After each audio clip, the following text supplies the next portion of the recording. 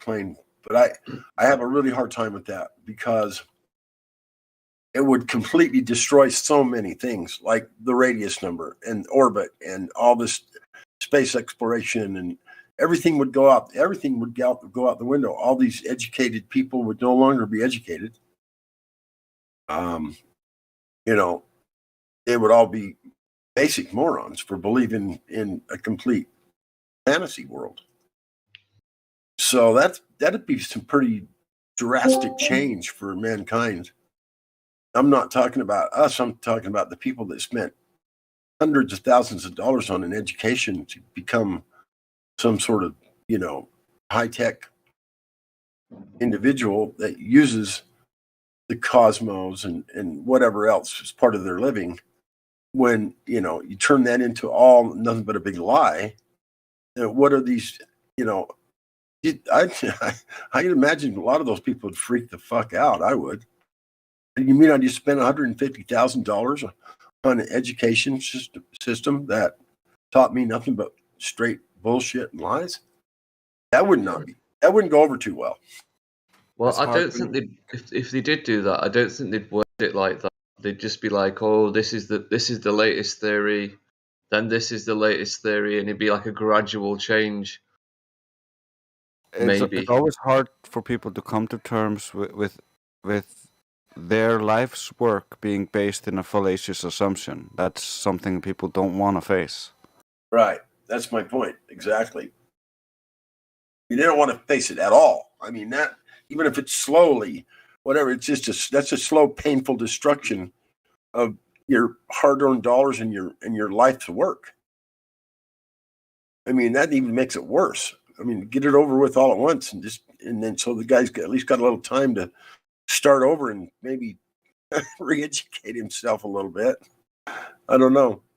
I'm not even sure they'd bat an eye, because, like, if it came from the right people and the right institutions, it's like they almost don't even notice. Like NASA, for example, saying the moon's in the Earth's atmosphere, and it's like they haven't even said anything about that.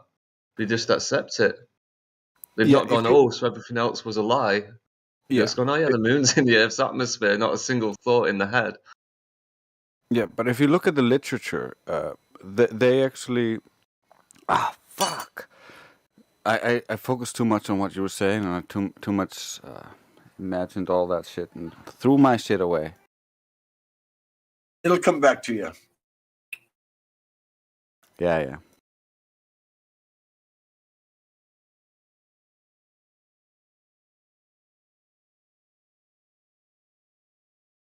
Yeah, I don't even think they grasp the fact that they've lied to. I don't even think they think. I think they just go, the science has changed, and continue being like non-playable characters in a computer game or something, and just regurgitate the new line, whatever that may be.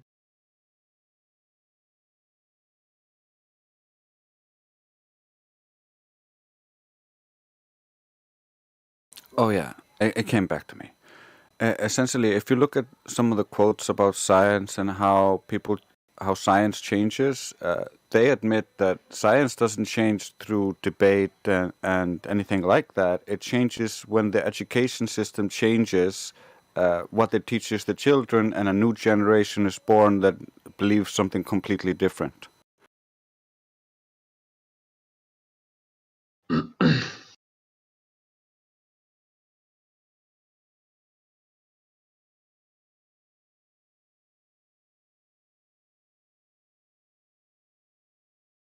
And you can see them doing it today. They're doing it with CTR, or critical race theory,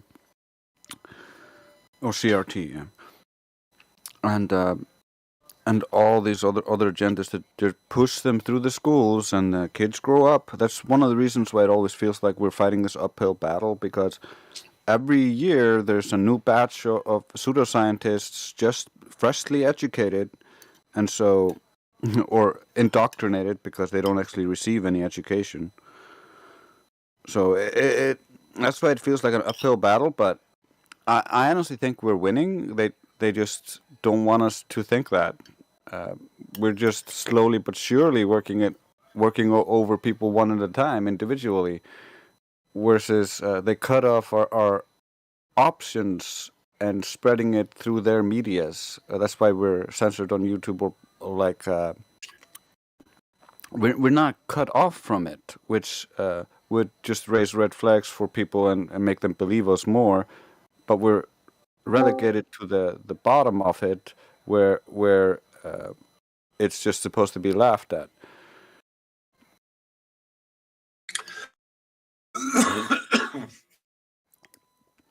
Well, I saw a video the other day, and it dawned on me how it was a TikTok video, right? And the guy had got around the censorship somehow, and it was just a video of him showing clouds copied and pasted on the blue marble. And anyway, it had 1 million views and 40,000 likes. And you never see flat Earth content like that anymore. And it just dawned on me that we must be out there if 40,000 people have liked this video, you know. But most of the videos don't get any exposure. If you're interested in the picture he's talking about, I think it's a composite. So yeah, they made an error where or I don't know if it was on purpose or something like that. But I would argue I don't think that's a good flat Earth argument. This one picture, I think you have much stronger arguments than that. What are you talking about? What I'm talking about? Yeah.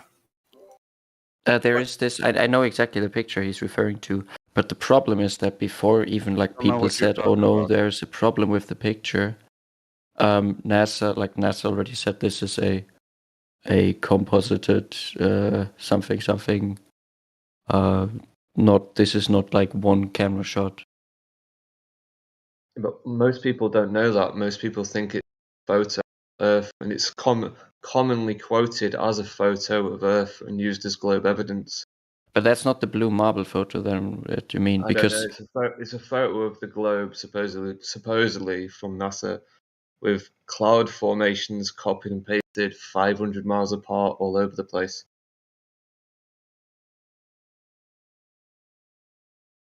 Yeah, identical cloud formations, and they just put one here, put one there, put one here, like it wouldn't be noticeable. No, that's the reason why I would say that that's even not that good of an argument, because they said like this is manufactured, this picture, but like I don't know. It totally was manufactured, 100% manufactured. The guy goes into complete, describes exactly how he made it. Was stripped of photos, wrapped them around the globe, and then filled in the blank spots with artist renditions. And it went on and on and on. I mean, it was a 100% fabrication. So it's a great argument as far as destroying that globe as being anywhere near reality. There's no reality whatsoever in it. Can you link a picture of like the guy recreating the image or something like that? Because that would be really interesting. I could find the TikTok video, possibly. Yeah, no. Yeah, but I know that I've seen the TikTok video as well. That's why but I would be more interested in the video. I think was it Batman? I can't remember.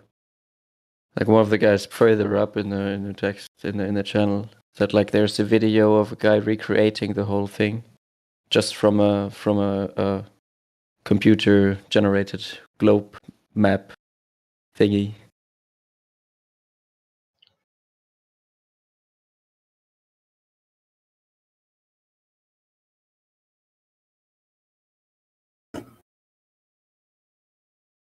But this is all besides the point. The point I was making was 40,000 people that are questioning the globe that have seen that video.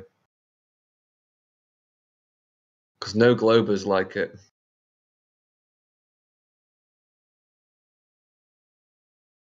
And if you looked in the comment section of the video, every glober had their own explanation for it that just plucked out of their imagination. It's like they're speaking for NASA.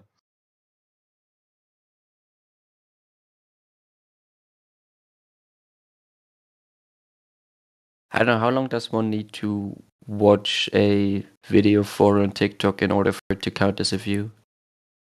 Yeah, I think it's a few seconds, but I can't remember how long exactly. I don't know, but I'm not talking views, I'm talking likes. Someone's clicked like 40,000. Oh, okay. Oh, sorry, then I misunderstood you earlier. Yeah.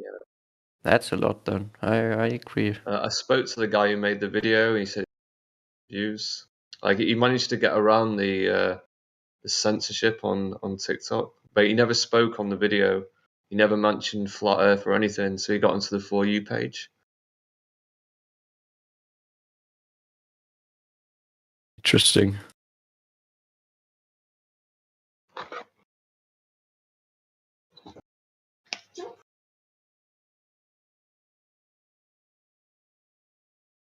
It's more interesting the fact that whatever that guy is saying about that picture, there is no curvature in reality. Is anyone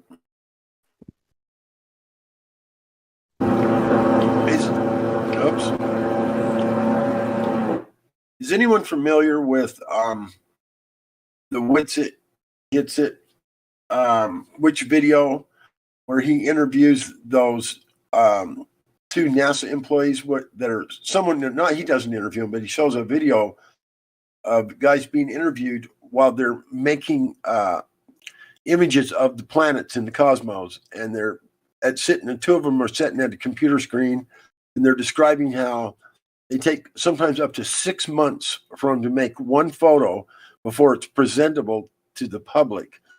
And they say the scientists keep coming back. We'll work on it for a few months, and then the scientists will come in, or maybe it's not a scientist, maybe it's someone just higher up on the food chain there that works for NASA, comes in and says, "No, we got to do a little work on this and this. We need this to look more realistic, and we want you to add a little more color to this part of it, or what." So they spend 6 months at the computer, and they sit there and explain it. That's what they do for a living when they work for NASA. They make these pictures of the planets and whatnot, the black holes, whatever they're going to present to the public, and they take 6 months to do it. And with massive intervention from some sort of artist professionals, or what, maybe I think they're graphic artists to begin with, and they're full-time employees of NASA, and they just go on to explain. I'm looking for the video right now. Does anybody know the name of it?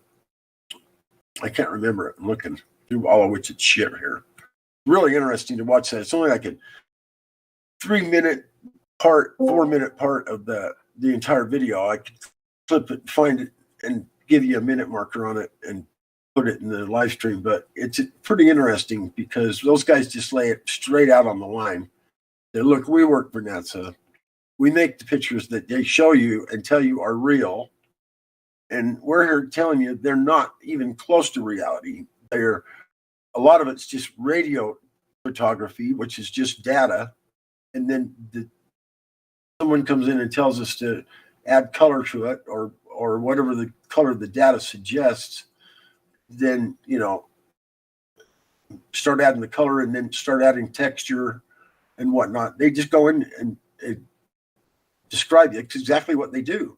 And then once it's all done, it gets inspected by somebody from NASA, and then, okay, now we can release it to the public. And then they say, oh, here's a picture of this planet or that planet, whatever the picture is of in the cosmos. And they've been working on the damn thing for 6 months before they present it to you. I mean, that's pretty damaging, I thought. When I seen it, I thought, oh shit. They probably don't want a whole lot of people seeing that. NASA employees admitting they spend 6 months on these stupid photos from outer space that aren't real at all. And they come right out and say it. They're not real at all. I mean, they're just not. Yeah, like Math Powerland used to be he used to draw photorealistic globes for NASA, and then went on stuff. Yeah, he's good. And then he went on to become a comedian, making fun of them, and yeah, rest is history. Yep. That Matt Powerland, when I first seen it years and years ago, that was one of my favorites, to be honest with you. That HBO comedy skit he did. Yeah, it was good. Yeah, it was. He was so cynical too throughout the whole thing. He'd say little cynical things and just acting, like kind of like throwing little hints out there without sort of actually saying it, but in a sort of a real cynical way. And he's just like, I thought it was funny as shit.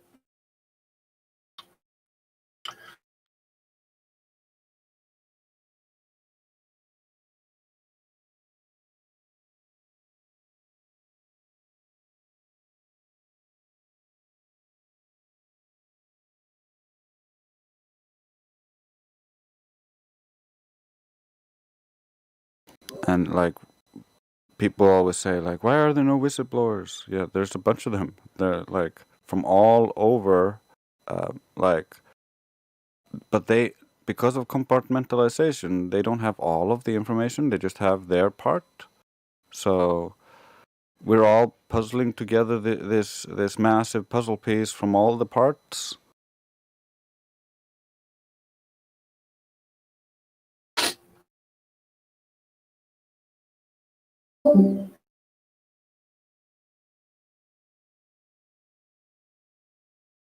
I always get a kick out of the Glovers too. If I was to find that video I'm talking about there, that and pull that snippet out of it, and I can just hear say, "Oh, that's not what they mean. That's not what they mean."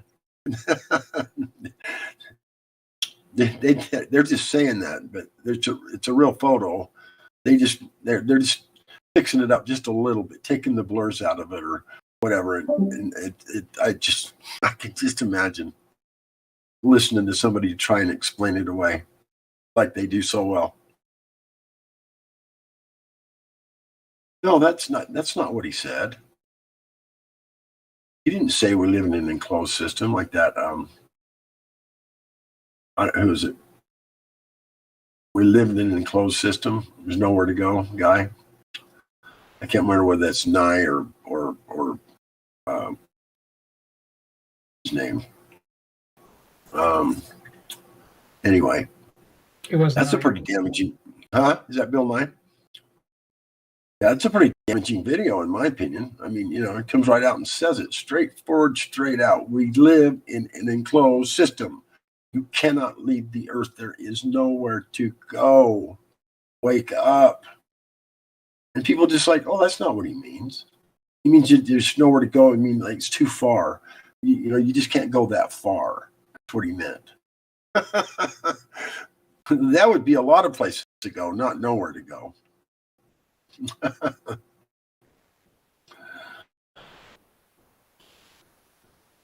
No, that's not what he meant.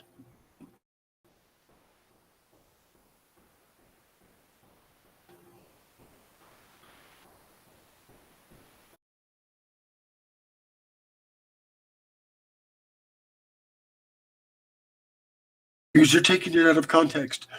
It was that video was about throwing trash away, and it was to some degree. There was a time when they thought they could just take all the dangerous trash, and even if it exists, like chemicals or radiation, which I don't buy into the radiation thing anymore, but dangerous whatever waste products, just toss them out into the cosmos and let them drift off into nowhere land, and just eventually entropy would take place and it would destroy itself and fall apart and disperse throughout and not harm anything or anyone ever. A good way to get rid of all your hazardous waste. And I guess they tried that. They tried and they hit some barrier. They couldn't get out. That's why he said we can't. There's nowhere to go. You can't leave, dude. Sorry. And so he was trying to tell the kids to recycle our waste areas, the dumps and stuff. Find a more efficient way to recycle all the plastics and metals and whatever you find in your garbage, cardboard, whatever. because it's just literally millions and millions and millions of dollars just laying there on the ground. Find a way to pick it up and put it back to a usable form, and you become a instant millionaire. And I had a friend of mine that actually did that, but he was only separating metal. He had this big hopper that he threw the stuff in, and it had magnets. And as it spun, the magnets would catch some of the metal, and then some of it, just the dirt would fall off it as it rattled, and then it would dump out in the end. This guy, his name is Kurt. It's a friend of mine. And another friend of mine and his dad helped him build this machine, and he had it at the dump down here. He had a contract with him. That kid was making, I swear he was making $15,000 a week, just extracting metal out of the dump that had been just little pieces, big pieces, whatever. He was just getting so much of it. He was loading it up with a front end loader every day, taking it to the place where you sell your metal. And he got rich. And then he got all strung out on cocaine and spent all of his money like an idiot. But yeah, I think there probably is a lot of money in the landfills. Just finding an efficient way to pull it out and redo it, reuse it, instead of keep making more and more and more and more, and then try to launch it off the earth and get rid of it. They tried that, it didn't work. They hit the dome or something, and it came back down. Oops.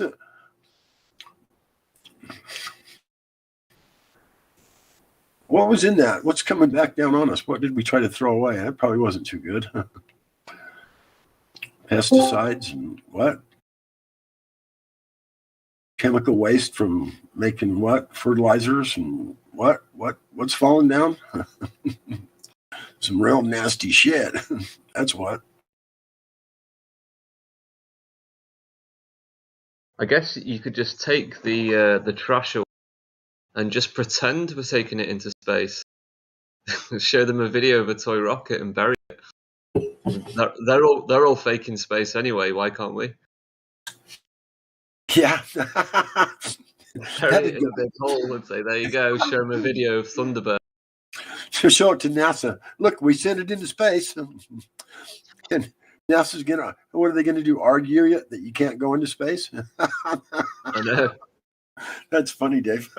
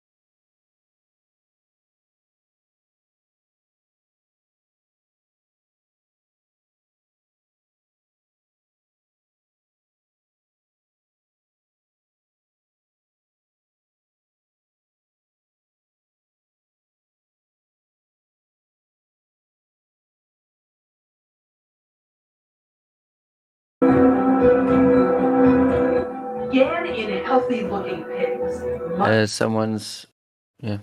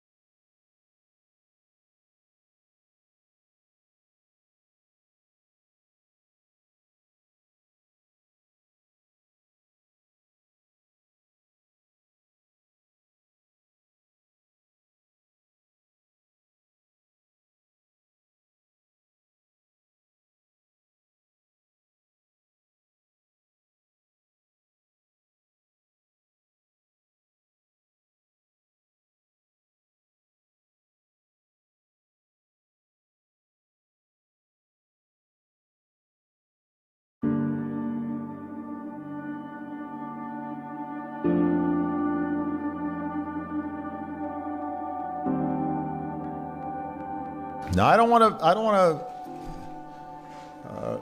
to fool you here. Last month, for the first time since 1972, NASA released a blue marble, a single snapshot of the Earth taken from outer space. And so much has changed in the decades between that first picture and the second. Borders have shifted, generations have come and gone. Our global population has nearly doubled. But one thing hasn't changed. Our planet is as beautiful as ever. It still looks blue.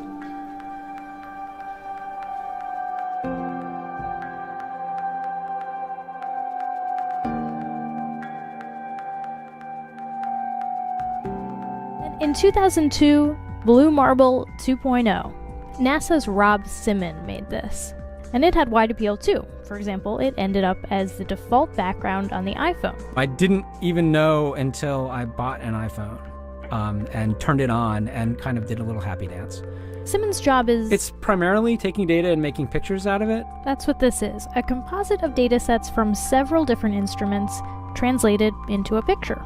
To us, the really cool thing was the data set. Up until that point, there was no realistic color map of the globe anywhere. So the land layer here comes from the Moderate Resolution Imaging Spectroradiometer aboard Terra. And the tricky part here was the weather. So we actually had to take clouds out. They stashed the clouds for later, went onto the ocean. That came from an instrument that measures phytoplankton in the sea. Where it was low, I colored it dark blue because they're low mostly in mid-oceans. And then where it was a little bit higher, it was like a little bit brighter green. Then add the clouds back in. There's a small problem with it because there's a very slight gap in between each orbit. So some of those are painted on. It is photoshopped, but it's has to be. Then there was another layer to sort of simulate the atmosphere. And then there's this little bright spot. It's called the specular highlight. So it's the reflection of sunlight off of water. Those are the pieces, but you can't just slap them all together. It just didn't look realistic. It looks kind of flat, or the clouds are sort of too see-through. So I just hit Command-Z a lot. There's artistry to creating the world.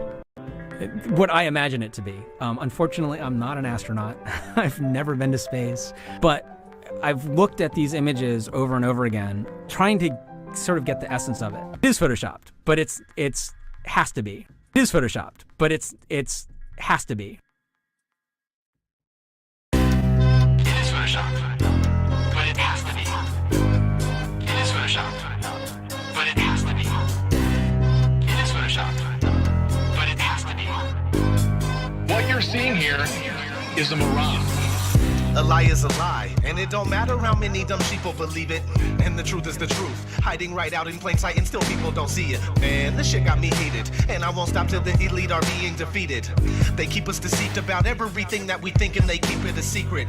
What we're taught is not conducive with reality. Big bang, evolution, and there's gravity. I tell the truth, and then these motherfuckers laugh at me, telling me the earth is photoshopped because it has to be. Most people accept the deception happily, but what they're doing to us all is a tragedy. God created the heavens and the earth in a verse, but we're living in a Freemasonic galaxy. They say we're monkeys on a ball flying through outer space, but there's no proof, it seems to have vanished without a trace. NASA and other agencies falling down from grace. You can take that bullshit pseudoscience and get out my face. I'm the antisocial type. You're a government prototype. That's why you make it a point to tell me that I'm crazy every time you're angry, cause you know I'm right. I'm standing outside the house of cards about to watch it fall. No more living on a cartoon ball. Horizon means horizontal. Indoctrination is awful because you're taught the globe model. Ever since y'all could crawl, we follow rapists and murderers, liars, thieves, and sun worshippers, saying we can't see curvature cause we're all too small. And though it's never been proven, they say we're ripping and shooting. The earth is spinning and moving. Oh no, not at all. It's a criminal enterprise where deception intensifies. Nassholes got us all living life on a cartoon ball. It is photoshopped, but it has to be. What you're seeing here is a mirage. They say that we went to the moon 6 times, but pure BS is the way that smelled. Now they're telling us that we can't even leave the planet because of the Van Allen radiation belt. Yeah, okay, sure. NASA, what you lying for? You lying now, you lied before. I can't take this anymore. The only thing they took to space was your imagination. Fake aliens are coming, now they have you waiting. We need to do something about it, no procrastination. Trying to cause the masses to awaken, that's the path I've taken. But you can see if you check all the percentages. So many people having cognitive dissonance. But that's what happens at the loss of your innocence. Then you get involved with all of this wickedness. They try to do all the humans this way. So are they just idiots? Who is to say? Conditioned by the television, it makes your decisions, opinions, and you just stuck in the material domain of Satan, where everything in each and every day is pagan. Mandela effect, cause the game is changing. People waking up and now the cage is shaking. The earth is flat, and that is a universal fact. If it isn't that, then tell me where the fuck the curve is at. They tell us that we can't see it because we're all too small. And now we're spinning on a cartoon ball. Horizon means horizontal. Indoctrination is awful because you're taught the globe model. Ever since y'all could crawl. We follow rapists and murderers, liars, thieves, and sun worshippers, saying we can't see curvature cause we're all too small. And though it's never been proven, they say we're ripping and shooting. The earth is spinning and moving. Oh no, not at all. It's a criminal enterprise where deception intensifies. And assholes got us all living life on a cartoon ball. It is the world that has been pulled over your eyes to blind you from the truth. Like everyone else, you were born into bondage, born into a prison for your mind.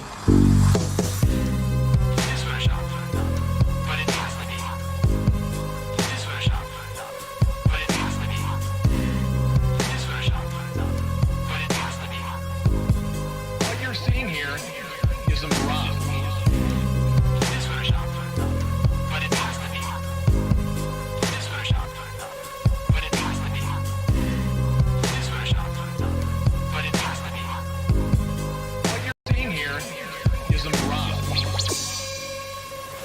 We accept the reality of the world with which we're presented. It's as simple as that.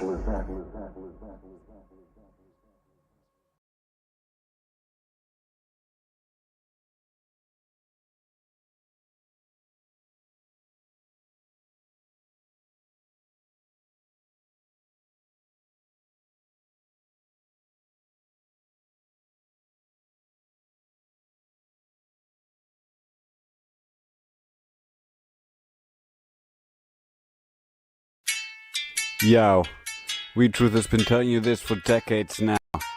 First you called us crazy conspiracy theorists. Now everything we told you came true.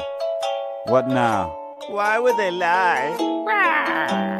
Tick, tick, tick, time's running out. Beliefs are in doubt cause we got the clout. You don't have to shout. Just listen up, sprout. We know what it's about. We know about this route. Never any doubt. You're talking to your scout. You didn't evolve from a trout. No, platypus. Why would you lie? Why would you die? Who gave you rights? Why are there nights? Who gave you lights to take in the sights? Who has that almighty might? You gave up your rights for the stories of light. How about daytime tonight in your box sealed up tight? You put up no fighters to snuff out your light. No. That's not too bright. Why would they lie? So you bow and comply, thinking you know him while only gas blowing. Meanwhile we over here flowing. The truth is showing. Denial's still ongoing. But why? Why would they lie? They got things to hide, bound in their egos and pride. The science is misapplied, system designed to divide. Truth it gets denied before it is revived. Don't ask me why. I'm not the one who lied, my guy. I don't know. Everything anyone sees could be an illusion under the control of an all-powerful demon. Who's the conspiracy theorist now? You have no ground to stand on. Sad fact is, I don't think all of you can be saved. Some of you just need to go through some life changes before you're ready. We Truth has been telling you this for decades now. First you called us crazy conspiracy theorists. Now everything we told you came true. What now? Why would they lie? Tick, tick, tick, time's running out. Beliefs are in doubt cause we got the clout. You don't have to shout. Just listen up, sprout. We know what it's about. We know about this route. Never any doubt. You're talking to your scout. You didn't evolve from a trout. No, platypus.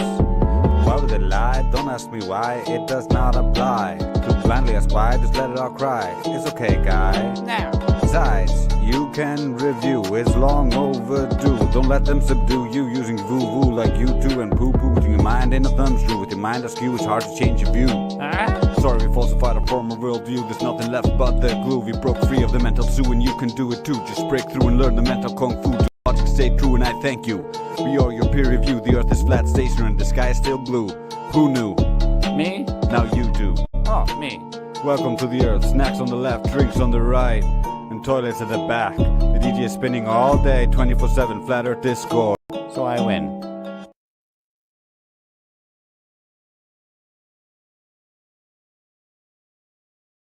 Diamond Drace.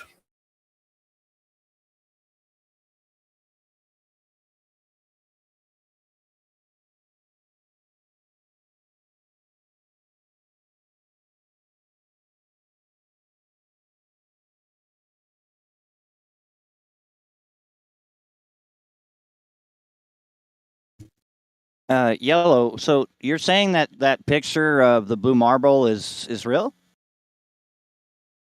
And the one that I posted showing the moon behind the blue marble. Let's do it. Let's just post it again.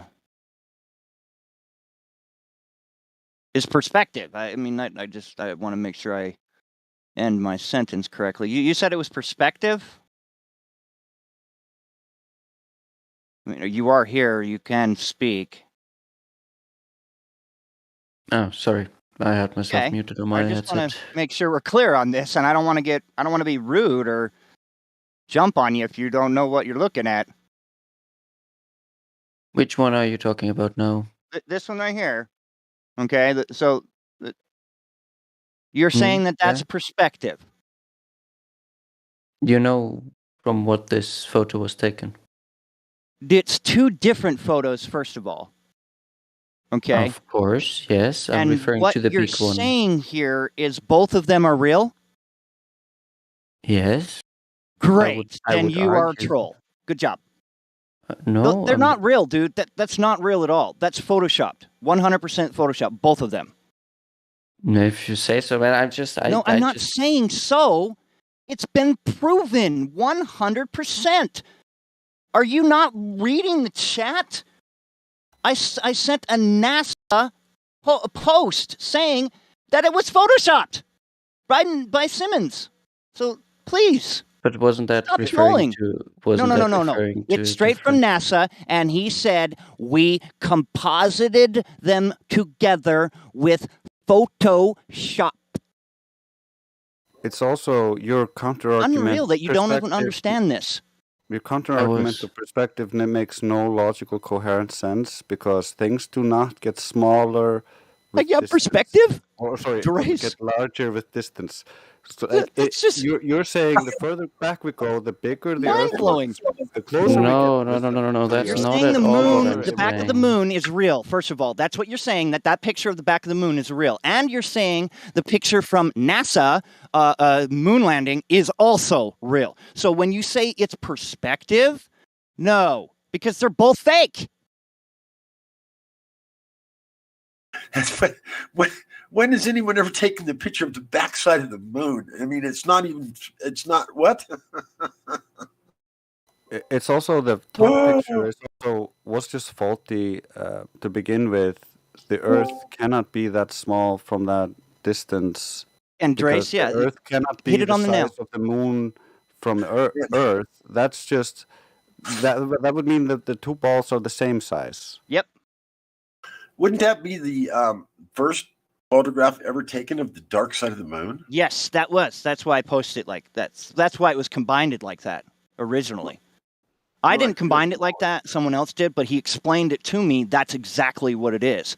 He just wanted to get the perspective of it being small when you're out on the moon. Yeah. Oh boy. It's amazing, though. The Earth should be humongous out on the moon. If you're standing on the moon by the numbers they give us, yes. I mean, why should can you explain that to me? Because how big is the moon? How big is the moon? The moon is about the size of your. I mean, how much degree is that? I think it's No. How much do they say the moon is? Why are you going into a story? Tell me what NASA says the moon is shaped. Give us the circumference. Give us the circumference. The circumference. Moon, I think it's 2,000 miles in diameter. Okay, so how big is the fucking Earth? 10 over Around- 10 times It's larger. over 40 It's- times that. No, it's not. Yes. It's 4 times larger than the moon, No, but it's a lot heavier. it's over Yeah. 10. 2,000 times 10 is what? 20,000. You're still at telling the- me that when look you're at on the the moon, numbers. that the Earth is going to be tiny. How big is the moon seen from Earth? What I'm saying then is the moon is just when you're- smaller than the Earth. The Earth I should completely be agree. bigger in the background. But not when you're standing on the moon. Yes, when you're standing on the moon. Yeah. Because the moon is so tiny. You'd be looking, if you're looking into the sky on the Earth and you look up and you see the moon and it's got a 2,000 mile radius or circumference. It's Then tiny. you exchange that out, just swipe that moon off to the side, throw another Earth up there that's the size of the Earth, which is like Clearly, you're not 24,000 seeing it. 24,000 Okay, miles so- circumference. So That would be a huge globe in the no, sky. I'm just saying, It like would be if huge. we It would be calculated. big. It would be way bigger than what that is saying. I'm just saying. Let me help right you. now. Let me help you. He's Look not at this picture, and look at the not the top picture, but the Yeah, that's perfect. globe and the moon in the front. Now imagine if you're going closer and closer to this scenario until you get to the surface.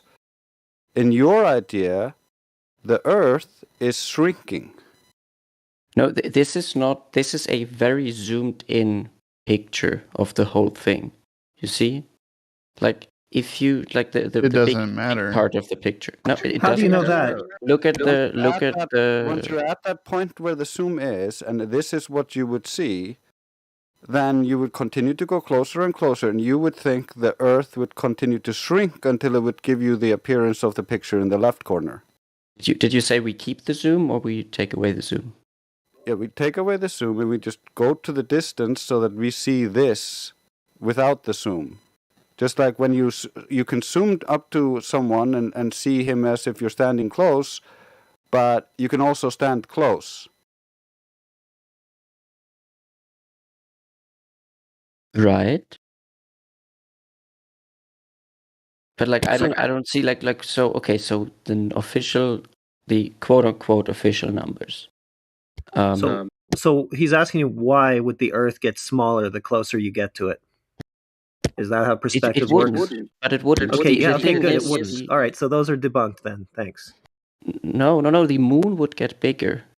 If we let's say we're coming up from the side that this picture was taken, okay, like the big one, and you get closer and closer towards the Earth-Moon system, based on the official numbers, quote unquote. Then the moon get bigger and bigger and bigger, and then you're in orbit of the moon, and then you would get a picture like the small one in the corner, until then you pass the moon, and the Earth gets bigger and bigger and bigger, and then you're on the Earth. But this thing, The Earth goes smaller and smaller and smaller until you got to the surface of the moon. And No, then it you saw the doesn't. picture. That's what you just said. no, it's not what I said. I said look at the small picture. You see the small picture in the left upper corner. Yeah, the very unrealistic picture, which has a way too small of an Earth. That's what like I don't know. I don't know what they say, what the settings of the camera were when it was taken. But generally speaking, if you were, because this picture, the big picture is taken from very very far away, supposedly. Okay, that's interesting. Can you independently verify any of that? Can you go 1,000,000 miles from the Earth and take a picture of the backside of the moon? Well, they say they did it. Can you? I can't. No. No, so you have to take it on faith from them that what they're showing you isn't just a cartoon. So who cares? Do you have anything verifiable? Do you have anything verifiable? No, I'm just like you were saying. This doesn't work with the official numbers, okay? And I was just pointing out that it would work with the official numbers. You didn't point that out. You just contradicted yourself and said it was perspective, and then inverted perspective and made the globe shrink when you never. I never said that the Earth would get smaller. If you were to keep the You said it would zoom, be small, and then you never explained how we would go from seeing it big relative to the surface of the moon.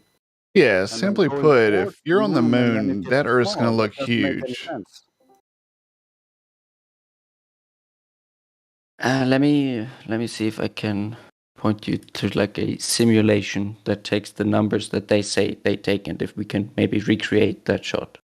Because I'm just saying, because I'm not convinced, you know.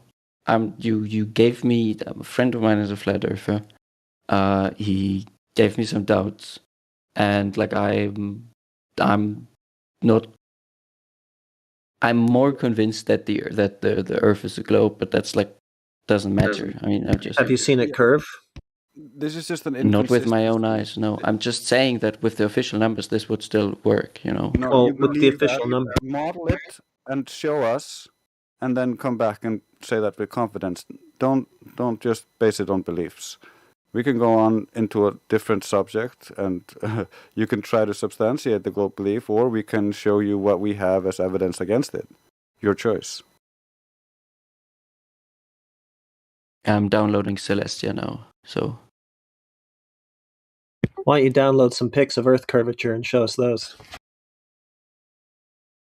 I would just want to, because I'm just saying, you know, like I'm giving you clues that if you say if it's a stuff globe, like that, You're giving us clues? it's a globe, you say.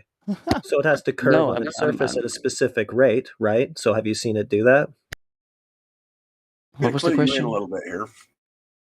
Hmm? I'm going to clue you in a little here, mister. You sound pretty funny, man. Yeah. Thanks for the help. Well, You just joined yesterday? Is that it? Yeah. Before that, I was just so listening what have to you the done, live stream. like research-wise, into flat Earth? Is just Not coming much, in here? man. So why wouldn't you come in and ask us what we have done instead of I tell us have things been that... here for 5 hours or so today. 5 hours? But That's you're it? Oh, you're great. gonna clue. Good. You're And gonna my clue 8 us. years of research means nothing, right? No, 5 that's not hours. at all what I'm Fucking saying. I'm idiot, I'm dude. just saying I came in here and 5 I hours. asked. You're saying you learned the flat Earth in 5 hours, right? I'm just saying I also Come on, asked man. a lot of people. You're not listening to us at all. Yeah, 5 hours, and now you're gonna drop clues for people who've It's been here for 8 years. amazing. You're telling us clues? 8 years I've been in this. Not one time has someone come in here and convinced me of one thing. Not once. I'm not trying to convince Yes, you, man. are. You just said, I'm trying to give you clues. That's Well, no, trying to he convince said that he someone, dude. was Stop. not. He said he was not trying to give you clues. Well, here's a clue. If the Earth is that thing that you're showing us in those cartoon pictures, then it has to Rex, curve at a no, specific you lied. rate. Rex, you lied. He did say it. So stop lying for him. I thought he said not. No, he No, said, I'm trying trying honest to with what I give you heard. clues. Okay. So, I Rex, just- are I you just- here? Are you here too? Are you in the conversation as well? Because he just said that these photoshopped images are real. They're definitely not real. Oh, okay, great. Okay, so you're with us. All right, good. I Yeah, don't- no, Okay, good, good. 100%. Okay, no. but, I just want to yeah. make sure because you came off like a little.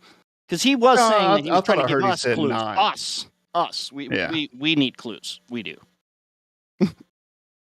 Us. Yeah, but in What's our own silly house. about it is like if you're talking about this image, like on the moon, the Earth would be dramatically bigger in the Radically sky. increased. And the And- other thing too is if the Earth is that thing that he's showing us in those pictures, then its surface has to curve. Why can't he show us that? That's what got me in the beginning in 2015 is the We- long distance photography. When does the 360 happen? It don't. We've been asking for it this whole damn time. And then showing what ISS shows us. Like, this is the Dragon ISS mission. Okay? 2 shots, 2 Crockett's, but One's flat Earth, and one's curved.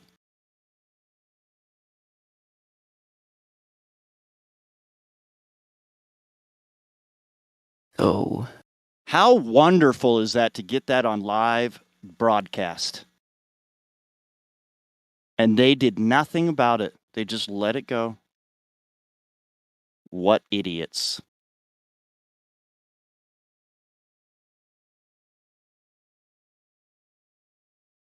Clearly it shows fisheye lens, right? So what is the reasoning for NASA using a fisheye lens if it's real?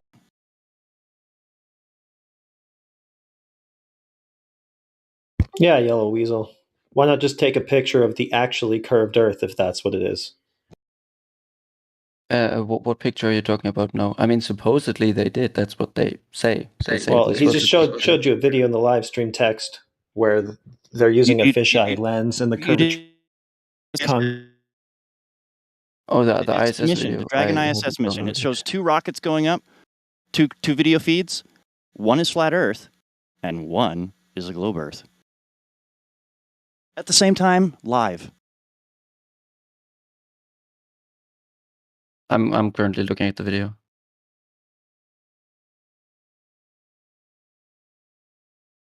So why impose fake lens curvature on the Earth if it's actually curved and that's what they're trying to show us? There'd be no need to do that, would there? Couldn't they just take a picture of what it actually is instead of have to resort to this fakery? But wouldn't it also be stupid then to use a fisheye lens so it's easy, so you can also have a convex Earth shape? I mean, if they're It is just faking stupid. it all, That's what why he's do they showing you. fake It is as a stupid. fisheye lens? Yeah, it'll show convex all the time too. It does. Yeah, that does happen all the time. Yep. Did y'all Also, see did that you know- one that Cherism showed where it was like China or someone did it recently and it's showing it just weirdly convex. Like it's curved and convex at the same time. Yeah, according to the math of the globe, the ISS only sees 3% of the surface, and the horizon should be a flat line all around them, according to the math and planetary director Paul Larson. So, why are they pretending there's a curve there?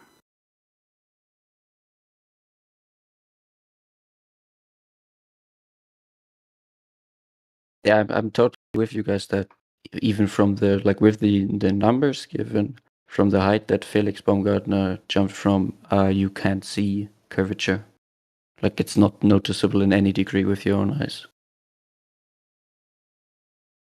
That's not just curvature that I just took there.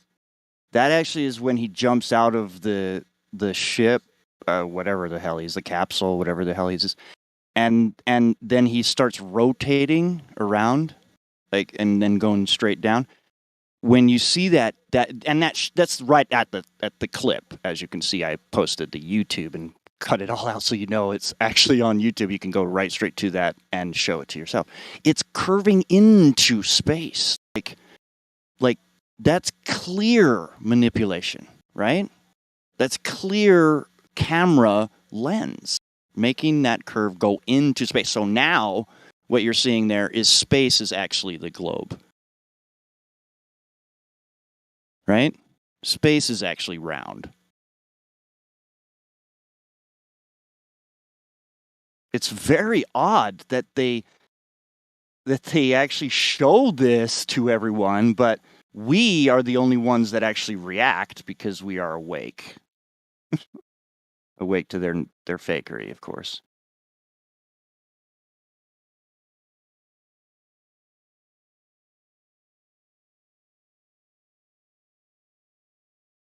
These ones are always great too. When they go up in a balloon, you clearly see the rope is curved, and at ground level, that curve. What the fuck? Well, and so they got smart with that and they started doing layers because we're like, that's definitely a fisheye, right? So then they Photoshop in the space station on a different layer, and then they are able to still use a fisheye lens or whatever they want to use on a different layer. You know what I mean? The more we notice, the trickier they're getting. We're just helping them fix their own problems. Yeah, exactly. Exactly. That's a good one. This is another one. Look, this one.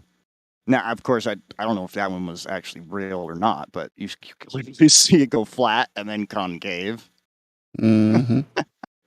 Yeah, I think that's another layered one, right? Because you can see it, I'm the pretty bending. sure. Yeah, exactly.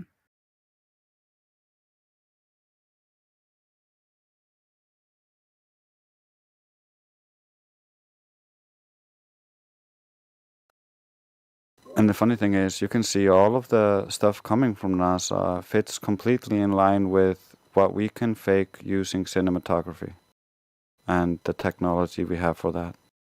Yeah, just in OBS alone.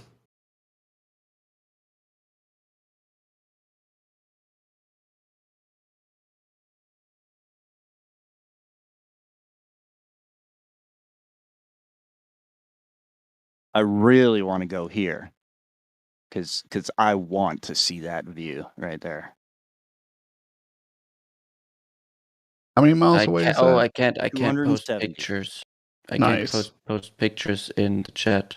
I will Where give should you I post it then? terms. Just make sure that you abide by our rules here and just don't troll. Okay. No problem, man. Would be stupid of me, man. I want to learn shit here. It just people are dumb. That's good. So All right. Yeah, this you're good. is. Wait, I need to take the picture. You can just drag and drop it. You should be able to. Now this Yeah, one, yeah. No, it's a screen capture. So this one is right made here. in. I don't know if you've seen the Black Swan. Oh, that's a good one. Yeah, I've seen that one. But you clearly see that's digital, man. Yeah, I told you I wanted to show you. This is a program that is running all the official numbers. Awesome. Okay, like even if you don't believe them, I'm not fully convinced. I'm just saying this is how they say it would look. And so based on that, I would program say that into it, right? So yeah, go ahead. Right. I'm just like so in that sense, I'm like they can still, of course, Photoshop all these pictures. Exactly. I mean, I'm not saying that's not what's happening. Where are you getting at? Where are you going with this? Just make sure. I'm just because before you said that it was both of these pictures, the one you Yes. here, I'm just gonna I can post it again. It's this I linked to it. There's 2 pictures in one. Yeah. Exactly. And you were saying that like this big one of that would not be possible. The actual moon landing one. The moon landing one. Yeah. Oh, you mean the small one was the I meant the problematic small one? Or? Yeah. The so one with the backside moon, that one's kind of, in my perspective, if I were out there, that's kind of what I would like to see, right? Right. But okay. So let the me. moon landing one. That's why I told you to imagine you're zooming in to the surface of the top The of moon the landing moon until you That's are the at one the I'm position of where the moon landing is. And you told us earlier that the moon would continue to grow bigger, but the Earth would not. So that's what I no. think you misunderstood what I was saying then. Yeah, I think we all misunderstood each other. Okay, no. Listen, so the moon is smaller than the Earth. So how is the Earth going very tiny like that? That's what I'm trying to say. It's just that right there. That cannot be possible. The Earth should be way bigger. It should be way bigger than that right there. That's all. The Earth should be like the sky should be almost nothing but Earth. So it's just crazy to think that one from Moon is real. I'm telling you. Plus the box that was around that image that they end up having to fix on their site. Remember what Skiba did? Correct. So if you haven't watched the movie, a funny thing happened on the way to the moon. I'll post that for you right now. Because listen, you have to make sure you watch this. You will not understand what we're talking about. You truly don't. Because that right there, that picture of the moon in 1960, that was a masked window. That shot right there, they masked the window to make that Earth look that way. That's the thing. So let me get it for you. Like I have all of the information here for you. We don't leave anything behind because these things are actually out there for public knowledge for you to actually do yourself. But I like to, just give it to you, right? Just give it to you right off the bat, and then you do the research. Give me just a minute. Let me find it. Hey, I have something to add. Yeah. So we're on the moon topic and how it appears from Earth. Now, they claim that there's a tidal lock on the moon, and that the same face shows to the Earth. And if being that's their claim, I'm not saying I agree. The moon should not be on the horizon of. I mean, the Earth should not have been on the horizon of the moon. It should have been in a z-axis above, because that's a good one. It's tightly locked to the Earth. So I wanted to hop in. I was listening, and I just wanted. Good one. What? Yes. What do you mean? Like the small picture of the two? No, the claim is that the same face of the moon always faces the Earth, which is what we see. So the claim can be at least visually, optically verified. I'm not saying it's on every level, whatever. That's not my point. My point is where the Earth is in the photo, and where it ought to be, because it's not where it ought. They claim they went to the Sea of Tranquility. We can point out where that is. We can point out the angles are wrong. They're wrong. And you can believe they're not. I don't give a shit what Globers believe anymore. You guys say some of the craziest. Oh, and then I wanted to add one more thing, and I'm trying not to be rude. I apologize. I get too butthurt. That's why I don't come on voice very often. All right. Anyway, another one. Oh, I forgot. It was another topic that was brought up, and I thought it is an important point. I can't remember. I appreciate getting on though, and you got to remember, Limp. Just remember, you are in control of yourself and your emotions. That's all I have to say. Because when you know that, you don't have to. You really don't have to worry. Okay, so just make sure you know that right there. Okay, right. Yellow. I posted that. Hopefully you saw me link you to it. Wait. And I also posted the wiki for it, as well as the astronaut gone wild. Funny thing that happened on the way to the moon. That is that the one you mean? Yes. Okay, you need to watch that entirely because you will understand things went wrong when they got research back from NASA. And I'm saying this over and over and over again. This is my belief, okay? I believe that there's someone in NASA or in the highest of highest, okay, that is trickling down information for us. Just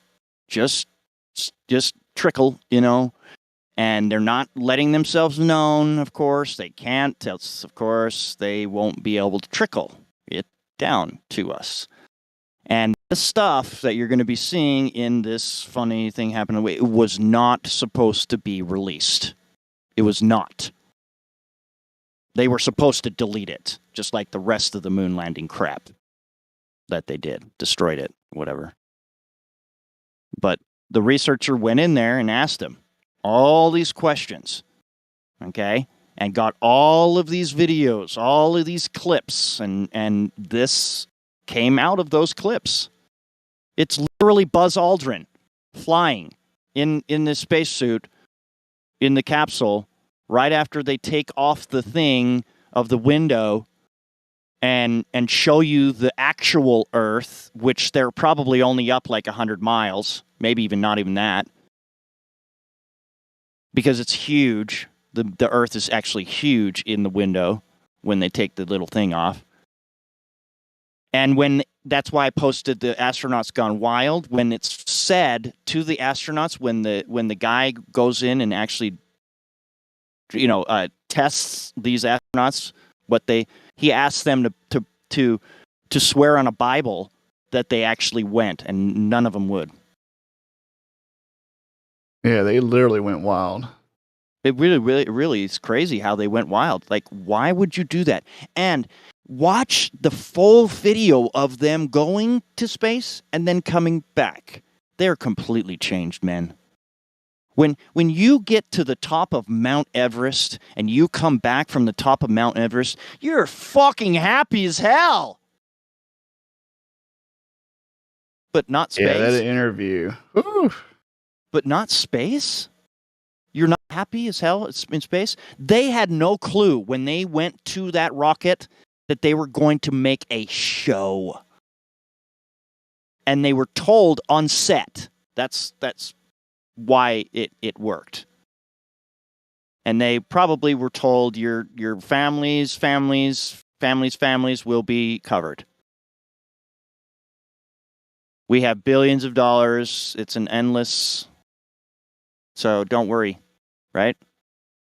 I don't know how y'all feel about Masons, but I feel like that's a good dig for someone that's a beginner. That's another as well. story. That's off topic first of all. Right, but yeah, that puts we things do, in perspective. We do talk about that. Yes, we completely understand that as well. But what we want to make sure is that we stay on this topic right now. But yes, the clear happiness that was on their face when they actually were going to the moon, when you saw them getting on the spacecraft, right?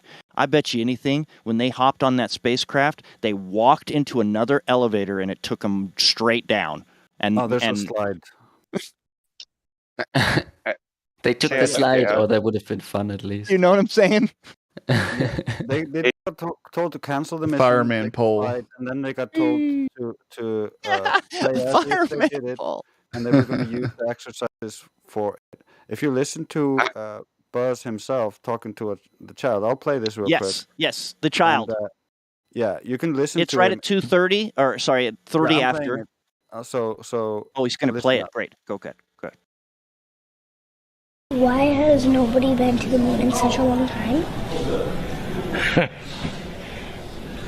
That's not an 8-year-old's question. That's my question. I want to know, but I think I know.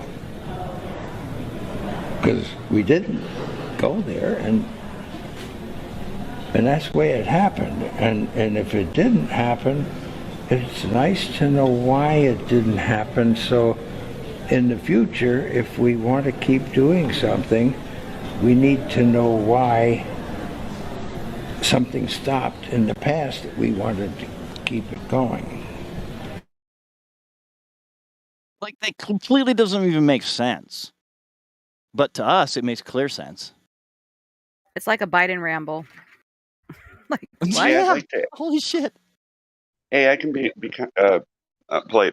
I'd like to add another thing is that over the years, as flat Earth information, say like the sextant argument and these different arguments, and all of a sudden the anti-flat Earth or whatever they are, globe Earth promoters, suddenly become expert in that area. I was going to mention that earlier when I was on voice, and that was what I forgot. But it happens over and over and over again. And you guys brought up like the imagination replies maybe 15 minutes ago, if you remember that. And yeah, it's a thing to be considered for us. It's like, is that helpful at all?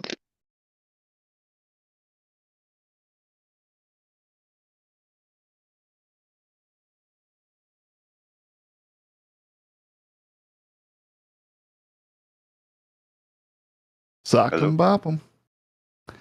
I have no clue what you were talking about. Oh, okay. So the sextant argument about getting an angle if the baseline is curved is impossible. And now, say Bob the Science Guy, as an example, or Fight the Flat, they're all of a sudden experts in using a sextant when it was avoided to begin with, or the Rayleigh criterion being eliminated from Earth curve mathematics. That point in the distance where an item that you would normally see would begin to converge, either with like say a brick building. When you're close to it, you can see each individual brick, and as you go back, the bricks appear to join, and then eventually the building will just converge with the horizon. But that's never a consideration brought up by the anti-flat Earth side. But they become an expert in it immediately when they avoided the topic previously. Each topic, as they come up over the years, has been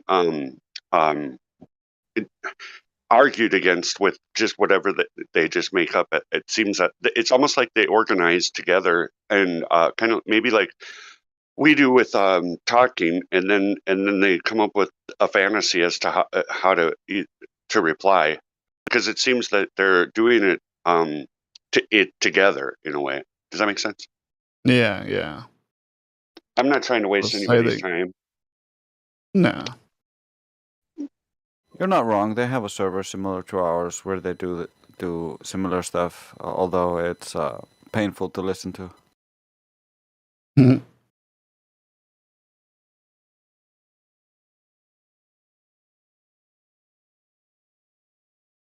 And I say that mostly because they yell a lot.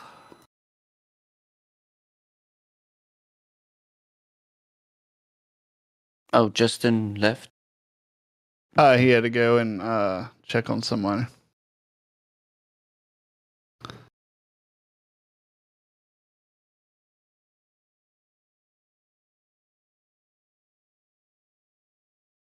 So, Yellow, are you still 100% convinced that it's a globe, or starting to just not sure? I or would what? say I'm still reasonably convinced.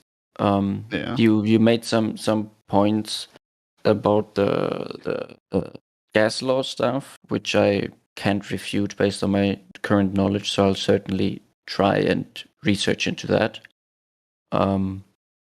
Ooh, another also, I thing that think, gets like- me though is like the fact that they say that we're moving like 2 million miles an hour, yet you don't feel a thing, and Right, it's not but- like we're moving in a straight line either, because we are going 66,600 miles an hour around the sun supposedly.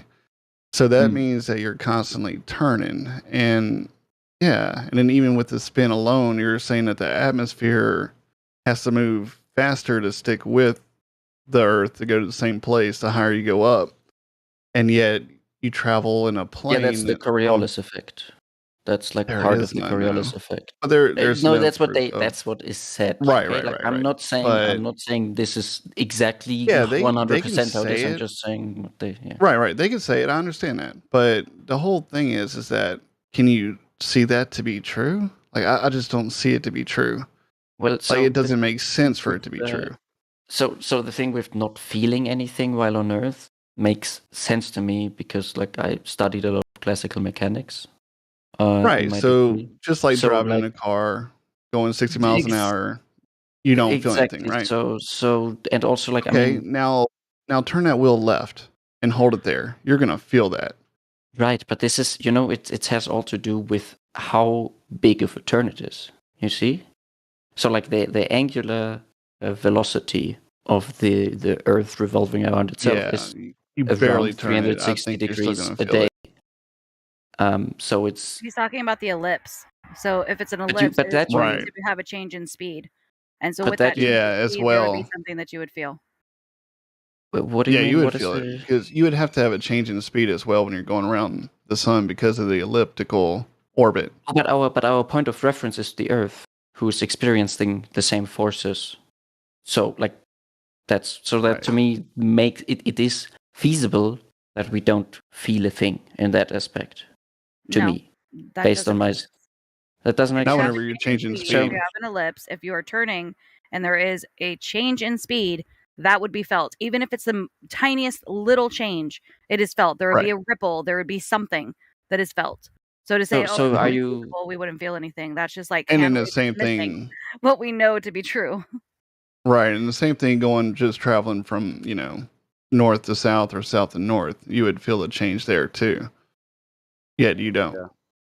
I have one more thing to add. The Coriolis effect is the claim that the air is not spinning with the Earth. That there would be a second reference frame. No, good that's point. not Coriolis effect. The Coriolis effect means that if No, you you're travel, Factor it I in. apologize, but you're not. You're the Coriolis effect is detailing how an object in the sky is deflecting because of Earth's rotation. That's literally right, the because claim. of That because of movement so it's north and not south. correct to impose upon yourself with the idea that the air is spinning and air is not spinning at the same time. You both can't be true. Well, the air is not always moving at the same speed as I'm moving on this planet. I mean, like, then that's what we call wind. That's I mean, because you're not moving. Yeah, no, even if I'm not moving, we can No, have like there is movement in the air. Yeah, We got so to get it back would to make it would Coriolis. make it really difficult. And you Wind- can see like the Coriolis effect in like Yeah, wind weather shows A patterns. hurricane. Tell me Wind a prove- hurricane. Tell me a Just a second. hurricane. Wind, just a second. Go Wind ahead, man. prove that his earlier statements about the gas being glued to the rotation to maintain the appearance of no rotation and his claims of Coriolis now are all in contradiction. Mm-hmm. But like you can also, but like look at the ocean. We also have a huge ocean currents, and it's not spilling everywhere. Well, Yeah, that's it's not kind of spinning. that argues against your claim too, Well, how? because because all the water would go to the middle basically. Take a tennis ball. Well, you'll invoke magical gravity, but take a tennis ball, get it soaking wet, and then spin it. All the water starts spinning out the middle of that. Ooh, The yes, middle of that's the interesting. axis, 90 degrees from Yes, the rotation. yes, that's because of Your centrifugal claim is forces, and you if see, you're able to go ahead. listen for a second, and again back to Coriolis, you're believing two realities at the same time, because their claim, Coriolis is two reference frames, Earth spin, air, not spin. That's the claim. That's what they claim. And like snipers would need to take it into account and all these things. But you're arguing against the claim. No. Yes. I'm not. Yes, you are. You're saying air moves with Earth. Coriolis is air not move with Earth. The That's why Coriolis snipers supposedly have effect to factor it in. describes a change in angular velocity around the Earth when you have a change in distance from the rotational axis. No, the That's Coriolis great. effect is an Yes. optical effect looked at from within the rotating frame. If you're standing outside the rotated frame, you don't see any deviation because there's no actual deviation of the object. It's just apparent from being rotated relative to the object not being rotated.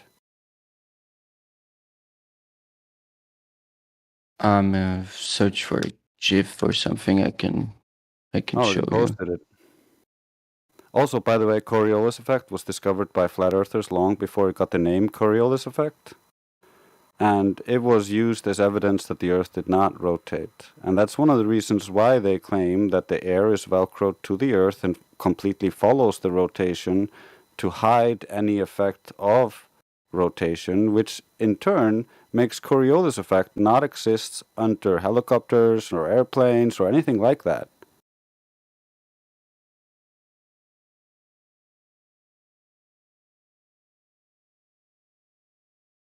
What would Coriolis effect have to do with a helicopter? Please explain. Because the Earth is not rotating underneath the helicopter, like you just claimed it was. What? No, I claimed that objects traveling north or south from the equator experience a change in angular velocity. The angular velocity stays the same, but it makes for a change in radial velocity. That's not Coriolis. That is just a claim that has not been substantiated. We want evidence of that claim.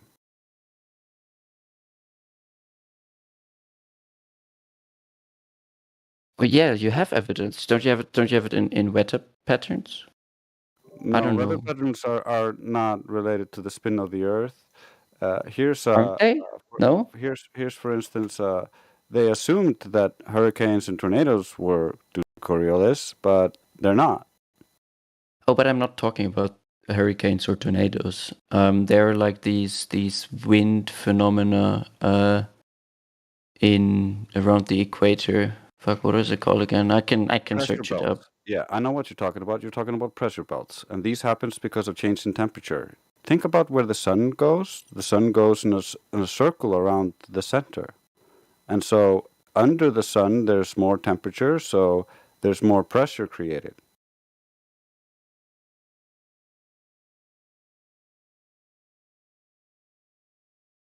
So we you're have saying that but this is why I love that you said wind earlier, because wind just destroys all of this idea, because wind is moving because of the second law. There's less pressure, so it's moving to fill the available space.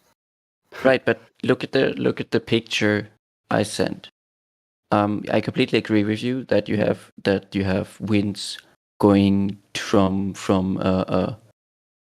high pressure zones to low pressure zones, which is what is kind of like. I agree with this, but you are not accounting for the motion of the sun. As the sun moves in a circle, it's stirring the pot in a certain direction, and that causes all of this.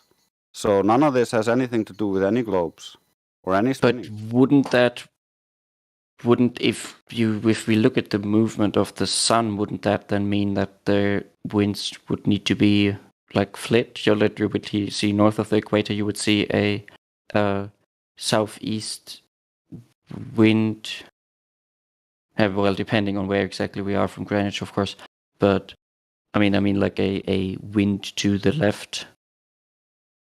When we just think about where the sun. No, because the higher pressure moves into the lower pressure.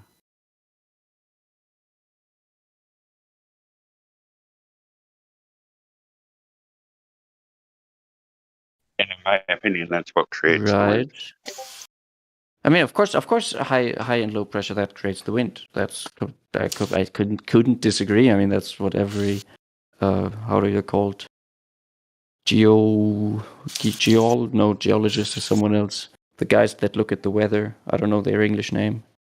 Yeah, it doesn't matter the titles. It's just the basics of how gas moves. It moves with the second law. So they want you to believe that there's this infinite vacuum or volume for the gas to expand into. But the gas isn't expanding into it. The gas is moving around within a dynamic system based on the temperature and other factors. I'm not sure if I understand this right, but I have an idea about the layering effects that we see on Earth, and I think that all gas is pushing into each other, and I imagine this is what I imagine is all the gas above us is pushing down on the gas that we're experiencing because it's all like bouncing into each other with elastic collisions, kind of like being deep underwater. You have more weight pushing against you.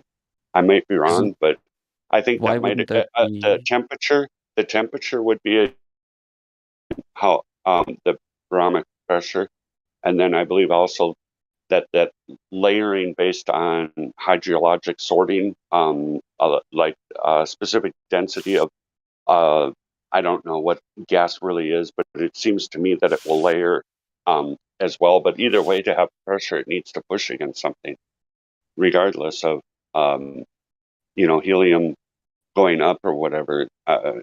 If we had a hole in the sky, it would fill space. That's just what gas does.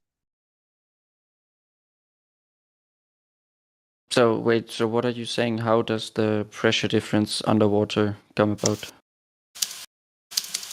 Well, it's just an idea. I can't verify this, but I suspect that all the gas around us is kind of a cumulative effect. Also, but big time based on temperature.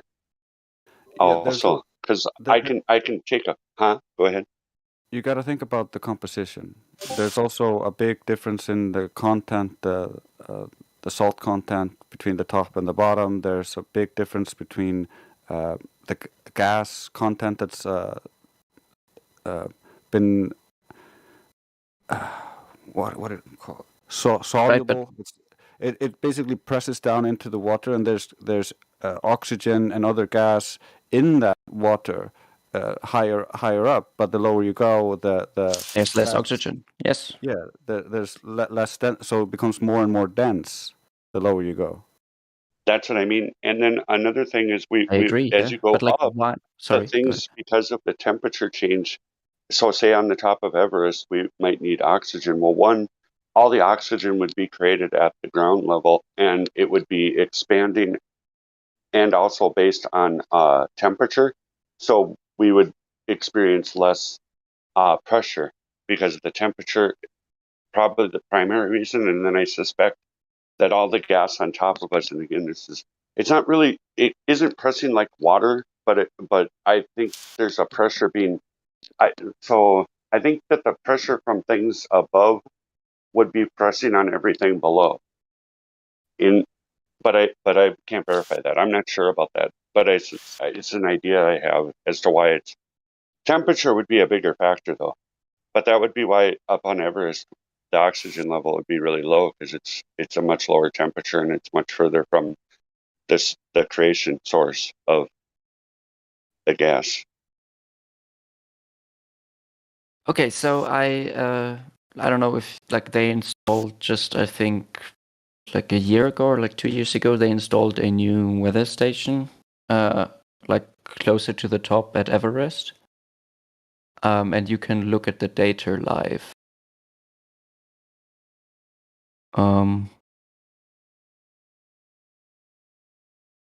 Oh, currently unavailable, waiting for station data. Seems like they have bad weather there.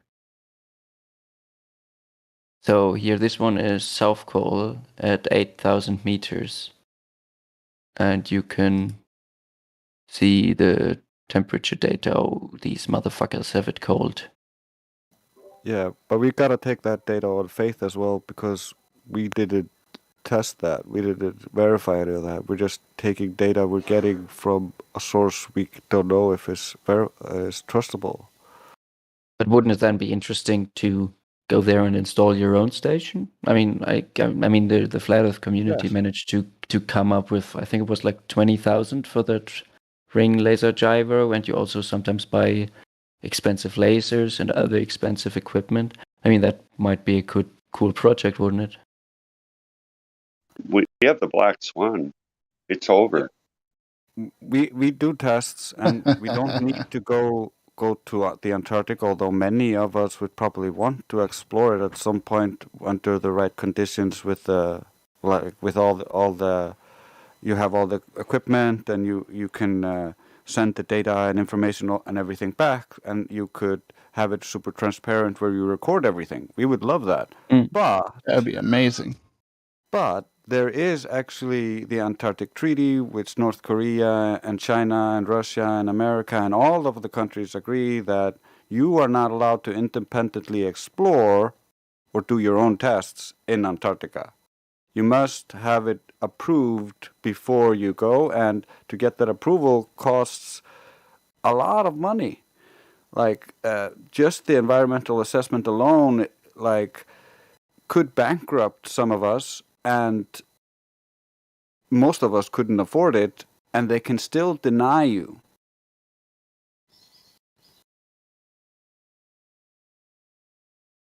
So it's not feasible economically to do it while the governments of the world are refusing people to even try to do it. And the people who actually go against this and go to Antarctica without permission, they get escorted back by military boats, and sometimes those boats disappear. And like Earl Antahoy, he lost all his friends in an incident like that, and really wants to go look for his friends or any sign of them, but he's not allowed. Isn't it the case that Admiral Byrd is so revered is because he was able to explore a place that no one else has, only because he finally got the backing from the government?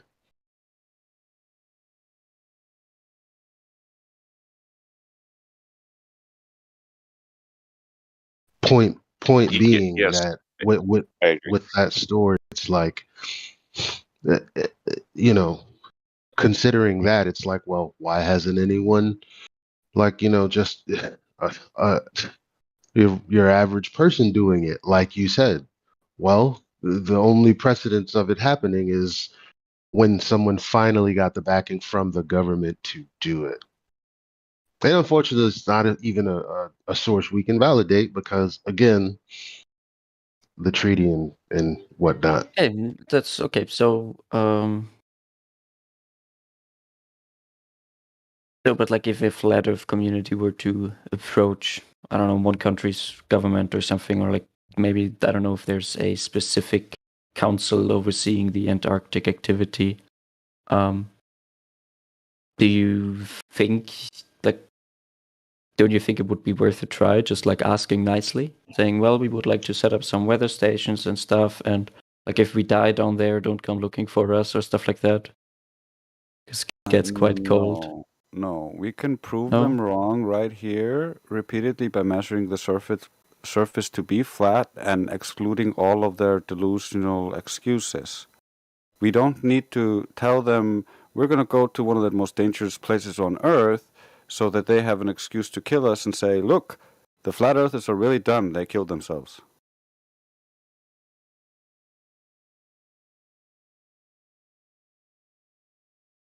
Well, yeah, I guess. I don't know why Bring globalists. some public. Yeah, but like, cut the shit. I have a question. What exactly do you mean by the sky still moving in the drone time lapse? Because The drone should be moving in the sky as well. Is the point? maybe they have it like locked on like one Right. position. I don't know. Could be like my drone can do that. My drone can I can like push a GPS lock button and it wouldn't move from its spot. Yeah, that's fun. I don't know. Mm-hmm. Again, you're like But believing is out of that both sides of your mouth. Well, even if like GPS is well? But fake and that's they a just do it but with that's like antennas Not or fake. stuff. No, like, no. You're getting it wrong. It's not fake. No? It's towers right. that it's using, dude. Right. Okay. I'm No, completely. but hold on, Let's say time out. that's the case. Stop. The GPS capability you said your drone has, right? If it's a capability, that means that it's capable of not being on also, right? So when it's not on, then obviously, who just made that point? It still stands. Because it's not Right. like, So what if it is locked to, you know, a geostationary kind of position? What? How about forget that and just send a drone up, like we've then done, it would like probably Lou's done. move with the wind, like balloons, wouldn't it? Yeah, but what What if it about wasn't windy? Day when what there isn't about a lot of wind. Then I guess it would stay in about the same position, like to so the it's going to stay degree in the of like. same position whether it's so if it's not windy, then it's going to stay in the same position. Why? Like you're only sending it up like 100 meters, and if like you have no wind, okay, which means So it's no going air to movement relative to the surface. Do you agree with me that that means no wind? No, you're fighting against the claim of Coriolis again. Yeah, air does not. No, also Coriolis stagnate. would only if you. The air is always moving. The gas molecules are always bouncing around, moving freely and randomly in all directions, even if there's not a lot of wind. I agree. Yes. But okay, Coriolis so with says Earth Coriolis spin, would mean air not spin. No, that's Earth not spin, what the air Coriolis not. effect means. Yeah, it's two reference frames. It's the claim, man.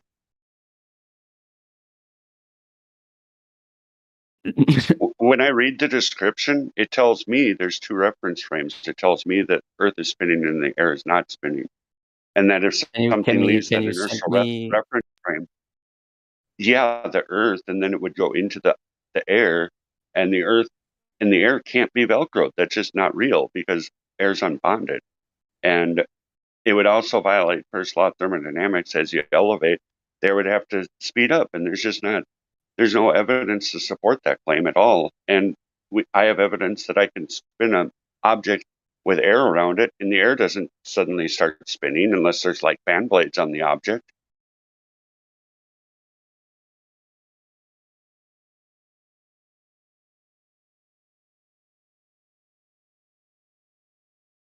Was the last one a question? No, I'm just telling you the claim. It's their claim, man. So You're so okay. So believing when two you, things at once. I'm claiming two things at once. Okay, I'm just saying No, that the you're fighting Coriolis. against the actual claim. The claim is Earth spin, air not spin, two reference frames, inertial, non-inertial. Right, but That's the okay. So claim. let's Now say you're I'm saying like the official story is that the atmosphere spins together with the Earth rotating. well. Then Do you you agree don't that believe that's in the official Coriolis. story? No, not at all. No, that's not the official. Okay, then what is the official story? Yeah, no, I've said it a number of times. Earth spin, air not spin. Two reference frames, inertial, non-inertial. That is as clear as I can say it. I don't know what you hear when I say that, but that's what I've said a number of times, and it's what I mean to say.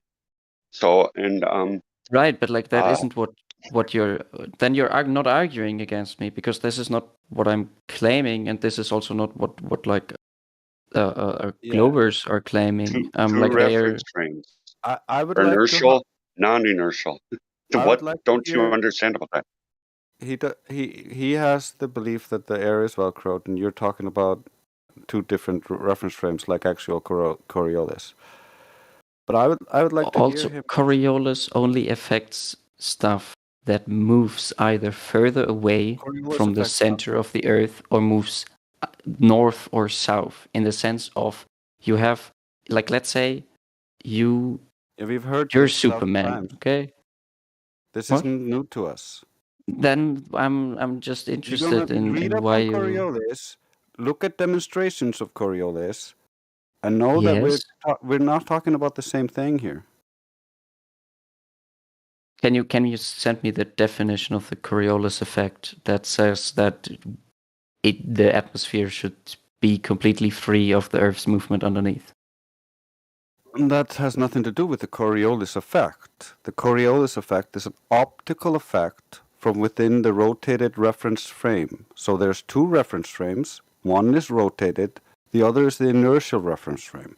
So you throw the object in the inertial reference frame over the rotated frame, and then you can see the Coriolis effect from within the rotated frame.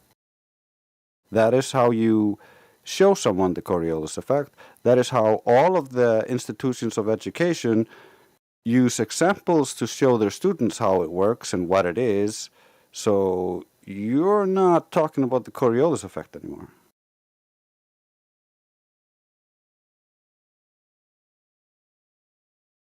Okay, so then if you say it means something different, then we can go with your definition, and then I would say, no, that's not completely how I think it works. Yeah, I know. You believe that the gas is bonded to the Earth somehow, but we would like to hear or see the evidence that gas is bonded to the Earth and moves with this imaginary rotation that you're trying to beg the question with. Excellent, Grace. Yeah, air's an unbonded. It's just unbonded. That It's that simple. unbounded every time. Because I can. Have you heard of the surface layer effect?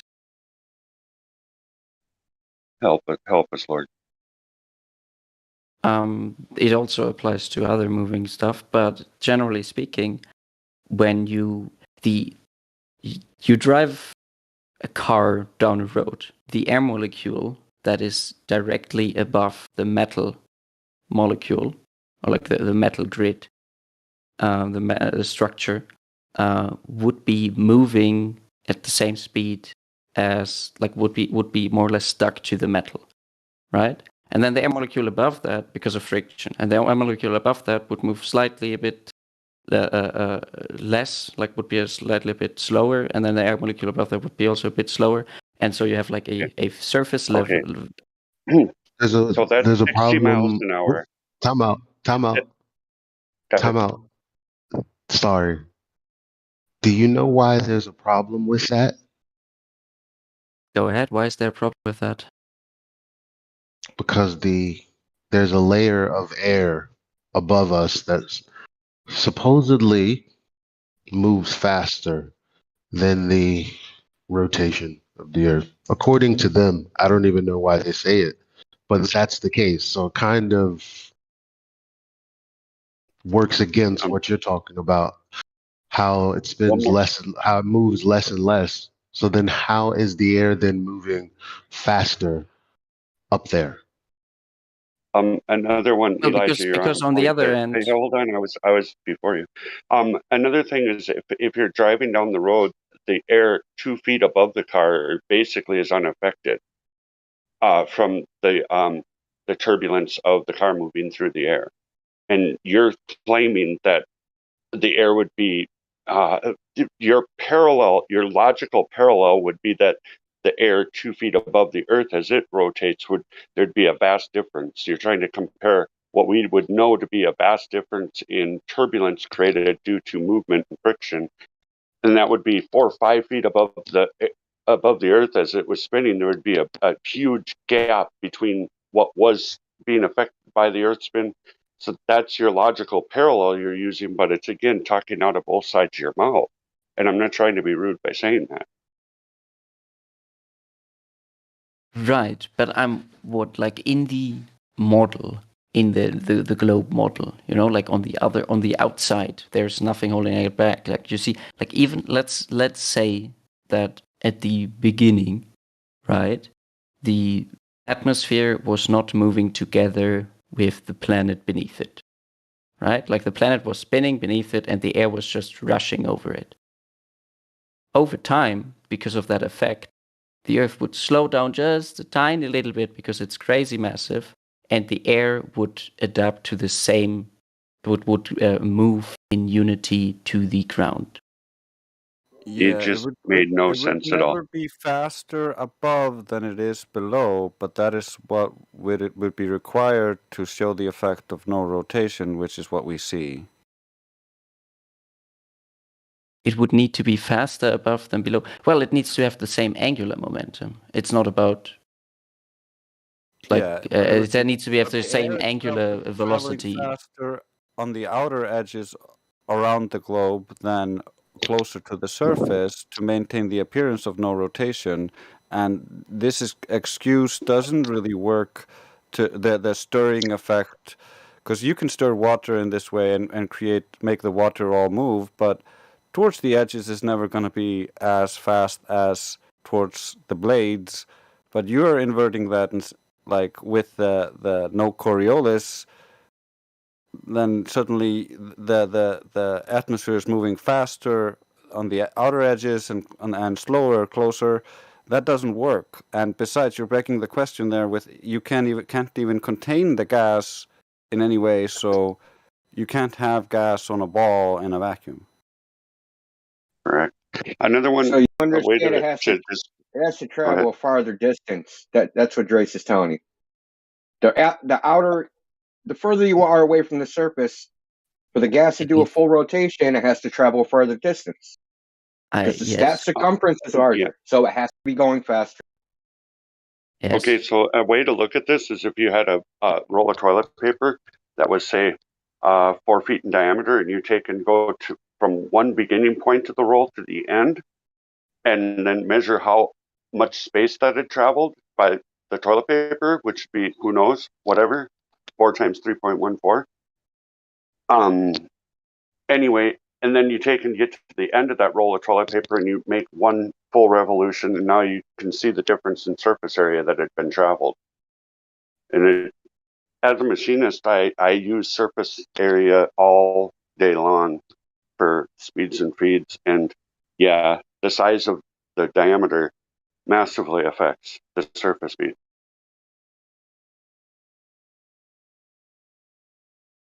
Yeah, so I don't see how that wouldn't be possible in the globe Earth model. Models are not. Earth measures flat. I mean, if that's the case, man, I would believe it. I'm just saying, man. Like, my friend started this whole stuff, and like he told me, look outside, man, or like talk to people. Look, and like he bred me to a bunch of stuff. I have looked also to your live stream. Yeah, that's cool. We'd like to have you, but go measure it. That's all I wanted to say. You guys but even Go ahead. Even with Like when you say that the air has to be moving with the earth and this, that, and the third. Well, I mean, before going there, and claiming that the effect is no effect to be observed, then the first thing we got to prove is the earth spins in the first place. There's no proof for that.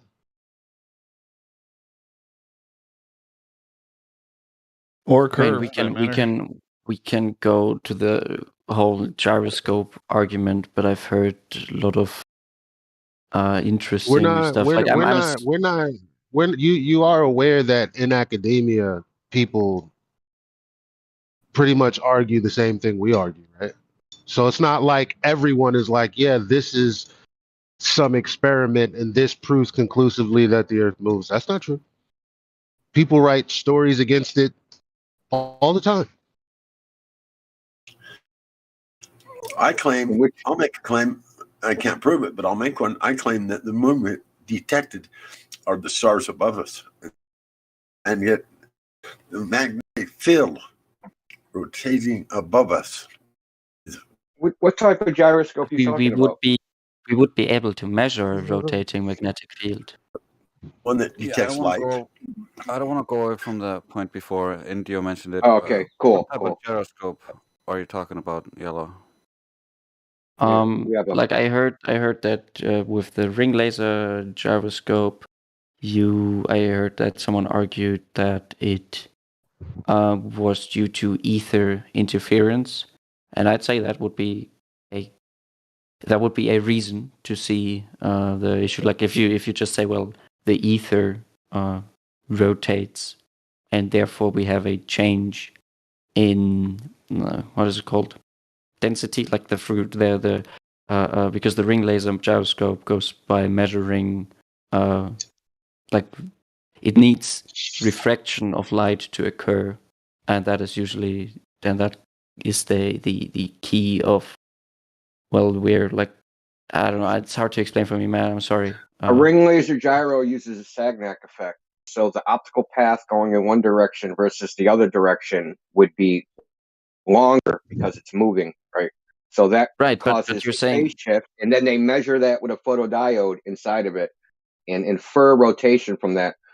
The so-called Earth rate rotation is calibrated in on design. But so here's this funny thing about fiber optic gyros and ring laser gyros is that when you take them to altitude or you put them at or you lower the air pressure, the rate that they measure slows down.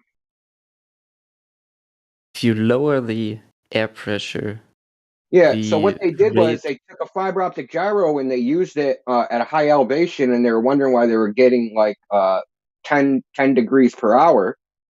So then they took it and they stuck it in a vacuum chamber, and they got it all the way down to 3 degrees per hour. So then they went and they researched to see if anybody else had found this thing, and there's a Russian published paper that when you take a ring laser gyro or a fiber optic gyro and you put them in a rarefied vacuum chamber, the so-called Earth rate drift slows down. Okay, I'm completely fine. I'm completely fine with giving you that ring laser gyroscopes aren't a good way of measuring the. Is that if you're going to say the ring laser gyro measures Earth rate drift, then okay, when we put it in air pressure, does that make the Earth slow down? Like, we take away the air, is the Earth slowing down?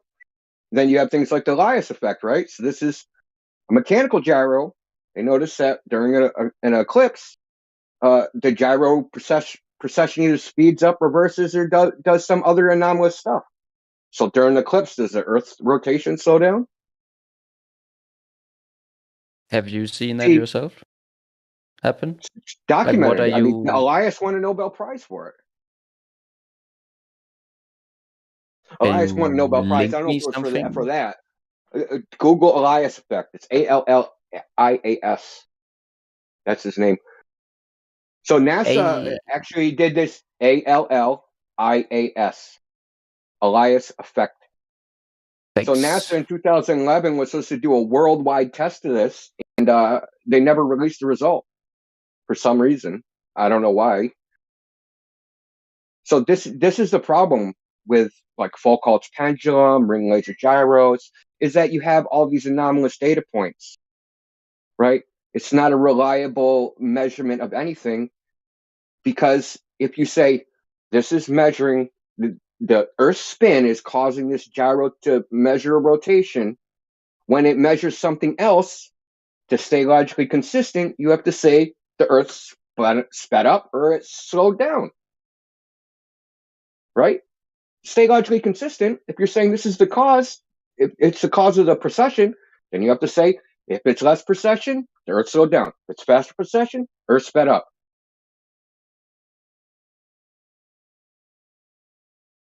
And then we have things like Airy's failure, which demonstrated that the Earth is not in motion.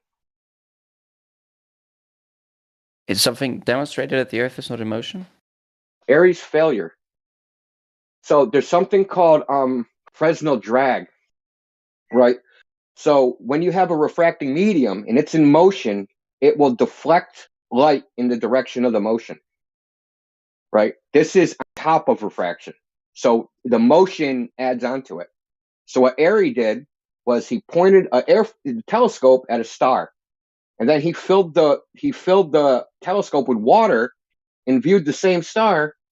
And if the Earth was in motion, because that refracting medium would be in motion, it would deflect the light, and he wouldn't have got it in the center of the eyepiece.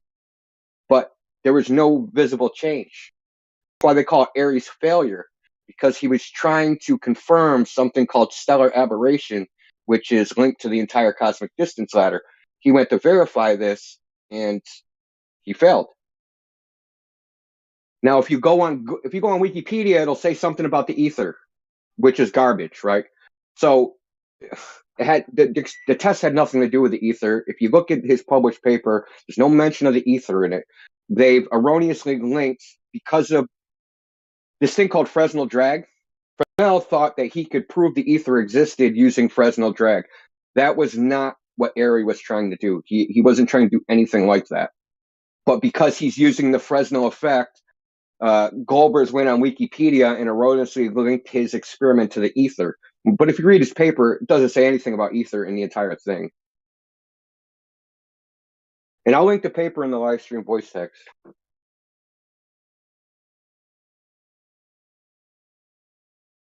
George Biddle Airy was the astronomer royal for the Royal Society. I'm gonna look into the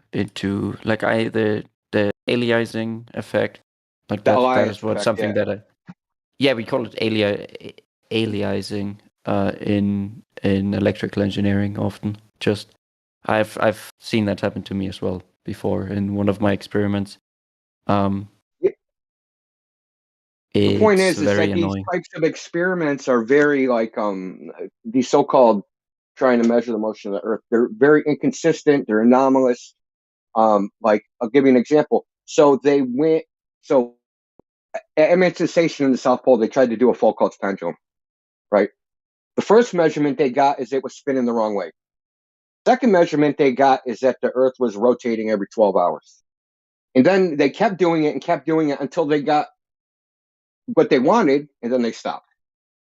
And you'll see this with the Foucault's pendulum all the time. If you look at manuals for museum pendulums or scientific pendulums, Foucault's pendulums, they stick in malls and museums. They're driven, and they have adjustment screws. It tells you how to adjust it. Hey, put in your latitude, whatever. If it's spinning too fast, do this. And if it's spinning too slow, do that. Right? This is like cherry picking and confirmation bias.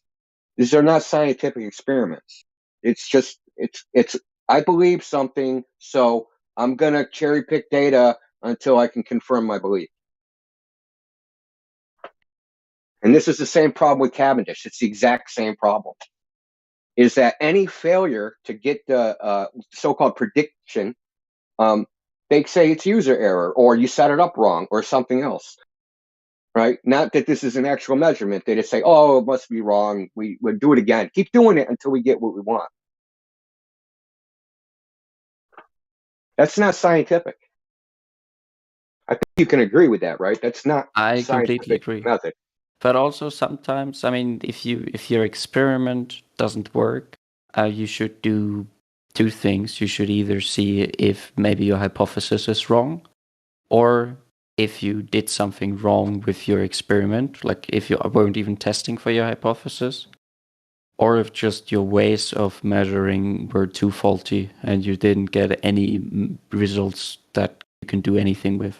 But it's important that you always look at all of these three things. If you just say, well, I didn't get the measurements I wanted, I need to run it again and again and again until I have the right measurements, then of course that's not very scientific. I completely agree. Yeah. Yes, but But how do also, you tell the of course, difference, though? How do you tell the difference? How do you tell the difference when I set it up right and I got a different result versus I didn't set it up right? How do you tell the difference? Right? You run lots and lots of experiments, right? And you generate like a p-value, right? And you have to do experiment. You like the proper way to do it would be to like set up a Cavendish or a Foucault's pendulum, rip it all down, set it all back up, rip it all down, set it all back, and do it over and over and over again. right, See and if you can use get a consistent different result. materials, go to different places on yeah. Earth, like change a bunch of variables. Yeah. Yeah, exactly. See, but you would, even if you did all that with things like Foucault's pendulum and Cavendish, you're really never going to get the true cause because you can't manipulate the so-called cause, right? You can't change the spin of the Earth. You can't change, well, when we change masses, so-called masses, you don't get different results, right? If I drop 100-kilo fucking bowling ball and a 1-kilo bowling ball, they both fall at the same rate, right? So, like, you can manipulate the masses. It's not gonna change what you're measuring, and that's how you But it do can a change causal scientific experiment, right? Right. The only thing, like, let's imagine a Foucault pendulum and we change the mass. I think you might see a decrease in consistency with the lower mass, because because it has less inertia. So you would need to start it up earlier, and that of course introduces errors in resetting the pendulum. But yeah, I mean, if you want to test it out, just, I don't know, go to like, I know people that have like a 2-story entrance way to their villa or stuff like that. Put it at the fucking fixture at the top and let it run. And then if you don't get the right results, maybe try it in a vacuum. Maybe try it with different setups. But I mean, let's just test it, man. Like the one they did at the South Pole was 4 stories. 4 stories. Yeah, but the one at the South Pole, like the first setup, that looked so stupid. Like they set it up horizontally. So like, as soon as it would like change to a side, like no matter if it were to change, like you would have like too much just possible interference with the air. I mean, why even fucking start it that way? I don't know, man. You seem more like rituals to convince people of something. It's almost like a religious ritual. You go to science class, go do the Cavendish experiment.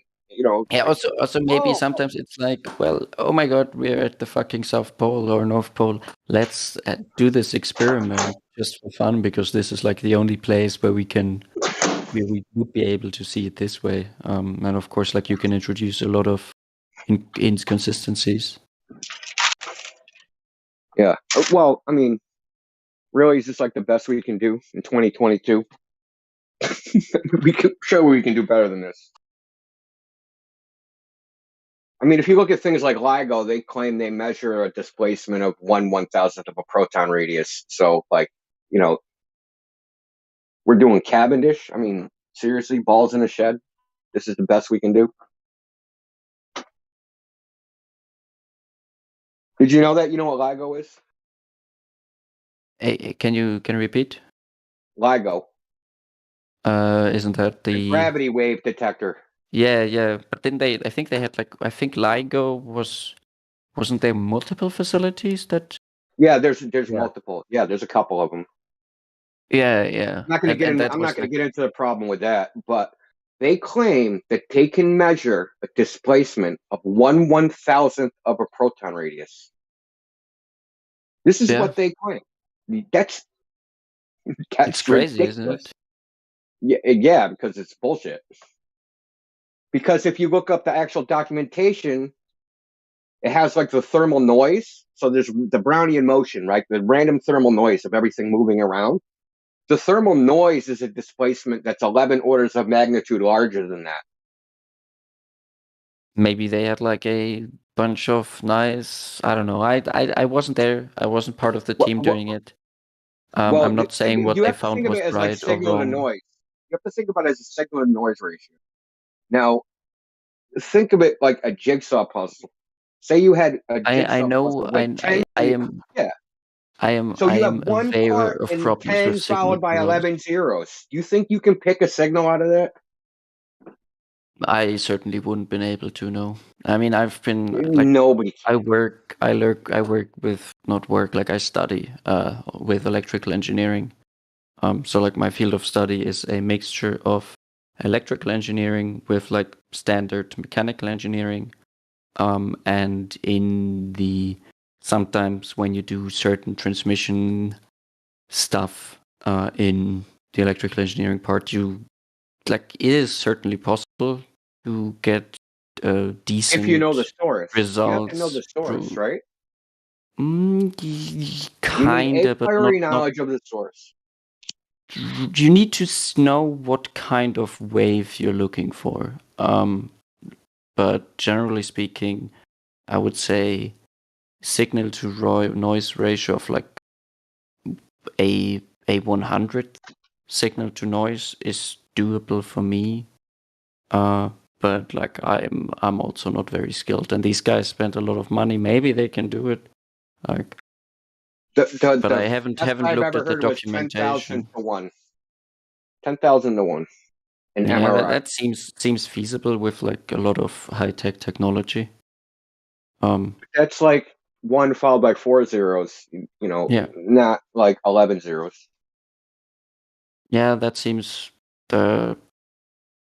I wasn't aware of the big issues they had with signal to LIGO's noise. very fishy. Well, I'm just saying, LIGO's a very fishy, right? Their funding was up. It cost $4 billion. They didn't detect anything. So what they ended up doing was, this is what they did. They said, well, if we did detect a gravitational wave, what would the waveform look like? So they came up with 800. They came up with 800 scenarios. And then they pumped a simulation into it. And then boom, all of a sudden after that they detected a signal. I'm just telling you what happened with LIGO. Like, and then they got another $4 billion. I mean, it wouldn't be the first time in the history of scientific inquiry that people who were just running out of funding decided to make up results. And if that's the case, I hope they get slapped in the fucking ass as hard as possible. Because that's not nice. No, they're doubling down, man. They're like, we created a whole new field of astrophysics. I'm dead serious. See, that's the funny thing about astronomy and astrophysics is that whenever they make an observation which falsifies their ideas, they call the discovery and give themselves Nobel Prizes. Oh, general relativity doesn't work for the radial velocity of galaxies. Oh, we discovered dark matter. Nobel Prizes. Like, it's nuts.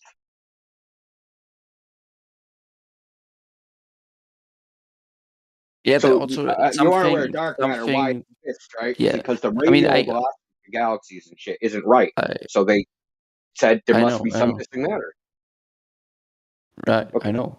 But it's the problem, unfortunately, with a lot of this stuff is that you would need to spend so much time sometimes going into this field in order to find where they make their little errors. And then it's like there's been a lot of times where like huge new discoveries, like 10 years later, they found no, there was this one little error in there. No, it's actually nothing. Like I don't know, have you heard of this whole EM drive stuff like 10 years back? There was this guy who claimed he could like create the PAIS drive. PAS, that guy. I think he called it EM drive because it was like microwave bouncing around like a box, and he said, well, this produce a force in one direction. But it was a whole bunch of bullshit in the end. There was Yeah, the maybe I Alpha can't remember. drive. There was the POS drive. I don't know if the POS drive was the same as the microwave one. I actually Anyway, it just was just saw. a whole bunch because it broke all of the laws. I mean, so Yeah, I mean, it's big money. I mean, of course it is. That's why the fuck they're doing it. And then, like, there someone are a did go lot over. of You made me charlatans think of out something. there. Someone did. So a guy from he's a particle physicist. He works at CERN. So there was this thing with like the expansion of the universe, right? So they came up with two. One estimate was based upon supernovas. The other one was based upon redshift, right? So astronomers are arguing or whatever. So this guy, he's outside of astronomy. He comes in, he looks at, this dude, that's what he does. He crunches numbers. And particle physics is very statistically based, and needless to say. So he goes and he, goes over all this stuff. And basically he said, this is all a bunch of bullshit. You know what they do? They say, well, you're not an astrophysicist. This isn't your expertise. You don't know what you're talking about. And they just brush him aside. And they do this all the time. They like, this is this, what would you call it? Just protect, the terms of art and protecting your little field, right? And not letting anybody outside of it in, even though they have the expertise and the brain power to, cross over. They don't like they don't like people like crossing over fields, right? Commenting on, stuff their degree isn't in. But he basically said, your error bars are so large, you can't draw any conclusions. That was his conclusion. So basically they said, yeah, it's all doing this, and this is what we estimate. But they use like these gigantic error bars, right? I could say there's 100% certainty I'm going to jump over the moon, there's 100% probability I'm going to jump over the moon with an uncertainty of 99.99%, right?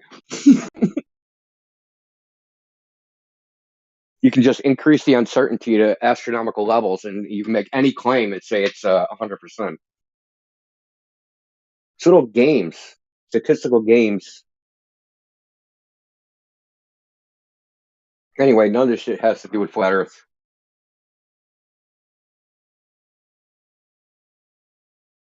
My recommendation to you is test it yourself. That's all you can do. Don't trust us. Don't trust anybody. Don't trust NASA. Just test it yourself. It's the most surefire way.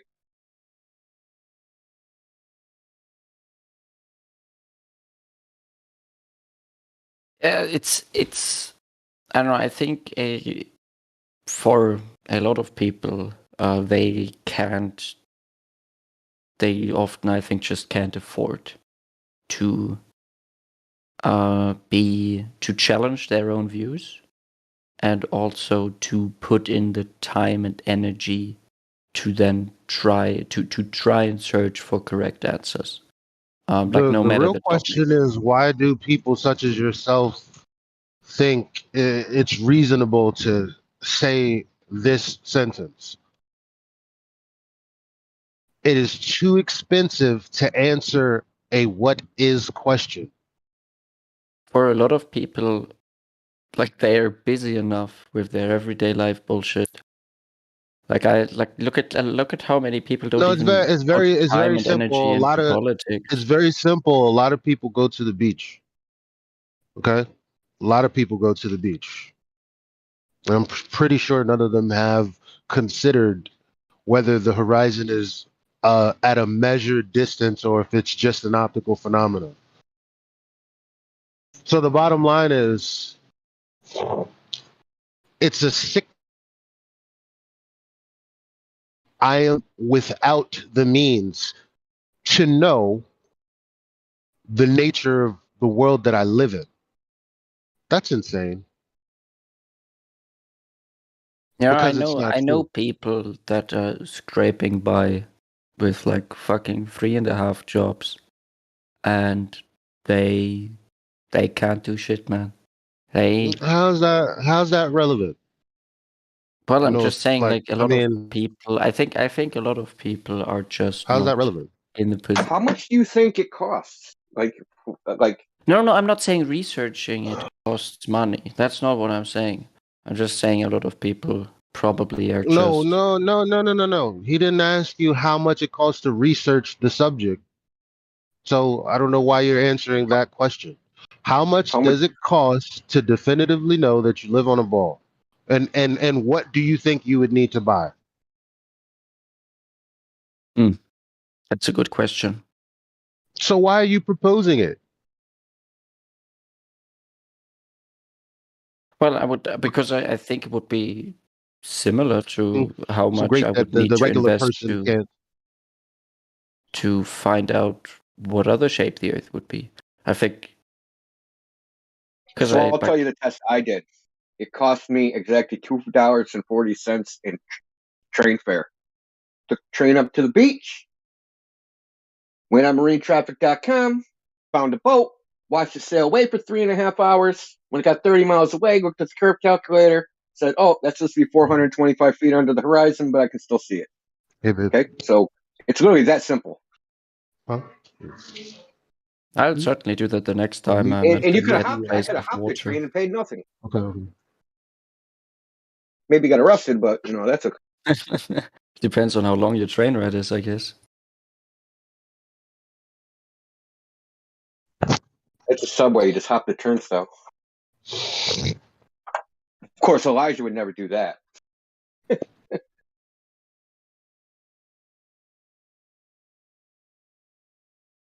I mean, you could do it with a door mirror. There's all sorts of ways to do it. It doesn't really cost money, and it doesn't really take that much time. I mean,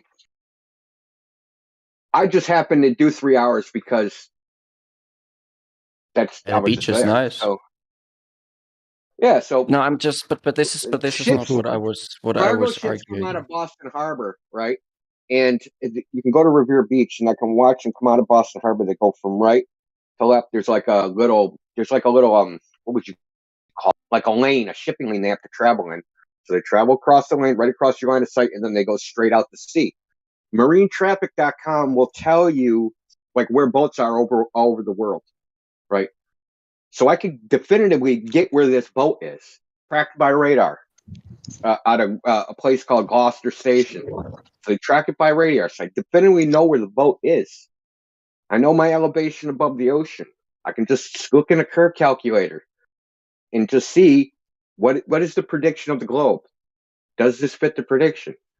I know there's no 47-story boats, right? They don't exist.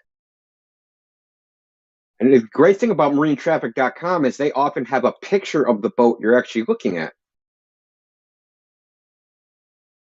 So you can actually see the boat. This happened to be like a container ship. So it was about a 5-story boat.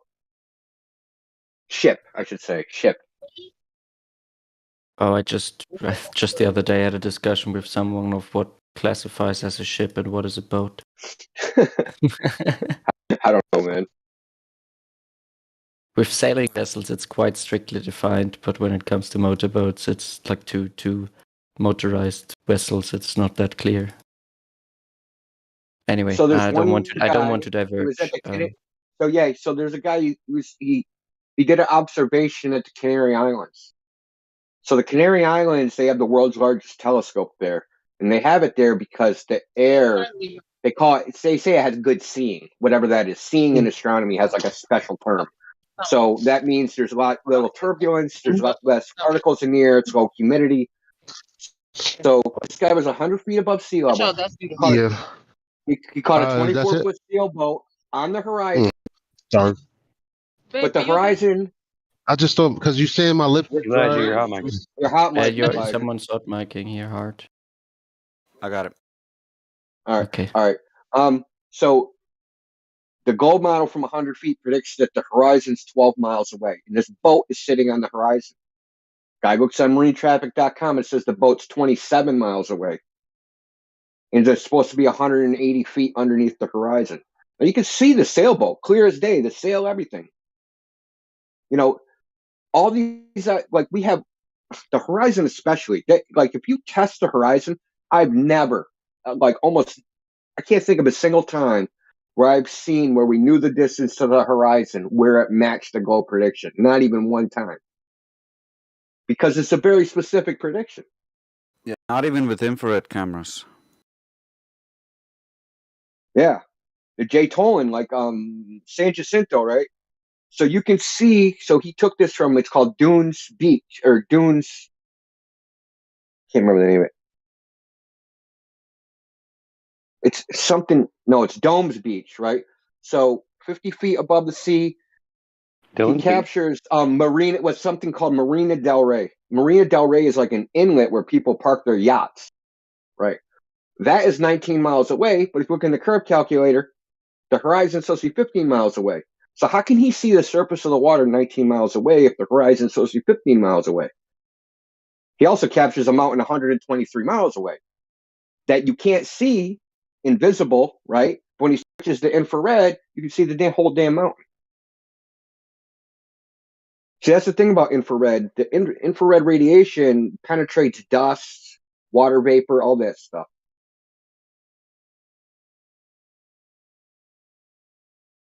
Quite useful. Yeah, and it doesn't get refracted as much as visible light, so we should see the curve more pronounced in infrared. If their claims were correct.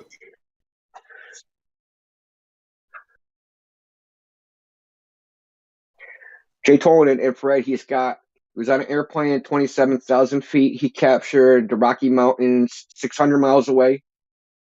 He was at 37,000 feet flying over Texas. He captured Cabo San Lucas 750 miles away. He caught George's Bay from, like, he was over Lake Ontario, something like 1,200 miles away. He even fed it into software, right?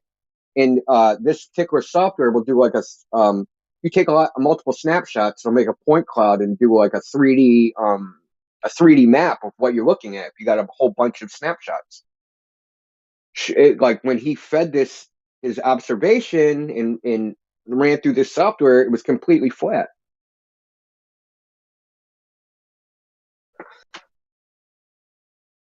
And that YouTube channel is called Jay Tolan Media. Now, I'm gonna make this little caveat. I don't agree with everything he posts. Okay, so I'm not a fanboy of anybody. The observations speak for themselves. Let's put it that way. Yeah. It could be fucking Hitler posting it. I don't care. It's the observation that counts.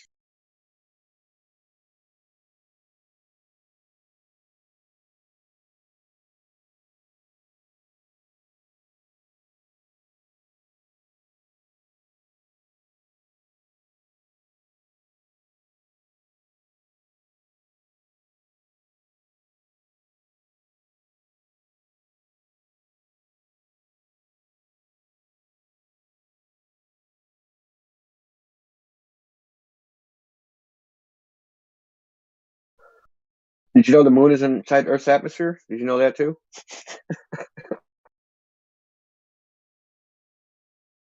Oh, we were just talking about the moon just a minute ago with the blue marble and how it was like represented, the backside of the moon, how it was represented.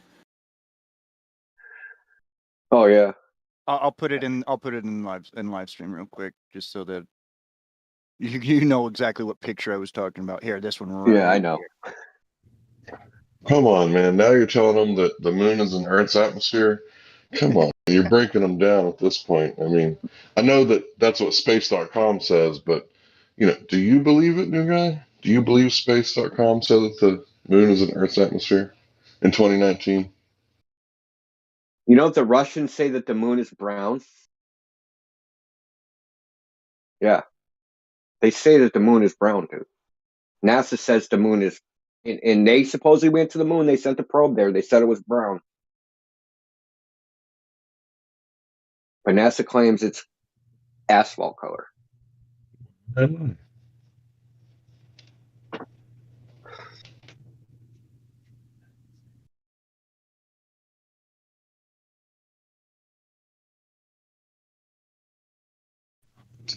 Asphalt color. Do they really say that? I've never heard that before. They'll say the albedo of the moon is the same as asphalt, which is the reflectivity. That's what they say. Oh my god. Weasel is still here. Yeah, Weasel is the one that we were talking to about it. So, Weasel, are you here, or can you reply? Yes, of course. Awesome. So now, of course, we've talked about it. What's your thought about it? Do you have like a confusion now about it? About what exactly? The size of the moon and the Earth. I mean, you showed us the CGI program, but clearly, right. I was. That was due to discussion. No, it's okay. I'm just saying that's what you showed us, and it represented it. Yes, but clearly, Right, I'm not saying I would say I'm more convinced than not. Definitely. That's what I meant. Just because we're talking this whole time about it, Right. But like the if I remember correctly, the earlier discussion was about if the pictures size fit. Okay, exactly. If the size ratio of the pictures of the Earth compared to the moon. Exactly, if it fits of the numbers given by NASA.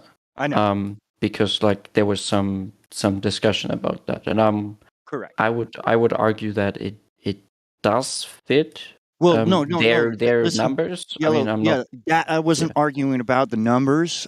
They fit perfectly. I was arguing about the actual the picture itself. Like you were saying that it's perspective, right? That was your first answer, and it's okay, and that's it. But you clearly didn't understand that the first picture, the one from the moonwalk, is absolutely fake. And then we showed you that with the funny thing happened on the way to the moon, So clearly, I unfortunately haven't been able to clearly look into that exactly. That is fake. Well, I mean, we addressed it to you that it does clearly show him taking a film off of the window and then it's showing the big Earth in that clip. But that shot beforehand is that shot right there, that little teeny Earth. That's what I'm trying to tell you. The whole thing is fake. The whole thing was fake, and you wanted to put it in as perspective, and that's why No. I was not saying that the picture itself was with the measurements. Like I meant with the measurements. Yeah, exactly. I was just saying that in the type of even if they faked it, they stick they stick to their numbers. I'm just clarifying. Now that picture was absolutely faked. I mean, because like I say, they have proof of them taking the film off of the window and never being out 250,000 miles. Never. That was by Bart Sibro, right? He made that. He found that yeah, film? funny thing happened on the way to the moon. Yeah, I think. Yeah, it was Bart. I actually saw an interview with him about a month ago. He said he's coming out with another video that's even worse because NASA accidentally sent him that. It was accidentally sent to him. That's exactly what I told Yellow. He FOIA'd a whole bunch of stuff, and he found that after going through it, he didn't even know he had it for a while. And then he's like, "Oh my God, what's this?" Yeah, so they say some pretty ridiculous things. So Neil Armstrong, so this is something he said in an interview, that they navigated to the moon using a sextant. Right. Yeah, that's actually quite funny, isn't it? I think, but I think based on their model, I think it would be possible because I mean, also now where's they the claim horizon? Where's the horizon though? I think you would need to just have like a different standard point in that sense. But I agree with you that you have the problem of when you can't really say in what direction you're towards the Earth, quote unquote. Yeah. I would say it gets difficult. I completely agree. We had a guy in here. He's so-called satellite engineer. What was his name? Stuart Gray or something like that. There was the Stardust mission. Supposedly they sent the satellite to a comet, picked up some stardust, and sent comet. So supposedly he picked up some stardust. So I asked him. He was in this chat. How do you know how fast you're going in space, and how do you know your orientation? You know what he said? Oh, NASA tells us where we are. Like, he has to be told how fast they're going and what way they're pointed, right? Because once you leave the Earth, like, how do you know which way you're oriented? How do you know which direction you're facing?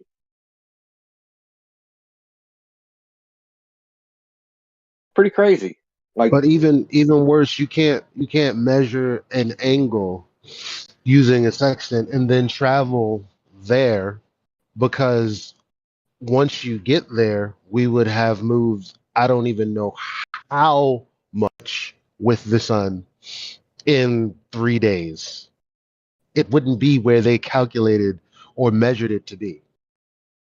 yeah, everything is moved. The Earth is moved, the moon is moved, you've moved, everything. You're spinning around. The Earth is rotated about 50 fucking times, or Earth is spun like wherever you left the ground, like that. You're not above that ground anymore.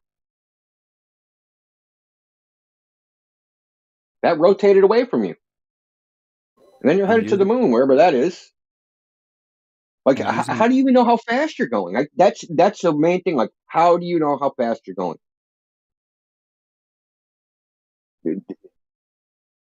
No one has an answer to that. How do you slow down?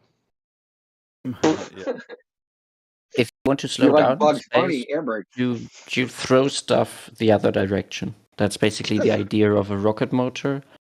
Is that you just you take a bunch of shit you don't want anymore and make it Just out explode the out back of end. your ends. Exactly, and then you, because of the force you push it away from you and the inertia and the momentum the other object has, you can like How you gonna, how much energy you have moving at whatever top speed you reach, like crazy much, yeah. because you're okay, Just like you're not losing much, right? Because at least tangentially, because there's basically nothing in your way. So how do you slow down then? By what do you mean you're not losing much? The energy it would take to throw something in the opposite direction. That's a really silly answer.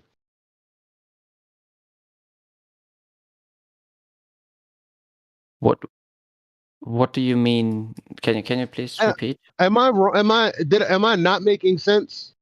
Because I'll shut up right now, guys. I'm not asking you. I'm asking other people, because You made you're sense to making me me. think that maybe I'm bugging out for what I said. It seems so simple. You got to calculate the mass and the velocity at which you throw something out, right? But you also have to know how fast you're going initially to know how much you're slowing down.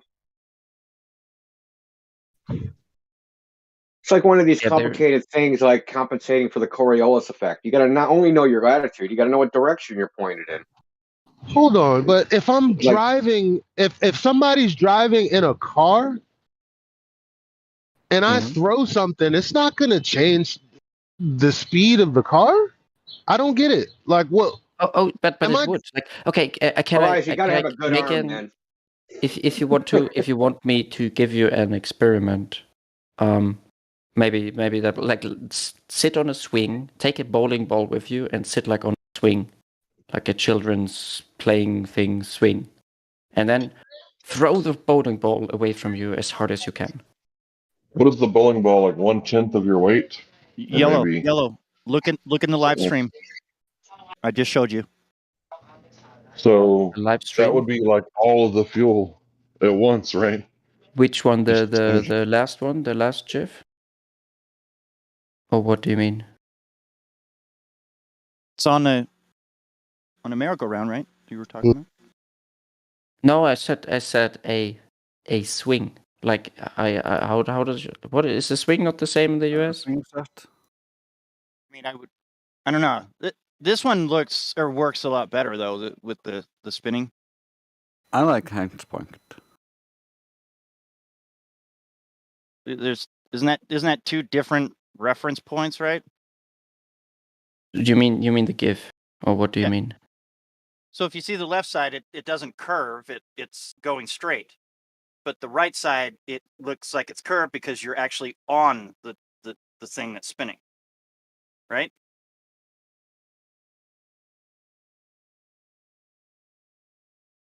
Oh, okay. I see. Now I see what the lines mean. Yeah, of course. Okay. Yeah. This is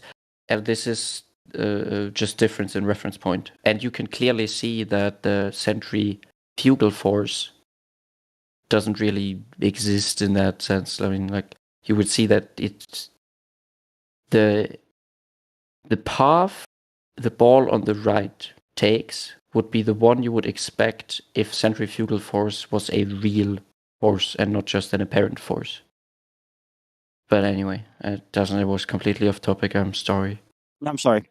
No, the picture on the left is just someone throwing the ball or shooting the ball over in the non-inertial reference frame. This is just an example of Coriolis. No, okay, so the left side is the reference frame of the ground, and the right side is the reference frame of the rotating disc. Yeah. Exactly. And so the thing when it comes to like rocket propulsion, like even if space isn't real, that would still work because you're just like it all works on the fundamental. I always say that I believe that they can fire rockets up. It's just where are they going? We can't tell you that, and we know that it's not going into space because it does this parabolic curve out to nowhere every time. Ooh, that's an interesting one. Want to talk about the parabolic curve? Look at that. Look at where the heck does that one going?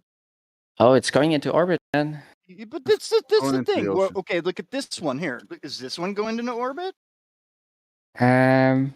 Yes, that's also going into orbit. And I posted this like 5 times right now. This is from NASA.gov. It's their trial by fire video on Orion's flight test. In that, they explain that they cannot go beyond low Earth orbit, as they call it, because the Van Allen radiation belt would kill everyone. So, no moon landings.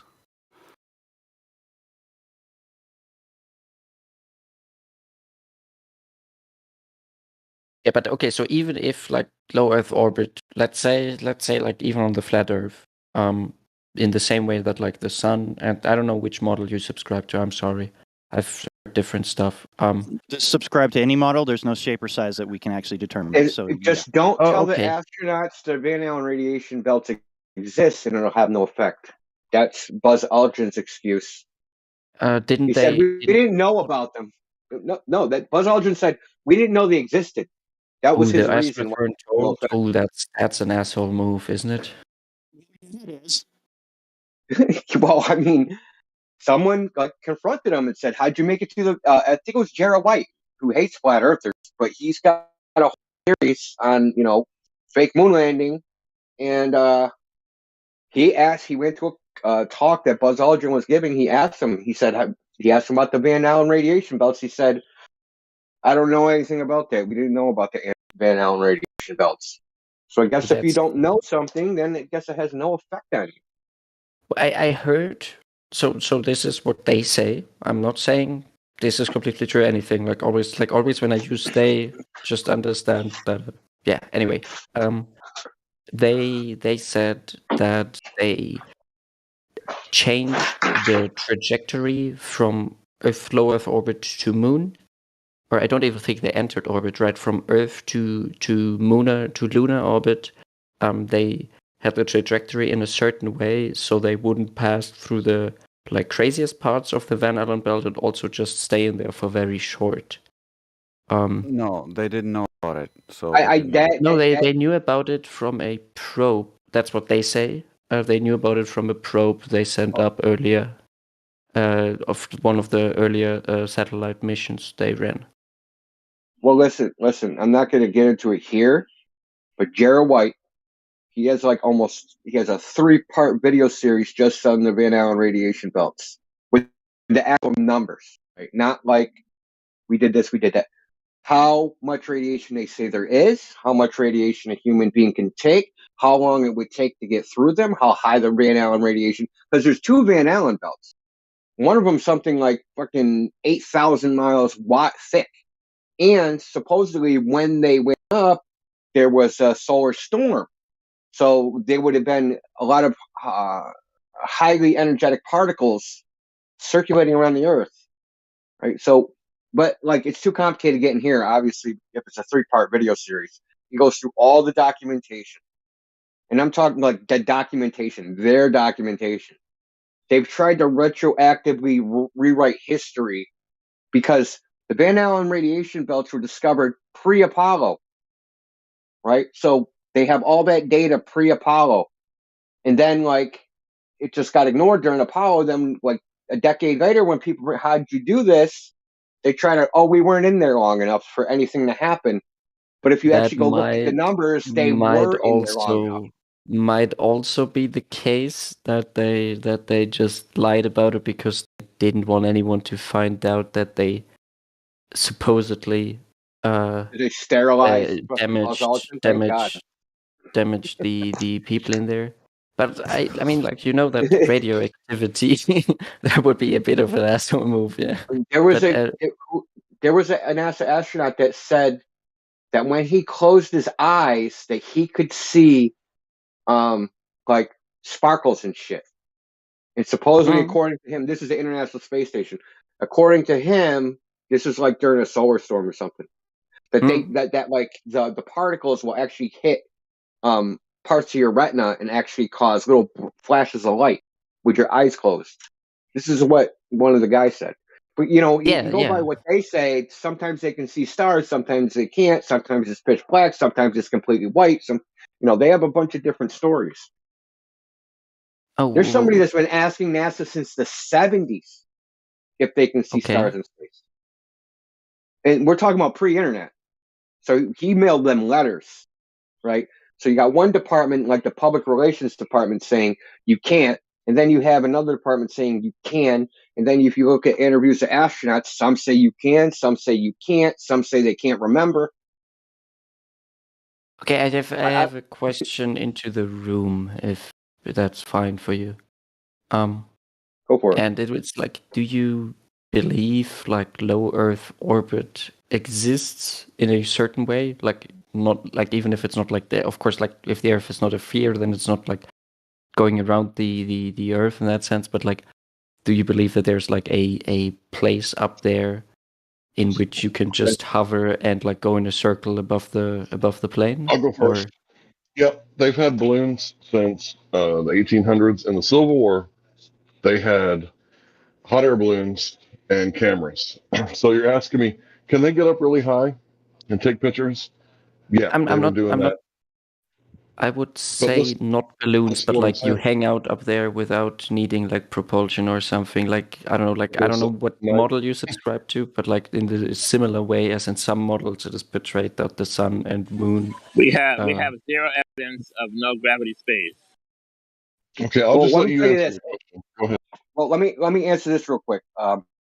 In the 1950s, the National Reconnaissance Office of the United States used to send up balloons and let them fly all over the place, and they would take pictures of everything. There were spy balloons. They would stay in the air for 8 weeks, and the only reason they came down is to retrieve the film. Otherwise, they would have stayed up there indefinitely. So what would happen is it was called Skyhook. So it was called Skyhook. So when the film was used up, they'd send up an airplane. They'd punch in a transponder code. There was little explosives in the balloon that would pop the balloon, and they would catch the gondola out of the air. But those balloons would stay up for almost 8 weeks. But even if you have a balloon, I think you wouldn't be able to keep it up there indefinitely without, like, I don't know, refueling your helium or hydrogen that you use as your lifting gas. Well, I mean, because hydrogen and helium leaks through. Yeah, exactly. Hydrogen escapes everywhere. Well, so here's the funny thing. Well, I want to mention one more thing, and you can go ahead. Echo 1, look up that. It's supposedly a communication satellite. It was actually a balloon. A balloon they supposedly put in a 1,600-mile high orbit. I mean, you can't make this shit up, man. It's a giant Mylar balloon. A balloon satellite. This is one of the first ones. So there was Explorer 1, and then the Echo 1. Explorer 1 was supposedly like a regular satellite. It was a what do you call it? They actually used it for a spy satellite. And the reason we know all this is because the NRO did something called the Living Memory Project. So they interviewed people that worked for their National Reconnaissance Office during that time, and they interviewed them, like, what did you do? Blah, blah, blah, blah, blah. So this one guy, his name is Lieutenant Mitchell. He went through like all this balloon stuff, capturing the stuff, the Explorer 1, because he was, they had a bunch of planes because they like, it was supposed to be just like a regular satellite, but they were, the United States actually using it for spying. So, but he never actually saw it. So the point is that back then in the 50s, they called these things satellites, and they were balloons. That was the name of it. It's called the Corona Project. Listen, in the documentation, it says that we're floating satellites. That's what they called it, because satellite, they just had a different meaning. The concept of satellite is new. Well, yeah, also like invented in the 30s. As far as I know, also the moon like would fall under the definition of a satellite in the globe Earth world, in the sense of like everything that just orbits a other thing in any way, shape, or form. So if these balloon like go around the Earth like every 2 hours or something like that, then I would say satellite seems also like a good definition for it. Maybe. Yeah, in the newspapers they said Sputnik was an artificial moon. Soviets launched artificial moon. That's what a lot of newspaper headlines said. They called it that's yeah, it's pretty. It's funny. Like, Foucault at his eulogy, right? So the Paris Academy at his eulogy, they said Foucault proved Earth was a wandering star, because that's like the real definition of planet, is a wandering star. So they think that Foucault, proved that Earth is one of the things we see in the sky. Well, I think didn't wandering star came from like these old civilizations. They looked at the skies and they saw like all the sky, I don't know, the star formations, and then you had like little glimpses of light in there that would move across the sky over days and weeks. I think that's why they're called wandering stars. Well, I mean, people just did like there was the Earth, and then there was shit in the sky, and like at some point, people went, "Oh, we're them, and that's us," But anyway, sorry, Hank, to interrupt you. You can go ahead, because I got a phone call. No, it's no big deal. I wasn't thinking you were interrupting. The guy asked me a question. I tried to answer, and then he interrupted. But that's okay. All is good. Other people can answer it too. Like, what do they think is up there, right? So there was a I read a story 2 days ago. Now you're someone took a picture. Hank, So yeah, I know. He reminded me of something. 2 days ago, I read an article that said somebody took a picture of a fucking astronaut on a spacewalk on the ISS. Like from the Earth with the telescope, or what do you mean? Yeah, from the Earth with a telescope. Yeah, from the Earth with a telescope. Took a picture of a 6-foot man. You think that wouldn't be possible because it's too small? Or it's beyond the diffraction. It's beyond the diffraction limit. You would need something like a goddamn 8-meter telescope. It means it was 25 miles away instead of 250 miles away. Is what it means. Okay, Hank. So now you can please Hank go. Man. So no problem. Yeah, I don't mind. Indio can interrupt me anytime because he's hardly on here and he's the one that put in all the work. But I was going to say that the thing is, we can send balloons up to high altitude, no problem. Let's say they were to start coming down. Well, after a certain altitude, they're coming down. Maybe they could turn on some sort of what is a dehumidifier where they suck the water out of the atmosphere, right? And then they could pump that water into a hydrogen on demand fuel cell, pump some hydrogen back into the balloon, and then after a certain altitude, drop that water that they picked up off, and they're on their way back up. Thanks. Well, that sounds like a cool idea. Let's build something like that. I'm all in, man.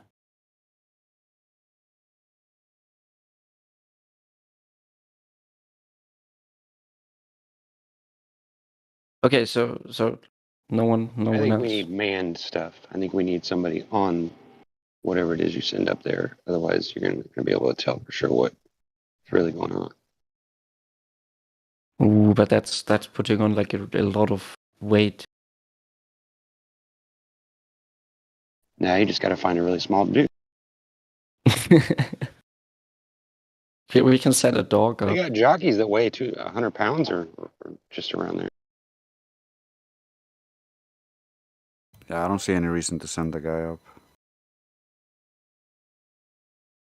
I'll sacrifice. You know, I my was just people. thinking, if we zoom our telescope, we can certainly see where they landed on the moon. We see the flag, see the Chinese flag and the American flag there sitting there. Pretty sure. Let's zoom in a little bit more.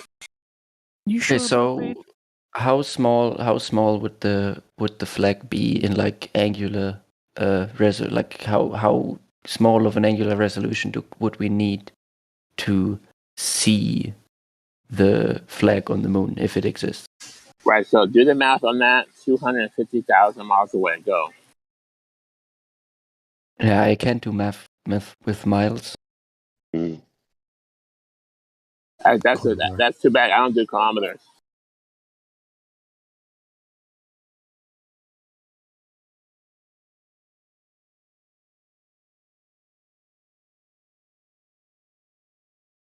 Can you do it in feet? I can. I'm currently searching for stuff on the web because this is I don't want to do anything by hand. How come no one zoomed to the moon to show us the flag? It's been 50 years. Well, that's the thing. Like, I don't know. Like, could we see it? How big of a telescope would For we the need? flag, I want to see the camera with like the that official photo. numbers. I mean, I want to see the camera that took that film of them flying away. That's what I want. you still that think Hang on. Wouldn't the sun have completely destroyed the flag after 50 years? Because I put a flag outside and my flag turned white after 5 or 10 years. Wait a minute. If you don't believe they live streamed from the You got a moon, point. right, and took a selfie of the limb taken off, you're a conspiracy theorist. How dare you? We're all conspiracy If you theorists. believe it, Hank. you're a moron. If you question it, you're a conspiracy theorist. Stop questioning stuff, man. I guess that's who I am. Critical I guess thinking, I might as well put that on my put that in my description. Huh? So, if gravity makes things fall at the same rate regardless of the mass of the thing, the sun is holding onto the Earth, moving at 66,000 miles per hour. Why aren't we all falling towards the sun? Because of magic gravity.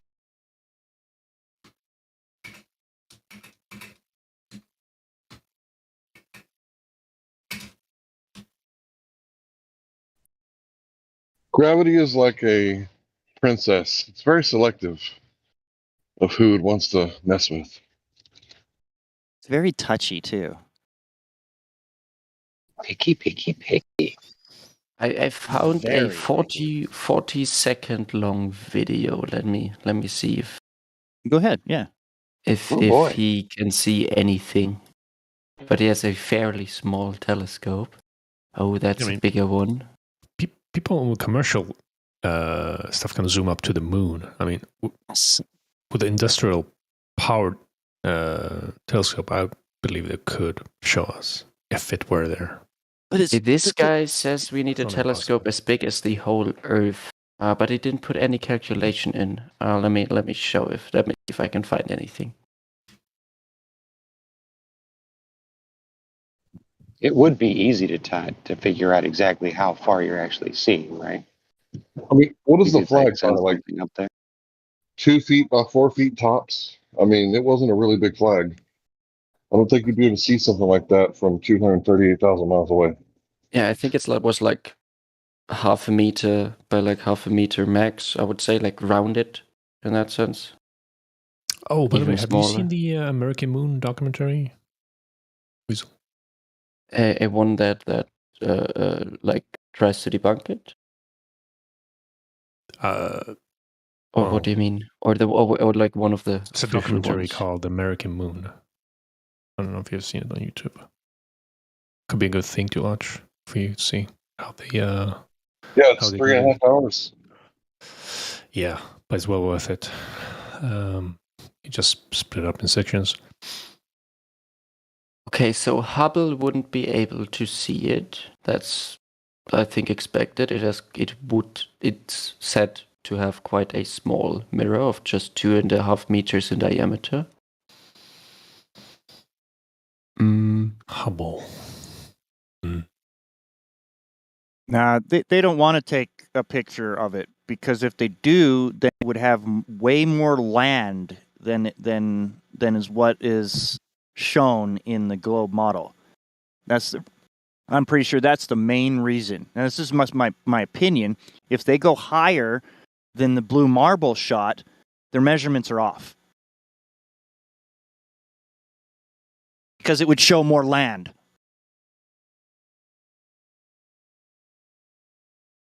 And not only that, if they shot off the Earth, there's no way they can land on the face side of the moon. They have to land on the dark side of the moon because of Coriolis. That doesn't make any sense to me. Or are you trying? It doesn't make any sense to us either. I think.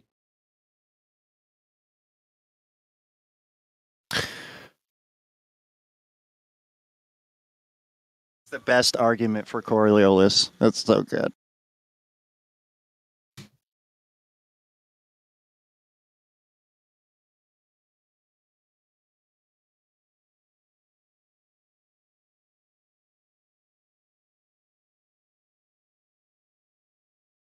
We do have a couple of new people in here. I don't know if you want to speak up. I'm not putting you on the spot or anything. I just want to make sure that we answer all questions. Anybody want to speak up? That I just verified?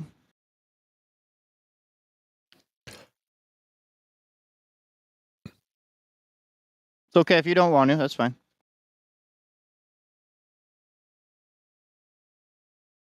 We just want to make sure we answer all questions that we can.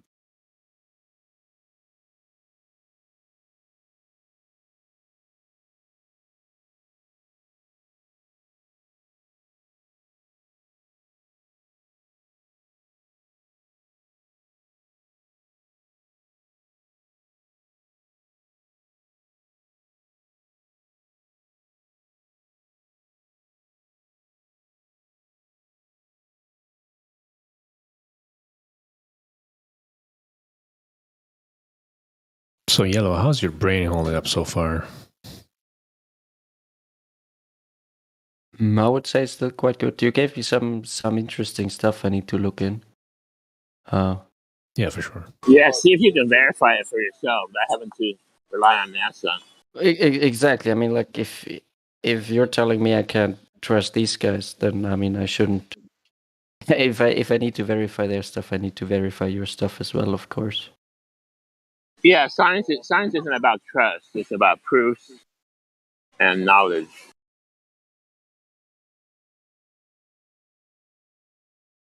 Ooh, there's some guy.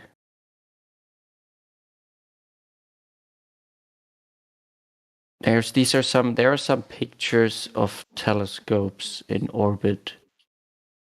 You mean images? Is there? That's kind of No, funny. I mean because images there was this- taken hold by on. telescopes and Hold orbits on. of the landing sites. But like, I mean, Hold it's on. hard. Up in orbit. Relax. Can I be heard? Okay, so there's this guy, Yes, go Robert ahead. Bassano. He called NASA and got a hold of like one of the project directors for Hubble. And he asked the guy, have you ever laid eyes on it since it went up? And the guy said no. Like he'd never seen it the whole time since it's been up. Hubble's been up for a long time. So you're saying that somebody's got pictures of telescopes in space, but we've heard it from the horse's mouth, right? That there is no such thing. And I can post the video if you like. Robert Bassano, Planete Veritas. You want to see that?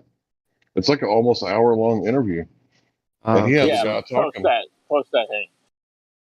Yeah, so the only pictures I could find that show the landing sites are ones that were taken from a lunar orbit.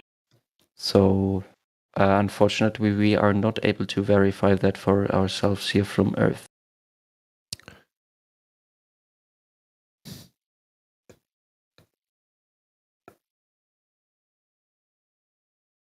Images. What is the difference between an image and a picture? English isn't my first language, so please. Do you mean photograph or Photoshop? Yeah, like for example, the last piece of Hang on, I visual got that. content posted in the live stream chat. How would you of the lunar module? Yes. What would you say that is? Yeah, that's real. That's a photograph, but doesn't mean it's out in space. Oh, I'm not do saying that in that. I'm studio just easily. I'm just saying, like, because when I said pictures, you said images, and like I was interested in the difference. Yeah, there are two different definitions. That's why I was asking you which one you meant. Yeah, but like I'm to me it's Yeah, that's both why the I was same because I asking. learned English, so I don't. Yeah. I just explained it to you. Someone was saying, sorry for I just interrupting. posted 3 in there. I just posted some stuff in the live stream board.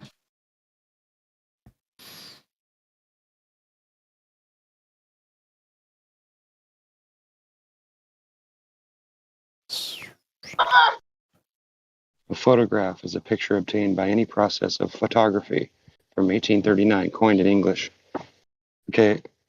An image is a piece of statuary, an artificial representation that looks like a person or thing. There you go. That's the difference. An artifact. An artifact is an artificial production, anything made or modified by human art. Those are the 3 keywords. And So when then, you look like, up stuff on everything it, I see, you'll notice on that all the photographs from space they'll always change that word that you put in there as from photograph to image. And what does that tell you? Image But is what? An artificial representation. But like, doesn't everything I see on my computer screen then be an image? Probably yes, wouldn't it? Because it's a artificial representation in like pixels that my screen If you sends take an out to me. image of a photograph, no, that can be honest, right? Because that's what you're doing, right? Yeah, like I'm looking at an image of a photograph. Sometimes, Right, but if sometimes. it's altered at all, then it's not. It's considered an image, not a photograph. See what I'm saying? Think about it. That's interesting, because I would then argue that like every picture of your that you take that isn't in raw format would be an image. Right. If you don't have like a negative or some kind of a data stroke, like if it's an image off of an electronic eye, it's still data. The data is still a photograph, right? It's actually an actual copy of what the lens saw, right? It's not an image, because an image is an artificial representation of it. You get what I'm saying? Right, but like I would like if you take a picture with your phone right now, and you don't look at the raw formatted one, so like the one that is just the data your sensor picked up, then your phone automatically applies a bunch of different methods to make the picture look better, and then it wouldn't be a photograph anymore, it would be an image. Right. That could be true, depending on what kind of options That's you interesting. have on your Okay, on these your camera, definitions are interesting. I'll try to keep that in mind. Yeah. Well, I'm So not saying that it means anything. I'm just saying that it's good to consider, what words mean. I see. Yeah, but I don't want to convey a wrong meaning through my words, because like I sometimes struggle with formulating myself correctly in a way that's understandable. the question we need to answer is this image an accurate representation of reality? Can we test the image to determine that? What test can we do? Can we apply the scientific method to this test? And this should be applied to all images, not just flat Earth images, not just NASA images. Yeah, I all agree images. with you. I completely agree with you. Is this an accurate representation of reality? That's all we need to know. And can we test it? Can't test it, then problem with images is like if you like just start taking images at face value, then like where do you stop? Where do you draw the line? What images are you going to throw out? Aliens? Bigfoot? Like where? And then there's that part, right? What is the image of? Is it like something extraordinary? Is it like the Loch Ness Monster? You know, if someone takes a picture of their backyard, I'm going to tend to believe that because, you know, backyards exist and they're pretty common, and it isn't really extraordinary that someone takes a picture of their backyard. When someone says they took a picture from a place where you drop things and they don't fall and they're 250 miles above the earth, that's kind of an extraordinary claim, and you kind of need a little more evidence for that than that. And then if you take the legal route, right? So what do you need to enter an image in court? You need the person that took the photograph to testify as to the authenticity of the image and the conditions on what they took it. So just images alone aren't enough. There's always has to be more, some supplemental information to bolster the image.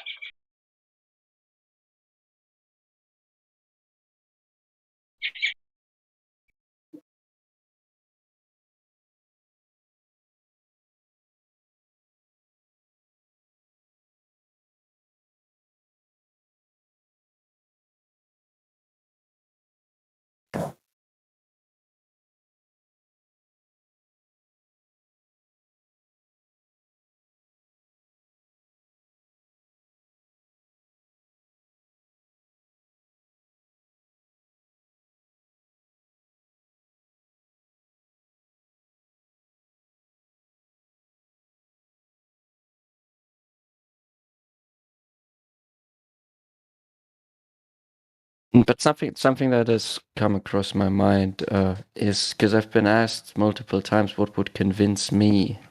What would convince you? Because I think that's interesting. Curve. Yes. That's the only Okay. thing I care about. So Yeah, I in the would sense need of it like to show me. if someone could prove the horizon to you, Direct in that measurements of curvature. Yeah, the Direct measurement showing the surface of the earth curves. Specifically water, because water is most of the surface, right? So whatever water is doing, you could pretty much make a general claim about the surface of the earth. And it would have to be verifiable and repeatable for me, or people here, I would guess, right? Sorry, Dave, I couldn't really understand much. Your mic is doing. Verifiable and repeatable. I'll shut up. For these guys don't touch a soul. I would say followed by some kind of evidence that we're spinning on our axis, some kind of definitive evidence that the ground underneath your feet is actually moving. And then the third one would be a demonstration that we can have gas pressure without the necessary requirement of a container to start the process of building up the gas pressure in the first place. Is there a troll here? I'm confused. Really? Yeah. I think it's Mistrust, the guy who joined. Goodness gracious. Really? Okay, let's all act 8 years old now. I think Or let's yeah, say that 6 years old. all sounds It's not even a reasonable. good troll. He couldn't even get it out. Cool. Thank you for being so open with me. I mean, it's my first day here on this server. It's funny that you called out the troll. That's what's interesting to me. I think that's good. Well, if proves I that would you- have come here to troll, I would be very stupid. No, you've been Well, no, it's listening not the whole not time, stupid. dude. Yeah, you're listening to what we say. You have been listening, and we understand you have been listening.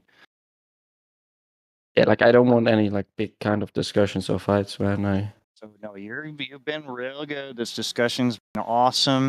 It's led to good things happening. So don't worry.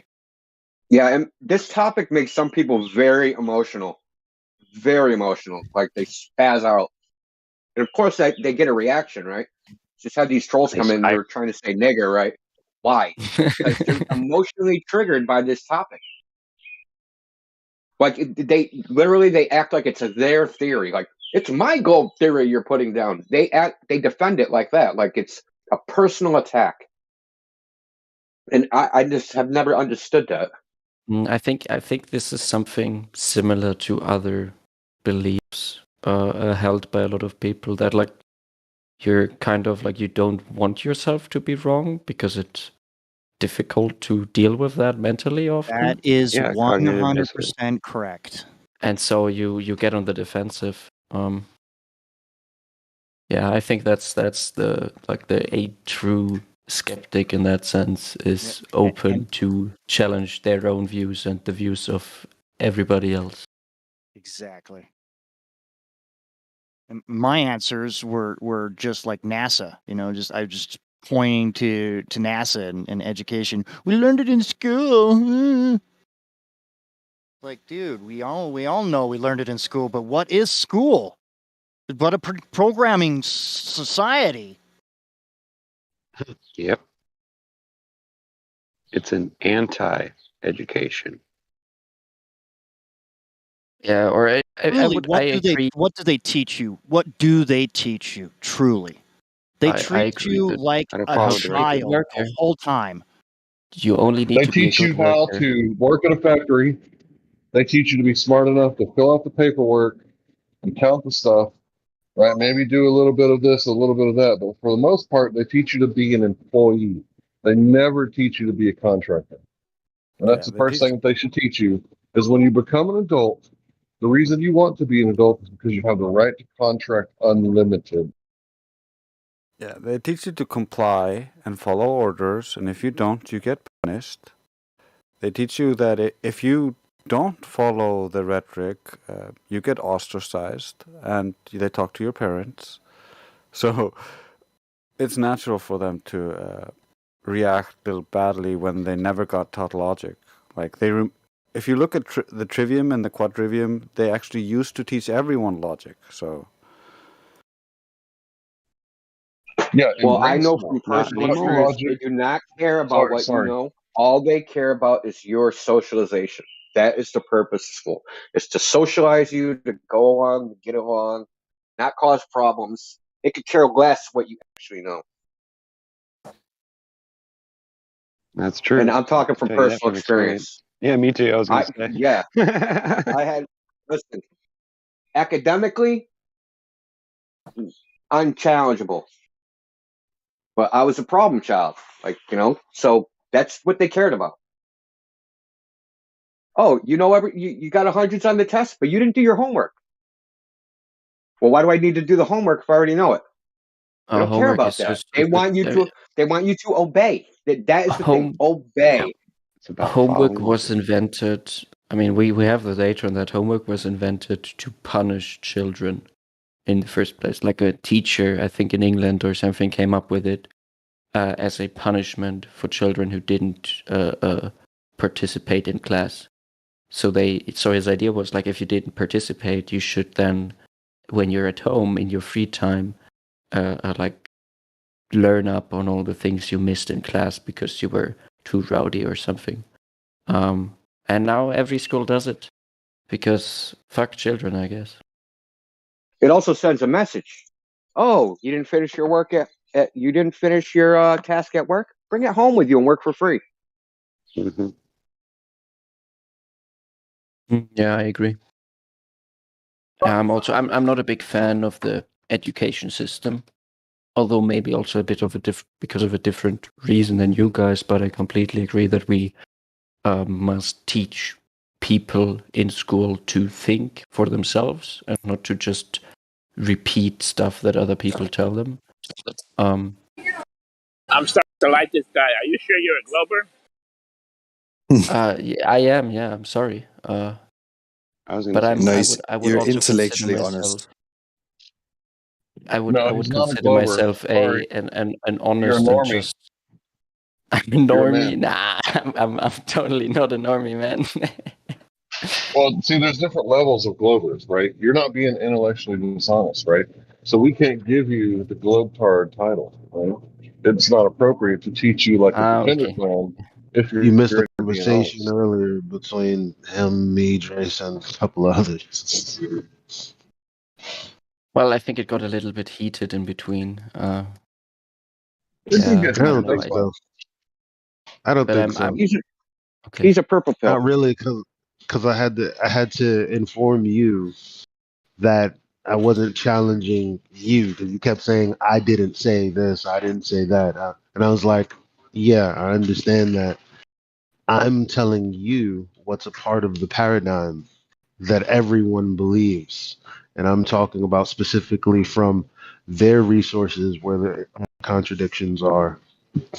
And for whatever reason, you took that personal. So I don't know. Yeah, But that I aside, also when can't we were remember talking exactly. about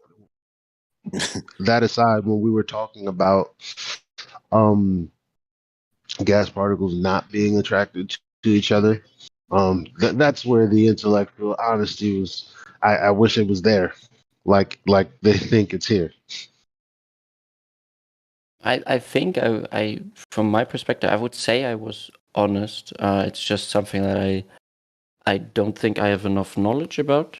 So I'll definitely try and learn up on that.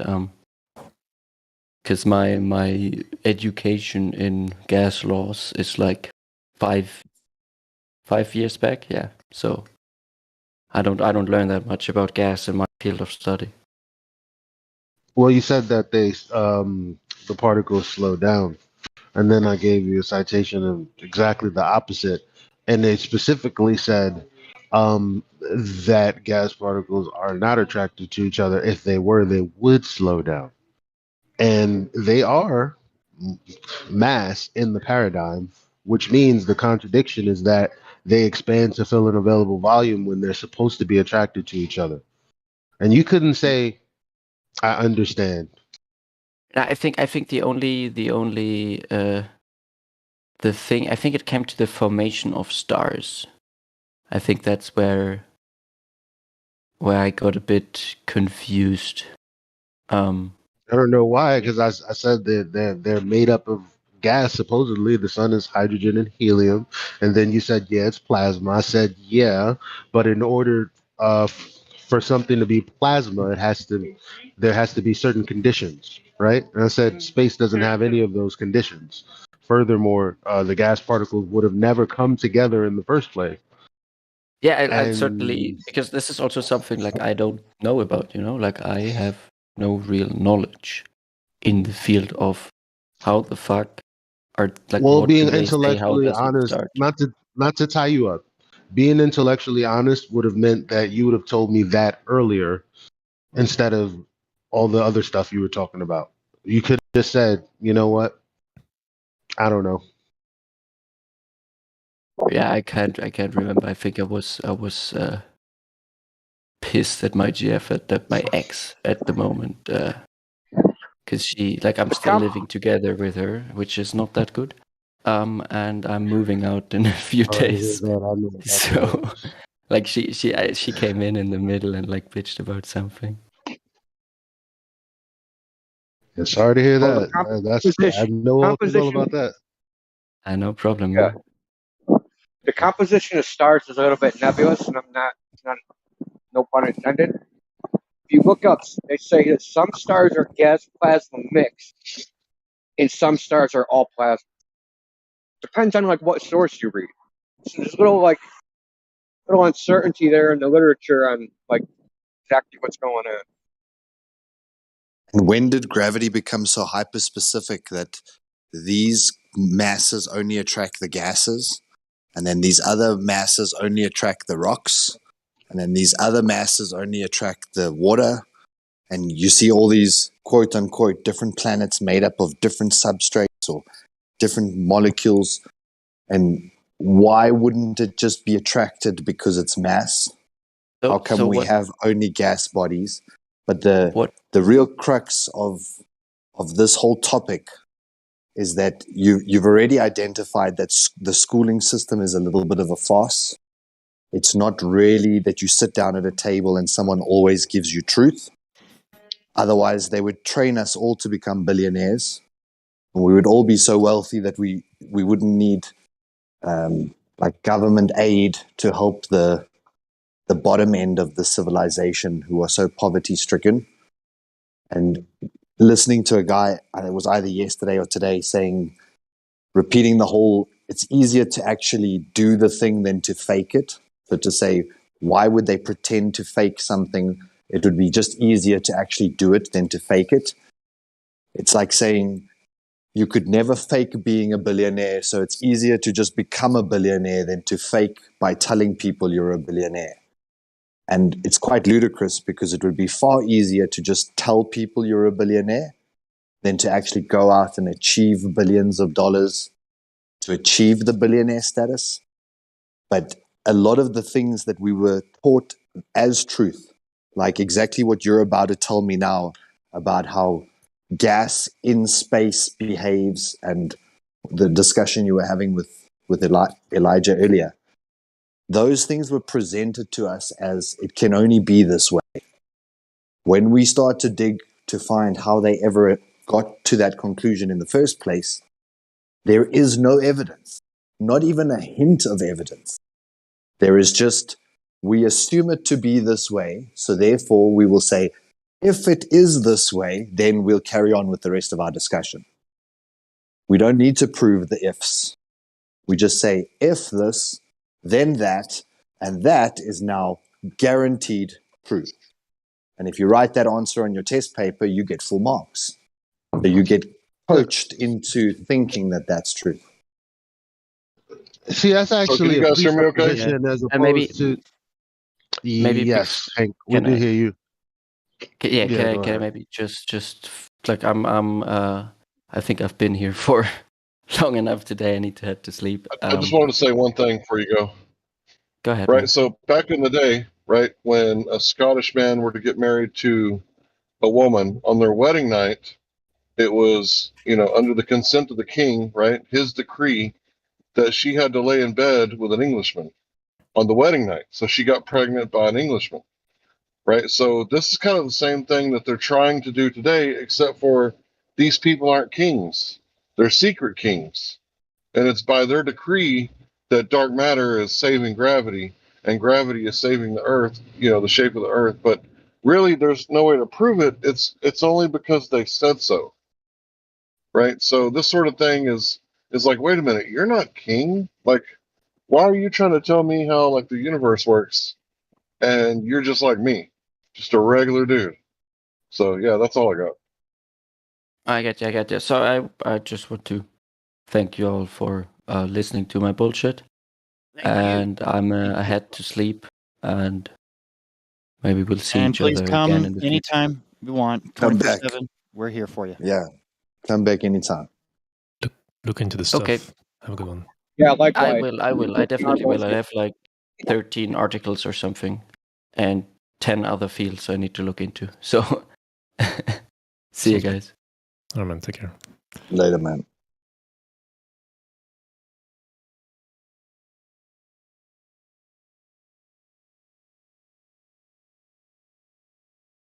And now everybody knows why Scotsmen are a bit touchy.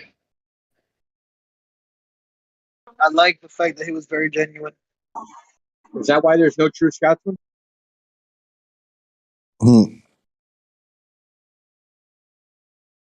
Because they're all English now? Yeah, because they're all English or Diluted. Scandinavian.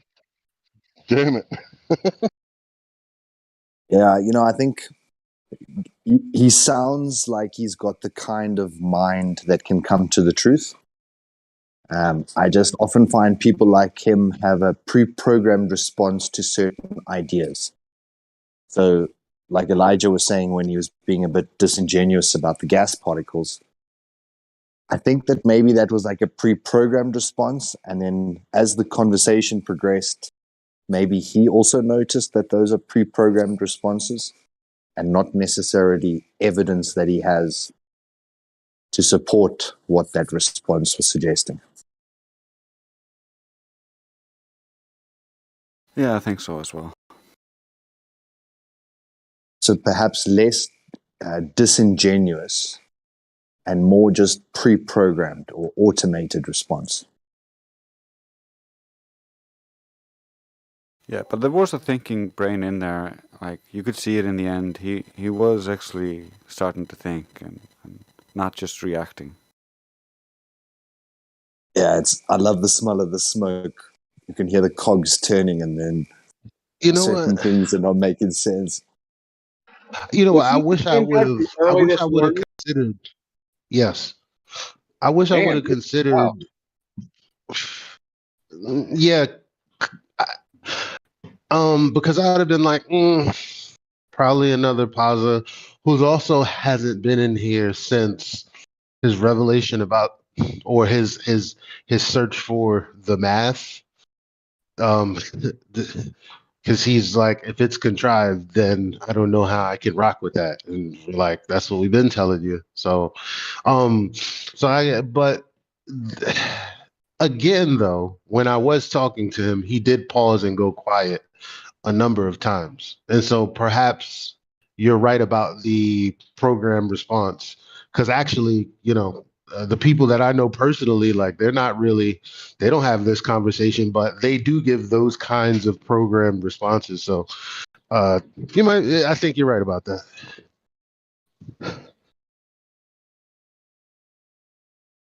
Well, I'm thinking back I to like almost see when it he like, came on and what his attitude was. His attitude leaving versus his attitude when he came on, because that pre-programmed response was very, very apparent. Because we tried to Get the Get was on, tried to play a foundation, right? But we believe the experiments and we don't believe the stories. And the funny thing is, he went right into the stories.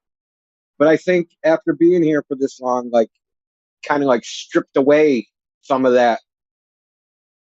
Basically, it's other people's ideas. You know what I mean? And he started doubting, or actually raising his burden of proof of other people's ideas instead of just believing them. yeah, and I see it as it's like a self-preservation thing that they go into that pre-programmed response. Kind of like you're being washed down this river, and you're being whirlwinded or tumbled, and you don't know which way is up and down. And then suddenly this pre-programmed response is like a tree stump floating in the river next to you, and you grab hold of it. And then for the next little while, you bob up and down on that little log. And you only grab for it because of your state of complete disorientation. But that pre-programmed response, like you'll watch them, you ask them a question, they don't know. You ask them another one, they don't know. Then you ask one that's like close to gravity, and suddenly their mouth is running, 500 words a minute, exactly how gravity behaves and how it causes black holes to do X, Y, Z. And you think everything you're saying now it's just an automated, it's like you reached out and grabbed that tree stump and now you're floating again. You literally just stated where he started. That is he literally started on gravity, and we told him we don't care about the story, we care about the experiment, and he just instantly started with the gravity story. Like, okay, so where are the experiments? And so he kept bringing up these, like you said, pre-programmed response, the story he learned about how the universe works. And he just kept repeating the story, and we just go, "Where's the experiment? Where's the experiment?" And I think that after a while, when you must have said, "Yeah, where is the experiment?" He was Googling it. He was Googling there's nothing wrong with Google. Google is just a search engine that brings you to sources, hopefully, if you're lucky these days. And he was trying to, you would think if you're having a conversation about the earth being a globe, you think, yeah, I'm an armchair this, you know what I'm saying? I got my coffee, I got my spliff. I'm just going to Google my way through this pretty much because, these are flat earthers, am I right? And then you realize, damn, you can't really research shit about the topic because you're only going to find, once you type in the words flat earth, you're going to find everything you're not looking for. Right. They muddy the waters pretty good, but even still, it measures flat, so there's no escape. Also, I want to know who went to the sun, who traveled the 93 million miles to the sun to get that direct physical measurement, and then came back the 93 million miles to be able to tell us about it. North Korea guy. Who did that? I think his name was Holy Fuck or something. Was it Buckwheat that did that? I figure. He's got a Saturday Night Live skit or two that he sounds pretty smart. Sounds like he might have done it. Might as well, right? fictional characters just all around. What's the name of Unless that character? anyone can bring a direct Marvel physical. character that can turn himself on fire, the Human Torch. That's him. He did that. Oh, sure. Oh, Was but it glad. Icarus? It was Icarus, wasn't it? Yeah, Flew he too did close fly to the too sun. close to the sun. Yeah. Yeah. I figure like he's been the closest. But you see, you're missing the biggest point here is that now. Sorry. I barged in like I always do. Go ahead. No, NASA's gotten so clever now, they don't need to put humans inside. So now we just say we sent a drone and it went round the back of the sun, the dark side of the sun. Oh. And then it's come back here. So it's measured it. We got all the telemetry data. Who knows what that little drone's made of or what that little reconnaissance vehicle is made of. But we sent one. Yeah, it's written on this piece of paper, so it must be true. Right. If it's written down and if it's peer reviewed, then it's good to go. It's direct physical evidence. And they don't need to send humans for your pleasure. They can just send these unmanned vehicles and slingshot, use the gravitational slingshot effect. God, I wonder how they even got that so that they could slingshot. You know what I mean? How'd they even know they could do that? That's great. Sorry. I would think that in order for all of this to work, that gravity would have to be at some central point, pulling everything as it's spinning, and thus everything maintains some kind of orbit. Because it's all like spinning, but also being pulled towards the center, and that's why things can orbit. Like I would accept maybe something like that. You know what I mean? Yeah. When I was a kid, I had to do that. Understand how everything is moving and rotating. Like the galaxy is rotating and moving, and everything is just together. Like, yeah. How? Right. Well, so when I was a kid, I had to try to justify that in my mind, right? Because subconsciously, I was like, that doesn't make any fucking sense. But consciously, I was like, well, I don't want to get in trouble for asking about it. So I'm just going to try to see if it works in my head. And then all I would do is imagine, like, the gravity getting stronger near the moon, but then, like, being able to turn the wheel all the way to the left as you're making a right turn and, like, you know what I mean? Like, get into the... You know how, like, bobsledding works, right? And so you can try, like, around that. Like, that's how I had to think about it as a kid to, like, really make it work in my head.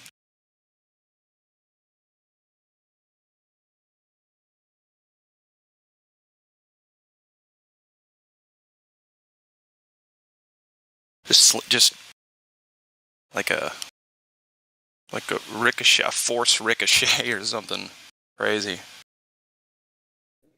Yeah, I think they've said with Voyager 1 or Voyager 2, like when you and your buddy hold hands and you spin in a circle and it makes you want to fly out apart from one another.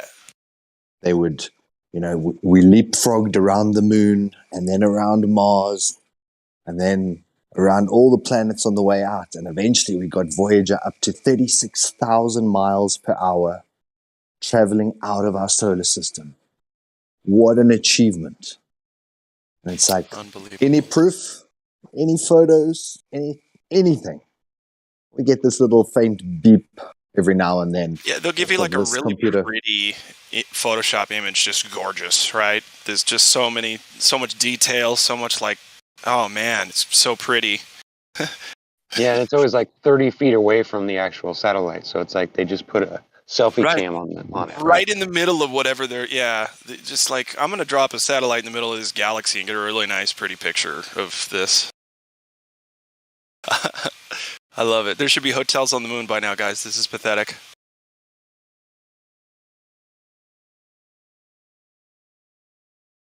But what do I know? I just critically think.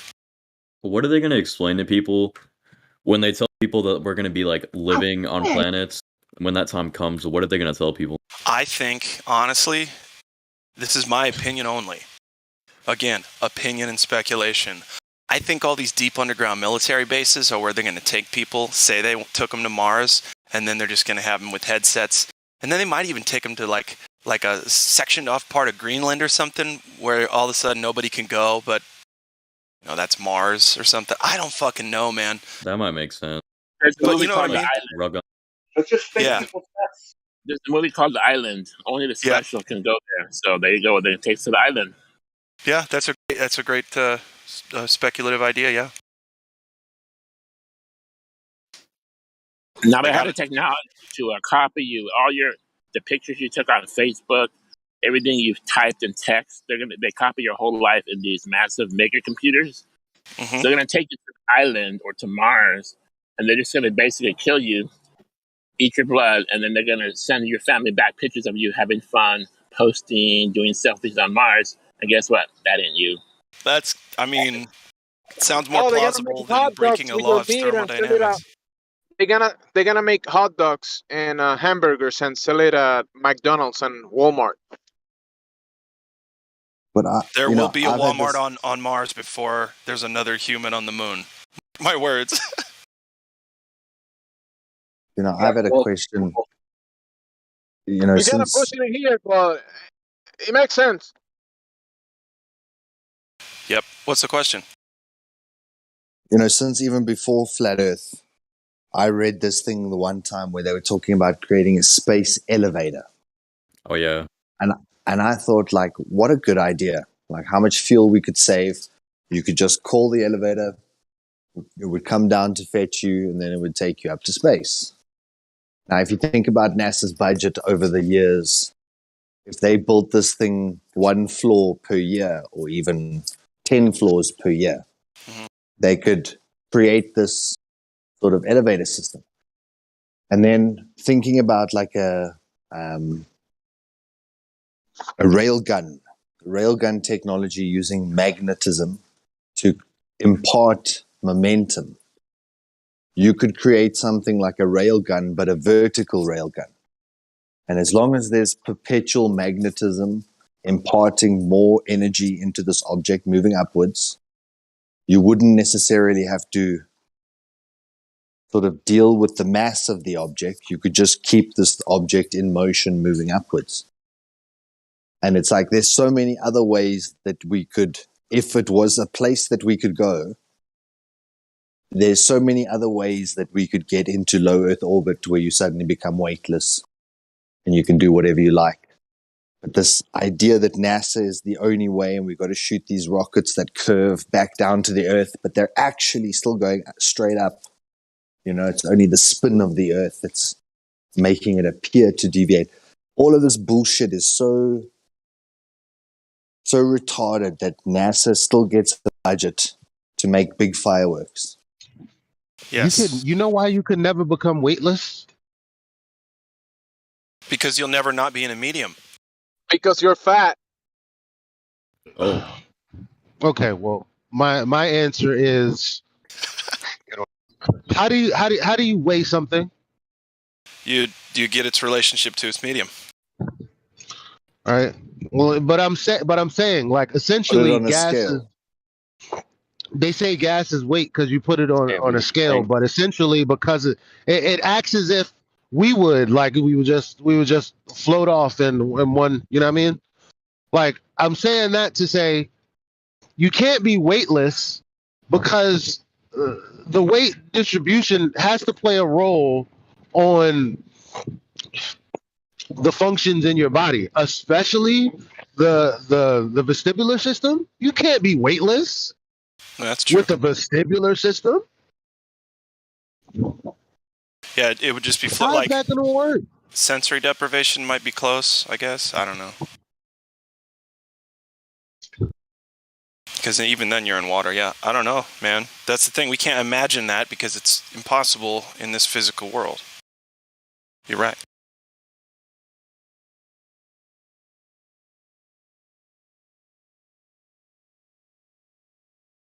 It's like saying infinity. Like, okay, who measured that? Whoops.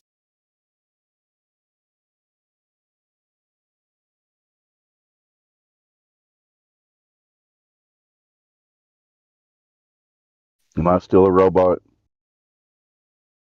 Nope. I hear you Have clearly. Have we talked to Rick Gamers? Oh yeah, we talked to Rec. Rec's been here for just a minute.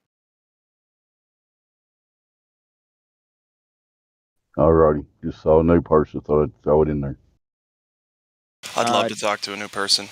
Darther, Death Star X SCDC. Ooh. Hello? I guess never mind. But he's muted, but that name is a Server death. nightmare. It's a nightmare. Death I Aaron. think we talked to him earlier. His PFP's cool though. Check it out. It's a beach with the black keys of a keyboard and some footsteps. I don't know what the picture means. That's cool though. Cool. Wow. Deatherix. Yeah, I think you're right. Good stuff. Guess we learned today we can't really go by names because who would have thought Yellow would be a cool guy? You know? I know, right? Wow.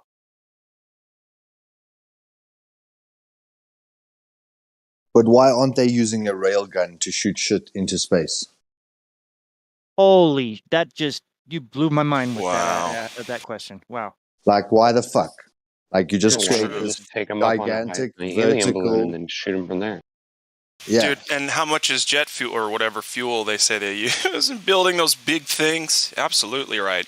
Yeah, wouldn't hot air be cheaper to get up to above at least most of the stuff? Look at that big fucking gun, and that's back when black and white stuff was going on. They could have shot through. I mean, it goes more than 100 miles, and the container roof, I guess, speculated to be 70, 80 miles up. Again, speculated. There's a full video of it. It's really cool. So you could also shoot it at like a 60 degree or 70 degree. So you're not shooting it entirely vertical, and you could shoot it, make this thing a little bit longer and a little bit more power so that you can counter the mass loss or the It's perfect, dude. It's perfect. You wouldn't need anything else. None those big, huge fuel tanks on each side. What the fuck? You're so right about this. And yet, right, they're going to be like, well, Coriolis and wow.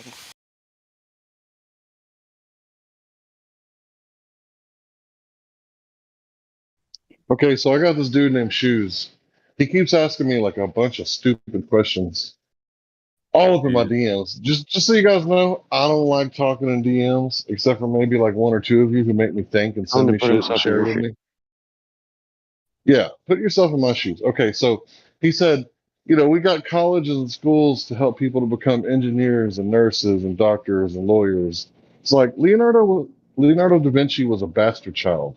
His parents weren't married when he was born, so he wasn't permitted into the colleges. But guess what he did? He gave the first 3D renderings of human anatomy. Was he a doctor? No. Did he go to college? No. What did he do? He went against the rules of the establishment and said, fuck you, I'm not going to do what you told me. How about that?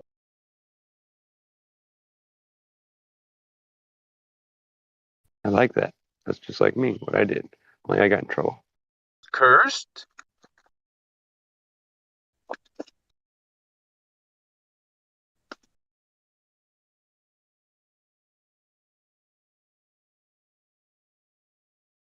Well, if they did the railgun thing, I mean, they wouldn't need much money, right? So that's kind of a big deal too. They wouldn't be getting their big old tens of millions of dollars a day cushion. So, you know what I mean? There's a lot less motivation right there for them to get something like a railgun going. Stop giving them ideas. You don't want them to break the container. They can't break the container, dude. They've been trying forever. There's no way to do it. Can I make a comment on that just so that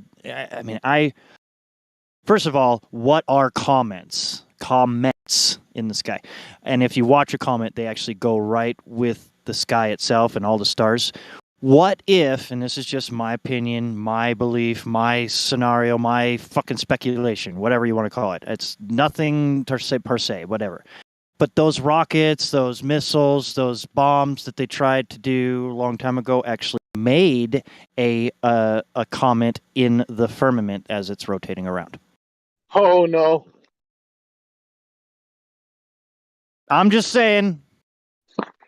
No, actually, when you tint your windows and you put it like 0%, you cannot see through it. You ever seen that 0% vision windows? Limo. Have you seen? Yeah, right. So if you scrub that tint and you only make like a line or like a little hole, That's exactly what I'm light goes saying. through. But still, the container is there. I know. But you describe that tint. You can Yep. light is No, going the through. light is coming through.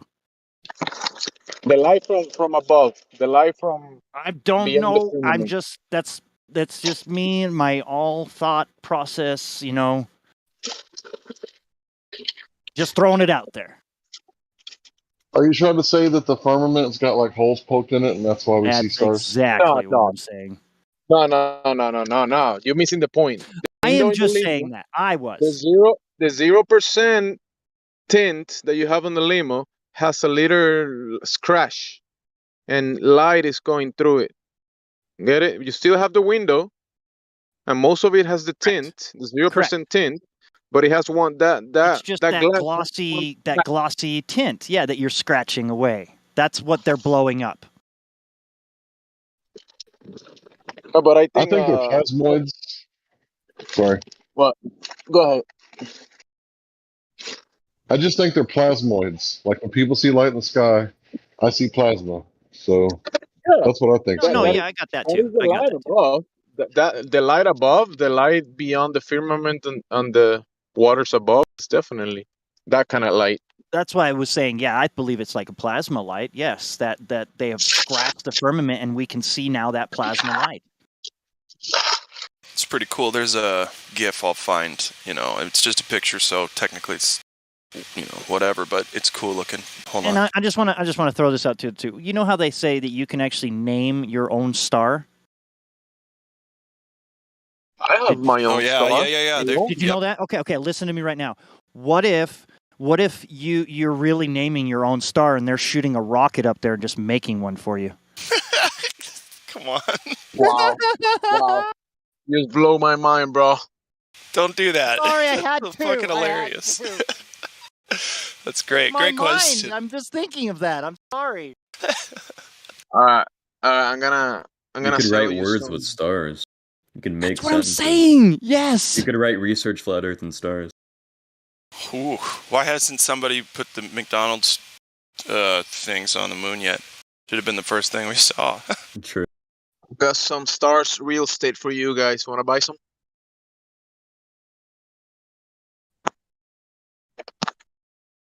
But what if the stars are electromagnetic by nature?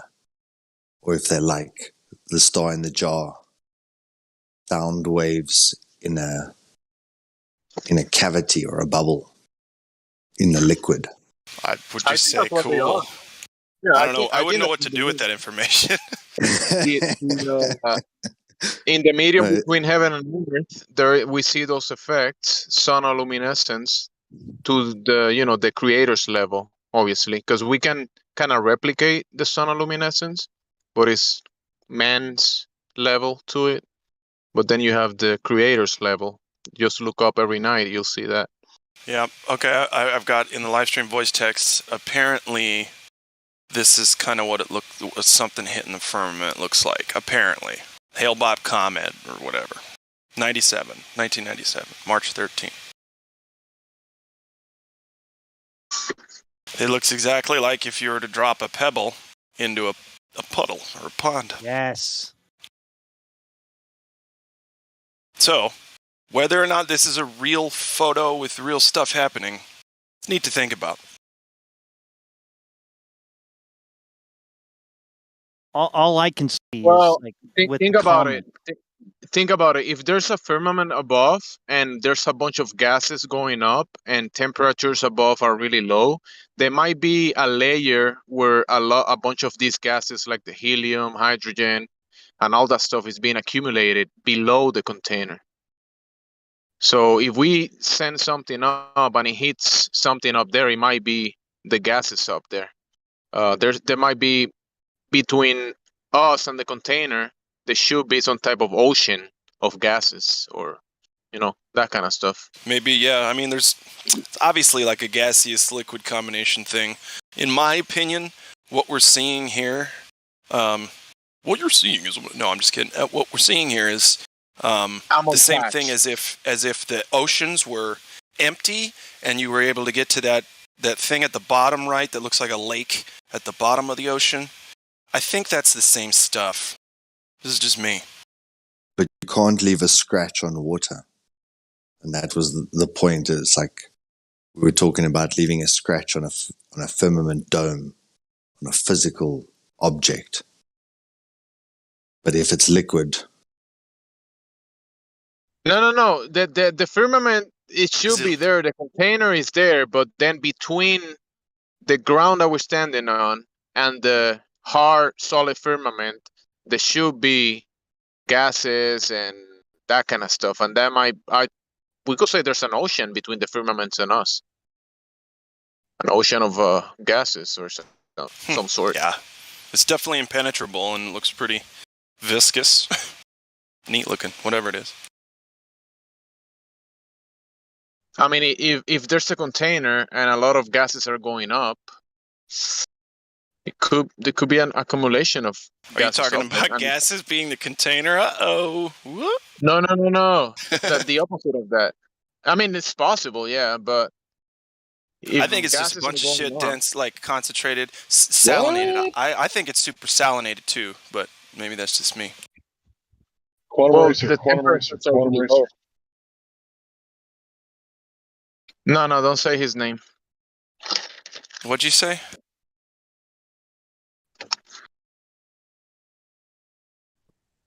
I said QE 3 times. Oh, did you? Jimsy was trying to say the gas is the container. Well, QE's online looks like. I don't know if he's in here, but... Uh-oh. No, we'll see. I don't think gas is the container, but because there wouldn't be gas. But yeah.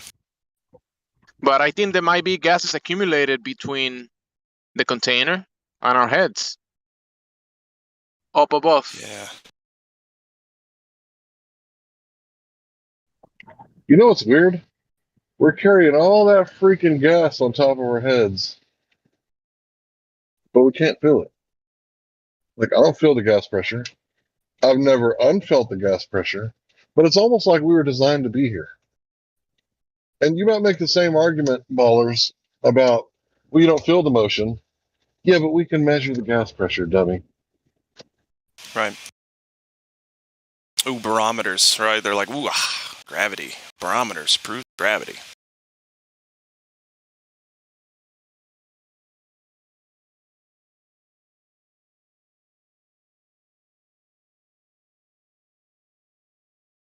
Anyway, yeah, it's really cool looking, those images. I hope they're real, because that's some gravy.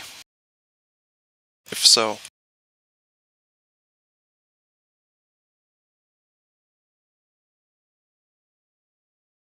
It's like a mixture of a sound wave and a liquid wave or something. An indention. It looks like a little indention and a... Yeah. but doesn't that look the same as that thing that SpaceX sent up there? Yeah, very similar, and it did those like reverberations. oval reverberations. Yeah, yep. Gorgeous too, by the way. That was very beautiful. So was that scraping against that liquid? Right. People are like, oh, it's a UFO. Oh no, wait, no, they just launched something. Wait, why does it look like that? No big deal. Magic. Nobody talks about it. They're not like, why did it look like that? They're like, well, sometimes rockets just look super pretty. And we have no idea what they're doing up there, but yeah.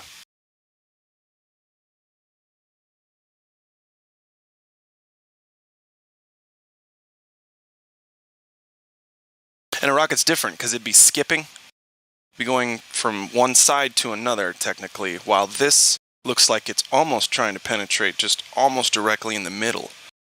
Just a little off center, right, with that shadow, but, and then, because those curves are, they're just on one side, so it's slightly tilted, but I don't think a rocket can do that. I think the rocket can merely skip until it explodes, like, something like that. I don't know. Speculation.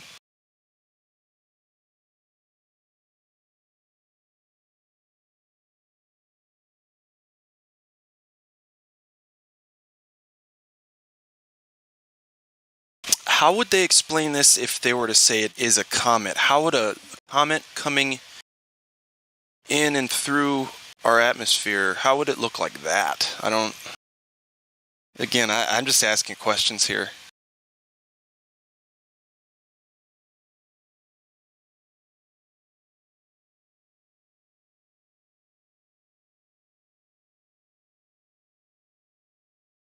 Look, Glad, I don't know about the explanation of it, but I remember it was around for a long time, just sitting there in the sky looking just like the pictures that you see. Hellbop did happen. What it is, no fucking idea. Yeah. I mean, it looks like someone threw a marble up there and the marble's trying to pierce through. But also, check out the dates. My picture is March 13th, and then the one Indio posted is April 16th. So you're right. It was just chilling. It took a minute or two and just said, hey, I'm up here. Check me out. It was it took like over a year for it to pass. Is that right? There was it came in and then it came around the other side and came back so you had it for a period of months and then a gap and then another period of a couple of months or something like that. Okay. Wow. Yeah, I don't remember that. I'll defer to you on that one. The whole Heaven's Gate cult. Like, you don't remember hearing about that? Oh, I remember that. Yeah, but see, in '97, I had a lot of stuff going on for personally and stuff, so I wasn't really paying attention to the world. I didn't care. Comets, really? Who gives a shit? I was like, okay. It was just You were just a young really lad. cool because, literally, if you had a clear night, you'd look up and you would just see this thing, fucking thing radiating, chilling there with a tail on it. Like, what the fuck is that? I do remember looking up. Yeah, I think in school, what they did was they had us look for it, and then bring our data to school. It wasn't like you didn't have to look for it. Like, it was obvious. Like, it was just you looked up and it was like, damn, what the fuck is that? Right. Like, there was you've never seen anything like it before or after. Not. I mean, I haven't anyway. Yeah, man. Crazy stuff.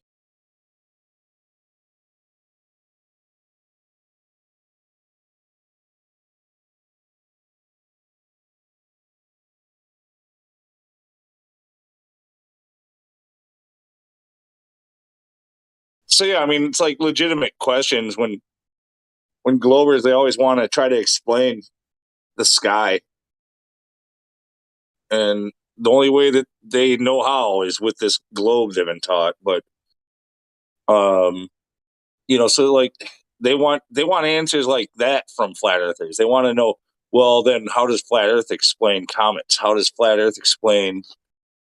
It's like, dude, I wish I could give you an answer for that, because that's really fucking an interesting point. It's a good question, but that's not the point of flat Earth. We're looking for curve of the Earth. We're not trying to figure out what comets are. For sure. I make it akin to, like, if I've never known anything about building a car, and then someone asks me, well, explain this nut right here, explain that bolt. It's like, I didn't make the thing, dude. I don't know. That's the thing. We don't make the claim. We don't got an answer for it, right? When they ask us where's the edge, we're not claiming the edge, bozo. You are. You're the one claiming the edge. So where's your geometric horizon? Oh, it's not there. It's all over the place. It's not where you predicted it would be. So it's a little bit over here, a little bit over there, and then you're claiming that this somehow proves that the Earth is a sphere? How's that? And then they pull out their floaties. Refraction. Floaties, I like that. It's funny. Like coming here to talk to us about flat Earth is adult swim time, but all the other times when they're not here, they're putting their floaties on, staying in the shallow end.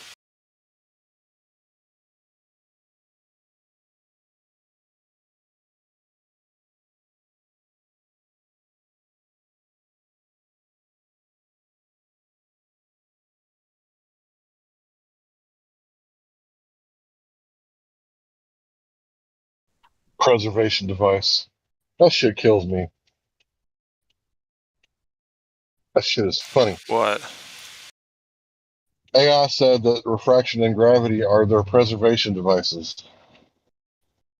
Oh. Yep, that makes sense. Right. Well, lifeline there. And then India said that, what was, I forget which one he said, but it's the defibrillator for the globe. Refraction's the defibrillator. Refraction happens perfectly to prove a globe. Grandpa Gravity saves the old day every time, right?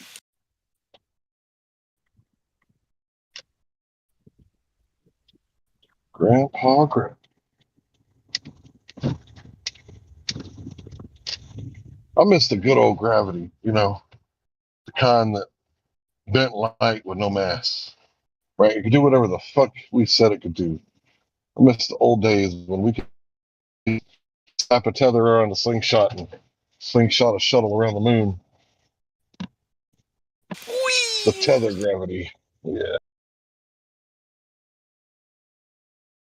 No imagination, no globe narrative. Changed my mind.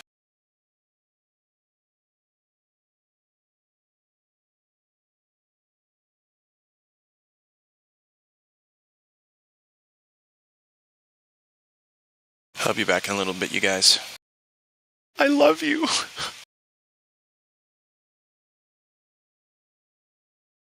How about this argument? We know that light bends down because the atmosphere gets thicker as it goes to the ground. So because of sugar water, therefore the Earth is curving.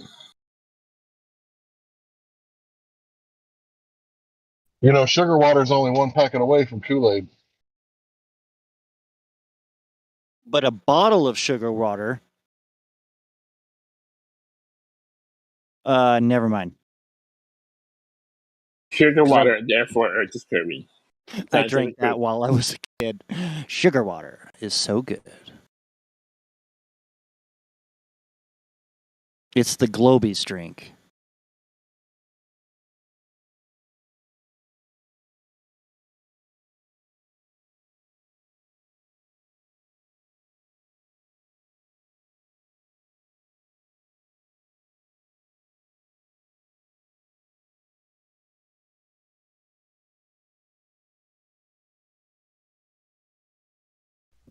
Aren't you glad that we stole Texas fair and square and then paid for it? We gave them some gold afterwards, because if it wouldn't have been for us, it would have been like, Baton Rouge, we have a problem.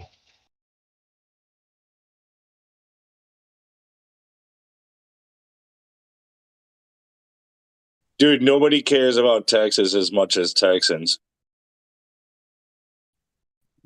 Yeah, I know. I don't really care about Texas so much these days anymore either. I just think that it's funny.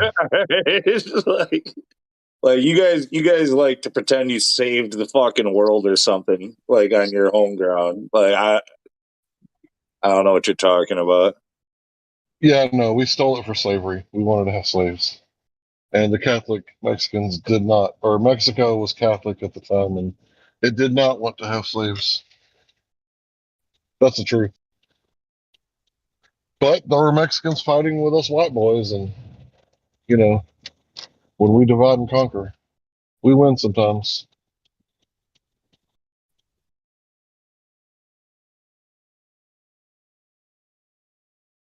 I say us. I wasn't there. Like after New York and California, guess what's the third state on the list of people who complain about certain states? Yep. It's us. It's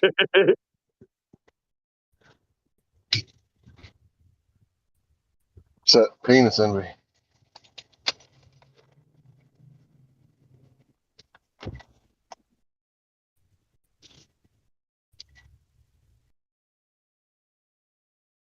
We're having such a wholesome conversation until now. Oh, what's wrong with penis envy? Look, you can talk shit about Texas too if you want. Yeah, I mean, we're definitely a target. We're not going to get mad if you talk shit about us. We ain't going to slap anybody, that's for sure.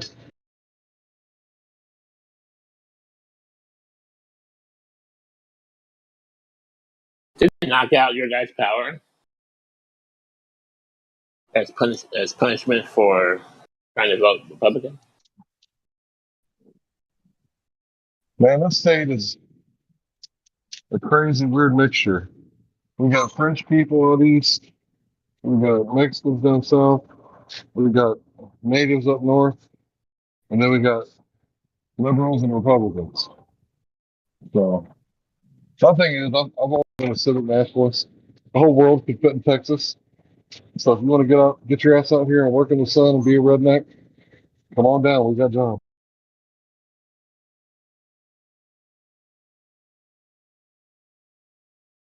I mean, didn't they punish you for rejecting the Dominion voting machines? You felt that punishment, right? That retaliation? I don't know. Did we get punished? Yeah, you guys got spanked. Well, I didn't lose any electricity. You lost Is that your what you're power talking for about? like 3 months. Yeah. No, I don't know about that. 3 months.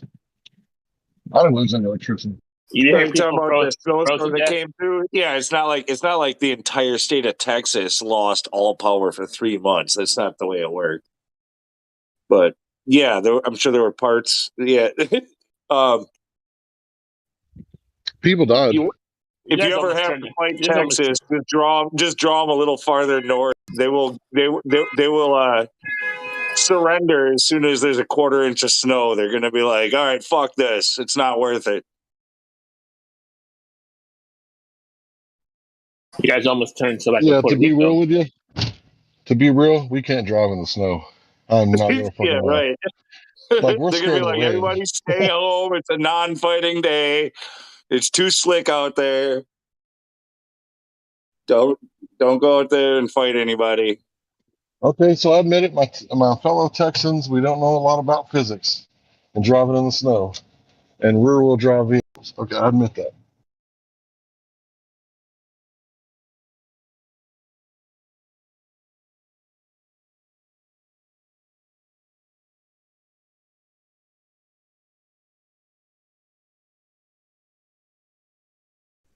But do But you know the radius of the Earth, though?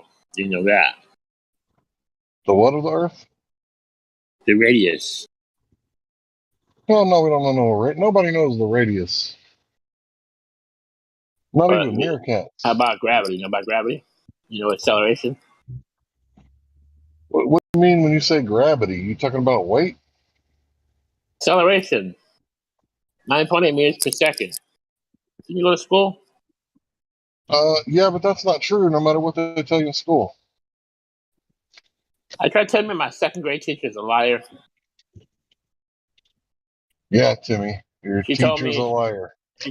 kids, thank God for gravity. Otherwise, I'd be floating off into space right now. Thank God for gravity. Mm-mm. Well, I got something for you in the live stream. Thank God for gravity, or we'd be floating.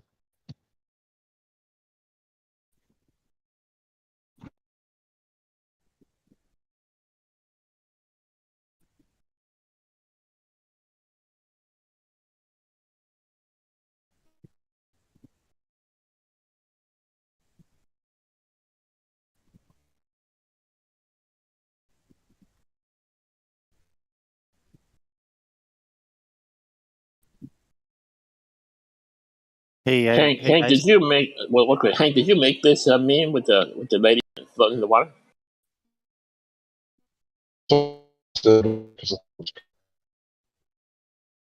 I didn't hear that. Say it again, Hank. No, I didn't. Do you make any memes?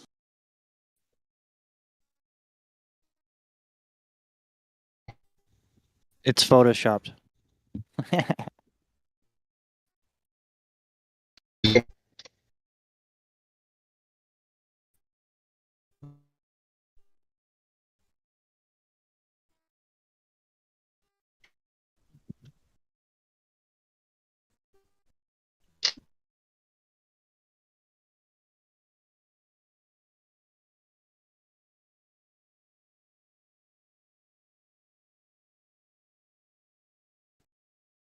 Go ahead. Who wanted to talk? Sorry.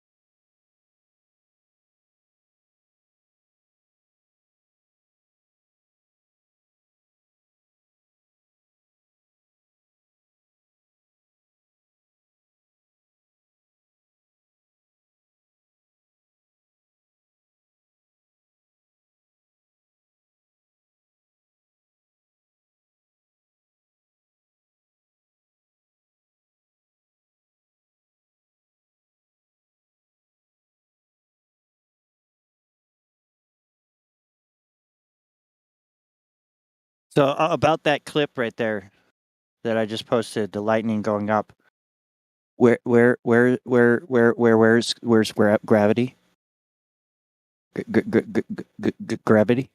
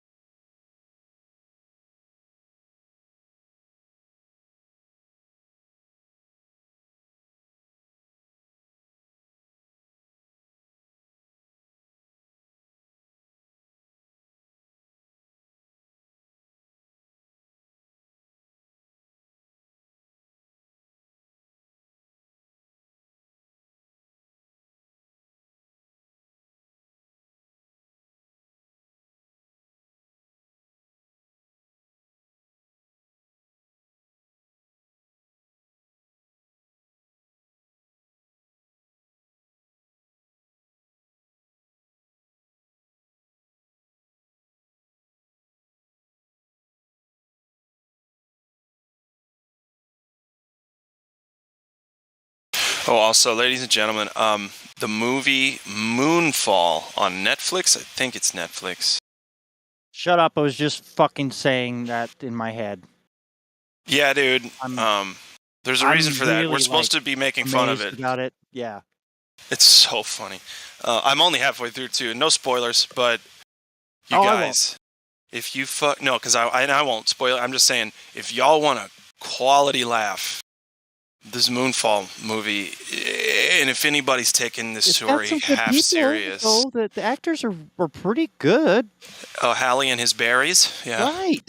Right? Come on.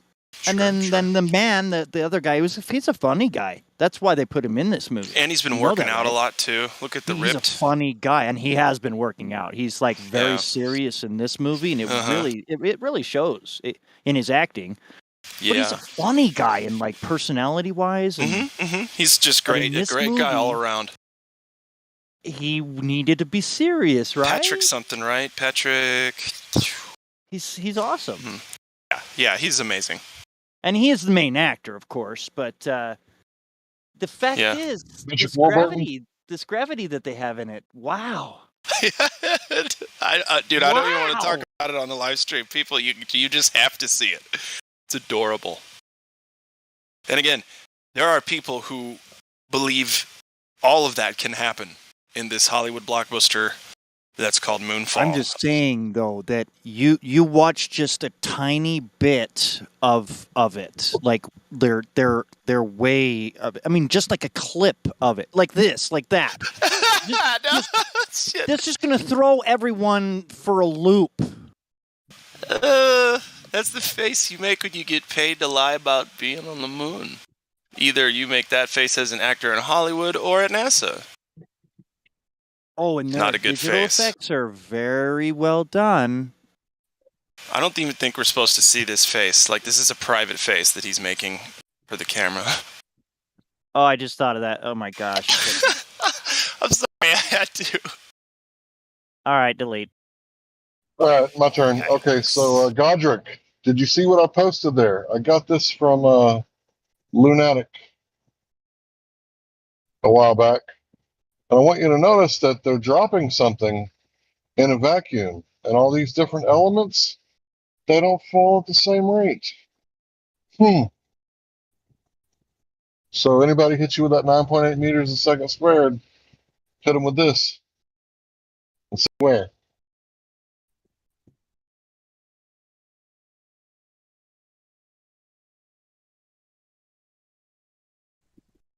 And Jeremy, the janitor, Hey Hank, I don't think you got that from me, man. Oh, scratch that then. I got it Yeah. from the ether. All right. Ether. You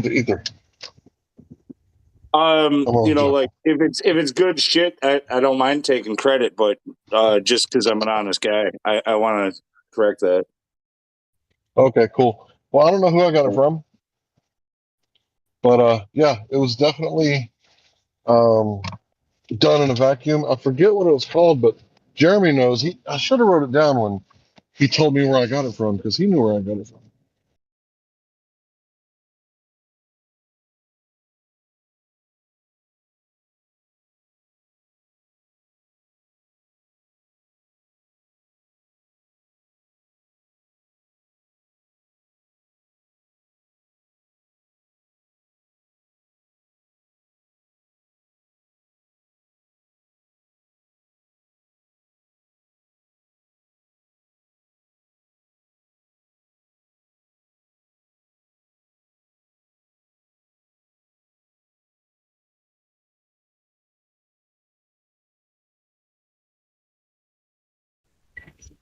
Yeah, Jeremy called it something something drop tower.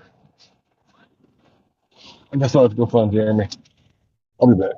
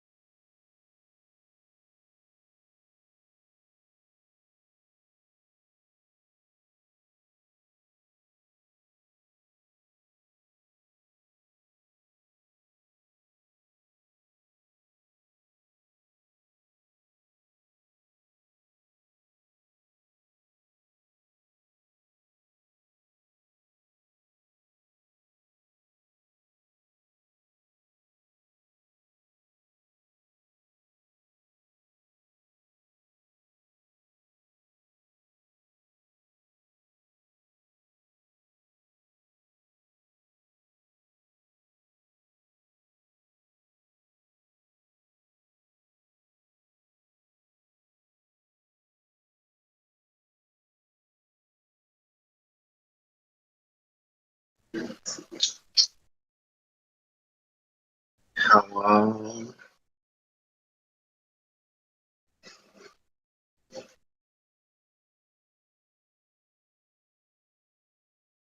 All right, you asked for it. I want to hear that thing about perspective again.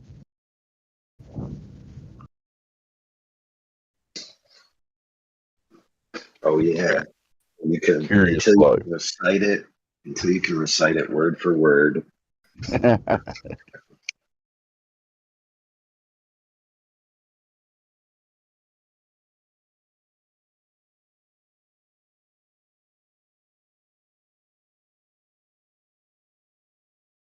He had way more good stuff, but I don't know if he deleted his channel or if YouTube deleted his old channel.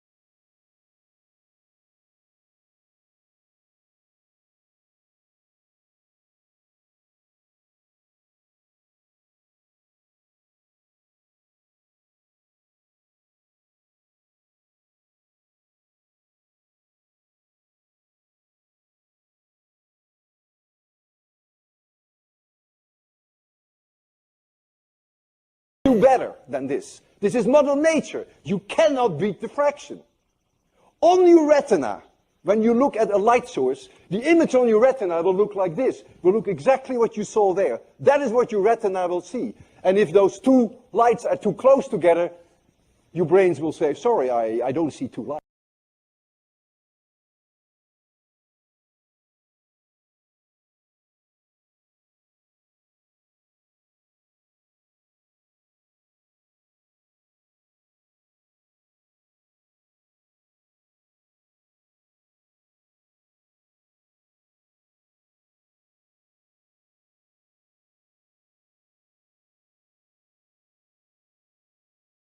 I've been looking into the topic of this video for a while, and I really wanted to introduce the concepts of angular resolution, visual acuity, and diffraction as they apply to the horizon, so that these laws of physics, light, resolution, and perspective can be taken into account and hopefully further developed in order to better understand our Earth, and also to help dispel some of the tired old myths of ships and buildings disappearing over the edge of a ball Earth.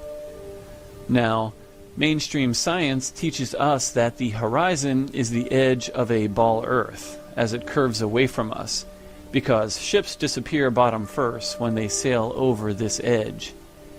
What's funny to me is that their argument of ships going over a ball Earth is just as silly as falling off the edge of a flat Earth. It is a very childish argument, especially in today's world where we can pull objects back into view with a telescope or zoom camera, not to mention the fact that if you ascend in altitude, you can clearly see that a ship or building is not over the curve of a ball. It was simply out of your view due to perspective and the angles of light propagation when you're at a lower elevation. From a higher vantage point, your eyes can clearly see that the water or land is completely flat. There is no curve or edge that boats are sailing over. Again, it is a silly assertion, yet It is one of the main pillars of the ball-earth theory.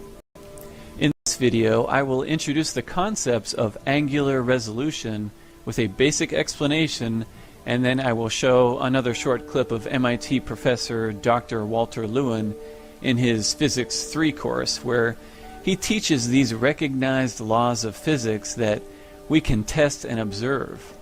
This is basically judo, where we are using their own scientific admissions to form a logical explanation of why we observe what we observe, and this in stark contrast to how groups such as NASA interpret the same observations. The survival of the ball-earth theory necessarily relies on NASA images and other space claims. Otherwise, their theory has only silly stories such as a spinning, orbiting ball Earth and non-existent curvature, or the direction of toilets flushing and boats going over the edge of a ball, none of which is observed by the average individual. So to begin, what is angular resolution? Angular resolution describes the ability of any image-forming device, such as a telescope, microscope, camera, or the human eye, to distinguish small details of an object. It is the minimum angle needed so that an instrument can discern resolvable detail, and it represents the resolving power and precision of optical instruments, which includes the eye. This angle is created at the eye or the lens, and it is based on the diameter of an object and that object's distance from the observer or the device. This angle determines the size of the image that is projected onto the retina. So once an angle is small enough that it reaches the angular resolution limit, no image can be resolved on the retina, and basically the object disappears. The formula to find the angular resolution of the human eye or any image-forming device is the constant of 1.22 times the wavelength of light divided by the diameter of the lens aperture or entrance pupil. Once you figure out the angular resolution of, say, the human eye, you can then determine how large or how far away an object must be for you to be able to resolve it. In other words, for you to be able to see it. This is the limit of eyesight, or the resolving power of a telescope, camera, or microscope. Anything beyond this limit cannot be seen. A shorter distance and larger diameter of an object equal a larger angle at your eye, thus easy to resolve. A longer distance and smaller diameter of an object equal a smaller angle, thus difficult for your eye to resolve. The size of the angle is also what gives us perspective. Objects do not physically shrink in size as they move away from us, but the angle in our eye gets smaller and smaller, which is what allows us to determine that it is moving further and further away. For objects coming toward us, the angle will get larger and the object will appear to be larger on the retina. This is an important part of perspective. This is how we distinguish objects moving away versus coming toward us. The angles also help us determine the size or distance of any given object. Visual acuity is another closely related term that means clarity of vision or the limit of one's eyesight, and it is a measurement of the angular resolution of the eye or the device. The generally accepted value for the angular resolution limit or visual acuity of the human eye is about 1 arc minute, which equals 0.02 degree. This means that at a distance of 1 kilometer, the human eye can resolve an object that is about 30 to 60 centimeters in diameter. Beyond this, the angle formed in the observer's eye gets smaller than 1 arc minute, and the object will blur and then finally disappear altogether. And here is another quick explanation of angular resolution by MIT professor Dr. Walter Lewin. So in the remaining 5 minutes, I want to address the issue of the angular resolution of your own eye. You can now calculate what the ultimate angular resolution is of your own eye, because you can estimate what the diameter is of the pupil, the opening of your eye. 3 millimeters, maybe 5 millimeters, a little bit larger at night when it is dark. Pupil opens up, but we can calculate what this is. If I take 4 millimeters, so I put in for A 4 millimeters, and if I take lambda 5,000 angstroms, it's not an unreasonable value, then I find that the best angular resolution of a human eye is half an arc minute. Cannot be any better. There's just no way around it. You're always stuck with the diffraction limitation. I think, though, that most of you will not be able to see with an angular resolution of 1/2 arc minute. Most of you are probably in the domain of 1 arc minute. It's a little larger than diffraction limited, but it's very close to that. That is 30 arc seconds. That is 600 times worse than Hubble Space Telescope. When you think of diffraction, it's really an incredibly fascinating thing. Because what does diffraction actually means? That it is a limitation that is put upon us, on everyone, also God. No one can bypass diffraction. No matter how hard we try, we can never undo our chains and handcuffs that are imposed upon us by diffraction. And he's definitely not a flat earther. He obviously believes in the Hubble telescope. The main reason I want to introduce these concepts is to demonstrate with logic that there are scientifically proven and verifiable factors that determine how far we can see with our own eyes and with telescopes. Angular resolution equations are used by NASA, astronomers, and scientists to determine the resolving power of the human eye, cameras, microscopes, and telescopes, including the Hubble Space Telescope. So when people say, if the Earth was flat, then we should be able to see Europe across the ocean, there are scientifically proven laws of light, diffraction, resolution, and perspective that render this statement foolish. Due to the resolving power of our eyes and even the most powerful telescopes, we could never possibly see across an ocean that is thousands of miles in distance. It is impossible due to the laws of physics, due to the physics of the angles, not to mention the additional limitations of diffraction. Again, it is a silly statement that we should be able to see across the ocean if the Earth were flat. However, the mistaken or disingenuous conclusion put forth by the so-called scientific community, in spite of these scientifically proven and accepted limitations on light propagation and resolution, is that the reason we can't see across the ocean is because we live on a spinning ball. Do you see the trick that they're playing? It is like telling little children that a guy on a sleigh in the North Pole brings them presents on Christmas. It sounds outlandish even to children, but they don't know any better, and they don't actually see the parents leaving the presents, and they are given this story by the authority, so they believe it. In our case, we have a knowledge gap, an unknown, because we can't see across the ocean, or we see ships and buildings disappear bottom first as they get further away, so we look to supposedly qualified authorities to study these issues for us and provide reliable explanations. For hundreds of years, the scientific authorities, now the space agencies, have both knowingly and unknowingly filled this gap with their own cleverly constructed explanations, and most people just accept their models without researching or using reason and logic. If people did think about the issues critically and logically, they would see that the authority is giving us beautifully wrapped presents and putting out cookies for their fictional Santa Claus. In this case, a spinning ball Earth. One way they fill this gap is to use the angular distance of a sky object to invent their model. The angular diameter, or apparent size, is an angular measurement describing how large an object appears from a given point of view. For example, this involves looking at the sky and determining that the sun and moon have an angular diameter of about 31 or 32 arc minutes, which equals a half of a degree.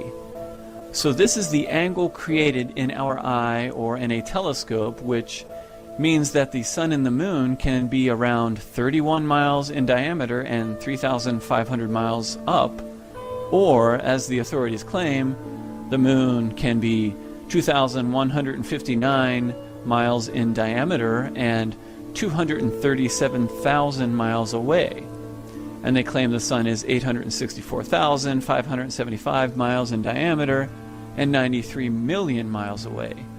You see, both measurements are correct based on the angle we see from Earth. Knowing the angular diameter or apparent size of a celestial body, we can easily invent a model using trigonometry.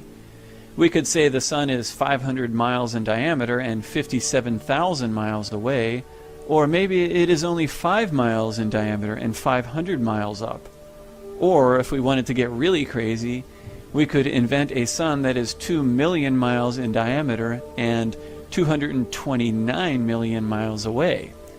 Of course, if we did that, we would then have to adjust all of the diameters and orbital speeds of the planets and distances, but this should give you an idea of how they have constructed their model, because they are all built on apparent sizes, the angular diameter of lights in the sky visible from Earth. So, relationally, the math works out. They then construct their universe model around these angles, filling in and changing the numbers as needed to fit their assumptions. This is why the spins and orbits are so ridiculous, yet mathematically they work out because it's all based on the angles. And this is also the reason why they changed the distance of the sun over the years to fit their model. This assertion of boats going over the edge of a ball Earth is silly. Check out this footage from a channel called Wide Awake. This guy filmed some great sky and horizon shots showing that objects can be brought back into view, and more importantly, his shots also demonstrate diffraction and the resolution limit of these objects at those distances and at those angles. As you can see in his footage, the boats, once they are close enough to resolve, appear like little smudges, and they also appear to be floating above the horizon. The boats are not mirages floating in the air, although there is an inferior mirage that appears inverted below the actual boats in his footage. To prove this, he actually tracks them all the way in, and the closer a boat gets, the more resolved it becomes, and the more detail you can see. This is a perfect illustration of visual acuity and the angular resolution of the camera, which is obviously better than our eyes, but the principle is the same. And again, if you increase your altitude, say to the top of a hotel or in an airplane or on a mountain, you create better angles and you can of course see further, but even there you will eventually reach a resolution limit. It is unavoidable, but it is not an edge that Santa Claus is falling over. Look at the water in his shots. Some would call the resolved water line the horizon, but you can clearly see boats fully in the water beyond the resolved water line. You can even barely make out the water being sprayed up from the motor. The surface of the water extends beyond the resolved water line, but it is too far and at too sharp of an angle for the camera or your eye to completely resolve. There's also a lot of diffraction going on due to this angle and the light or atmospheric conditions. Therefore, you get a blurred section that reflects the sky and the boat as an inferior mirage. Again, this happens beyond a point where the eye or camera can no longer clearly resolve the water due to the angle and diffraction. It is where your eye or camera can no longer distinguish points of light. The image blurs and turns into a mirror under certain conditions. Look at the shimmering and changing edges of the top of the waterline as the camera resolves it at its maximum distance. Beyond this distance, the water is at too small of an angle to resolve any detail. At this point, it does exactly what a road will do on a hot day. It reflects the light waves like a mirror because the eye or camera can more easily resolve these reflected light rays than they can the actual surface of the road or water. On the ground or on the water, you can see the inferior mirage or reflection of the boats and cars.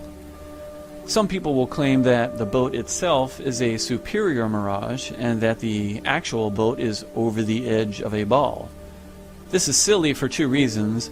Number one, a superior mirage is inverted, and number two, in this footage, he tracks these boats the entire way in, so you can verify with your own eyes how a boat will barely come into view as a small blur, and then as it gets closer and closer, the angles get larger and your eye can then resolve more and more detail. This is observable, repeatable, apparent, and can be verified by anyone, unlike NASA's theories, of course, that nobody can verify unless they can build a little rocket ship. Finally, I would like to discuss the issue of boats or buildings being cut off by the horizon line over water, which many people falsely attribute to the object being over the edge of a ball Earth. Again, I would start by saying that it is easy to debunk this simply by increasing your altitude. If there were a massive drop in curvature obscuring the boat or building, this would be apparent from higher up. Our eyes are not that bad. We can clearly distinguish slopes and hills in the distance, and when you increase your altitude, you can clearly see that the target object lies on the same flat plane as the original observation point. This is simply a function of perspective, angular resolution, and diffraction. When you stand on the seashore, you can see a horizon line, which is basically the limit of your ability to resolve the water, because at a certain distance, the angle becomes too small and diffraction also plays a part. Above this waterline horizon will be everything that your eye can resolve above your eye level. For example, from the beach I can see about 3 to 4 miles of the water's surface, which in my field of view extends from my feet up to my eye level, and it represents my horizon and the limit of my sight up to my eye level. Now, there are hotels located about 18 miles away in this picture, and these hotels are above my horizon line, yet appear to be cut off by the horizon. Not because they are over the edge of a ball. This is simply the point where they fit in due to perspective, where objects that are closer are in front of objects that are further away, which is also a function of diffraction and angular resolution. I cannot resolve the hotels any lower because the angle is too small. If I could resolve the hotels lower, then logically I would be able to resolve more of the surface of the water at a greater distance. But we know this is not possible due to the laws of physics. However, if I were to go up in an airplane, I would be able to see the entire distance from the beach to the hotel, and I could also see that it is flat as a pancake. The hotel is not obscured by the edge of a magic ball. It is simply perspective and angle of view. The limit of what I can see above and below my eye level converge at what we call the horizon line or vanishing point. So check out this little experiment I did. In order to simulate the size and distance of that hotel, I took a small glass bottle and put it on the road and then filmed from ground level. Now the hotel is about 18 stories, which equals about 180 to 200 feet. I used 250 feet just to be conservative and to give it some room above the actual water line, and the distance is 17.5 miles. The glass bottle is 3.5 inches, so that meant that I would have to put it at a distance of about 107 feet to get the same ratio. Now, when I started filming, I was standing up and I could zoom in on the bottle, the entire bottle, top to bottom, and then I pan out, I take the camera, and place it on the ground, and even on the ground it's actually conservative because the lens of the camera is still about 1 inch to 1.5 inches above the ground, so this is a conservative experiment. And when I zoom in, you can see now that the angle of resolution is just too small, and combined with the diffraction, you cannot make out the bottom of the bottle. It disappears. It is cut off, and that is exactly what you're seeing in those pictures and videos where buildings or boats are cut off at the bottom. your eye cannot resolve the detail of the surface of the ground or the bottom of that bottle. It's just too sharp of an angle. And you can even actually see beyond the bottle where the road is, again, the same color, because your eye can resolve that a little bit better, because it makes a curve and it's a little bit, the angle's a little bit better on the road beyond where the bottle is. So that's a pretty interesting little experiment and shows you the effect of diffraction and angular resolution. And again, even on the ground, the lens of the camera is about an inch or an inch and a half off the ground, which when you compare that to the bottle, that is almost half of the bottle. So that would probably equal an observer that is about 100 or 150 feet in the air filming the hotel in New Smyrna. So if I was actually on the ground with the camera, I'm sure that the diffraction would probably cover almost the entire bottle, if not half the bottle, and it would look exactly like the waterline covering these hotels or these boats. But you can see the principle. It's verifiable and it's repeatable. So it's an explanation. We don't have to use the Santa Claus falling over the edge of a ball to explain what we see. If I'm standing on the beach at sea level, then obviously my field of view from my feet to the horizon will be much shorter due to the angle. Again, about 3 miles from the beach is approximately the limit for a 6-foot tall individual. Yet the distance of my field of view above the horizon will be much greater due to the angles. Therefore, I can see most of a hotel 18 miles away, but again, not the bottom of the hotel due to the angular resolution and the angle of perspective. The same principle applies to a sunset or a sunrise. The waterline horizon at the beach is about 3 to 4 miles out. Yet the sun is thousands of miles out when it disappears due to the limit of angular resolution and light propagation. We can see the sun at a much further distance because it is so large and high in the sky. But just like anything else, once it gets far enough away from the observer, the angle becomes so small that it will disappear, the furthest edge first, appearing to go down behind the water. This is what you would expect to see based on perspective. Something closer will appear in front of something farther away. This does not mean it is due to a spinning ball Earth. It simply vanishes at the waterline horizon due to perspective. Even the sun is subject to the laws of perspective, angular resolution, and diffraction. With a sunrise, it is the opposite. We see the top of the sun first because it is approaching us. Therefore, the side that is coming toward us is the first section of the sun to come into our field of view due to angular resolution. And again, due to the laws of perspective, the sun will always appear to be behind the much closer waterline. Some will say that it is due to the spin of the ball that you live on, but I think perspective makes more sense, and the sun is simply coming into our field of view due to, again, angular resolution. The problem that truth seekers or flat earthers face when trying to expose lies and deceptions is that most people put their own brains on sleep mode, and they put their trust in the so-called scientific authorities to investigate and explain the reasons for phenomena that we observe from Earth. This is not to say that the scientific community is purposely promoting an incorrect model.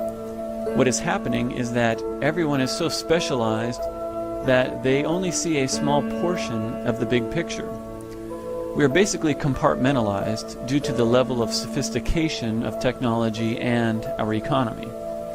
People are also conditioned from kindergarten and throughout school to conform, to obey, and repeat government-sanctioned science. People are conditioned to treat any questioning of the spinning ball Earth as idiotic and primitive. If you mention flat Earth, the reaction is guaranteed to be ridicule, laughter, or even anger at the stupidity of such a statement. No one likes to be wrong, and no one likes to be ridiculed, so there's not much straying from the herd in today's world. I personally believe there's a lot of compelling evidence that calls into question the scientifically accepted model brought to us by the politically created agency of NASA. If everything is exactly how space agencies and government scientists tell us, then we are going to need much more and reliable proof other than CGI images and silly old stories. It is amazing how academia conveniently forgets the debates that used to rage about the rotundity of the Earth, and not by idiots, by learned men and women. So, in closing, I just want to reiterate that there are other alternatives to the theories that were taught to us as fact by space agencies and the political scientific authorities. There are logical and scientifically accepted laws of physics, such as angular resolution, diffraction, and perspective, which can be applied in this pursuit. You don't need to be a math genius or have a PhD in physics to understand that there are physical limitations on our ability to see, even with telescopes and cameras. We need to have faith in our own ability to think and use logic and reason. Otherwise, there are many opportunistic groups of individuals who will step in and do the thinking for us. And these groups may not always have our best interests at heart.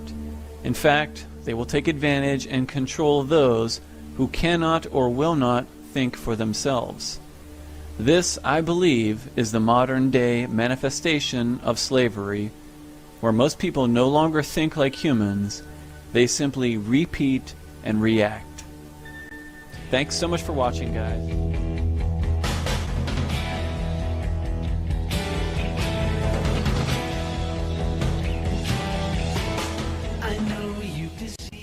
Hey guys, today I want to talk about the awesome fact that our eyes are actually mini gyroscopes, or more specifically, our own built-in attitude indicators, just like on an airplane.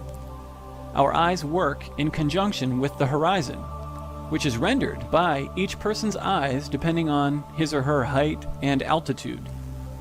The horizon rendered by our eyes acts just like the horizon reference arm of a plane's attitude indicator, also known as the artificial horizon. Now, this also demonstrates that our eyes are built for a flat plane only.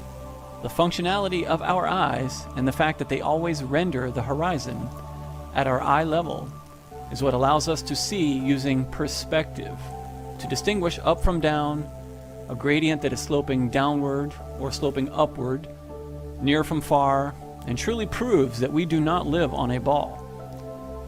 Now, when you turn your head sideways, the orientation of the object you're looking at does not change. This doesn't happen when you record a video sideways with a camera. In fact, that's very annoying. So why do your eyes do that? Well, it's because your eyeballs are mini gyroscopes. They do not turn with your head. They work just like a plane's gyroscope, but better. You can check this out in the mirror. Stare at a distinctive point in your eye or the iris, and then turn your head slowly, and you'll see that iris or your eyeball, it doesn't turn. Its orientation remains intact. So this is, I find this to be very cool. And the next essential feature of our gyroscopic eyeball is what it renders for us, the horizon. The horizon just doesn't exist out there. Our eyes render it for us. And it's the same feature as the artificial horizon line on the attitude indicator instrument of an airplane. So again, what is a horizon? A horizon is the line at which the Earth's surface and the sky appear to meet, to converge. And it's the convergence point of things below and things above, into the vanishing point, or the point at which receding parallel lines viewed in perspective appear to converge. The point at which something that has been growing smaller as it gets further away, it disappears altogether. This is due to the limits of our eyesight. It's a creation of our eyes. If we could see forever, we wouldn't have the horizon line. But then again, without the horizon line, we would not be able to distinguish between items that are above us or below us, or taller than us or shorter than us in a distance. You've all seen the telephone poles in a distance. They will always, if it's taller than you where you're standing, they'll be above that horizon line, your eye level line in a drawing or anything. And just a linguistic note, this is very interesting. the origin of the word horizon, which we never think about, but if you think about it, it means horizontal or level. And the concept of level or horizontal is very important in this discussion. For instance, in Arabic, horizon is وفق المرء العقلي. It has literally, word for word, the meaning of that is level, man, mental. You know, it's almost like our internal mental leveling instrument. It's pretty cool. In Hebrew, the word for horizon also means level. I can't pronounce it, but there it is. And again, you just realize that the ancients devised the word horizon because it is level, flat. In any language, horizon is going to mean horizontal or level. The horizon that our eyes render is our level. We have a built-in level. I find that fascinating. So to move on, the horizon, it gives us our relativity. Just like the airplane's attitude indicator, it contains the horizon reference arm. Our gyroscopic eye works using the horizon that it renders for us to act as our attitude indicator. And again, the horizon for us is the level marker or artificial horizon on a plane's attitude indicator. Our eyes also create the horizon further out if we ascend in elevation, but necessarily still at eye level. If we go up in a lighthouse, our eyes will be able to see further, maybe 10 miles, 20 miles further, and they'll render that horizon at a greater distance, yet it's always going to be at our eye level. It's level. Our eyes create our horizon, which will be different for people depending on their height. If you're 4 foot tall, your horizon in your eye is going to be a different distance than someone who is 7 foot tall. But in all cases, the horizon is at each person's eye level, without fail, always. It's how we see using perspective. We need it. Like I said, our eyesight is based on perspective. So how do our eyes create perspective? Well, using our eyes as attitude indicators, our eyes render the stabilizing horizon line, and this allows us to determine whether something is above or below us, taller than us, or shorter than us. This is how we determine if a staircase is going down or if it's going up. It seems obvious and redundant, I know, but it is essential that we establish these facts when we ponder how ridiculous it is to claim that an ever-descending landscape would ever rise to our eye level. Just picture yourself standing on top of the ball Earth. It's impossible, for our eyes to function that way. We would not be able to distinguish between a flat, level plane and one that is descending away from us, because we just wouldn't be able to distinguish. That's not how our eyes work. We work based on the concept of level, horizon. Now, depth perception, that's another part of perspective. Objects in a distance will be smaller in size. It's with the amazing design of our eyesight. If I'm 6 foot tall and standing on a flat plane looking toward the horizon, any other individual who's 6 foot tall will always be at my eye level. If he's right in front of me, he's at my eye level. 10 feet away, he's at my eye level. 50 feet, a mile, 2 miles away, he's going to be at my eye level. That horizon level in a perspective drawing, that's that straight line across the page. No matter how close or how far away he is, if he's my height, he's going to be on, his eyeballs are going to be on that line. And now, say a man who's 4 foot tall, well, he's going to be slightly below that line. No matter how close or how far away he is, he's going to be below that line. And a 9 foot giant, well, he's going to always be above that line. If he's right next to me, he's going to be way above that line. If he's way off in the distance, his eyes are going to be above that line. This is the beauty of how our eyes work. And this is also impossible on a ball Earth. We're designed to live on a flat plane. So this is also how we're able to determine if we're walking toward a hill or a slope. You don't want to fall down a hill. Our eyes are designed so we don't fall down too many hills or too many staircases. Descending grades will never rise to our eye level unless they make it to a flat plane, and then the flat plane extends off into the distance. And then that horizon will rise to your eye level because you're based on a flat plane. This is how perspective works. In these photos, our eyes can distinguish between downward gradients and the level sections. And like I said, the only reason the horizon rises to our eye level is because, you know, we are on top of a level plane. Whether you're on, you know, a hill or a valley, everything is built on the same level plane. So it will rise to your eye level. If it was on a ball, it would be impossible. No matter where you are or what elevation you're at on a ball Earth, the underlying base structure is a ball or a spheroid or a pear, which would necessarily descend away from you in all directions. And therefore, the horizon could never come to your eye level. If it did, it would be a crazy, confusing world like MC Escher drawings. You would not be able to properly distinguish between downward gradients, level sections, or upward gradients.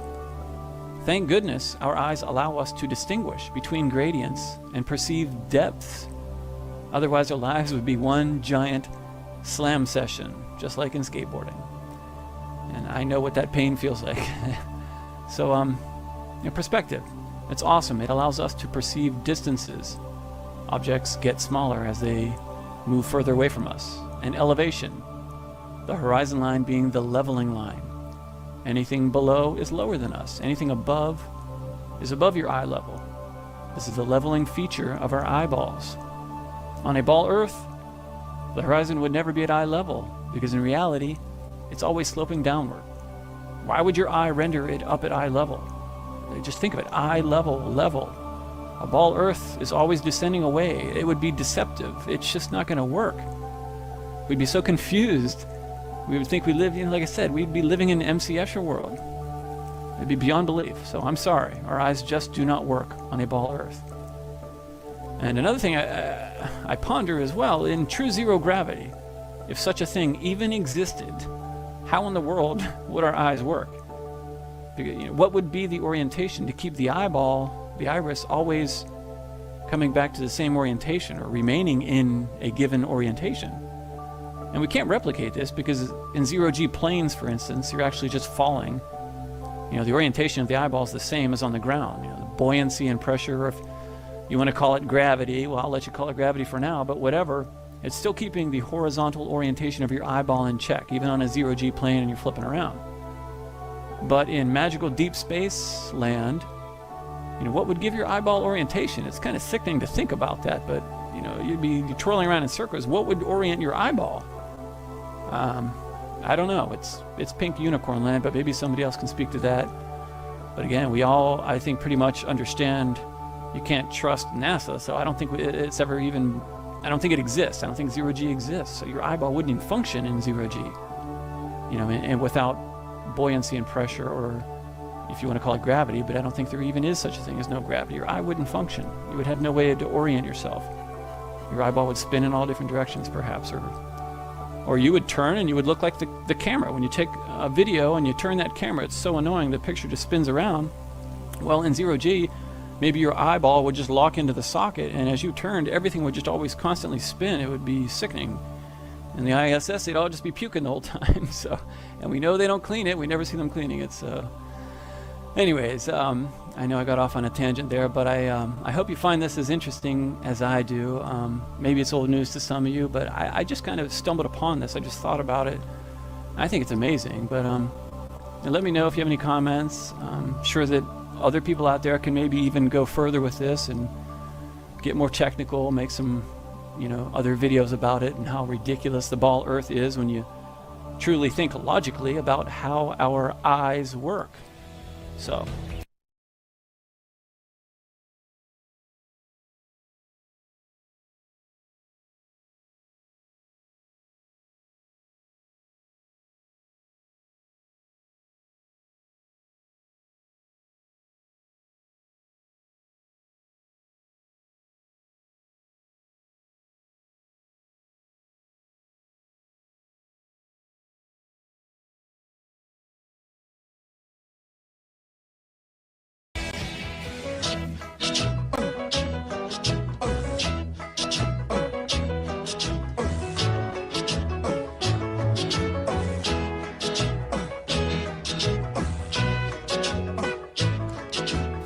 Hey guys, how's it going?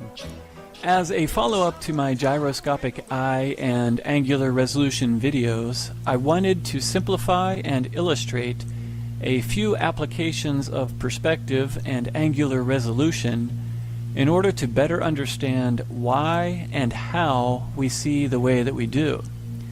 Now, we know that our eyesight is based on perspective and that there is a limit to our vision. This is why we cannot see to infinity, and we definitely cannot see across the ocean. So first, I just wanted to quickly recap how images are displayed in your eye, how perspective is constructed in your eye or any image-forming device. The light waves come into your eye and form an image on your retina. And remember, the image is created upside down because that's how the light enters your eye, and the size of the image is a function of the size of the angle. Larger and closer objects will form bigger angles, and therefore the image on your retina is bigger. Smaller or further objects will form smaller angles, and therefore the image on your retina is smaller. These angles allow us to use depth perception, judge sizes of objects, and also determine whether objects are coming toward us or moving away from us. Once an object is too small or too far away, the angle will become so small that it will go beyond our ability to see it, to resolve it in our eyes. And this is called going past the angular resolution limit of our eyesight. It's all about the angles. The angular resolution limit of human vision is about 1 arc minute, or 0.02 of a degree. And that 0.02 of a degree represents an angle. Once light comes in at a smaller angle, we cannot see it. The cells on our retina cannot resolve anything smaller than 0.02 of an angle. That is the absolute best we can do. That is the limit. We can do worse due to diffraction and other conditions, but never better. That is the physical limit of our eyesight due to the size of the cells on our retina and the size of our pupil. So I would like to start with perspective and how parallel objects seem to converge at the vanishing point or the horizon. We always throw around the word perspective, but we never seem to break down exactly how it is formed by our vision. Take the example of railroad tracks. Now, we know that they are parallel and they always remain parallel. So how and why does perspective make them appear to converge, to meet at the vanishing point? The why is easy. It allows us to perceive distances, depth, and sizes. And the how is easy to understand as well, but we never really think about it. I want to demonstrate how this occurs, and it is due to the angles. Again, it is truly all about the angles. So how do our eyes render the convergence of the railroad tracks? And to understand this, we need to look at the railroad tracks from a different vantage point. Let's look at them from above this time, from a bird's eye view, so that we can learn exactly how the tracks seem to converge at a vanishing point.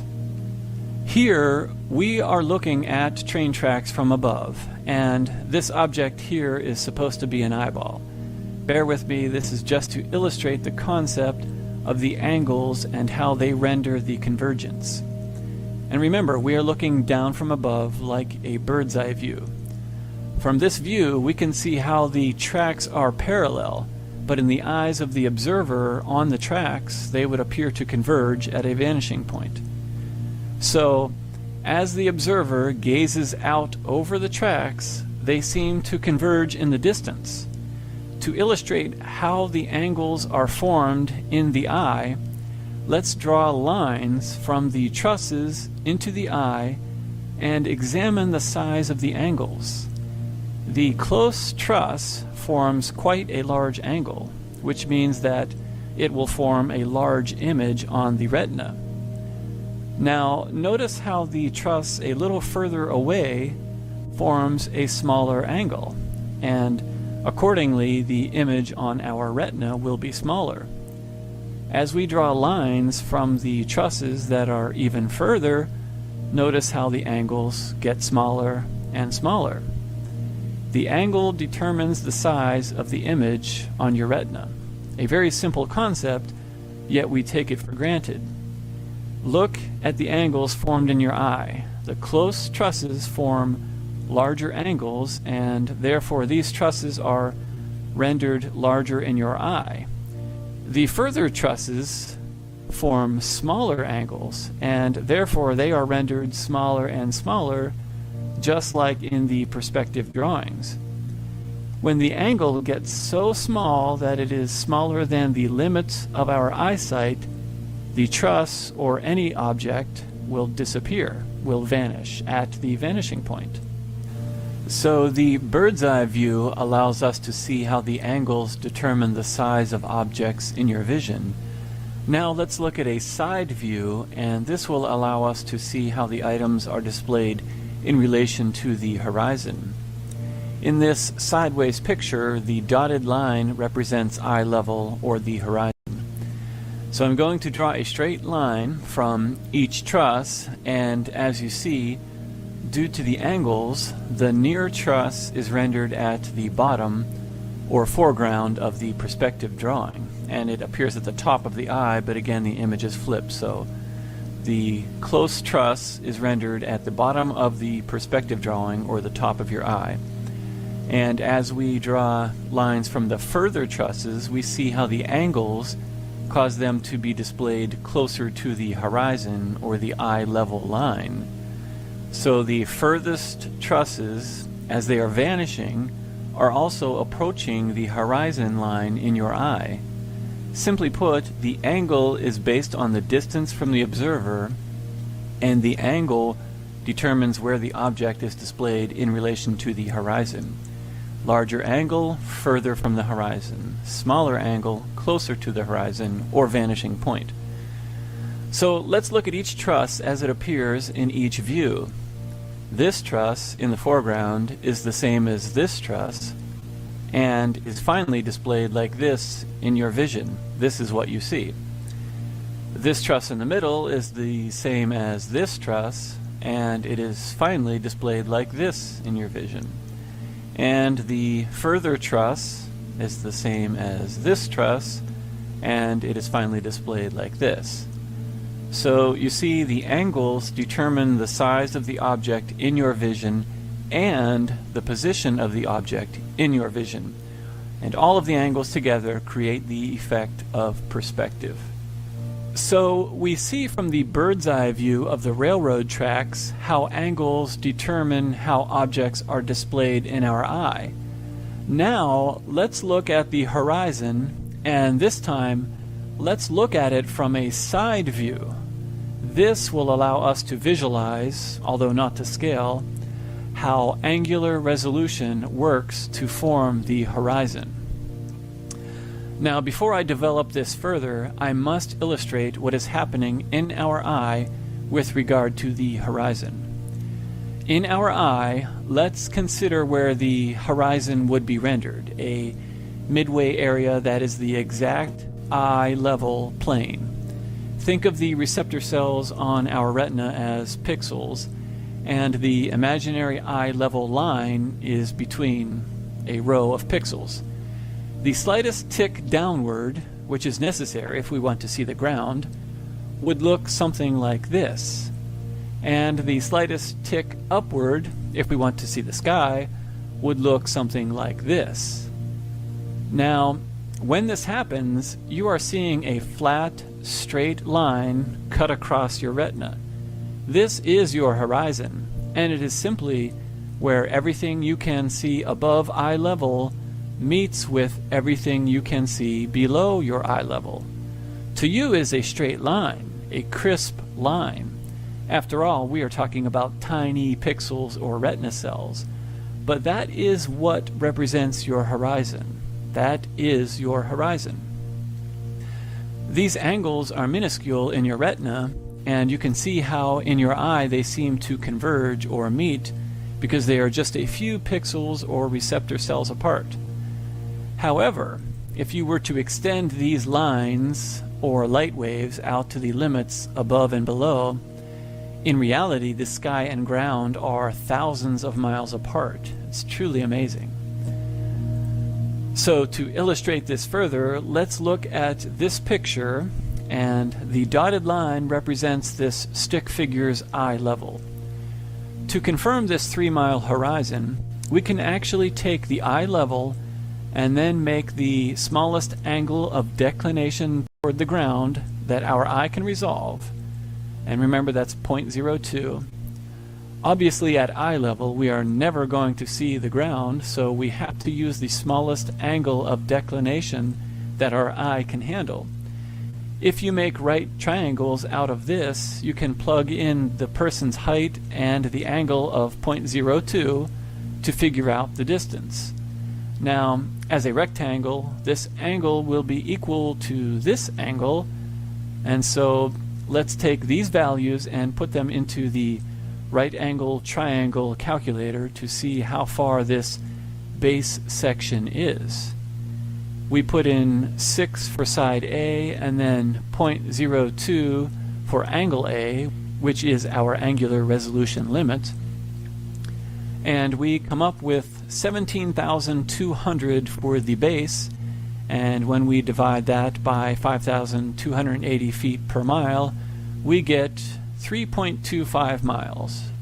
There it is. We have the distance to the horizon, which is due to the angular resolution limit of our eyesight, not a magical ball cliff that ships are going over.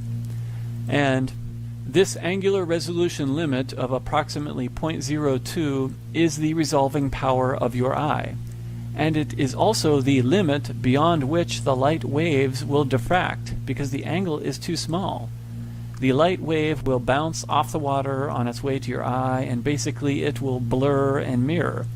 This is why you see the mirroring or inferior mirage effect on the water or on roads, as the light waves are approaching the limit of angular resolution. Beyond the blur or mirror part, nothing is visible at all. They have completely gone beyond the limit of your vision. Now, the ground is easy. The tricky part comes when we consider what happens above our eye level. Here, the same angular resolution limit applies, but since there is so much more area, distance, and atmosphere, diffraction also plays a big part. Remember, angular resolution is the fixed limit. Your visual acuity can be much worse than this limit, but it can never be better. This is a physical limitation based on the size of your receptor cells, pupils, and the wavelengths of light. And Rob Skiba in his videos showed perfectly how diffraction and atmospheric lensing affect our eyesight as well and are a contributing factor. So, as our eye resolves everything above our eye level, it reaches a fixed limit, this time at the ceiling. By the time this angle that I've drawn above the man's eye level reaches the celestial plane of the sun, moon, and stars, it is somewhere around 7,000 miles if we were to go along the ground, and the exact distance is not important right now. The important thing to note is that there is a fixed limit based on angles. I use 7,000 because at sunrise here in Florida, the sun is directly over West Africa, which is about 7,000 miles away. So to visualize what is happening, I created this page, and this line represents the extension of that teeny tiny angle from our eye level when it finally reaches the celestial plane. So what happens when the sun comes into or goes out of this limit? This is how you get the sunrise and sunset. Now, in your eye, perspective makes it seem like it is at your eye level. That is because, for all intents and purposes, it is at your eye level. And that is why the sun appears to rise and set at the horizon in your eye. What is happening is that it is simply coming into the angular resolution limit of your eyesight. You see the sun at the sharpest angle possible from eye level. When the sun gets within a certain distance to your position, the light waves can finally make it into your eye at an angle that can be resolved. Before that time, the angles are just too small. The light will diffract or not be visible at all. And again, it is simply a function of perspective and angular resolution with the additional factor of diffraction or atmospheric lensing. However, the fixed physical limit is what will always determine when sunsets and sunrises occur. And so check this out. Look how the sun comes into and goes out of the angular resolution limit of our eyes. And then this is what it looks like from our perspective when we are actually viewing it in real life. Pretty cool how it works, at least in my opinion. So, hopefully this was helpful to better understand how perspective and angular resolution determine our vision. Thanks so much for watching. Have a good day. Adios.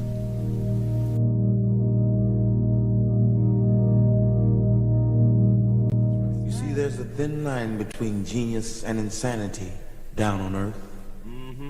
And they think what we're doing is madness.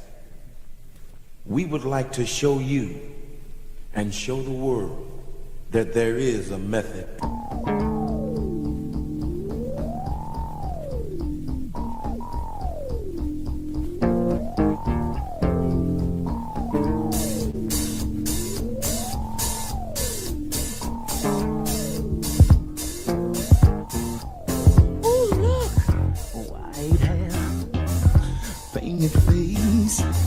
Dressed up like something from outer space. Elton John, David Bowie, Alice Cooper, Lord have mercy, they're all super.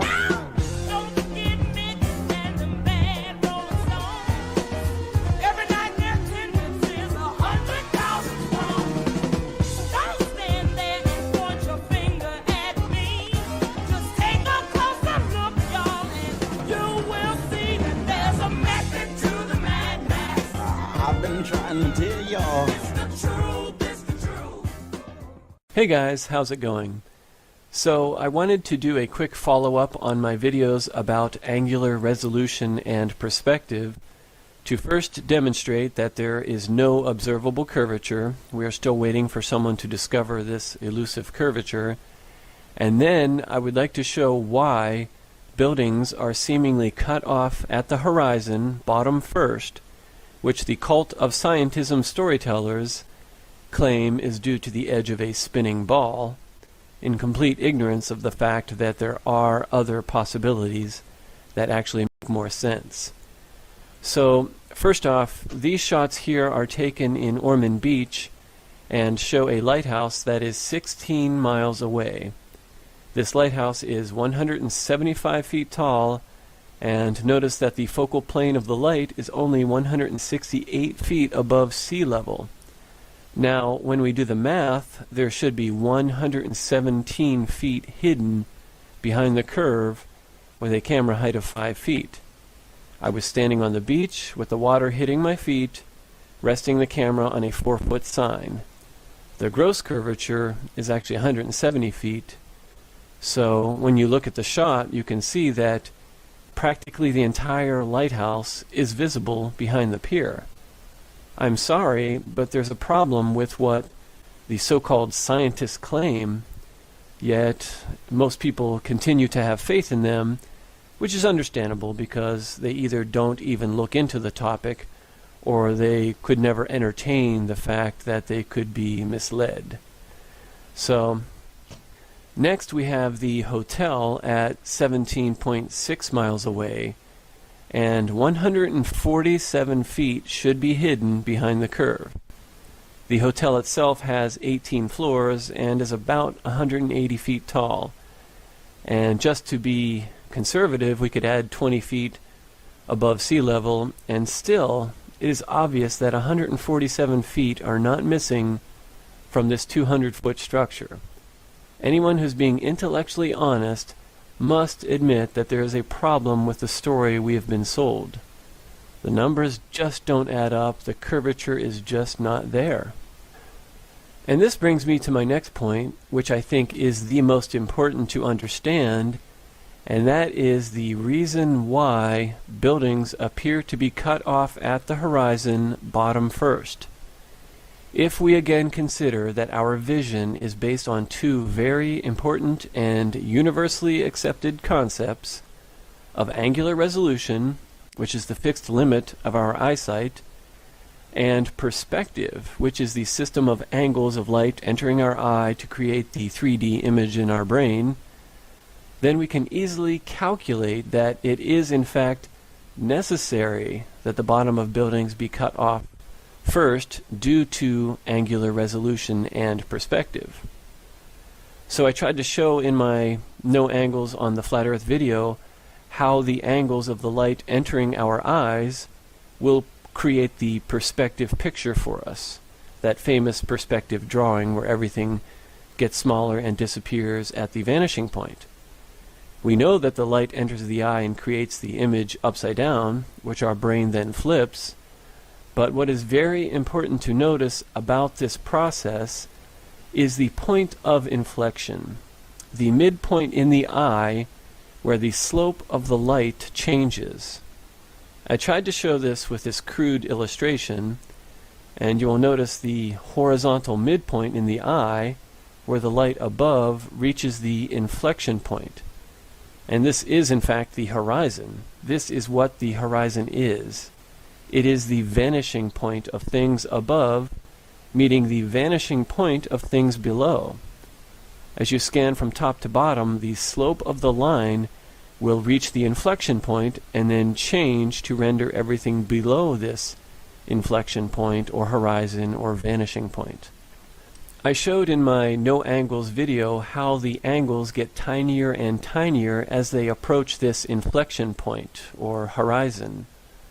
Now, what we need to understand is how angular resolution dictates just how small of an angle we can have in order to resolve everything above and below this inflection point or horizon in our eye. This angular resolution limit dictates how far we can see below our eye level, which is basically how much water we can see standing on the seashore. And then here's the kicker. It also dictates how much of buildings will necessarily be cut off in the distance. This is the best case scenario with perfect vision and perfect atmospheric conditions without any diffraction. In reality, it is usually much worse, but we will use the basic numbers to show that under perfect conditions, buildings must appear to be cut off bottom first. This is simply how our eyesight works. So, if we use an angle of 0.02 of a degree as our angular resolution limit, the limit of our eyesight or the visual acuity of the human eye, we can not only calculate the distance to the horizon below eye level, which is often just referred to as the distance to the horizon, or simply how much water we can see standing on the seashore, we can also calculate how much of an object in the distance will appear to be cut off. I am using the camera height of 5 feet and a declination angle of 0.02 of a degree to figure out that we can see 2.7 miles of water in this shot. This is done by making a triangle with height of 5 feet and angle of 0.02 to figure out the distance as 2.7 miles. And this is also conveniently what the cult storytellers use as their distance to the edge of the magic spinning ball. They have simply chosen dimensions of a spinning ball that just happen to line up perfectly with the limit of our eyesight. It is very tricky, and it's understandable how not many people would look into it. Now, what is happening is that anything smaller than this angle of 0.02 of a degree is beyond the ability of our eye to render. It is physically impossible to see any further. We cannot see Europe across the ocean because it is physically impossible for our little eyeballs to see that far. It is a fixed limit. Or, if you do not like having a limit on your eyesight, you can believe the storytellers and Santa Claus and the spinning ball stories. However, and what is conveniently never discussed, is that the same mechanics apply above eye level, above the point of inflection. Anything smaller than the angle of 0.02 of a degree above the eye level, above the point of inflection of light entering your eye, is also impossible to see. Not often discussed or even understood, but it is out there. Anything entering your eye at an angle smaller than 0.02 of a degree will not render. So if we take the inclination angle of 0.02 degree and the distance to the hotel of 17.6 miles, we can solve for the height of this hidden portion, or this portion that is seemingly cut off. We make a triangle with the distance of 17.6 as the base, 0.02 of a degree as angle A, and we end up with a height of 32 feet. Add 5 feet for camera height, and even Superman would not be able to see 37 feet of the bottom of this building. That is a best case scenario. In reality, we are probably losing 50 feet. And the point of all of this is to demonstrate that science, physics, angular resolution, perspective, they all clearly show that objects in the distance must disappear bottom first. This is simply how our eyes work. The angles get smaller and smaller as they approach the point of inflection, or the vanishing point, or the horizon. The mechanics of our eyes dictate that objects above eye level, or above the horizon, will disappear bottom first as they approach the vanishing point. I'm sorry, that's just the way it is. It is known as vanishing point for a reason. Of course, objects are going to disappear first on the edge facing the vanishing point. This is also how the sun rises and sets seemingly behind the water, but it is simply going out of our ability to see it, or coming into our mechanical ability to see it. Otherwise, it is at an angle that is just too small to reach your eye. Or, if you do not like this, you can believe in Santa Claus and NASA and a spinning ball. So, I hope this makes sense. This is one of those things that is difficult to describe and conceptualize, especially due to the spinning ball programming. But once you get it, it makes perfect sense. It is logical. It explains why we see what we see and how we see what we see. Or, again, you can just believe the Church of Scientism and their magical claims of exploding nothingness into spinning nuclear dinosaur ovens with tractor beams and rocket ships. So sometimes that's more entertaining. But anyways, thank you so much for watching. I apologize, I do have a cold, but I had to get this video out there. I'm kind of pressed for time. But again, thank you so much for watching and all the good comments and support. So adios. Have a good week.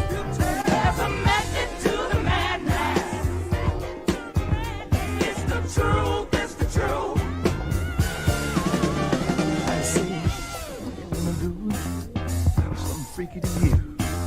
Take you to another place and time. Just sit back. See that I didn't really look too bad, but that was only because I'm a very good actor. I think I should be nominated for an Academy Award.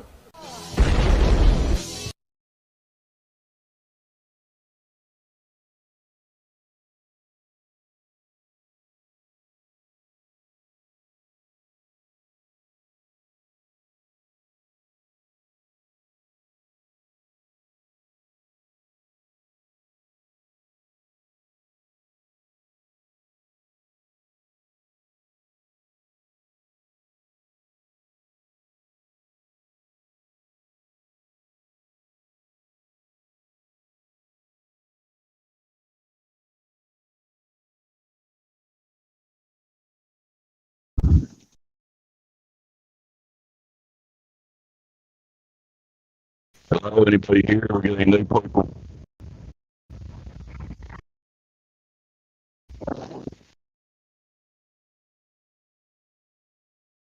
Is my mic working?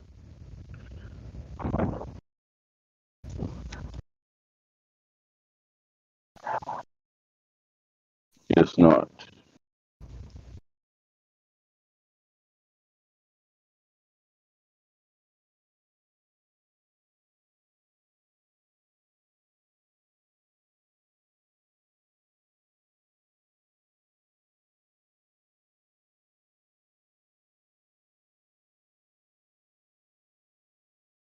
How's it going? Now, regarding curvature, I don't think most people understand just how serious the problem of curvature is for the status quo.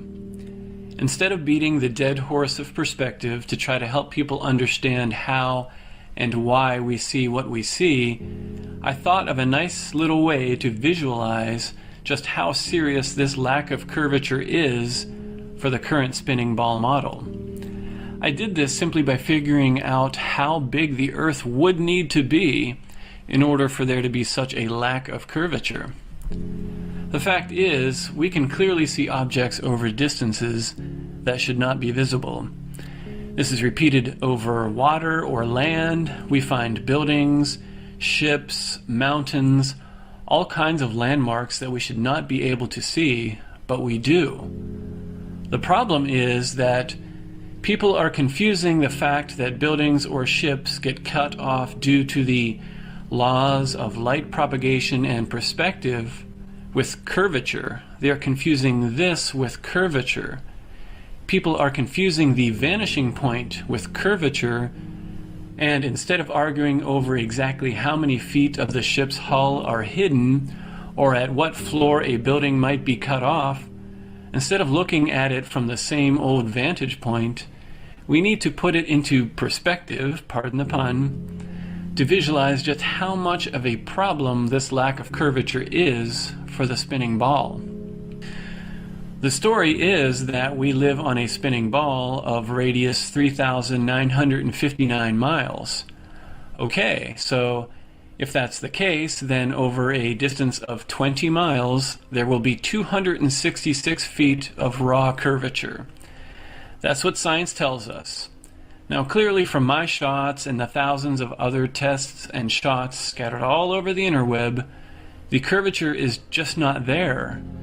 You can deny this and claim that buildings and ships disappearing bottom first is due to the curvature, but that is nowhere near enough curvature for the ball Earth. And to prove this, we simply have to calculate how big the Earth would need to be in order for there to be such a lack of curvature. And if the curvature is not in these 20 miles, it will have to be made up exponentially down the line in order to complete the circle. So again, the magical curvature has never been found.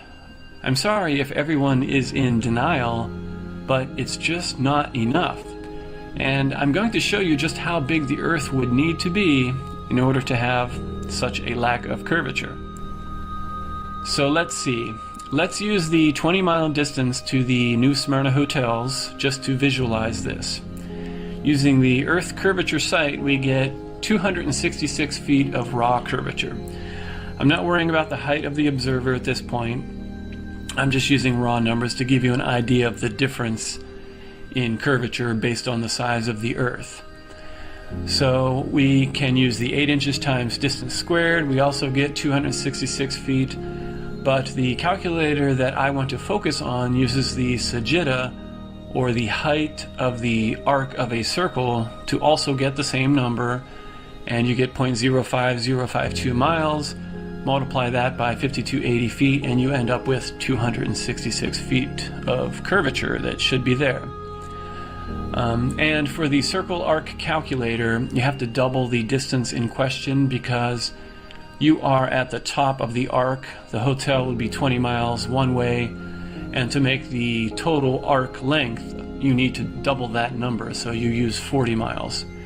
This will then give you the height of the arc, or what we refer to as the drop in elevation or curvature over a given distance. So I wanted to focus on this calculator because it will allow us to change the radius of the Earth to see just how big the Earth would need to be in order to get the tiny amount of curvature that people think they are seeing, even though it is easily explained by perspective. If we do this size of Earth analogy, I think it might help everyone realize the seriousness of the lack of curvature. So let's just say that NASA is way off. Even though they have supposedly flown around the equator, let's just say that they are off big time, and that the radius of the Earth isn't 3,959 miles, but that it is double that. Let's assume the Earth is 8,000 miles in radius, a huge monster-sized planet. That is a big difference. So if it were 8,000 miles in radius, how much of a drop in curvature would there be over the same 20 miles? Well, we end up with 0.025 miles, and we multiply that by 5,280 feet, and we get 132 feet of curvature. So even if the Earth were twice as big as it supposedly is, there would still be a heck of a lot of curvature. 132 feet is significant. There's no way there's even that much curvature when I look at those hotels. I can be sitting on my surfboard in the water and still see that much of that hotel 20 miles away, so there's no way there's 132 feet. But what about if we triple the size? If we make the Earth triple its size, having a radius of 12,000 miles, we would still end up with 88 feet of curvature. So that puts it into perspective. In order to have such a lack of curvature, the Earth would need to be closer to triple its current size. That, my friends, is ridiculous, but it allows you to understand just how serious the lack of curvature is. It's not there. You can sit there and argue whether the building is cut off on the second or third floor, or how many feet of the ship's hull are cut off. But the fact of the matter is, there is nowhere near enough curvature in any of these shots that I make or that anyone makes on the internet to justify the dimensions given to us by the controllers, the space agency that claims to have a picture of the entire Earth from the magical land of outer space. In my opinion, the better option is to understand angular resolution and perspective. And not just the angular resolution limit of our eye, but also the limit of light propagation in the visual spectrum. Light travels at a certain wavelength in the visual spectrum, and our eyes are designed to detect that. But light cannot propagate beyond a certain angular limit. It's like a musical string on a guitar or a violin that vibrates. If you put it too close to something, it will hit that and it will not be able to vibrate. And light as well cannot propagate beyond a certain angular limit, just like a musical string. If the light is at too steep of an angle, it will not be able to vibrate as a wave, and it will simply diffract off the ground. So maybe I'll make another video on that topic, but again, I just wanted to quickly point out that the only way we could have such a lack of curvature would be if the Earth were triple its current size. I'm sorry folks, but there's a big problem when it comes to curvature. The Earth is big, but it's not that big. We should be able to see curvature, and not just the horizon. I mean, our eyes are sensitive enough to detect whether the Earth is curving away from us in all directions, which it must do in order to be part of, if we are standing on a ball. It's clearly not curving away from us. It's even more obvious from a plane window. But again, you can believe that you live on a spinning ball, but you have to somehow compensate for the lack of curvature, because no one has been able to find it, and if it is not in any of the shots that we are taking, that means that it must be made up, it must be compensated for exponentially down the line in order to complete the circle. So I hope that little analogy is helpful. Thank you so much for watching, and have a good day, everyone. Adios.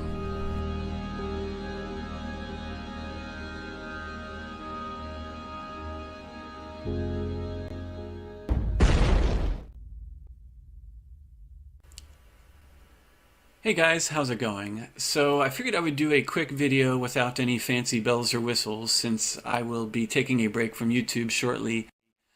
And I wanted to discuss something I believe is very helpful in understanding this whole issue of the horizon and perspective and angular resolution, why things get cut off. And this time I would like to tackle it from another angle, and that is the angular limit of the propagation of light. And we never really discussed this, I never see videos on this, but this is a good example of why obviously you can't see to Europe and why there's a limit to our eyesight and what the horizon actually is. It's not necessarily a cliff, the edge of a ball that you're seeing. There's a very logical explanation for it, and that is simply due to the limit at which light can propagate. And I don't need to go into super detailed explanations to the 10th decimal point of exactly where light will be cut off and all these different variables. All that we have to do is understand some very basic points about light. The fact that light does travel like a wave. You can dispute whether light is a wave or a particle, but regardless, it still acts like a wave, and it is still measured in nanometers. We know that the red side of the spectrum is a longer wavelength than the blue side. So we can understand that there is a necessary limit of space through which light can propagate. If it doesn't have enough room, it will bounce off the floor, whatever is around it. If there's not enough room for light to propagate, it is not going to get to the observer. And because of this, the funny thing is, you could take the Hubble telescope, set it on the beach, and you're still not going to be able to see further than about what you could see with your own eye or with a good camera, because there's a limit not just to your eyesight, not just the angular resolution of your eye or the camera or the Hubble Space Telescope, but there's a limit at which light can no longer propagate. So it's not just the receiver, it's the sender, if you want to think of it that way. It's the other side of the connection, the electromagnetic connection. If that side's at too steep of an angle, it can't propagate anyway. So no matter how much angular resolution you have on your side, the viewer side, you're never going to see further than what light is able to propagate. So it's very interesting, and you can look at some crude examples. I have a couple of them here. Now, if we look at a rubber band, we can see that when the angle is great, the rubber band has no trouble resonating. But just like when you're looking out toward the horizon, the angles get tiny and you can no longer see any further because light doesn't propagate further than that. Just like a rubber band doesn't vibrate because it's too close to the table. It's hitting the table, it's diffracting, and there's not enough room for it to propagate, for it to vibrate, oscillate. So you can take the rubber band example. You can also look at a guitar string. And what I did here is lower the action, and this is kind of annoying, but it shows you that when you lower the action, the strings are too close to the frets. So you can maybe hear an open string, but when you start trying to play a note, it doesn't work until you get closer to the actual fretboard or the bridge, and then the angle's a little bit greater, so you can make some noise, but as you can see, when the angle is too tiny, it doesn't make any noise. The note will not play. It's not oscillating properly. And the last crude example I have here for this is a TV. Just check out a TV, go to the edge and try to view it from a sharp angle. It doesn't work. Obviously, the angle plays a big part in how light propagates, how much you can see, whether it's diffracting off itself, it's blurring if it's at too steep of an angle. So it's pretty easily understood that this is an important part of whether light will actually propagate. Now the cool thing is we can view this to scale on a graph. And I love this site because it allows us to put in huge numbers. I've put in Earth diameter and circumference numbers and worked out a bunch of different things, but for this example, and these are in feet. The unit here is feet. So we have 6 feet up here for the observer, the height of the observer. And I put 2 lines. I put a red line, which is the line of sight from the observer to the horizon, which is 15,840 feet, which is 3 miles. And I put another line here at just at 6 foot, and that's just your eye level. And I also put a sine wave in here representing the size of the wavelengths of light, an average of, I think it was 600 nanometers, which is right about in the middle there. And that equals, 0.00002, which is, it's 2 times 10 to the negative 6th is what you'll see on here. So it's pretty cool. And if you zoom out to check this out to scale when you're actually seeing the horizon, I mean, it's ridiculous. Obviously, it just blurs into one line because when you put it to scale, you can see that, it's tiny. Let's look at 1580, which is right about there. And we got to get back to 0. So it is tiny. So what we can do is we can zoom in, and then we can check out how this relates to the wavelength of light. And I think that provides you with a good visual understanding of the fact that at too steep of an angle, light can no longer propagate. And that is why you can't see to Europe. You can only see so much of the ocean, because at too steep of an angle, there's just not enough room. So let me get to 1580 here. So as we zoom in to 15,840, which is where you are seeing the horizon, this is where the line of sight from your eye meets the ocean if you're standing on the shore. So we're zooming way in here, and now you can see we're getting subatomic here. There is the size of a wavelength of light. As you can see, it's 1, 2 up, 1, 2 over. There's the wavelength of light, 2 nanometers. So this is the angle. That's where you're seeing the ocean. Now check out the angle. You can't even see the angle, and we are at a tiny level here. We're zooming into the wavelength of light here. This is 2 nanometers right here, 1, 2. I mean, that's crazy. It's so small, and this just allows you to see that light could never propagate from beyond this point. There is not enough room. It's just ridiculous. So once you understand that, you understand, wow, there is a solid limit beyond which light cannot propagate. And it doesn't matter if it's your eye, the Hubble Space Telescope, the Nikon Coolpix 900, you're never going to see further of the ocean than what light can travel. So you can zoom out a little bit, and then you can see once you get down the line, it will start to fit in there. So, still be refracting off the bottom and the waves are moving, but, at a certain point, you will be able to make out the ocean. You might not be able to make out detail. And just compare this. If you're looking, say, directly in front of you at, say, 10 feet in front of you, you could make out a lot of detail at 10 feet.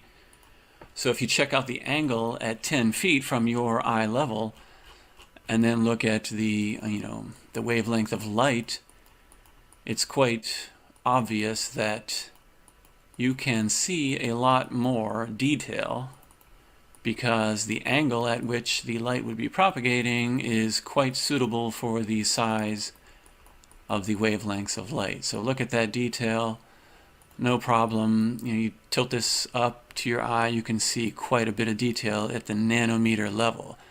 From here, it's going to have no trouble going up to your eye.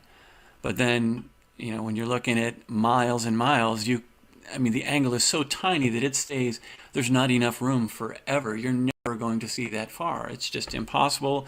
Number one, it's impossible for the light waves to travel to your eye or to make the connection between your eye. Number two, your eye can only resolve about 0.02 of a degree of an angle, which is about the size of a wavelength of light. Funny how they're interrelated. So like I said, I just wanted to show that, and you can make this number here, gigantic. I don't know, make it 30,000 feet, just to show you that, when you get down to that level, you're never going to be able to see that far. That the light just stays tiny forever. The space that would be under that wavelength would be so tiny. You're never going to be able to, obviously light will not be able to travel to your eye, will not be able to make the connection. So yeah, like I said, I just wanted to really explain that there are limits to not only what you can see, but limits at which light can propagate. I mean, it just doesn't propagate beyond a certain limit. So another way to visualize this is that when you understand there is a vanishing point and how your eye perceives light, it flips the image, there's an inflection point, which is your eye level. This eye level is an inflection point. So everything that you can see below your eye level hits an inflection point. And guess what? That inflection point is the horizon. That's where everything that you can see above your eye level, when this angle here gets so tiny, that's where the vanishing point is. And this is what it's displaying in your eye. It's displaying the sky until the angles get so tiny and all this stuff is going to blur. You're not going to see as much, obviously, toward the horizon because the distances are so great. And then below your eye level is the same thing. It renders everything below your eye level, and then it will eventually hit this inflection point, and that is the point at which the slope, or this light here, you see this line, as you're scanning everything below, you're not really scanning, but these connections are being made to your eye of whatever light is, whatever you think the nature of light is. It's pretty obvious that this is how it comes into your eye, just the way it comes into a camera, hits the horizontal inflection point, which is the horizon, and then starts to render everything above your eye at your angular resolution limit in your eye, obviously, which is why you have that 0.02 degree of a tick downward, which just so happens to equal about the area that light can get to your eye anyways. So this, I don't know how you can really argue with this information. Even if you think you live on a ball, the fact is this is how light comes into your eye. These angles play a part on how much you can see, what you can see, how much detail you can see, and also how far light can travel. And amplitude of light, I didn't even discuss that, but that also plays a part on how far light can travel, whether it can vibrate all the way to the source or from the source to the viewer. So we just need to know that there are fixed limits on these principles of light, these properties of light. So it's very interesting, I think. And like I said, it doesn't necessarily mean that you live on a ball just because there is a horizon. I mean, you have to admit, even if you live on a ball, you know the horizon is a product of your eyes. It has to be. And the other fact is that it's always level. It's always horizontal. You can argue, oh, we live on a ball and there's curves somewhere. We go high and we see a curve.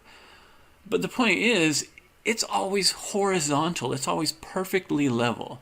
If you lived on a ball, there would have to be examples of horizons that were not perfectly level. You can say they're curved or straight or whatever, but there should be horizons where one half of the horizon slopes down, or say it's tilted. There should be horizons that are tilted like that. Check that out. Why are there no horizons like that? Like a golf ball. I mean, the Earth cannot be a perfect sphere. I mean, it would have to be so perfect for the horizon to always be perfectly horizontal. The only reason the horizon is horizontal all the time, it's level, is because that's your eye. That's how light enters your eye, and your eye is stabilized to gravity, or to whatever you think gravity is. It's a vertical force, and your eye stabilizes to that to make the perfectly horizontal horizon in your eye. That's why it never changes. You can tilt your head, the horizon doesn't change. And like I said, funny enough, you never find a horizon. If it's a physical horizon, if it's a cliff or a ball, whatever you think it is, there would have to be examples of horizons that are not perfectly level.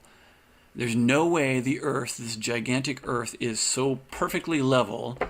Even a golf ball has dimples. You would have to have examples of horizons that are not perfectly level. They would be, curved or tilted, and there would be half level and half tilted horizons. So it just doesn't even make sense. I don't even how you can believe you live on a ball I can understand the programming, but once you are presented with the information, you have to think about it and understand there's no way we're living on a perfect sphere that would never have any curved horizons or tilted horizons. And again, once you understand how eyesight works and how there is I call it the inflection point. There's a point at which the the light waves travel into the eye, and then there will be a horizontal point, an inflection point. That slope of these light waves goes from negative to positive or positive to negative. And that inflection point is the horizon. And the vestibular ocular reflex in your eye maintains that perfectly horizontal in relation to gravity, that straight up and down force that we have, whether it's electromagnetic, electrostatic, whether it's some magical tractor beam. I just think it's interesting. I think it's fascinating. I'm amazed by it. So I just figured I would at least share some more logic and my understanding of it. And, you know, hopefully it at least helps one person. Yeah, so that's about it. Like I said, I will be taking a break from YouTube. I don't know if I will be back. Thank you so much for watching. I hope this wasn't too much rambling. I don't do too many videos like this just for that reason. But anyways, thank you so much, and peace out and adios. Going nowhere, going nowhere, going nowhere. I get up just to go to bed. Check to see that I'm not dead.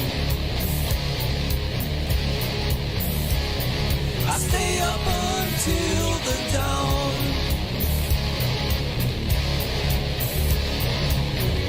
Bishop takes my pawn.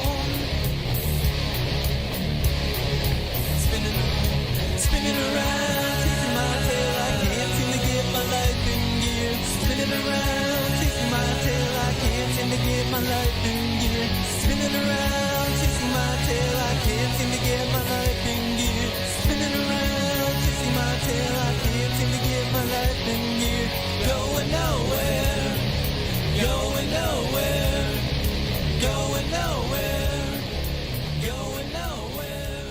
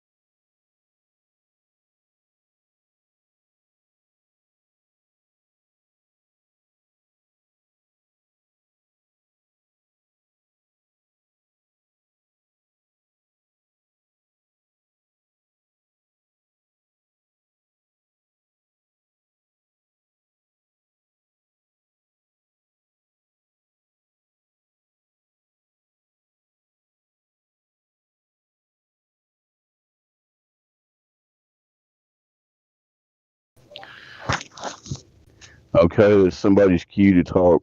Whoever wants to. Is there any new people in here? Is there any old people in here?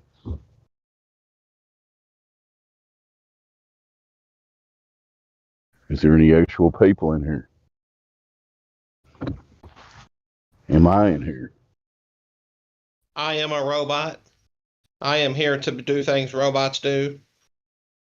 Do robots live on spinning balls zipping around through nothing? No, robots live in a little box. Fair enough. Give us a full report from Florida. What's going on, J.E.? No, not much. How about yourself? Finishing a work shift, heading toward the homestead. There Not you a lot go. of. Not bad, not bad. Yeah, I'm just Just look through the list, see if there's any new people here. Go ahead, I'm yeah, sorry. we took the boys to see the Easter Bunny today. Surprisingly, they did pretty well.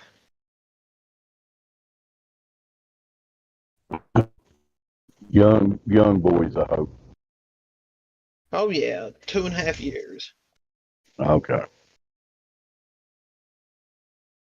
Yep, they actually did pretty well. I was pleasantly surprised. They did I thought they were going to freak out, but we gave them a little time and they kept walking up and back and up and back, and then eventually they let us get a couple halfway decent pictures. Not a perfect pose necessarily, but the pictures do look cool. Sweet.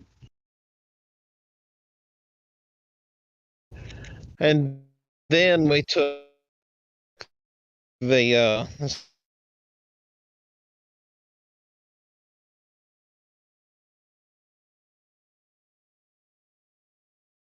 You cut out. Could be just me, though. uh-oh. Now you're back.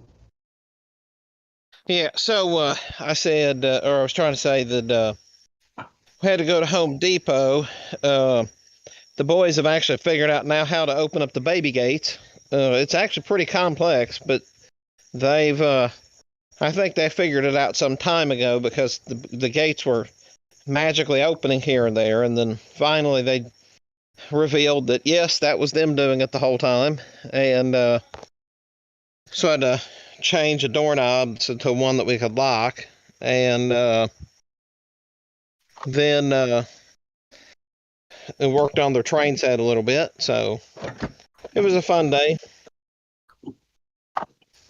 Sounds like a day of family fun. Good for you. Oh yeah. Guess they're that young, they're all snuggled in their beds by now, right? Oh yeah, they're hopefully all passed out and asleep and not throwing poopy diapers back and forth.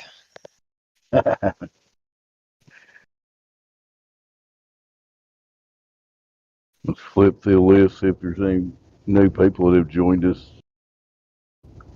We have Wrecked Gamer. Would you like to speak? Wrecked Gamer. Welcome to the server. Do you live on a ball? Why would you think such a thing? He's not going to respond. Go ahead, J.E. What else you got? Oh man, nothing too exciting. Just hanging around. Tomorrow, let's see. I work tomorrow and then I'm off Tuesday and Wednesday, so I kind of think of tomorrow like my normal Friday. I'm off Sunday, Tuesday, and Wednesday, but they so I kind of think of Monday as like Friday for the weekend, and so we getting ready to go lay down and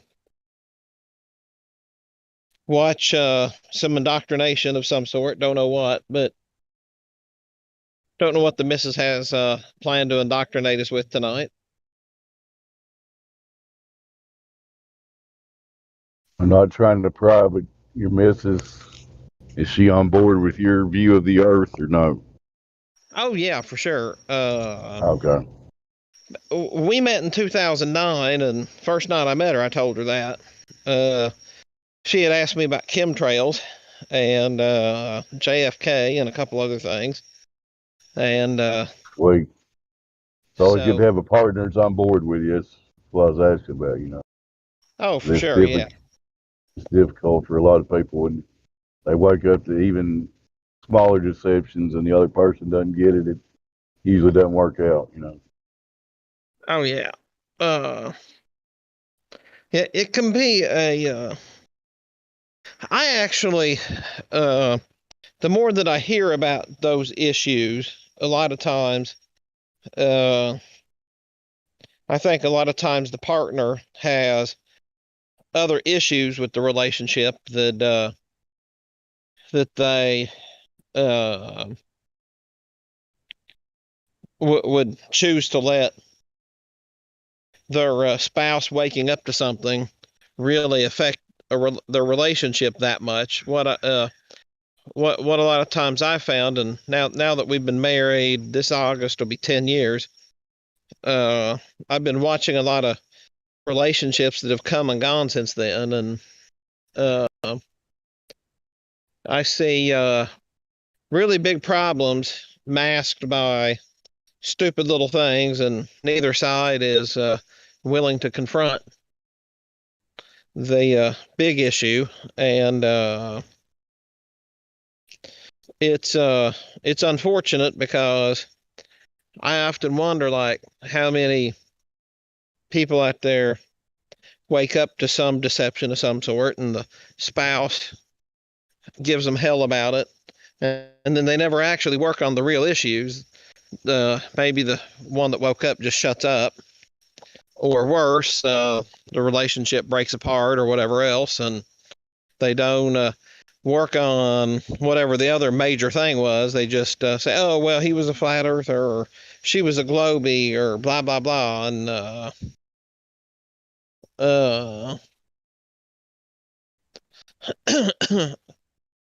I will say that I'm very fortunate that of all the struggles we've made through, and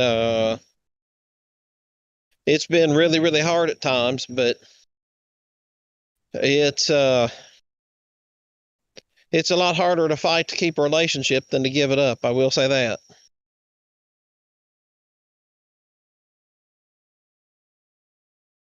Yeah, I hear you, man. It takes active participation from both parties to keep a good relationship together, for sure. Yeah.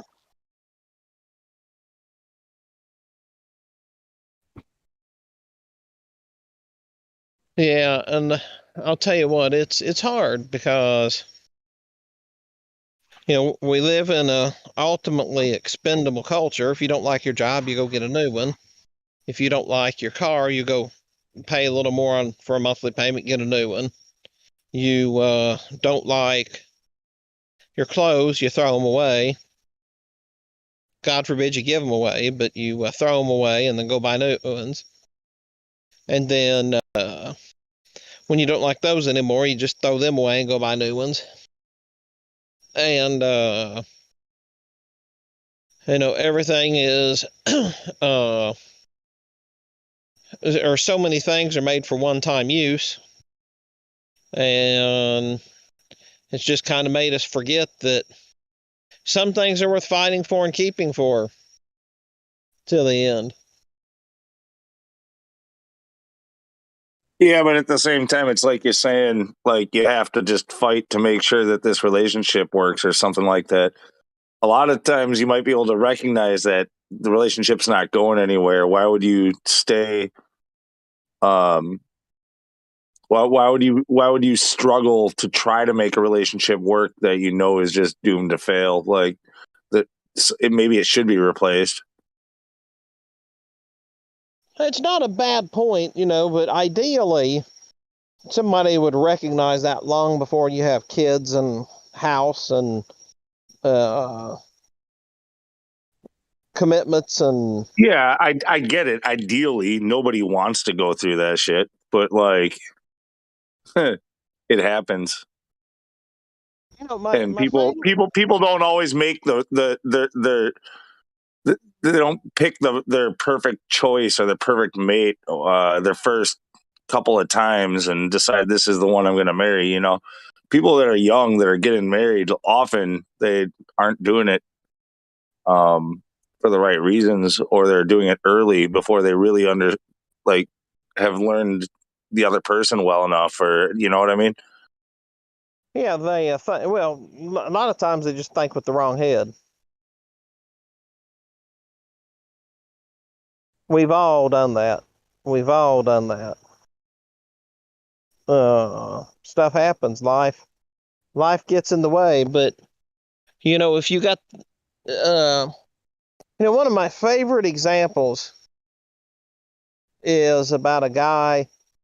He was a veteran, and then after he got out of the World War II, he got a job polishing the brass cannons at the courthouse, and he did it really well, and had a fairly long career at it. But then, after having done it for 15 years, he got this new boss that he just absolutely could not stand. So he went out, withdrew all his savings. He quit his job. He bought him a brass cannon and went into business for himself. And for better or for worse, a lot of times people throw out good relationships, and then the rest of their life they float around and float around and float around, and that relationship here, relationship there, kids suffer, everybody suffers, and it's sometimes it's damned if you do and damned if you don't, my friend. Sometimes it's hard, but a good relationship where somebody that loves you and loves your children, it's worth fighting for. There's no doubt about it. And if you don't think they love you, No, you're probably right. I wouldn't even know. Like, my parents definitely didn't have that kind of relationship. They ended up getting divorced. You know, like my grandparents on my mom's side were divorced and remarried. Like I just haven't seen it myself, honestly. I've seen certain couples that like they last for decade after decade, and they just seem very happy even in their silvery old age, and it's like that's so cute, you know. But like that's not what most people fucking get. That's just it. Yeah.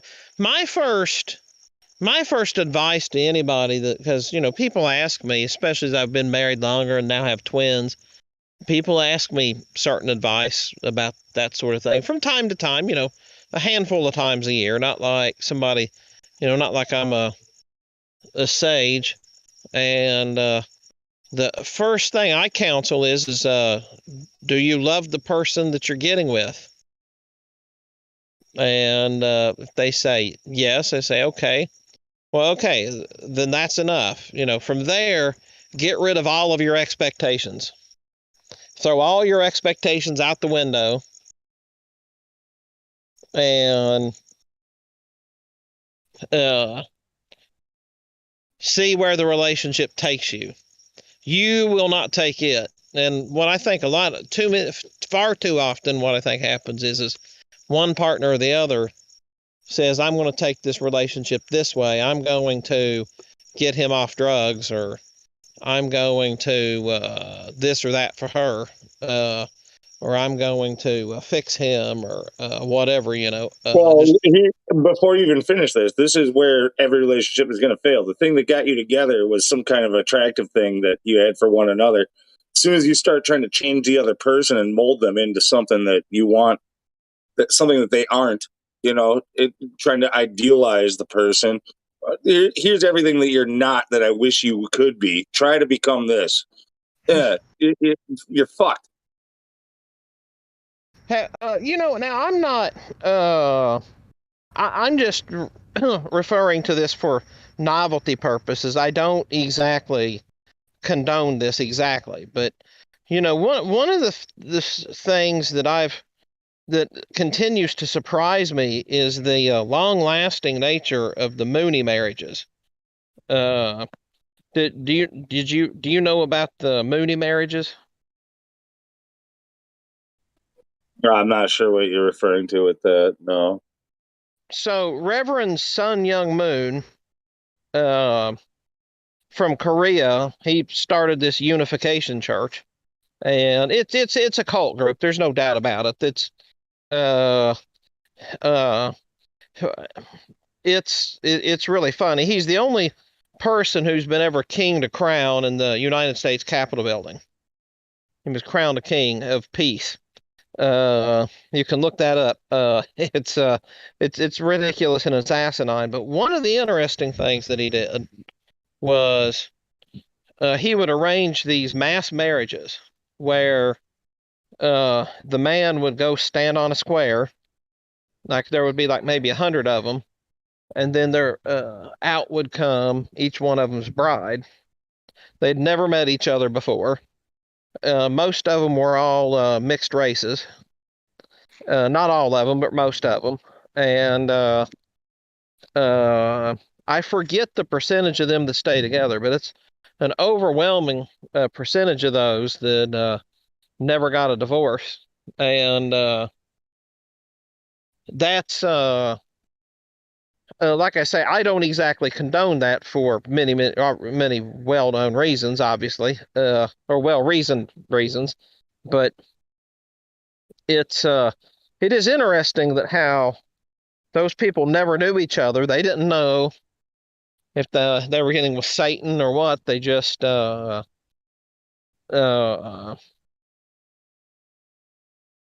somehow envisioned that it would work, and it worked. Yeah, so it turns out I did have an inkling. Like I've known a little bit about what you just said. I didn't know the name Mooney marriage, Sure, but fair enough. yeah, I've heard about that. Yeah, it's interesting because it kind of throws this idea that you've got to get to know somebody and you got to be these quote unquote soulmates and you got to this and you got to that. You know, it's interesting what two people who two people, you know, that are, you know, I should say two well-intentioned people. 'Cause, you know, a lot of times in a marriage, you got one who's not well-intentioned. One wants the other partner to do all the work, and the other to, you know, there's a lot of there are a lot of toxic people in the world, and but uh, I'm not sure what I would exactly ascribe to the Mooney marriages, but it's just a very fascinating observation, I think, anyway. Well, you're talking about two completely different cultures. This is China, you said, right? No, Like, he was from he was from Korea, but he well, either started his way, church here in the United States. Eastern versus Western culture, like that you're No, comparing this with was here in these. the he started his church in the United States. So uh he was like a lot of these marriages happened like in New York and I want to say San Francisco. Really, they did that here. Okay. Yeah. I don't know. To me, it seems it's like one of those things where kind of the old fashioned way of things was like you just you made your choice and you lived with it and you didn't complain because God didn't want you to divorce or whatever else. And like the the nobody was happy, you know, like you had a few people who were, you know, like, but for the most part, the majority people were living in shitty relationships and men were beating their wives and nobody was having sex with anybody and they're cheating on each other and this and that and they're just living with it because that's what like this society expected. Like I don't know. I think when it comes to relationships, I don't think you should be expected to make a choice and just live with it for the rest of your fucking life. Hopefully you make the right choice early on. That'd be great. That'd be awesome. But like most people aren't doing that. Yeah. Well, of course, if a partner's abusive, not only do they need a divorce, you know, they once upon a time there was a society that would go around and if some guy was abusing his wife, they would take him out and you know, show him an eye for an eye. You know, I just I don't exactly condone that either. But my point is when there's abuse involved, some guy that abuses his wife, I think deserves rope therapy. I don't think there's any. I don't think a wife. I don't think somebody. I don't think a man that would abuse his wife could rehabilitate. I think that's a great candidate for rope therapy. But that's a side note. But point is if somebody is not of goodwill, somebody's of ill will, yeah, you'd have to end the relationship. There's no doubt about it. If someone's abusing, free riding, freeloading, whatever, absolutely. There's no doubt in my mind. But if the two sides are not, and especially if you have kids involved, the stability for the kids is very, very important. And there's and so many people are just so quick to throw a relationship out rather than say, hey, well, you know what, I don't like this, and the other person says, well, I don't like that. Okay, well, let's find something we do like. I mean, okay, so for this is like a different aspect of it. I kind of agree. I think people, like you were saying about like a disposable economy or whatever, like where we're just so used to throwing everything out and always having other options. But yeah, especially if you have investment in a relationship and children and all of this stuff, like it's I don't know. Some people don't take it lightly and other people do, I don't think you could say that everybody's doing it one way or the other, but it is pretty common where people just, you got to think maybe they haven't really exhausted all of their best efforts. I get that. And the other thing that I've heard, and I've got to go back and reread, but I have heard that marriage longevity, believe it or not, is actually increased. I read that a few years ago. I need to dust off that article and find it again and reread it and see what the supposed statistics were. But that because you don't have this societal pressure like you did in, say, the 50s and 60s to run out and get married, or you were going to be an old spinster that could never find a guy, and then that sort of pressure, that people have held off getting married, and and marriages have lasted longer on average, believe it or not. I need to pull that out and reread that because I read that probably about 2015 or 2016. Well, and even still, like marriage is just the whole idea of it, like how it's cataloged and all that stuff is kind of ridiculous. Like, I mean, I never been married, but I have a daughter. I was with her mother for over 10 years. Some people have 3 marriages in that time. Like there's like, like who gives a fuck what you call it? Like, or if the state recognizes all that and everything else either, and how they're going to log it in their statistics. Oh yeah. Yeah, and it's like yeah, for sure.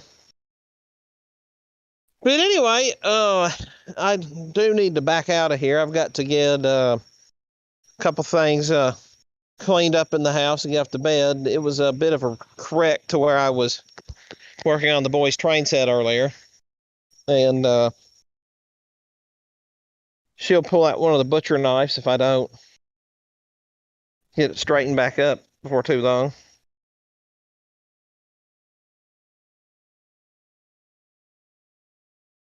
Uh-oh. Did I lose you? No, all right. You gotta you gotta go, man. All right, take care. Yeah. It was good talking to you again. Do me a favor. What's because I'm not looking at it. What's your handle on here? I'm Lunatic. We've talked. Oh, Lunatic. Okay. Yeah, we've talked before. Yeah. I don't get on here, but I'll no, because by you saying that, I'll file away, and because I'll look up that article, and when I catch on here in a few days, I'll let you know what I said, because I'm not exactly sure the methodology that they used, if it was sound or not. Because it's been quite a few years, but I'll dig it out, and I'll share what it says here in a few days when I run across you again, my friend. All right. Have a good one. Yes, sir.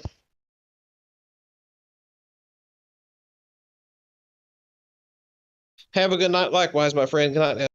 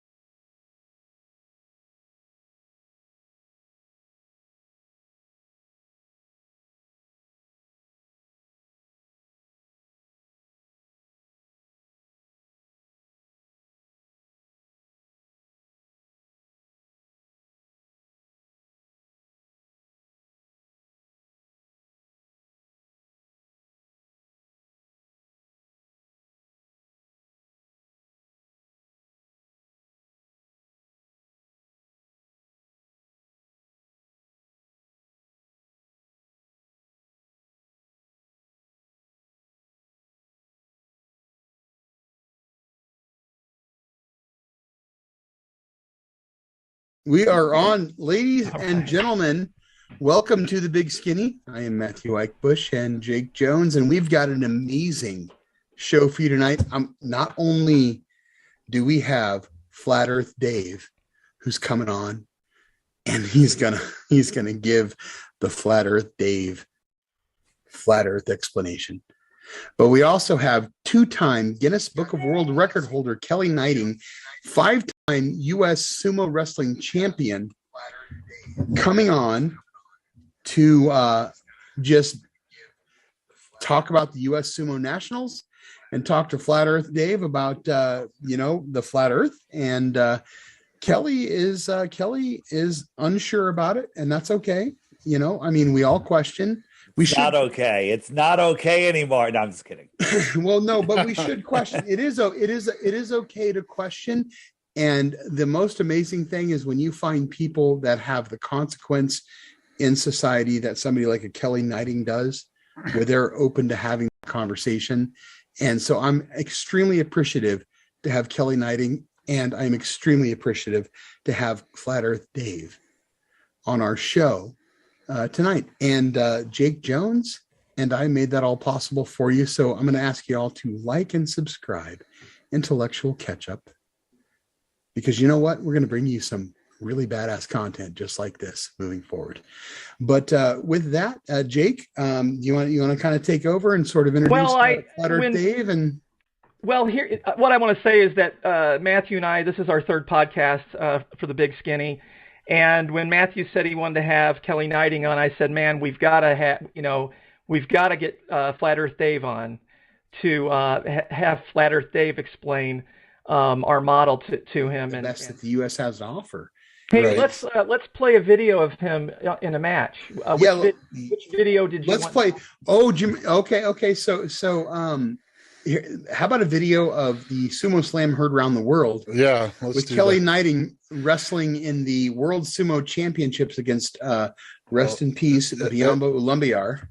Which video is it? Number one? It would be the first one, number one. First one, Josh. Can you play the first video so we can? This guy is these are real short clips.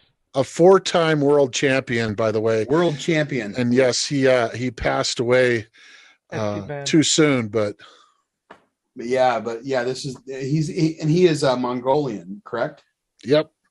Yeah, this is fantastic. I couldn't believe you got up from this. There. Yeah. This was amazing. This is Kelly wrestling Biombo in the U.S. Sumo World Championships. Look at that. And the realm, once you land on your back, you are dead, correct, Kelly? Technically, it means death. It's a spiritual thing that means death. Right? Yeah, sumo is a sport where it's kind of like the two armies, like David and Goliath, where traditionally, now there's not a lot of history on this, but it did happen many times, where instead of two armies going at it. Oh, look at that. It's two gods. So what happens here? Oh, look at that. Oh my gosh. If you go, that dude picked up a 400-pound man and slammed him on his back, and a 400-pound athlete. Oh, wow. Oh my gosh. Go ahead. What's your question? I'm sorry. My question was if you get pushed beyond the shoreline of Antarctica there, are you out? Yes.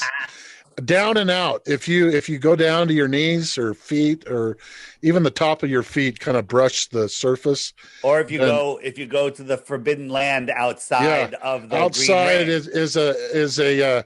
is a bottomless pit all around that ring, and you die. It looks like just a flat plane to me that goes on for some distance. Well, David,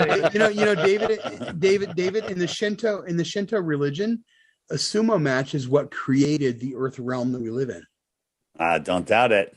That's the Shinto religion, and yeah, no, it's fantastic. And I think Jake, this is a really good opportunity to introduce Flat Earth Dave. We have got Flat Earth Dave and Kelly Knighting on our show, and I'm so excited, and I love you both, and thank you so much for being here. And I'm going to shut up and let Jake tell us about Flat Earth Dave and get started. Kelly, I love you, brother. Flat Earth Dave is going to tell you why you don't live on a globe. I'm not going to tell you. I'm going to point to some things that you never thought about and point to some things that you thought you knew that you don't know. So, and then you make up your own mind. I'm not going to tell you what to believe because belief is the enemy of knowing, and ego is the protector of belief. So, where do you want to go? Did you want just you and me now? Well, I'll tell you. I'll tell you this, David. I believe in Alex Jones. He's always right. I just talked about him on my last show. I was asked the last question. I was asked what I think about Alex Jones, and he was screaming that they're making the frogs gay with I forget the name of the drug, the pesticide, and everyone laughed. And now the the chemical company admits it. He talked about everything he's talked about has come true. Now the only problem that people have with Alex Jones is he doesn't talk about some things. And I believe, and I have some information that he gets a phone call, don't talk about this anymore, or your whole operation goes away. And he makes the choice to kind of follow that fine line. So I'm with you. I support Alex Jones. All right. I'd rather have 5 Alex Joneses than no Alex Jones. Yeah. And he's the guy that woke me up. Well, they say politics is the art of the possible. And that's what he's probably trying to do to stay on. But I mean, for me, I actually don't believe that. I believe that you compromise your morals or values or beliefs, and you may get the backing of a company or two, but you don't have the backing of God. That's what I feel. I don't know if he has the backing of God, but he has uncovered a lot of stuff. So getting away from Alex Jones. Are you going back to what was the camp in Northern California that he uncovered? Bohemian Grove. Bohemian Grove. Right. You going back to that? So what since Bohemian Grove has he done? Oh, I listen to him. I don't listen to him every day, but every time I listen to him, I mean, lately Joel Skousen was on. I mean, this is somewhat recent, and Joel Skousen didn't think there'd be a war, and Joel Skousen's supposed to always be right. And Alex Jones sort of differed with him, and it turns out Alex Jones was right. I mean, the good book says, by their fruit ye shall know them. And people can ignore what he says, but everything he says, practically everything, is right, is true. And so I'm about as conspiracy theorist as you can get, and that's because now I'm not a Mormon, but those Gadianton robbers, those conspiracy theorists, it's all over in the scriptures in the Book of Mormon, and I know they exist, and so you don't have to preach very far before I'll believe. But the flat Earth thing is something else to me.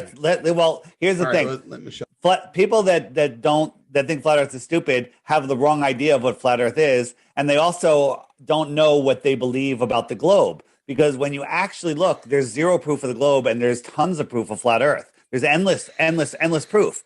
So, we're not a disk floating in space, right? So, when you think of flat Earth, you think of this. Whoops, you don't think of that. Well, that's the heliocentric model. You don't think of this, right? You think of this. This is what they want you to believe, that we're a disk floating in space. This is right. CNN. That's what I thought. No, see, we're not. See, this is you've been gaslit. You've been straw manned. Just giving false information. You'll Google flat Earth and it says, flat earthers believe the Earth is rising at 9.8 meters per second to create gravity. No flat earther believes that. Stupid flat earthers tried to jump on a steam rocket to prove the curve of the Earth. That never happened. That's what the news media said happened, but that never happened. They everything that you think about flat Earth that's stupid is wrong information. No flat earther thinks that. Flat earthers don't believe that Australia exists. Of course Australia exists. Flat earthers, don't know that water spins in opposite directions on the other side of the Earth. That's not true. It doesn't. Okay? There's zero proof of the globe. So here I'm going to ask you a couple quick questions. I do this to everybody. And I didn't know any of the answers when I was asked. How fast is the Earth spinning in your heliocentric model at the equator? one revolution in 24 hours, right? So how many miles per hour is that at the equator? I don't know. It's 1,000 miles per hour. That's faster than the speed of sound. So when you're watching the Okay. sunset, you believe you're falling over backwards faster than the speed of sound, which is making the sun appear to set. Okay, we're orbiting the sun, the Earth at 66,600 miles an hour in an elliptical orbit, speeding up and slowing down while spinning. Okay, and then we're chasing the sun at 500,000 miles per hour. Okay. Okay. All right. So now let's put that into perspective. This is the hypersonic sled track. It's going to go by at Mach 8.6. I encourage you to just Google this yourself on YouTube so you can hear it. Wow. Watch it again. This is Mach 8.6. You have to believe that we are traveling around the sun. We don't have any sound, Josh. No, There's no sound. there is no sound. You have sound on me, right? Yeah. Yeah. Okay. So there's no sound. But you have to believe that we're orbiting the sun 10 times faster Jesus than that. Christ. And we're chasing the sun at 100 times faster than that. Okay. And the stars never move. Wait. And again, the program response in your head, if you've been programmed like the rest of us, is, well, on an airplane, I could drink a glass of water. And to be fair, if you want to just match the spin of the Earth on an airplane, you have to remove the outer shell of the airplane because there's no outer shell on the ball. And you have to double the speed of the airplane because it's only going 500 miles an hour. And you have to nosedive a mile every minute just to follow the curve of the Earth. Then let me know how your water's doing. Okay. But when we go out into nature, what do we see? This is what we see. We see lakes where their container is showing us that it's perfectly still. This is a lake. Its container is the land around it. Large bodies of water at rest need a container. They lay flat, level, horizontal, right? If you lowered some of the land next to the lake, well, the water would flow away. The container is the land. So where am I going with this? What's the container? Well, we're told that Antarctica is the highest land on Earth. It's a continent at the bottom, and it's the highest land on Earth. That's always interesting. I found that always interesting long before I was a flat earther. But in reality, there are no pictures of Antarctica from space. There's just cartoons. This is how the world is set up. We live in the Antarctic basin. Antarctica is all of the land that surrounds our world pond. It contains our water. It doesn't move. And it's when you get to Antarctica, you talk about the ice wall, it's the ice cliff, it's the shoreline. The plateau is 200 feet above the water. It is the container for our world. The world is 70% water. Large bodies of water at rest lay flat, testably, measurably, scientifically, provably flat. Now, Bill Nye taught us when boats go over the horizon, they disappear. So if my fingernail was a boat and I just sail away, I disappear over the horizon. You can zoom in, still can't see my fingernail, can't see it, right? Because there's a physical horizon right here. So I hide behind the horizon. So a physical ball, the Earth, the globe, is required to have a physical horizon at a set distance based on your height. A 6 foot tall person using their math should see a physical horizon on the flat water just 3 miles away. They shouldn't be able to see the surface of the water beyond 3 miles. The problem is we can see things much, much, much farther than that. Okay. We can see things that, we can zoom in on platforms like this one. Hold on. This camera is a foot off the ground. This platform's 9.4 miles away. Well, at 9.4 miles, there should be 59 feet of curvature. But not only can we see the bottom of the platform, there is some distortion, which is atmospheric. We can see the surface of the water for dozens of miles beyond it, where there should be hundreds of feet of curvature. We can see too far. On a flat Earth, the horizon is not physical like I just showed you on the ball. It is optical. So let's see. Where over there? There it is. So when we look out in the distance, the sky will meet the ground, and that's the limit of your vision. You with me? Right? Yeah. So a 6 foot tall person After a couple of miles. After 3 miles, there's 6 feet of drop, so you should no longer. So you should no longer see them. Right, you should no Yes. longer. No. Well, no, they're not going to disappear immediately. You just can't see the surface of the water because it's going to exponentially drop off farther and farther as it goes away. So here's the thing. That's a physical horizon. So if I zoomed in, as I showed you on the ball, it doesn't help. Like if I zoomed in with a zoom lens, it doesn't help you because it's behind a physical thing. On a flat Earth, if you ever go out on a cumulus cloud day, they're all sitting there on the deck, all the clouds. And the ones over your head are 5,000-10,000 feet, whatever they are. And then 20, 30 miles away, they're literally touching the horizon. But you know that that's just perspective, right? You know that these streetlights are all the same height, right? Yeah. But they look like they're going down. Well, this is the sun or the moon. This is the sun. And it's going down. And then a funny thing happens when it gets down here. Sun's celestial. We have our atmospheric deck of opacity that literally comes together and becomes opaque, and things go beyond it. So here's a empty horizon. Now I'm zooming in. So essentially, I'm taking this horizon and I'm zooming in, and I'm making the horizon. I'm making the optics bigger. And as I zoom in, it reveals there's an actual boat there, right? Because I'm increasing the angular size. Now I'm gonna zoom out. It's like the boat is going away, and it looks like it's disappearing from the bottom up over the horizon. Why is it disappearing from the bottom up? First, its angular size is too small, right? But the little waves that are closer to you are bigger. Just like you could hold your finger out and block out an David, can I interrupt? Dave, let me interrupt you really quick. Let me ask you a question. That video you just showed with the boat. Yeah. Who took it and how was it taken? So this was taken with a P900 super zoom camera. I don't know the exact specs on that, but I have 100 other videos, and I've taken some of them. And here's the thing. When I first learned about flat Earth, I was like, at first I went in with a negative attitude. I'm like, I'm going to disprove this flat Earth thing. I'm going to prove the globe and shut these retards up.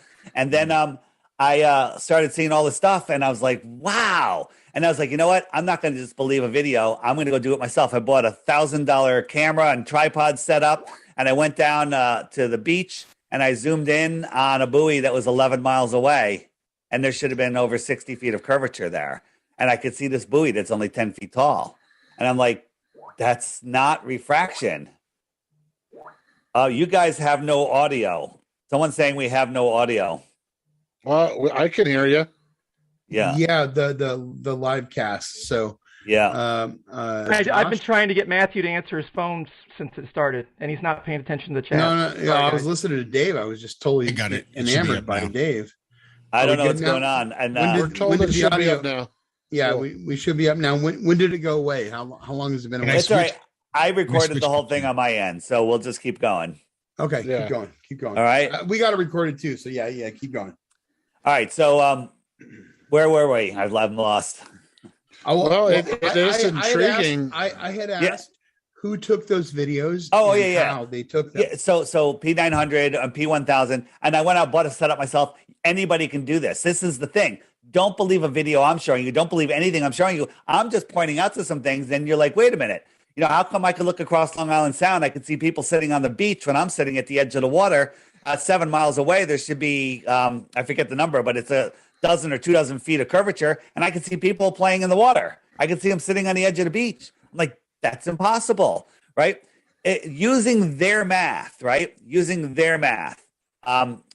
This is a famous viewing spot in Aluja, France, and from this altitude, the out here is Mount Candigo. It's 175 miles away. Well, based on globe math from their altitude and that distance, the top of Mount Candigo should be a mile below the ball. If we live on a ball 24,901 miles around, it should be a mile. Well, when you're seeing something, you're seeing light that's bouncing off of it. If I turned off all the lights in this room, you wouldn't see me because there'd be no light bouncing off of me. Well, the light that's bouncing off of Mount Candigo is not strong enough to push through 175 miles because it becomes thick. Like in a large swimming pool, you can't see the far end of the pool. You with me, Kelly? Yeah, I am. Pay attention here. This is important. I am. And so twice a year, the sun, when it's migrating in between the tropics, lines up with Mount Canigou, and the sun's light is strong enough to push 175 miles, and it backlights Mount Canigou. And you can see here, this is the top of Mount Canigou. It should be a mile below the curvature, but it's there. You just can't see it because if all that is true, then you're absolutely right. Well, absolutely. Thank you for being smart enough to see that. And also thank you for being smart enough not to believe just some videos I'm showing you. You can see all of this. Let me show you where you can. Here's the other thing. You Google flat Earth, Mount Canigou, flat Earth, circumnavigation, anything with the word flat Earth in it, you get propaganda nonsense videos from the government. You get Sideman Dan, you get Professor Dave. These are paid trolls to put out stuff to tell you, oh, flat earthers believe this nonsense and that nonsense, right? So I created this app which will show you how everything works. And every day there's a new video here, archive videos here, frequently asked questions. Like if I hit the frequently asked questions button, up comes all the questions you're going to ask. Why would they lie? What about eclipses? What about ships over the horizon, right? If I click the ships over the horizon, this is the one that got me. These are great videos, but the fifth video down, Mirror Line Horizon, Empty Thea Princess. This girl breaks it down. Kelly, you watch that 10-minute video, you're a flat earther, okay? Guarantee you'll be like, that's why ships go over the horizon, right? And here's the thing. You're a biblical guy. Are you a Bible follower? The Bible is a flat earth book from page 1. God separated the waters from the waters and created the firmament. The earth does not move. It never moves, right? And only twice in the Bible, I think it says the circle of the earth. Well, a pizza is a circle. My table's a circle. The limit of our vision creates a circle. You see 50 miles, 100 miles, 10 miles, whatever it is, the same distance in all direction. Well, that draws a circle around you. That's the circle of your vision. And then your programming will tell you that it's a globe, right? So this app will show you, will answer all of your questions, tons of information, moon landings. Look, our interviews right here under Dave's interviews. There it is, right there. Bam, there we are. So I recommend, like, if you watch more of my videos, I go through so much stuff. Let me. You have a question, or you want me to show you something else that'll blow your mind? No, go ahead. So if we're on our minds, man, if you're on a globe, and the top half is the northern hemisphere, bottom half is southern hemisphere, you got the equator. If you wanted to fly an airplane from any northern location to any other northern location, to any other, as many combinations as you want to make, would that plane ever have to fly below the equator? No, because it's north of the equator. Correct. And guess what? They never do. They never go below the equator, which is interesting. However, in the southern hemisphere, if you wanted to go from a southern location to another southern location, any combination, would you ever have to climb up into the northern hemisphere and then come back down? Same answer, right? Yeah. But they do. Now, why is that? Okay, here's a flight from Santiago to Johannesburg, and it goes all the way up to Senegal. That crosses the equator and then down again. Well, on a flat Earth, this is what that flight route looks like. Oh, wow. That makes more sense. Let's look at another one. Check out this one, right? Montevideo to Perth. Yeah. Why does it go all the way up here when it could have just shot across? Right? Well, look, bam, bam, bam. Right? Yep. Fascinating. Right? Yep. Another one. Right? This is a straight line. Yeah. And why didn't it just cross over here? Because the people here wanted to go here. They didn't have to go pick up other passengers like Globers will say. Okay. Yeah. Right. Well, and here's something else happens. Do you believe we went to the moon? Have you ever looked into it? No, I don't believe we went to the moon. All right, good man. And that's just a belief. Look into it, then you'll know we didn't go to the moon. Okay. Yeah. So NASA's in charge of all international flight routes. NASA's in charge of GPS. NASA's in charge of radar. Interesting. Okay. what, and NASA's not a real, once you understand what they are, they're just a deception company. But occasionally on an airplane, somebody will have a medical issue, having a baby, having a heart attack, whatever it is, and the plane has to land as soon as possible, right? So we call these emergency landings. Well, on this trip from New York to Hawaii, for some reason, they went all the way up to Seattle, which is like 1,000 miles out of the way. Okay. Why did they had an emergency here? But if you look at it on a flat Earth, New York, Seattle's right on that line. They should be stopping at Phoenix, it looks like. Well, on the other one, on this, they should, but this is where they stopped. Right. Okay. Here's another one, right? Another one. They went all the way up to Moscow, again, hundreds and hundreds, 1,000 miles out of the way, which makes no sense. That the timing of this, if you go look at the details of when it happened, how did they get to Moscow so fast? Well, look, Moscow's right on that line, right? Wow. Yeah. And the thing you have to ask yourself is, how many times does this have to happen before you realize it? Again, here they went to Calgary, way the fuck out of the way, right? And here we are, straight line, Calgary. Right now, I'm just showing you a bunch of memes, a bunch of graphics, and and you said it before, and that's probably the best thing I've ever heard anyone say is, if what you're telling me is right, then you're right. The Earth is flat. Okay, and so believing that this is like, hey, I'm trustworthy. I'm showing you some good stuff. How do you verify all this? How do you verify it? And this is how you verify it. Eddie from Flat Earth Banjo USA and Japan channel wrote this book, 16 Emergency Landings. He documented all of the data, all of the flight paths, all of the numbers, all of the timing, all of the locations, everything. Okay. And it's free online. It's a free PDF online, or it's available on lulu.com for a coffee table book. I highly recommend it because all of this digital stuff is going away. We need to have books. If anybody wants a good coffee table book, this book is amazing. Okay, Lulu.com. And by the way, Lulu's having, if you check Eddie's channel, they're having a 15% off sale. Just a little plug there for until the 30th. So, 16 emergency landings. Those alone prove we're on a flat Earth. Yeah, this is but can I ask you some questions? Yes, please. Sorry, I can talk forever. No, you're good. It's just that for a brand new person, one question is, they have all those videos, it looks like, from outer space that make it look round. The other one is, what does it actually look like from outer space then, if it doesn't look like what we've been told? Yeah, so that's a great question, because NASA doesn't have any images, right? They show us crap like this. Do you think that's real? Of course that's not real, right? Yeah, it can't be. And NASA has never been to space, right? Right. So that's just a spinning ball. Hold on. I'm looking for Earth from space. So here's another one that they tell us. I mean, do you believe this is a painting? Okay.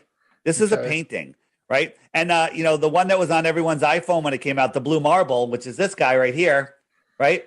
Yeah. They Photoshopped the clouds. The clouds are this, like, if you zoom in on this area, the clouds are repeated. They're stepped and repeated in Photoshop. Okay. Wow. Let me show you let me find that photoshopping blue Earth. Where I gotta put that one closer. Well, when I come, here it is, marble clouds. 1 second. There we go. So you look in, you zoom in, the same cloud, stepped and repeated. But you don't even need this, because the guy that made it, that worked for NASA, a NASA visual artist, said he made it in Photoshop, and he told everyone in an interview how he made it, right? And he said that he just gets data from NASA, and then he creates what he thinks people want to see, right? NASA doesn't have any photos of Earth. So people say, well, NASA didn't have Photoshop. You need Photoshop to paint this, right? Do you need Photoshop to paint that? And the answer is absolutely not, because if you look at this right here, is this a painting or is this a photograph? Could be a trick question. What do you think? It looks like a photograph. Yeah, it's a painting. Okay. It's an actual painting. Somebody was able to paint this with the wine, the reflection, and the window, and the shading, and the glass. This is an actual, it's called a photorealistic painting, right? So what would be harder to paint? That or this? The other one. Of course, right? Yeah. And this is what we get from NASA, right? But the problem is, what about the other space agencies? Wouldn't they tell on us? Wouldn't they, tell? Well, no, they all take their own pictures, and this is what we get. This is what we get. Look at this. This is cartoons.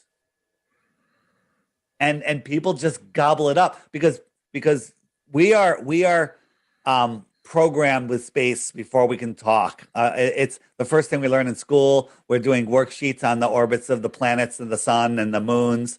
And it was one of the most important. I remember that when I was a kid, when I had that done, I was so proud that I knew that the moon went around the earth and the earth went around the sun. I was so smart. I was amazing, right? But all of this is programming us to build our entire life around this foundation. And in a moment, you're going to say, why the lie? We're going to get it. We'll finish up with that when the time comes. But once you understand that all of this is fake, it's life-changing. It's life-changing. You know, the Sumu ring looks like a Earth with Antarctica. If you step on Antarctica, which is off limits because of the Antarctic Treaty, right? Right? Oh, really? Yeah, it's because of the Antarctic Treaty. You know, I think that's what they're showing there. You know, the outside of that ring is Antarctica, and you're not allowed to go there. So if you step on Antarctica and you keep going, then what'll happen? Well, that's a great question. And here's the thing: anything above 73 miles, which is I think as high as anyone has ever gotten, or beyond 60 degrees, beyond 60 degrees south, right, where no one's allowed to go beyond, it is speculation, but what could be out there? So are you a believer in extraterrestrials, perhaps? Maybe? Yeah. Sure, it's a big place. It'd be a waste just to have, us. Yeah. The distance of those stars is so ridiculous that I'm tired of going over it, but I will again. The closest star is 25 trillion miles away, 4.5 light years, 25 trillion miles. Right. You know how long 1 trillion seconds is? 1 trillion seconds. If you're traveling a mile per second, which is faster than anyone's ever gone, in 1 trillion seconds, you've gone 1 trillion miles. How long did that take? Many, many years or 31,000 years. Yeah. Just let that sink in. 31,000 years at a mile per second, and you are 1/25th of the way to the closest star, where the next closest star is magnitudes farther. And we're supposed to believe that aliens that look like us are flying in those distances and coming here and crossing in Roswell, when perhaps maybe the Earth is set up like this. Here we are in our pond. Here's Antarctica that surrounds us. And out here is extra territory. Think of the words.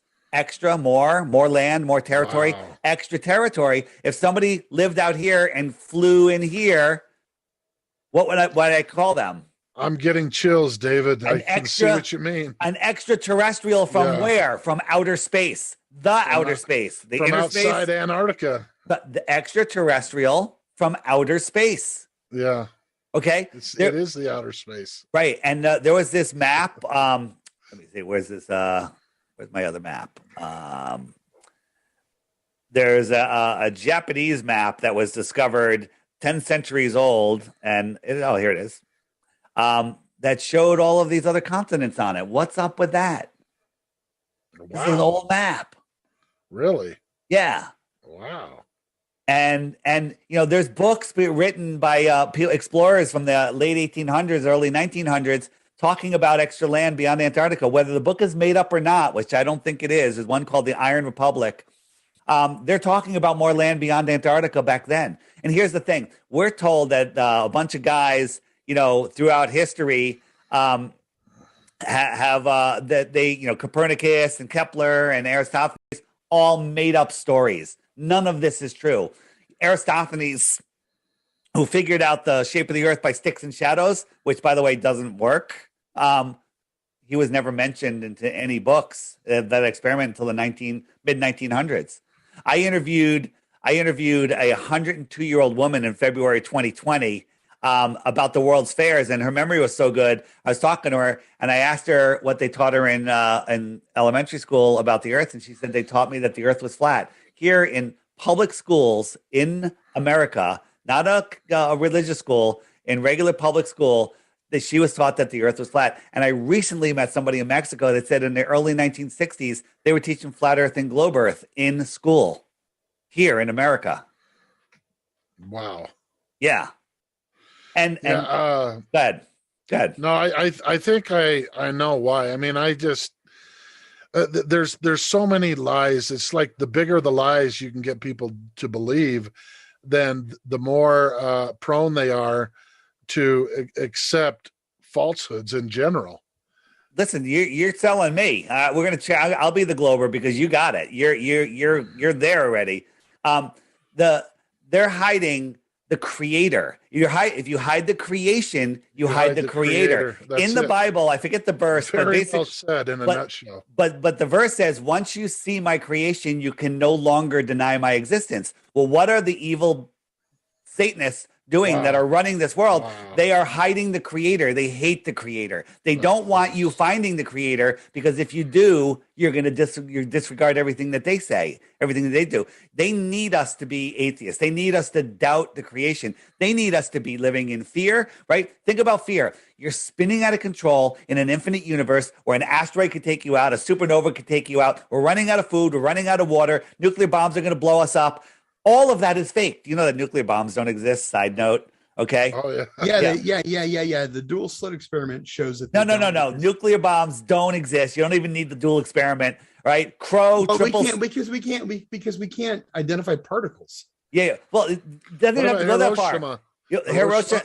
So after Hiroshima, after Hiroshima and Nagasaki, the trains were running, the sandwich shops were open, they were selling flowers on the street, and everyone was back to work 3 days later. Okay, you didn't hear about that. You know why you didn't work with radiation. Yeah, you know why you didn't hear about that? Because only one reporter was allowed to take pictures and write articles, and anyone else that did was put in jail. Okay, it was all made up, and there's video of them stacking TNT at Ground Zero before the blast. Okay, it was a giant explosion. All of it's nonsense. And for anyone that's hearing this for the first time, Crow 777 Radio on YouTube, episode 053. Just listen to that. And then you will never, anytime you hear any world leader mention nuclear threats, you can laugh instead of being fearful.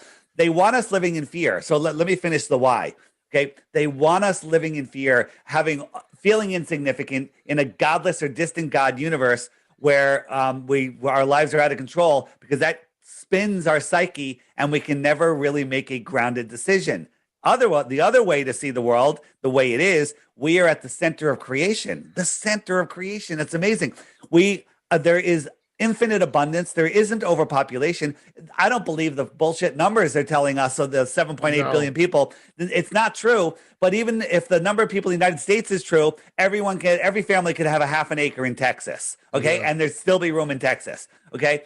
So again, they're lying to us about every single thing. So they're hiding free energy. They're hiding the fact that our thoughts create our reality, right? Your thoughts create your reality. Everybody here, they don't want us to know the power of our thoughts. So how do when you have two people together, it's synergistic energy, and I'm trying to think of the word. It's not synergistic toxicity, but synergistic energy. Whatever, where one person has 1 unit of power, another person has 1 unit of power. You put them together, it's 10 units of power, right? You put more people together, and it's just like, it's the Maharaji effect of meditating. You've seen that, where everyone world meditates together, and then peace breaks out or something.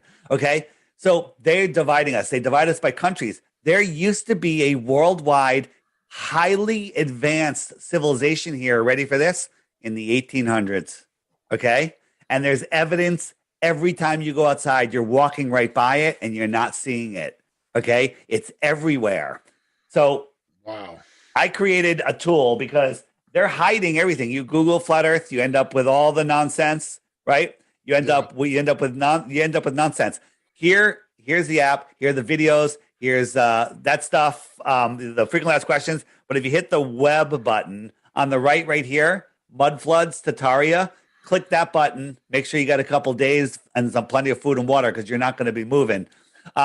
There's such good videos there. Again, on the books tab, there's the book, 16 Emergency Landings. Whoops. This is an app, right? This is an app. It's called. What do you search for to get it? It's called the Flat Earth. You can just point your phone right here and you point your camera at it and it'll come right up. But the name of the app. I'll do it right now. The name of the app is the Flat Earth Sun, Moon, and Zodiac Clock app right there. Point at it, either one of those. I'll do it. Now, wait, hold on. The app's $3. There's a subscription. You don't need to subscribe unless you want to message other people. So don't feel like people are like, I don't like subscriptions. You know what? I don't like subscriptions either. But it is actually a good subscription when you want to meet other people. So people are using it as a dating app at this point, and a job subscribe and support the cause. Yeah. So Flat Earth. I'm doing a search right now. Flat Earth, Sun, Moon, and Zodiac. Are you in Android or Apple? Apple. It's $3. $3. It's the first one to come up. Look. Yep. Look. This is a world map. Check this out. Look at these are the people that have the app and have the friend finder. Okay. Look at this. We're everywhere. This isn't a fringe little group of a bunch of retards. We are highly educated, awake, aware people. And in the app, if you tap on one of these dots, you can actually contact the person. You can message them. You can send group messages. Like I have 50 kilometers set. So I have 322 people. I can send a group message. Hey, I'm having a meetup April 2nd in New York City. And everybody meets. Right. So this is how we use their technology to bring us together. All right. Amazing. Yeah. I mean, I'm going to have to research it and not take your word for it. But all you got to do is prove that one truth where if you're 6 feet tall, how far do you need to walk before you're no longer visible? Well, it's more than 3 miles, but if you're looking out it's like 6 miles or something, right? It's 8 inches per mile square. Yes, the curvature, the mathematical translation. What they've told us that the globe is 24,000 miles around at the equator, and that means there should be basically curvature visible at 8 inches per mile square, which is not visible anywhere. Yeah, all you got to do is. And Kelly, when I was 6 or 7 years old, I questioned that.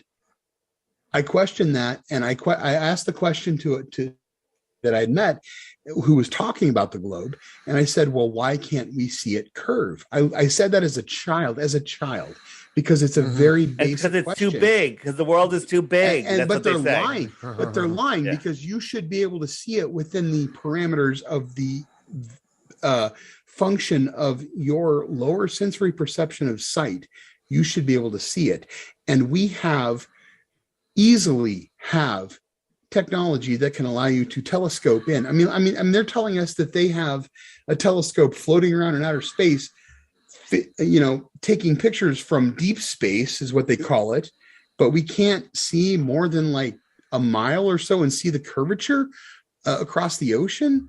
It's garbage. They tell us that it's a lie. Space is I'm too big. I'm gonna shut up because Dave, I can't add much. This is the Hubble telescope from like 20 years ago. They showed us this picture. Okay, I say it's a garbage can. To me, this looks like Del Monte beans wrapped in tinfoil and a Coke can with a little flip and some balsa wood airplane wing wheels. Okay, but so check this out. Just recently, they did a servicing mission on it. Right, so they went to the Hubble. And they serviced it and they snapped a picture. Look, it's the same picture. And if you compare them side by side, it's the same clouds. They use the same picture. Okay. Well, also just looking at that, they look like about the same size, but there's more curvature in that picture than the other one. Oh, that's interesting too. Photoshop, different artists. Oh yeah, they got them. Well, you know what? Yeah, I mean, maybe. But think about this. On Earth, when they're doing those deep star field telescopes, the telescope is on a giant cement pad that's like 10 feet thick or whatever. I don't know how deep it is, but it has to be so the operator, when they're doing a long-term photograph of deep space, they don't even want the operator walking around in sneakers because the vibration could ruin the picture, could vibrate the mirror, right? Yeah. Right. And so I was watching a Nova, and I remember that because they're like, the guy has to walk around in socks and walk around carefully. Okay. But then I'm like, but isn't the Earth spinning at 1,000 miles an hour and orbiting at 66,000 miles an hour and chasing the sun at 500,000 miles an hour? How the fuck is a little vibration going to make any difference at all? And if the Hubble telescope, not only is it doing all of those motions that the Earth is doing, somehow magically mimicking it, it's also falling around the Earth at 17,000 miles an hour additional. Okay. How the hell is that thing taking pictures of anything? Right? Yeah. None of it makes any sense whatsoever, right? I mean, if you look at the nonsense that they tell us, right? A space vacuum next to a high pressure gaseous planet. Well, how do you have a vacuum next to a gaseous planet? Do you know what this is? You saw this as a kid.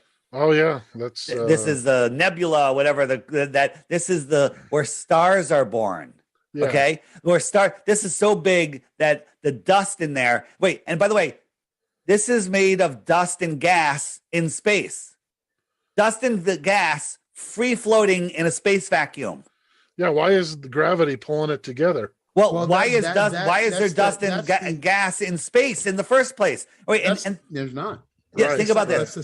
So they say that the dust starts going together. Oh, I got a baseball size. Now it's got some gravity. It pulls in more dust and it turns into a star. What does it do? Spit the star out like a friggin' ping pong ball machine, and then it flies across the galaxy and takes its place? I mean, the stuff that they show us, they're laughing, right? Kids know what this is because they're all brainwashed with this. Adults know what this is. This is ridiculous. Absolute insanity. Right, this is probably some satanic friggin' monster casting a spell. Who the hell knows? You know, they do all sorts of weird Oh yeah, stuff. there's satanic stuff in all kinds of stuff like that. Kelly, would you get on this thing? Yeah, you'd get on this. Look at this thing. It's made of friggin' paper mache and tin foil and curtain rods. Right. Another thing that's the lunar lander. We didn't go to the moon. Okay. Yeah. Oh, you know what? I'm sorry. I wasn't showing you. I didn't realize I didn't share my screen. This right here. This. Yeah. Oh, yeah. That looks pretty bad. Pretty bad? Real bad. Oh, thank you. Can't get any worse. You got the extraterrestrial thing. Let me show you one more thing. So the sun goes around and it migrates in between this outer yellow line, which is December 21st, the Tropic of Capricorn, and the inner yellow line, the June 21st, the Tropic of Cancer. So when it comes to June, where are you located, Kelly? I'm in New Mexico, so Gallup, New Mexico. All right. So in June, the sun will be all the way here, and it goes right over. When it comes around, you'll see that it goes kind of almost right over New Mexico. Pretty damn hot there in June, I bet. Yeah. Right. And that's because the sun is directly over you and it's close. Right. And now, like that street light that's over your head, that's your summer sun. The street light that's down the road a block or two, it's the same height, but it's lower in the sky. It's farther away. That's your winter sun.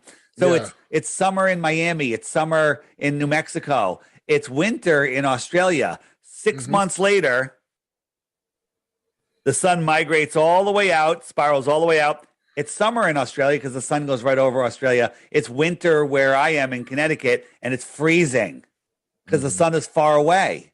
Yes. Right? So real quick, if you're inside of this inner circle, you're in the Arctic area. And if you're outside the bigger circle, you're in the Antarctic area. Okay? And anything in between the tropics is the tropics because that's where it's warm and the islands are and it's beautiful. Okay? So the tropics are in between the tropics. The Antarctic area is outside, and the Arctic is inside. So if you're standing anywhere inside the circle, what is the sun doing? It's arcing around you. Right. If you're standing anywhere outside this circle, what's the sun doing? It's coming towards you and away from you. It's Antarctic. Antarctic. The Antarctic. The Arctic. Arcing. Antarctic. Wow. Airplanes fly flat and level over the Earth plane. Go. Wow. So what's the origination of the word Antarctic? Where did it come from? Everybody knew that the Earth was a level stationary plane all the way up to the well after the World War II, well after. And they started just changing it. And the Rockefellers took over the indoctrination camps, and they literally took a flat Earth out of the curriculum. It was still in the curriculum. The 1959 Encyclopedia Americana talks about the dome at 13,000 feet at 85 degrees south, but you can't even find that encyclopedia anymore, right? They literally took everything away, and they want you to feel insignificant. They want you to not know that you're at the center of creation. They want you to believe they have control over you. The only person that has control over you is nobody. The only control anyone has over you is in your imagination. And they know, here's the thing, and this is how we win, right? God's on our side. They break karma. They can't break our free will. I don't believe that they can kill us. They're not allowed to, and they're afraid of that, but they can convince us to kill each other. They can get order followers to go to other wars and kill other order followers, and no one knows what the hell is going on, right? The division between the United States and Russia is fake. This war is fake. It's all a stage show. It's Wag the Dog. Anyone that hasn't seen that in the last 10 years, watch that movie, Wag the Dog. It's a documentary of what's going on right now. Dave, one of the things that really got me, I just wanted to interject something, Kelly. Yeah, please. One of the major things that really got me about and made me pay attention was the fact that we're supposed to be swirling around the sun and, spiraling and chasing the sun at 500,000 miles an hour and all these different movements. And the northern star always is in the same exact spot. And there's sundials that are 6,000 years old, carved into stone, where you can literally count by the seconds. And it's always the same. David, I just wanted to bring that up because here's Stonehenge is by any chance in Georgia? Stonehenge. Yeah. Well, the center stone has this little hole in it. So forgetting the 10 Commandments on there with the whole New World Order. The New World Order 10 Commandments, right? You look through this hole, and there's Polaris. It never moves. It's been up for over 40 years, and Polaris hasn't moved. Even in the heliocentric, nonsensical model, they tell us that in 4,000 years, we're going to have another North Star. It's going to be Thuban, or it was Thuban, or whatever it is. And that means that this should have moved a half a degree or so since this was built, right? Yeah. And it would be way out of this hole. It's still there. It hasn't moved. Same thing with the pyramids in Egypt.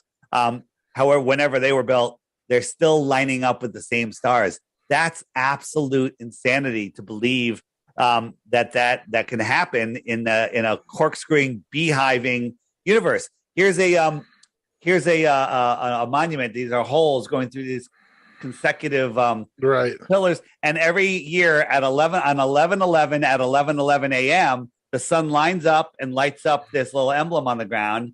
It's a war memorial thing. Well, how the heck does that happen in a gravitationally run heliocentric beehive? Okay, how does that happen? This is impossible. The stars are fixed in the sky, just as it says in the Bible. And they rotate around us. Go out tonight, look at the stars, draw a little pattern, say, okay, I'm sitting here in the corner of my house, and I see these stars here at 11 o'clock p.m. Then next year, same night, same time, go out, and every star will be in the exact same position. Okay? Game over. We're not moving. The stars are fixed. The wandering stars, which they now call planets, right? That's a whole nother thing. When you look, Disney and NASA show us this, rocky planet. When we look through our super zoom cameras, this is what we say. Okay. Right. How does that dusty, dirty ball shine back to Earth and be brighter than most stars in the sky when you see it? That doesn't make any sense. Oh, yeah. The inverse square law of light proves that that's just not the case. Wow. Right. This is just the beginning. Here's the thing. Thanks for downloading the app.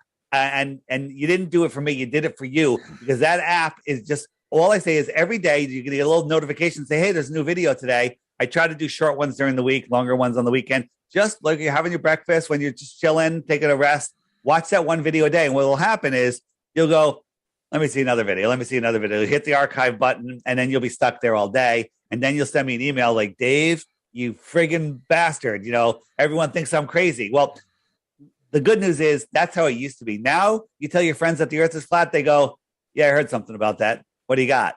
And then you share it with them, and now you have new flat earth friends. Yeah. Yeah, because I mean, I came into this discussion thinking, look, gravity in space has to pull to each other and form a sphere. It just that's what they tell you. So right, but then you see asteroids; they're not spherical. But the other thing is that they're not big enough. There are no such thing as asteroids. Okay, all of it is nonsense. So think about this. This is called the 3-body problem, right? You can take the world's best supercomputer. You can put a mass in it. We'll call it a sun, and it's got this amount of gravity. Got another thing orbiting it. We'll call it a planet. It's got this amount of gravity, and that computer can figure out where it's going to be every second of every day for the next million years. Okay, but then you introduce one more object, a planet or a moon, into that system. That computer can only figure out what's going to happen in the next few seconds, and then it goes into chaos mode. It can only predict what it's going to do just a few seconds into the future, and then it goes into chaos mode. Now think about this. We got all of our planets and suns and moons, right? You got the sun way over here, and then you got these planets way out here. So the sun can hold on to the Earth and Pluto and every planet in between, but it ignores all the moons. Okay? Yeah. What happens when this moon comes around the Earth back towards the sun? Shouldn't it speed up towards the sun? And when it goes back away, shouldn't it slow down because of the sun? Yes, it should, yes. It doesn't. It doesn't. When all these planets line up, how come they don't tug on each other? How come things don't move? How come they know when these planets are going to line? How come it works like a perfect clock? Like a heavenly created clock? Because they tell you all the planets are on the same plane too. They say they're on the same plane because that's the only way it works. Why are all the biggest telescopes in the outer south? Yeah, and they're all looking out. How could that be? Right. Anyway, right. But the result of all of this, is I can't help but to say it makes me angry to be lied to at this level. Dude, they're hiding the creator. They're hiding your divinity. They're hiding more land. They're it just hiding makes you everything. wonder what is true at all. Nothing they tell us is true. But once you, this is the key. This is the moment. Once you wake up to this, you start seeing all of these other things. And then once you see that, you literally unplug from the Matrix. Neo in the Matrix. The Matrix is the heliocentric system. At the beginning, Neo's lost in the Matrix. He's lost in the heliocentric system. He's depressed and he's powerless. And at the end, he is unplugged from the heliocentric system and he's taken back his power. And that's what happens when you understand you're at the center of creation, right? You understand the true power that you have, the divinity that you have. We're here to expand the mind of the creator. We have our soul, which I say is a piece of the creator. We're all part of the creation. Everything that we see in the sky is alive, right? The earth is alive and we're part of that living system. It's all part of the creation. Man, this is amazing. It really is. And I can relate to being looked at as crazy because I mean, one thing I do is I do read the scriptures, and it's the Bible. I finished Matthew and Mark in the last couple of days. I'll keep going. You mentioned Lulu.com. I have religious books on Lulu, on Isaiah and the book of Revelation. And what you're doing, what goes through my mind in what you're doing is you try to bring up the simplest biblical truth, and you won't go too far before the majority of people don't believe you. I mean, you just start talking to a few people. Right. Go ahead.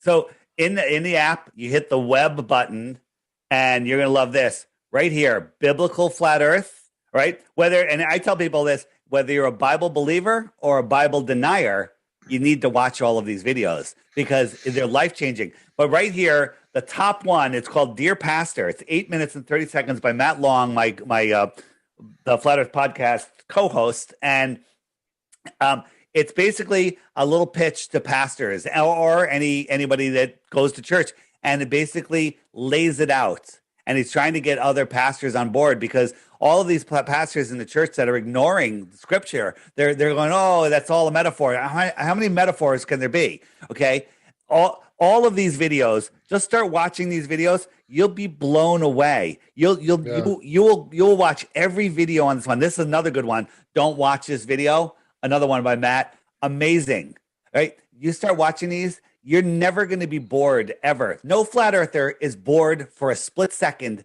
after they become a flat earther because there's this creation is so amazing. You don't need the tell lie vision programming entertainment, right? To control and freeze the mind, right? It's all nonsense. The world is such an amazing place. You don't need any of that, and you're never bored again. Because there's so much to admire and appreciate. Wow. Yeah.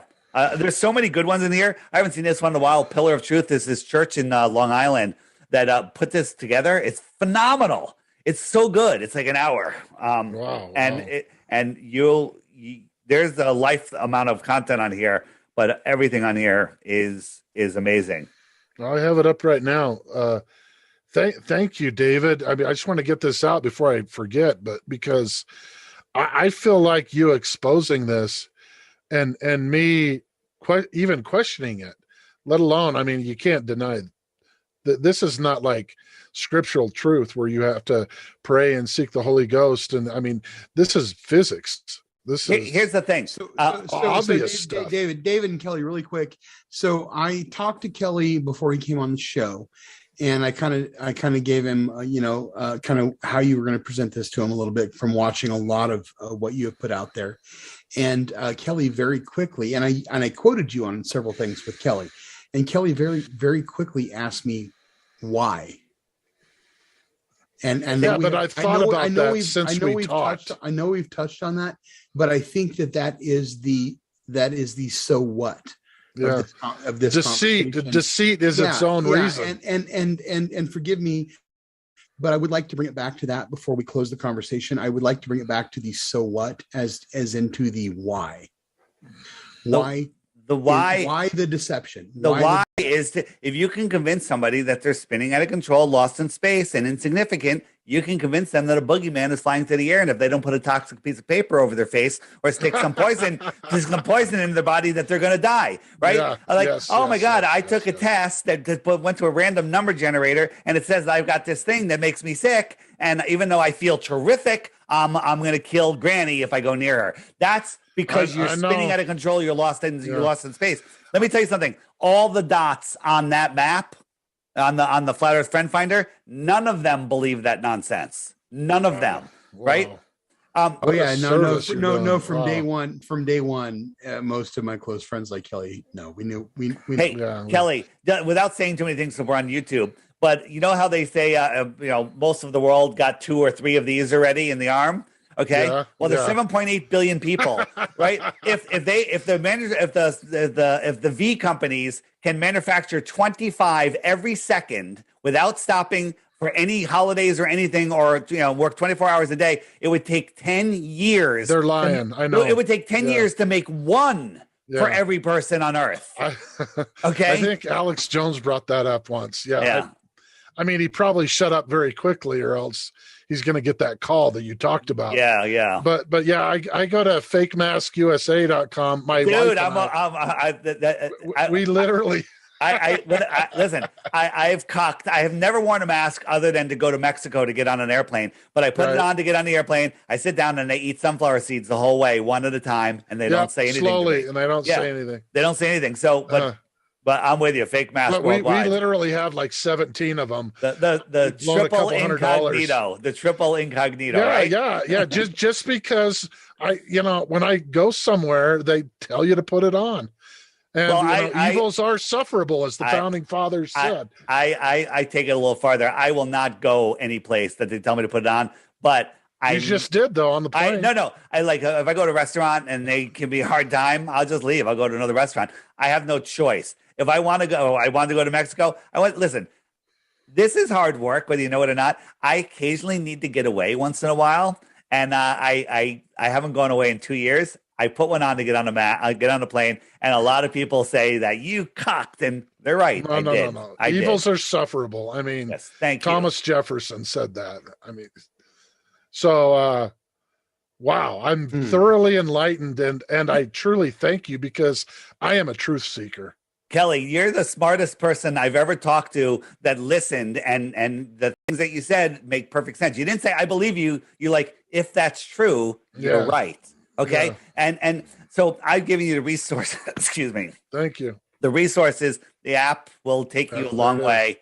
And yeah, thank you. There you go. Wow. I hope this video is watched. I can't stumble upon you, but I mean, I know you're popular. Matt said you had millions of followers, and I can see why now, David. So, excuse me. Next time you go sumo wrestling, bring some spray paint or something and write Antarctica on the outside of the ring. All right, or just get a dohyo and write it on yourself. Hey, there's videos and photos out there of Kelly, having the whymorality.com on his back. I mean, Kelly has been a proponent for truth. I put a fake tattoo on one of the world championships, whymorality.com, and I can't even remember. It was so long ago. But I've since then kind of become a hermit, and I just seek truth. And, you read the prophets and the Holy Scriptures, they didn't have a lot of followers either. And, you know, that's Kelly, that's what I admire so much about you is that you are one of the few people that is just truly as objective as possible. And Dave, for you, what you've done, the work you've done, and the sacrifice that you've put into the cause is amazing. And so both of you gentlemen, Jake and I, are just eternally grateful. You guys are fantastic. We support you to the end. And thank you both so much for what I'm going to have to look into sumo wrestling because I always thought it was just a bunch of fat guys out of shape that couldn't do anything else. Now you're swimming. No, you got to see that video. Kelly can do the full splits. I know this man. He's doing splits and swimming 30 miles or 20 miles. And he can have all three of us stand on his back and jump up and down. It's like he'd be like, oh, okay, that feels good. It's like someone said, well, I can bench 400 pounds. And then the reply from sumo is, yeah, but does it jump off the rack and attack you? Kelly, I don't know, what circles you travel in, but if you know any other podcasts, sumo podcasts, anybody, get me on there. Let me talk to them like I'm talking to you. I will. Because this is the most important thing that's going on in the world right now. People are like, what? Flat Earth? What difference does a shape make? Well, flat is not a shape. The Earth is level and horizontal, and essentially that means flat. But this is important because when you wake up to this, you wake up to the other things. If you can't fight these other things if you're lost in space. Right. Yeah, truth yields to truth. It clings to truth. And what you're doing is a service to the world. God bless you. Thank you. Thanks for listening. Yeah. Dave, thank you so much. I didn't think I'd convert this quickly, Matt. That's what, Kelly, that's why I only had a short discussion with you. And I said, hey, talk to Dave. Kelly, use the frequently asked, the question mark button is going to answer all your questions. And it's going to, and it's also going to bring up new questions and answer them also. So take some time, go through those videos, just in your spare time, watch the videos and then take a note. Like, you know what? That's something I can verify myself. They discovered Antarctica and they said there's more resources there. Oh, nobody can go there. Look, we're going to go to the moon. Look over here. Don't look over there. We're going to the moon, right? That's what they do for 100 years now. And after like the fourth moon landing, the network got phone calls like, hey, we'd rather have I Love Lucy on. You've preempted it again. And so they're like, okay, we'll go to war now, and now we'll do the little boogeyman. Now we're back to war again. It's like, just ignore all of that shit. Find out where you are and become who you're supposed to be. Live your true life. And I know the people in charge don't like people like you, but I've always thought, who's much, much bigger than you are? God. That's right. God he first. He can protect you. It doesn't matter if 1,000 warriors are coming at you. And he does that. I believe that he's done that. I used to laugh at that. I used to laugh at that. Now I don't. Yeah. No, I don't. mean, he has all the power of one snap of his finger. Everyone could die. He just doesn't take away our agency. He lets lies be believed when you don't seek him, but it's very apparent that you've sought him in this, and God bless you for it, because I believe it. Jake or Matthew, give Kelly my email so he can reach out to me anytime he wants. Yeah, absolutely. Thank you, Dave. Absolutely. Yeah. Yeah. And So- you know what? He's got the U.S. Sumo National Championships coming up on in the April 23rd or 22nd. Yeah, 23rd. April 23rd is the tournament. 22 is training. Yeah, in Salt Lake City, and so Dave, if you're available and you connect with Kelly would probably give you a shout out there. Dave, yeah, I gotta say this. I was talking. This was in Phoenix to a friend. I just won't mention his name, but we were talking. It was a great discussion. It was about truth, and then he brought up flat Earth. And you laughed at him. I drove away with my wife, and I said, "Man, I can't tell you how disappointed I am." And now I'm disappointed in myself. No, Kelly, don't be, because there's a lot Kelly, of false information about flat Earth out there. Are you I don't mean connected to with cut that you off, guy Dave. I'll still? shut up. No, it's all right. I'm keep stepping on you. Are you still connected with that guy? Oh yeah. Why don't you call him up and say, "Hey, I see what you're talking about. I'm looking." I will. I mean, I put this on Facebook. For all I know, he's watching it right now. But I will connect with him, and I'll say, it just shows me that people need to be ready to receive it. And a platform like this, what you've demonstrated, it's just undeniable. Like I say, it's not even something you have to pray about, because it's just physics. It's just math. Yeah. We have engineers, pilots. That's what I wanted to show you. On the app, if you hit the web button and go to featured video, full-length videos, there's a playlist of full-length videos. Like, instead of watching Netflix, watch one of those videos. And the top one right now is a bunch of whistleblowers, military whistleblowers, talking about how their weapon systems, like the railgun, shoots 100 miles. 100 miles. They can see targets 100 miles away. There should be a mile of curvature. Okay. Oh my goodness. Right. 8 per mile. Wow. Just that one comment. Yeah. Crazy. And then the next one is there's just well produced, entertaining. Like, literally sit down, grab a snack and drink whatever you got, and watch these videos. They're better than anything that you can find on television. And guess what? When I come across one of those videos playing, like Bob Globusters has a Globusters 24/7 stream, which is basically just clips after clip after clip after video. And whenever that comes on, I get stuck. It's like you turn it on, it's like you can't turn it off. Yeah. Well, everyone sits everywhere they go, doctor's office, airport, and they look at their cell phone. I now have a reason to stare at my cell phone during those times. My friend who's a fireman today, he flat earther, he in the firehouse, he on the big screen TV, he turned it on to Globusters 24/7 and hid the remote. Good idea. Hey, you talk about Austin Whitsett, Globusters Austin. Kelly, there's this young man who is an ex-military member who has been traveling around the United States against all odds and going into the deepest places where he's just getting torn up and talking about flat Earth, because it is as important as the gospel truth.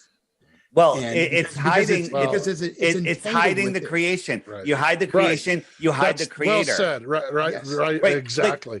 We don't see the creator. We see the creation, which is proof of the creator. Yes. Right. Yes. And they're telling you it's a lie. Maybe God's a lie too. Maybe the Bible's a lie. Right. Yes. It's unbelievable how clear it is once you see it. Yeah. Right? Yes, exactly. And then as you go down this path where you wake up and you break the spell that you've been put under, you see it happen again and again, and you know what's coming from. Like, you feel it, you sense it, you see it around you, and you hurt for the people around you. Yeah. Yeah. You want Yeah, them to wake but I up mean, so this- badly because that's really what's happening. Yeah. Is they steal the minds and they steal the power of the people, of the creative power. And creative, I'm not talking about putting your creativity on a painting or into a song or into poetry. I'm talking about putting your creativity into creation, whereas in every single person born around you is a part of the creator of the universe and worlds beyond what we can even fathom. Yeah. And you're a part of that, and I'm a part of that, and Dave is a part of that, and Jake is a part of that, and every person listening to us tonight is a part of that. And what we believe, what we feel, and what we see makes up the reality. Reality is objective. There is an objective truth, but that objective truth is made up by the subjectivity of every person ever born throughout time. Hmm. And you have your ability to look towards the objective truth that is the best for mankind, that is the best for human beings born, living, and dying. And I don't know why. So like I said, and I always like to end our podcasts with a so what. So what I mean by that is a so what. So we've got this incredible information. We've got these wonderful ideas. We have this illumination into our spirits and into our souls that is life-changing. So what do we do with it? And what we do with it is that we hold on to it. We think about it. We listen to it, and then we start to pull ourselves away from the false matrix reality that we were born into and we were conditioned into. And that's what needs to happen. We need to stop listening to, and we don't even know. One of the things, the one thing that I heard Donald Trump say that I thought was true, the one thing he was asked, if it's not you, Mr. Trump, who's controlling everything? And he said, people you've never heard of. Mm. And that one thing he said was true. We don't know. We don't know because why would they show us? Why would they tell us? Everybody that we think the cult of personality is a lie. You can't look at a person and say, well, we just get this person out of the way and then we can change and fix things. That's not true. That's not true. It's 100% inverted from what we think. The fact that we are paying attention to that person is the lie. The fact that we were caught in a world where we give our energy and our focus to a false reality is the lie. And the more that we break ourselves away from it, the more that the real world becomes apparent. It's like being on the grid and then becoming off the grid, where all of a sudden your survival is no longer entangled with the sociopath's agenda. And then all of a sudden you don't have to pretend and believe that you're a part of that, or that you can even tolerate a little bit of it. You should tolerate 0% of it. And we should all tolerate 0% of it. I just wanted to say two quick things because I know we're going to be wrapping. We're running along. We're running along, but this has been a fantastic conversation. Thank you so much, David. Number one. But thank you, David. I just wanted to say, much. I had a friend call me last week and said that he just finished his 75th trip around the sun. And it just made me, I never told him how I felt about the earth, the realm, and everything. And I just snapped. And I had to be honest with him because it made me realize he might not be here another year from now. And I always wonder, how will it affect him when he passes on if he doesn't even know where he is, if he's lost? You don't really know.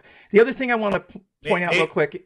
Let me just say, look, maybe if you don't figure it out, you have to do it again. And maybe the elite hide it from us because they want us to come back again to be a slave. And maybe soul that's trap, why soul trap. Yeah, exactly. Maybe that's why they inoculate us too, because that takes us one step away from the You see what you're saying here. God bless Mr. Fauci. God bless. All right, we're going to cut that part out, right? We're going to cut that part out. Yeah, exactly. The other point, I had one more thing to say was that about science, Kelly, is that what you're going to find out by going through all the videos on that app and learning more about this, you're going to find that this is the scientific option, and everything else we knew our whole lives was the unscientific gobbledygook nonsense, utter insanity. Artificial science, yes. And the other thing you're going to find on the app, if you click where to go? If you click it's gone. Josh, okay. What happened? That's interesting. Well, I was going to do a shameless plug. If you click the shopping cart, you can find this T-shirt and scream "Flat Earth" at everybody. Yeah, Flat Earther. You're wearing. Yeah, support Dave. Support Dave. Dave does a ton of work. Dave had a successful business, and he left his business to support this cause. And he goes on podcast after podcast and supports those podcasts. And he is absolutely worthy of your support. So spread Dave, Flat Earth Podcast, and Flat Earth Dave to your friends, and support the work that he does, because it's fantastic. Yeah, this is a very good-looking app you have. Yeah. These are Flat Earth supported businesses, all sorts of stuff. But the first one, got my T-shirt shop right there. And only get it if you like it. Like, I used to wear very subtle ones. Now this is as subtle as I am. This is it. When I go out in public, this is as subtle as I can. That's as subtle as you get. Huh? That's about it. That's it right now. Yeah, man. It's just, wow. This truth is a little bit deeper than I thought. And today's, this is going to change tomorrow morning, but today's video right here, this guy, a Polish astronaut, was asked, "Is the Earth flat?" And he said he wasn't expecting that question. And yes, it's flat. Wow. Yeah. Don't hear that on the mainstream news. Yeah. They'll never put that on. No. The more you believe in a lie, the more you'll believe in more lies. Yeah. So all I ask people to do is spread the word. Go out there, spread it any way you can. And there's so many people out there supporting me by sharing the app. Like the people that are doing activism, when they have somebody interest, they give them one of my cards. By the way, on flatearthdave.com, I just added a link where you can download the artwork from cards, and places like vistaprint.com. You can get a whole box of cards, right? Okay, like $12 or something. I got cards, and they're the downloadable art is on flatearthdave.com. Just scroll down a little bit, you can't miss it. All right. Okay. Thank you guys so much for your time, David. Appreciate it. Sorry about the technical issues. No worries, Kelly. Great meeting you, and now I'm fascinated. Great meeting you. Yeah, sumo wrestling is you need to stay in the known lands and not go to the outer lands. Don't go past Antarctica. That's where the aliens live. Yeah, exactly. That's where the Nazi penguins kill you. The extraterrestrials. Dave, thank you so much. Extraterrestrials live. Right. And Dave Weiss, thank you sincerely. Thank you from the bottom of my heart for taking your time to come on and talk with us. You did a fantastic job. Flat Earth Clock app, and we will support you until the end, my friend. Thank you. It's fantastic to meet you. Thanks, I'd guys. love to connect with you again, my friend. Anytime. Thank you, all right, guys. Yeah, we'll talk soon, Matt. Have a wonderful Thanks, night. guys. Hey, Bye-bye. thank you, Kelly. Kelly Knighting, Guinness Book of World Records holder, Kelly Knighting, 5-time U.S. sumo Heaviest person to complete a marathon. Heaviest person to complete a marathon, 3 of them. 3 marathons at over 400 pounds. Kelly is an absolute American hero and a gem, and newly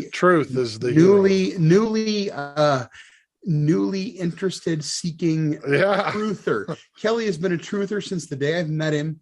And he just got a bunch of fantastic information from Dave Weiss tonight, right? And I know Kelly, and I know Kelly well, and he's going to process that. And if Kelly comes back to me in a few months and he says that he believes in the heliocentric model, he won't. I'm gonna be shocked. This is going to be years. I'm going to look back. We're going to talk in 10 years. Yeah, I'm going to say that night really changed me. I can't disagree with that. And what's going to happen is you might start beating yourself up. Like, how did I ever fall for this nonsense? Because once you see it, it's like, how did they ever fall for it? The brainwashing, the job that they did on us as children, and all through our adult lives with all of the programming, the global news, the spinning globes on every movie. Globes are everywhere, and it's literally they're casting spells on us. And so don't beat yourself up. It happened to all of us. but Yes. you now see it. Yes. This is Yes, I do. there's I no do. going back into the matrix There's once no you're going out. back. Yes, yeah, absolutely, yes. Casting All right. spells on us. Yeah. All right, guys, I'm Absolutely. jumping. I'll see you Mic guys. drop. Thanks. Talk to you Later, guys Dave. later. Love you, brother. You Bye-bye. keep fighting the good fight, my man. Thanks. See you guys. Bye. Bye. Bye, guys.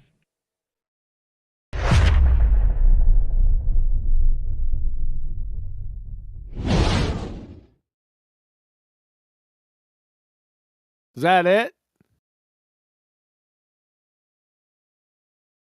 Thank the Lord. Yeah, it's over. Oh, man. The fuck, man?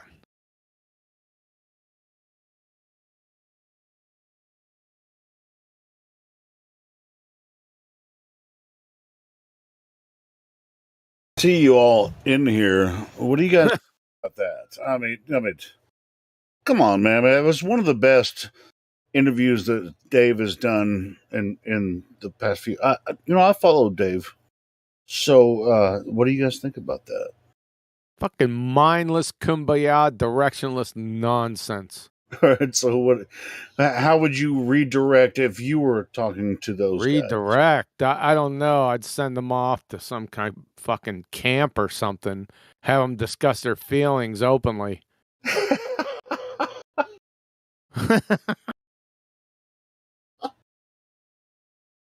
Anyway, so it's just it was mumble. That's all you heard is mumble. Fucking bullshit. Fucking one dude just go on and on and on, like bouncing off the walls on vague topics, giving his philosophy. Shut the fuck up. Well, sure, man. What's your philosophy, QE? To shut the fuck up. Oh, shut the fuck up is your philosophy? It is, unless you got something meaningful to say. All right, about Earth or whatever. If you're going to talk about a subject, then talk about it, with some fucking backbone and some conciseness, without directionless mumbo jumbo. Is conciseness a word? If it isn't, I just made that shit up. Hell yeah. I like it. Anyway. I hear somebody's feelings. No, cool. How you if doing? I believe in this or I believe in that, it gives a fuck what happens in 10 years. Your next second isn't guaranteed. Listen, hold on. You're gonna have to come to grips, QE, that people do believe something, and they're going to base their worldview on their belief.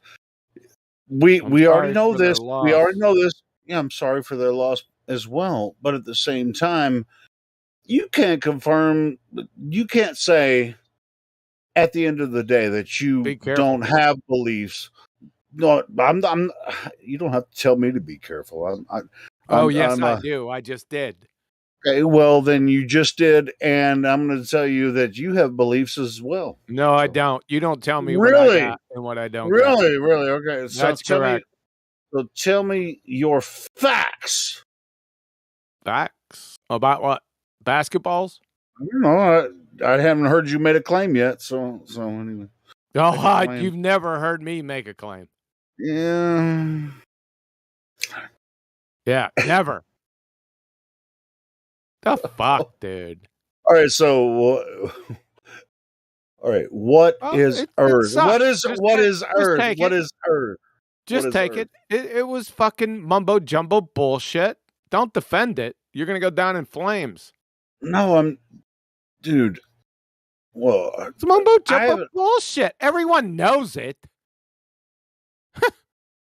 All right. So, what are the facts about Earth that you know? What are the facts about Earth? That's pretty fucking vague. Okay. Facts about Earth. Earth. It's ground. Mm-hmm. Yeah, I'm down with that. Fucking dirt. Earth is where we live. Mixed with a little water. Yeah, this isn't really difficult, is it? No. It's just like all the believers about outer space or even Earth or religion and all that kind of stuff. That's all belief. But Earth, we can confirm. Earth. Religion. What's that? Well, somebody's belief about something. Yeah, that's right. There you go. Belief. So Earth, we can confirm. What do I believe? What are my beliefs? You said I have beliefs. What do I believe? Then I want you to. Then I want my favorite color after that. Favorite color is just that's kind of Well, yeah, that's about as much as you know about my beliefs, which are fucking zero. fucking love you, John. You tell me what my favorite color is. That'll impress the shit out of me. Anyways, so, it's weird you jumped in right after that video, which is cool. I mean, it's one of Dave's best interviews, but at the same time, hey, at the same time, we don't all agree on everything, right? This is an agree or disagree subject. All right, so Earth is Earth. Love, that's profound. We can definitely agree on that, right? Always has been, always will be. Now, shape of Earth shouldn't even be a question, in my opinion,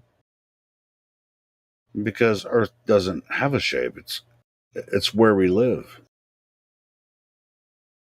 That doesn't make any damn sense, man. Really? Well, if someone says Earth has a shape,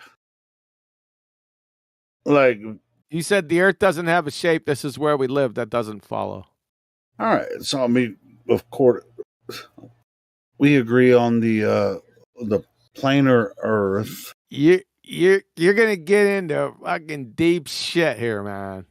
I know. Well, don't we do that? Isn't that what we do all the time? Right? I mean, we're talking about three-dimensional. There's no such thing as 4D, so we're gonna go 3D. You know. Anyway, I never said anything about 4D, 3D, 4D, 5D, 8D. What the hell are you talking about? Well, to be honest, I just talk about Earth as it exists. What? You live in your body, and you stand on the Earth. Yeah, I agree with that. Yes, I stand on Earth. The only you place live in your body. Yeah, the only place that exists. Because if you were in water, you'll be swimming or drawing, one or the two. You wouldn't live there. Water in the ocean. The ocean is part of Earth as well. I don't stand in the ocean. I would be swimming in the ocean if I was in the ocean. Again, profound. Isn't it? Yeah, that's some deep shit right there. You're welcome. Thanks, Jimsy. This is great. But anyway, so yeah, I mean, we can move on before you train wreck yourself.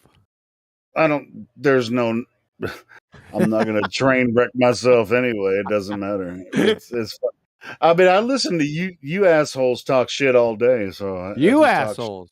I'm not an asshole. Oh, okay. Well, I'm not I an am. asshole either. I'm an asshole, so whatever. I'm an asshole, so.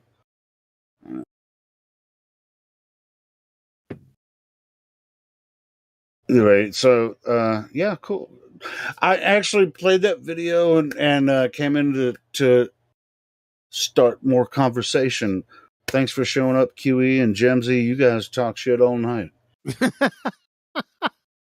I just wandered in. I thought somebody was actually talking. I didn't know what was going on. No, we were just playing a video. I was just playing a video to stimulate conversation. Yeah, it surely has stimulated a lot of conversation.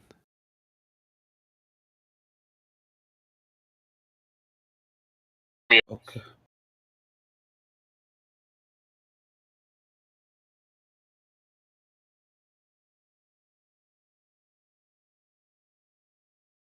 Well, it stimulated a conversation of you guys making fun of me. That's okay.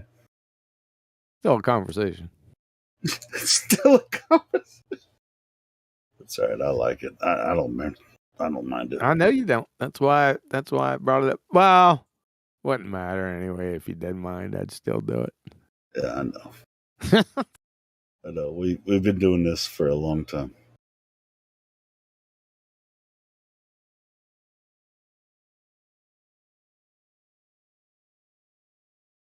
You guys want me to play another video? Please, God, no.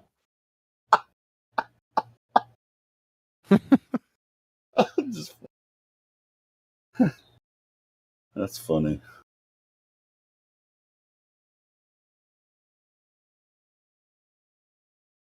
I can understand the sensitive stuff, getting with your feminine side, I suppose.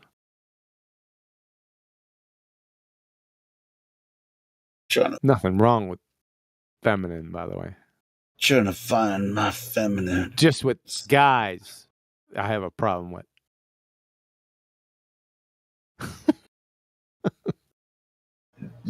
Guys meaning GUISE? No. Guys? No. I know. GUYS. I know. Oh. That's a good word, though, guys, because Yeah. there's a lot of guysing going on. It sure is. Yeah. Agree with that. By pretend to clown numpty dipshits. On both sides, by the way. Yeah, true that. But enough about that. Let's talk about my feelings.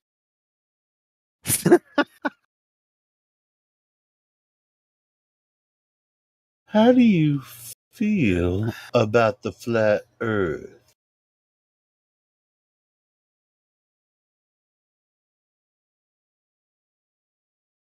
Tell you my feelings after I tinged the friggin' arrow off the damn bag target, hit the damn squat rack, and just exploded.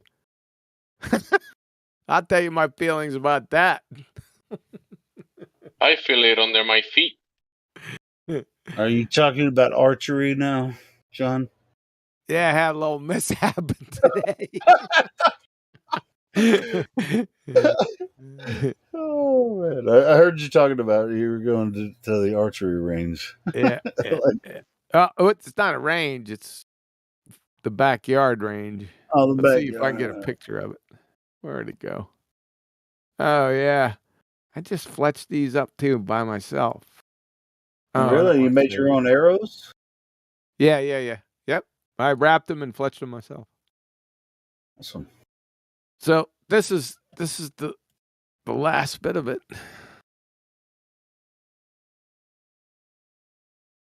Come.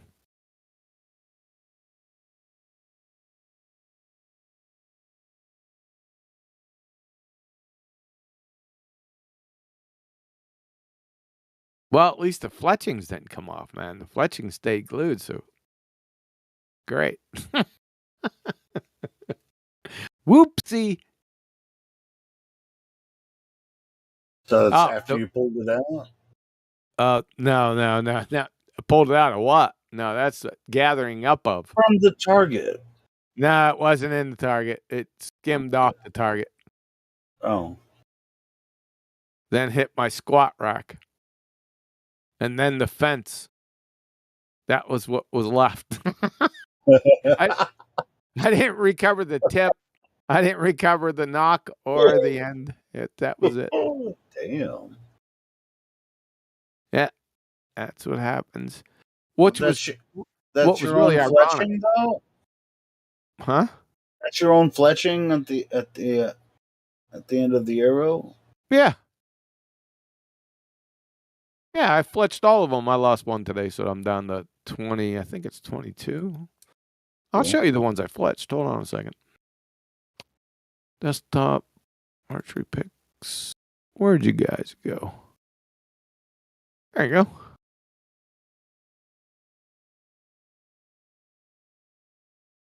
Oh. What are the shafts made of? Carbon. Carbon. So you buy the carbon arrows and put your own tips and fletching on the ends?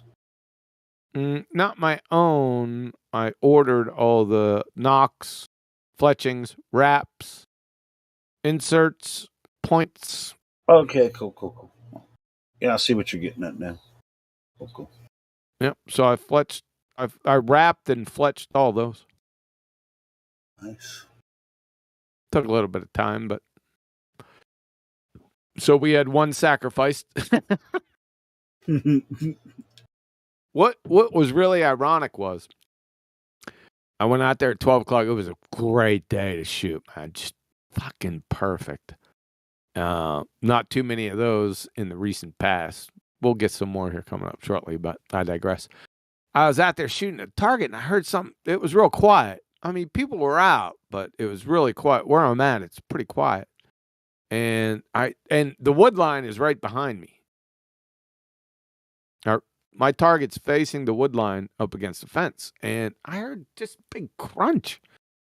And there's a cattle ranch behind the fence, but it's bordered by about 100, 150 yards of woods until it gets to the pasture so you got the pasture, the woods, and then the housing plant. So I'm sitting back there. There's all kind of woodland creatures everywhere and stuff. Possums and stuff and such. But anyway, I'm full draw. I'm shooting the targets and I hear this crunch and I said, is there a cow coming through there? And after I shot, I looked back and I seen this fluffy white tail and I said, oh shit. And then I looked a little bit more closely. There's 6 deer behind my target. They stopped, looked at me and said, we're not chancing it. Out of here. They know what a hunter looks like. Really? That's crazy. They were like walking behind your target? They were in the wood line about, I'd say 20, 30 yards behind the target in the wood line. But the target was how far away? Target was 25 yards away from me. So they had some. Then another 25 or 30 yards away from them. They were behind it. That's pretty far. But they looked at you and. Yeah. One looked at me and then squawked, and the other ones just took off. Wow. That's crazy. It's pretty ironic. I don't kill animals, man. I've never killed a deer. I've killed hundreds of fish though. So how do you get rebuy? What'd you do? Breathe on them? No, I killed them. I caught them with a hook and then I freaking cut their throats and gutted them. Mm-hmm.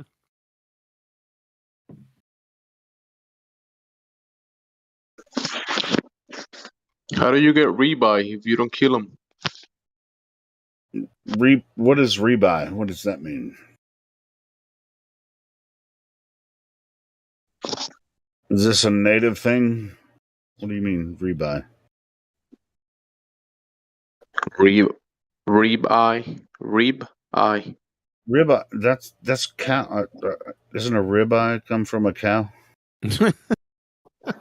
Yes, an animal. I don't know. I know how to clean a fish. That's all I'm saying. I know how to catch them and clean them. That's all I'm saying. I've never been, hunting for, mammals or anything, but I can clean a fish like nobody's business. Did you notice those wraps? You have to click on them. Did you note them or no? I'm not an archer, so I don't really know. I don't know what I'm looking at. You have to be an archer to note the damn wraps. What, do you buy the carbon rods and then wrap them? What are you wrapping? I mean, I really don't know what that means. Notice the wraps. What do you mean? Those are the wraps. They wrap around the. Oh, so you make your arrow look pretty so you can kill something with it, or just no. All right, so you want to just like wrap with stickers around your arrow so it looks pretty while you're shooting it? No. All right, what do the wraps do? Well, the wraps had extra weight. I needed a little bit more weight, so I figured, well, since I'm going to have to wrap them, I might as well do Make something them look cool. pretty. So I put my avatar on it. I put my Oh, cool. avatar. Oh, now I see. I see what you're saying. You see it? Yeah, I see it now. Just passing that's through. no, yeah, that's pretty cool. Yeah, sorry about that. Now I see it. Now that's pretty badass. Yeah. Where's the? I had some other ones. What did I do with them? Wraps. I don't think I took any photos of those. Well, that's a bummer. I bet you I could find them though. Let's see. QE wraps around my arrow. Dude, when the apocalypse comes, people will know. Don't mess with People will QE. know they've been shot. They've been with the shot wrap. by with the with the wrapped arrow from QE. They don't Let me see if fuck I with can find me. Should have saved them.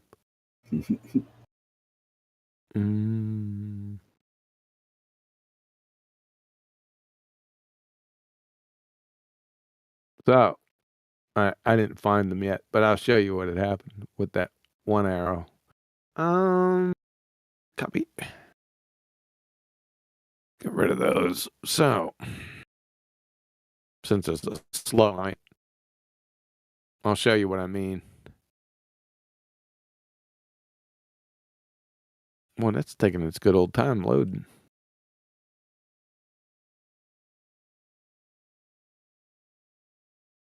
Oh, now it's going. It's not that big of a file.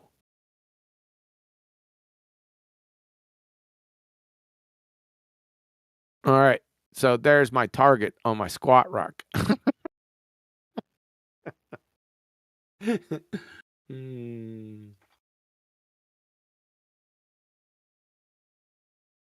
But the speed bag has taken some punishment over the last 2 months or so. So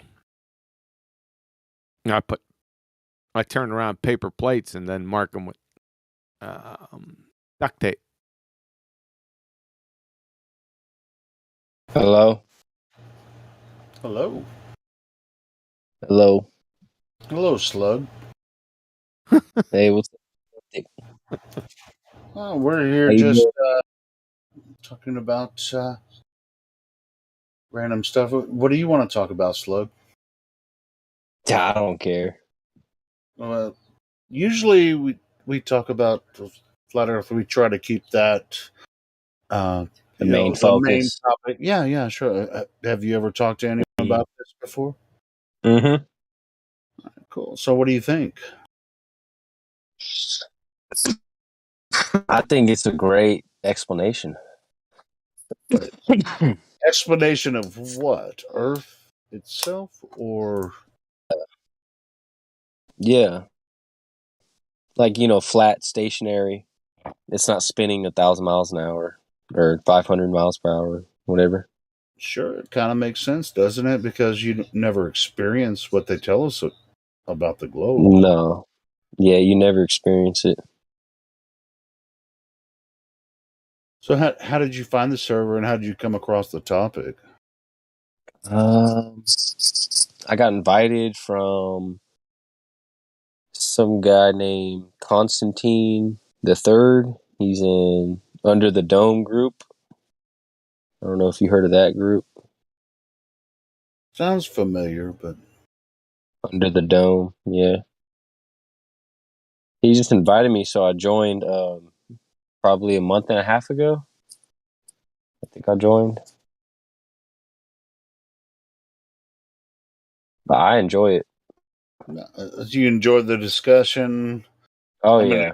do you have any kind of idea of whether you're on one side or the other, or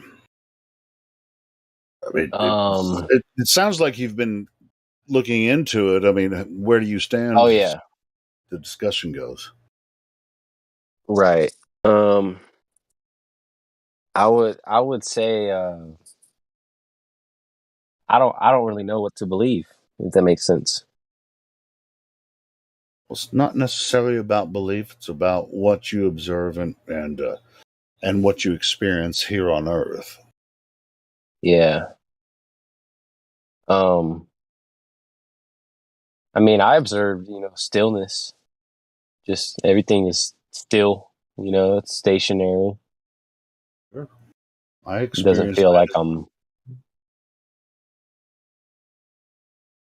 it doesn't feel like I'm spinning a, 1,000 miles an hour. You know what is moving? The sun, moon, and stars. Those are moving. And your mind moves too, I think. But the world In what around way? you does What do you not mean? move. Well, what do you mean by in your mind? Your mind moves. What do you mean by that? I don't know. Like just like your mind will it'll just I don't know. Well, let's stick to what we experience. Okay. We stand on from our experience here on Earth. It's level and stationary. As far as you can see, when you travel across Earth, it always appears level and stationary. Now, if you stand Yeah. in one place, the sun, moon, and stars move in a circular pattern above you. Well, that's a question I do have is about but it's already been explained to me. Like it's a lens, like the atmosphere is a lens, so it's not going in a circle, it's actually just going further away. Now, well, let me ask you what you think about And that explanations. makes sense. Explanations good enough? Huh? Are explanations good enough? Are explanations direct evidence? I don't know if they're direct evidence, but I like the explanations. Yeah. You like them. I see. Yeah. Okay. Well, Well, so you're standing on a level stationary plane, observing the sun, moon, and stars and planets move above you, and I ain't gonna lie, I used to think this too. Someone told you that the reason that you observe it that way is because you're the third rock from the sun and the Earth is a big ball due to gravity spinning around the solar system. It's a really simple explanation, but we don't have any physical evidence for that. Yeah. Right.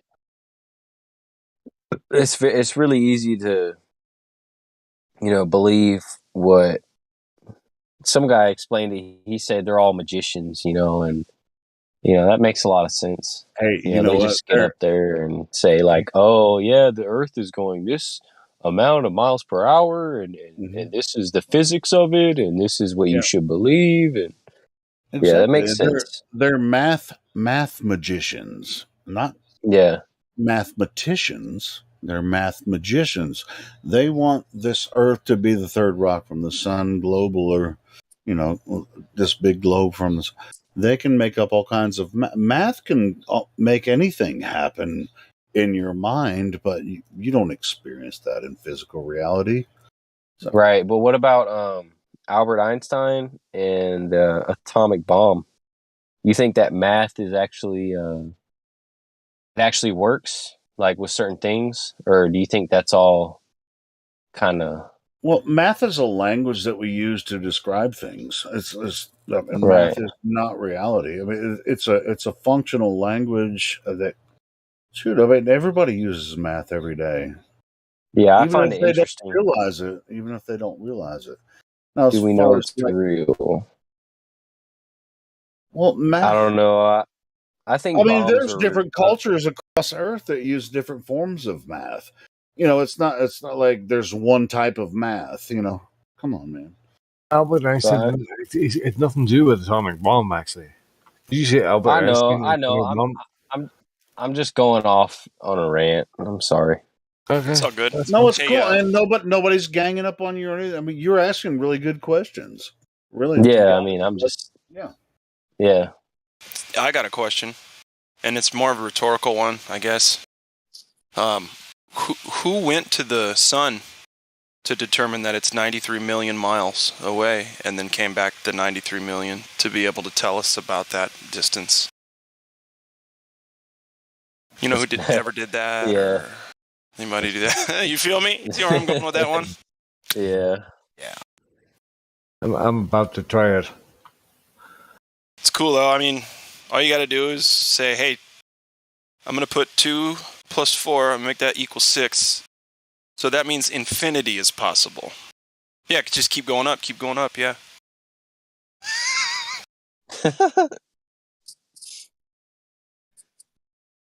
Of course they measured it. Did you ever hear maths, bro? Well, yeah, so there's 2 measurements I want to know about, all right? Infinity, I want to know who got that one, and then the distance to the sun, I want to know about that one too. Well, infinity is like forever, and Right, distance to the sun so is how do like you know it's 19 forever? miles. How'd you get that measurement? In my head. Exactly. Infinity only exists in math. In mathemagics, anything's possible. You can have -2 apples in your hand. Mm-hmm. Yeah, I remember learning math. It was like 0 is the center, and you can go left of the the line, and it'd be Yeah. -1, -2, -3, and then you can go right, and it'd be like +1, +2, +3. It's like, and it's definitely applicable in certain situations, but it's not. It's a concept. It's I a don't way think to so. describe. You either have something or you don't. No, I'll be honest with you. I remember when I was in school and they introduced the negative and the positives and things were going negatives into the negatives and positives and things. I had no clue what they were talking about. I was like, what the? What? Right, right. How do you not have something? I know, that's what they'd say. Look, I got this jar of nothing. Well, what's in the jar? Oh, gas and air and dust and all kinds of stuff. But no, but there's nothing in there. Hey, P. Mac, you're exactly right. Let me say this. Okay. That what I learned in was it algebra? It's like a negative times a negative equals a positive, and I was like, what? Huh? -2 times -2 equals 4. 4, bro. What the fuck? So funny. And then people just eat it up. They're like, yep, that makes, yep, No, we're stationary because we're moving, okay? This is... Don't question it. It's fucking math, bro. That's right. You don't mess around. Don't math around now. Shit. Don't math with math.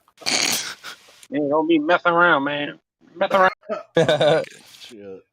It's so easy to make fun of it. Hey, okay, so speaking of Moonfall, the movie Moonfall, Helio, I know you know about it. Amazon, fucking, I think it's like $20. You have to buy it. You can't even you can't rent it. You have to own this thing. I can watch anything I want to anytime. So anyway, yeah, dude, I'll tell you I saw what. you post something about it earlier. Yeah, it's the greatest make fun of people who still believe in outer space movie of 2022 for sure.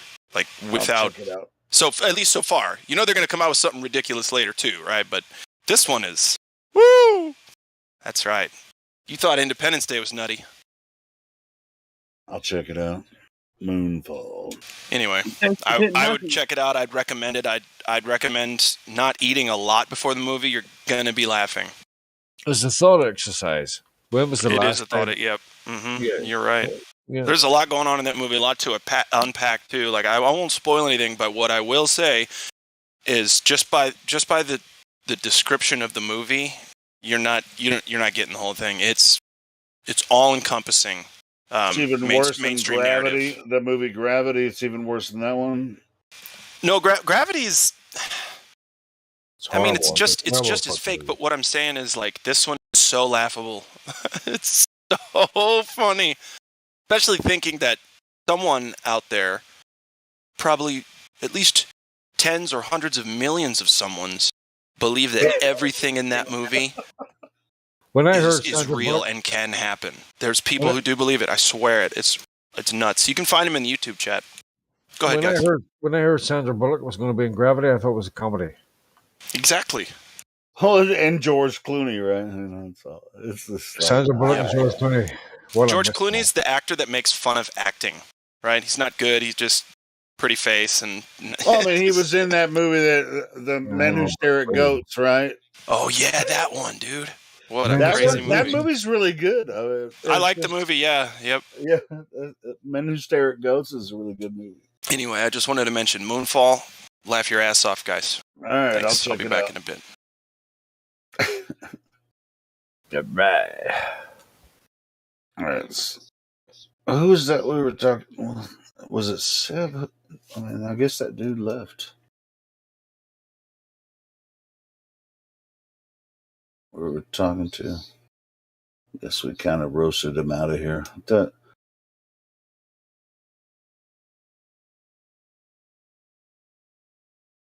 Anyway, Wrecked Gamer, can you open your microphone if you're there? You might be doing something else.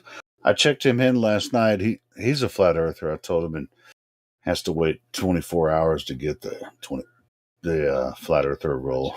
But if he can open his mic now and talk, we can go ahead and give it to him. I talked to him for about 30 minutes last night. Sounds like a cool dude.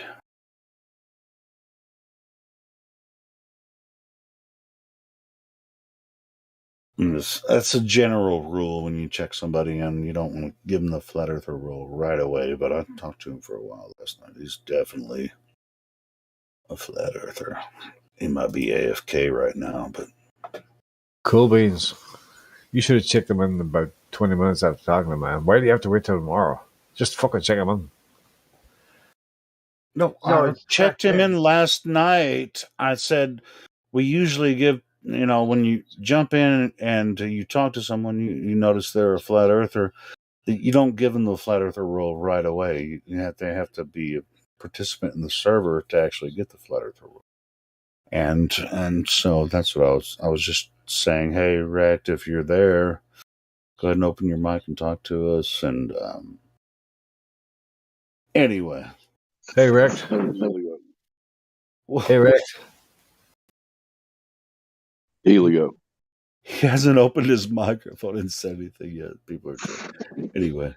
What's up, Dave?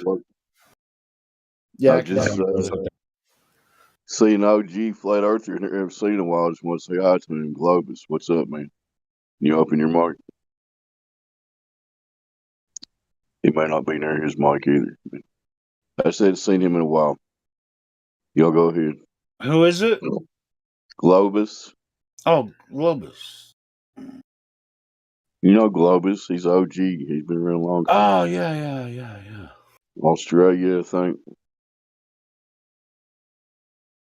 He's standing upside down, man, mate.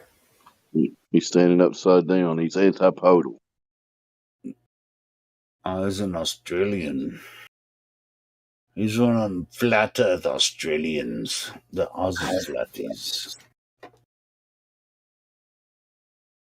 I love Australians, man. Their passion is freaking out of this world. Flat Earth Australians.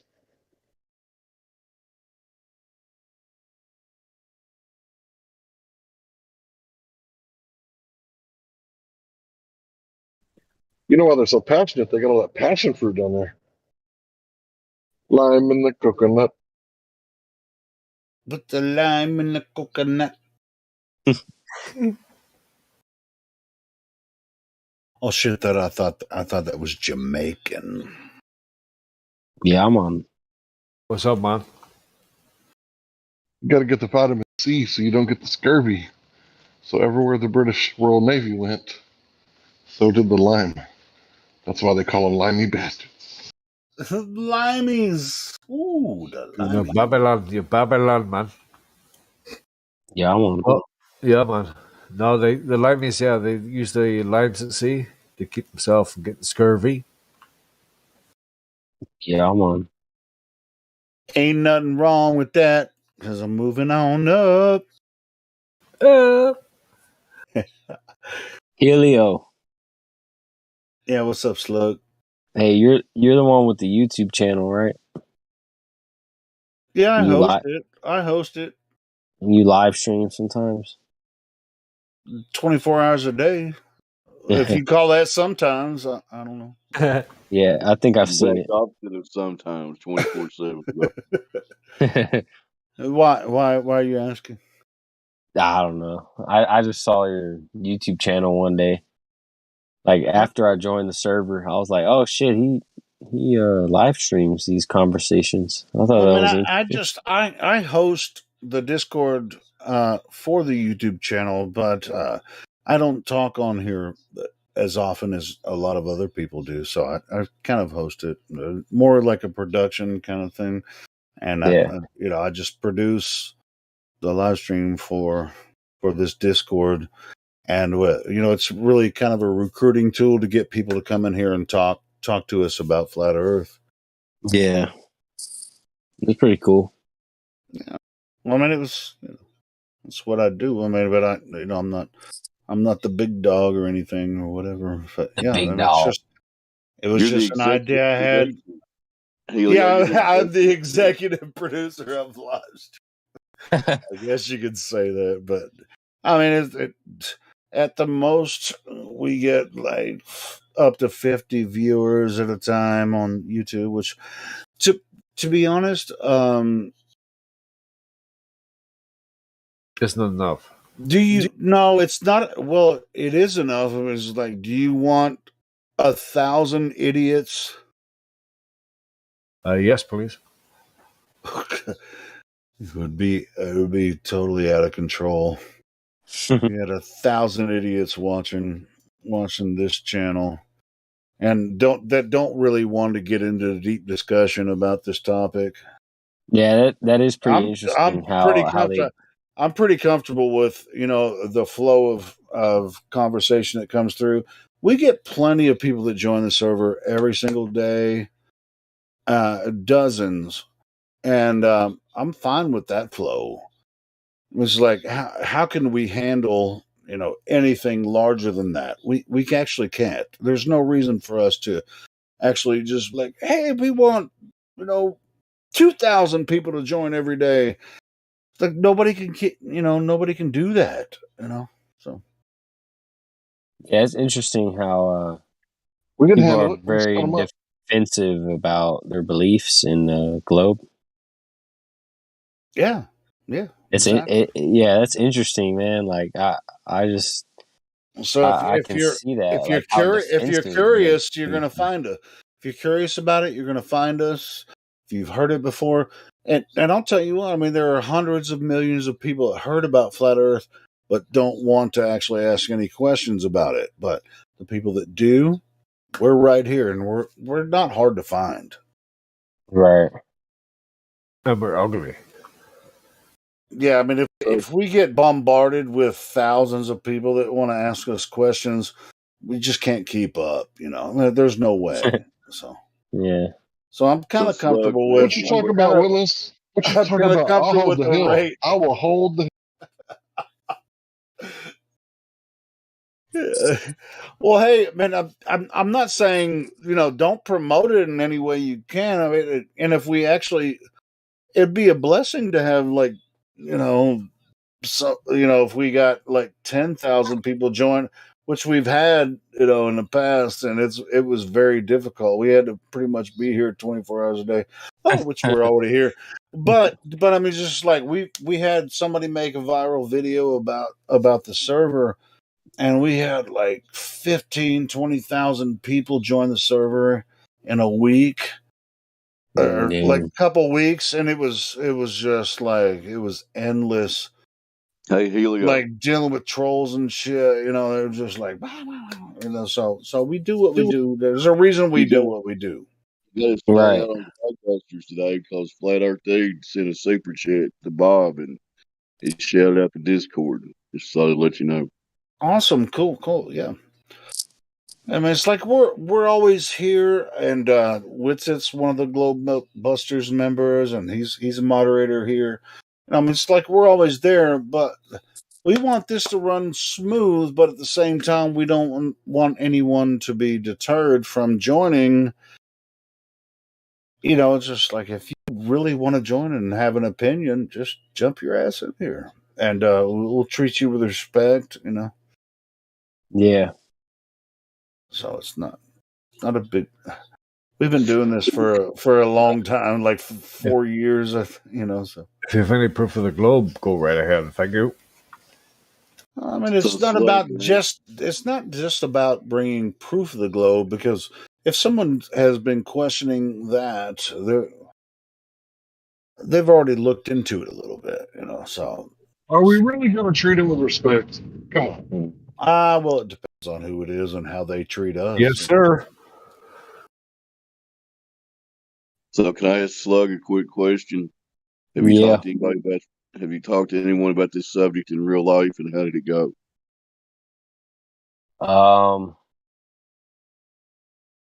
No, I haven't. I haven't talked to anybody about the subject. All right, cool. Well, this Okay. is a gold opportunity. If you have any questions, go ahead. No, I mean like people in his not online. He's been on here a couple times, haven't you? But yeah, if you got any questions, go ahead. I don't really have any questions right now. So a friend invited you to the server, right? And said, "Hey, go talk to these flat earthers." And now you're in here with us, and you don't want to talk about flat Earth. Well, I mean, man, it's just hard to think about right now.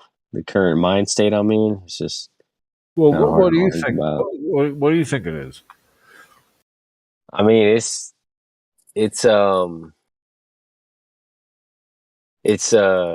stationary, I believe that. Why do you say that?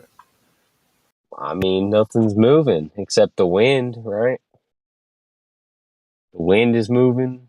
I mean, The there's not sun, moon, and much. stars, like Helio said earlier. Everything in the sky is moving. We're not moving. I don't feel myself being, spun 1,000 miles an hour. That's a good start.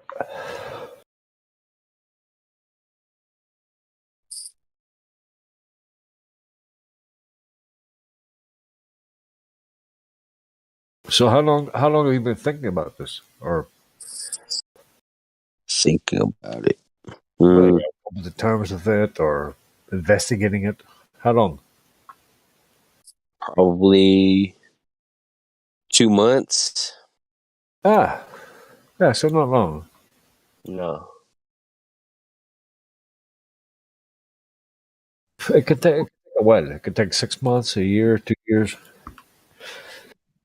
before you What's the actually most get it, interesting? right? Yeah, but What's the most interesting aspect? I just find it interesting because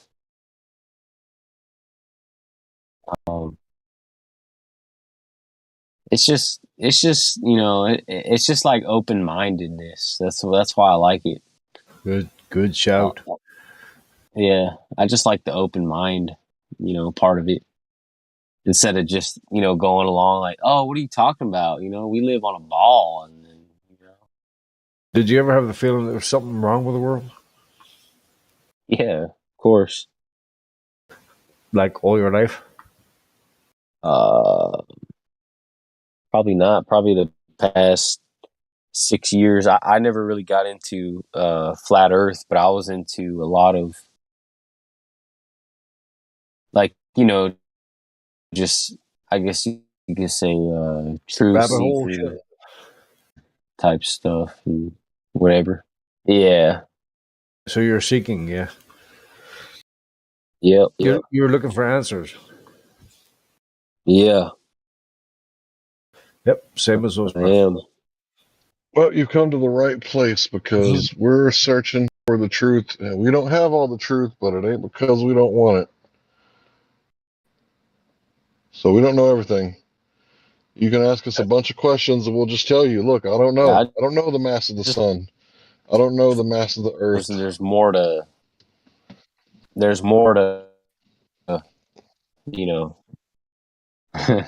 more, more yeah. to there's more to what? More than meets the eye. Something ain't quite right. So yeah, we don't know the size of the weight and the mass of the sun. Venus, Mars. We're just all kind of slaves, Just slaves to the Bingo, fucking bingo. system. You hit the nail on the head. The Federal Reserve System. Fuck the system. You just hit it, bro. We're just all kind of slaves, Yeah, more and more people are waking up every day, man. Yeah, that's pretty cool. It is.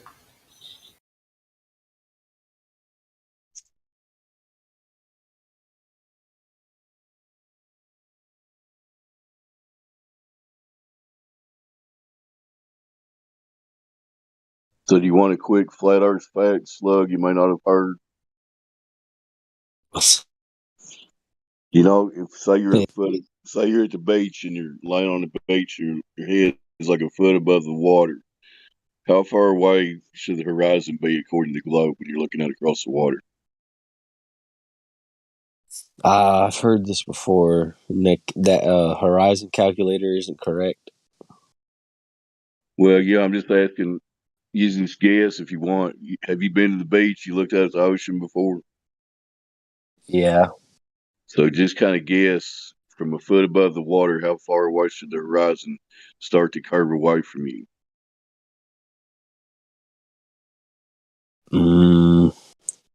I'm not good with distances, but I'll just say 15 miles or some shit. I don't know. You want to hear the actual answer? You guess 15 miles. That horizon should start dipping away from you, like where boats go over it. From 1 foot above, Yeah. the horizon should start going down at 1.22 miles. Does that surprise you?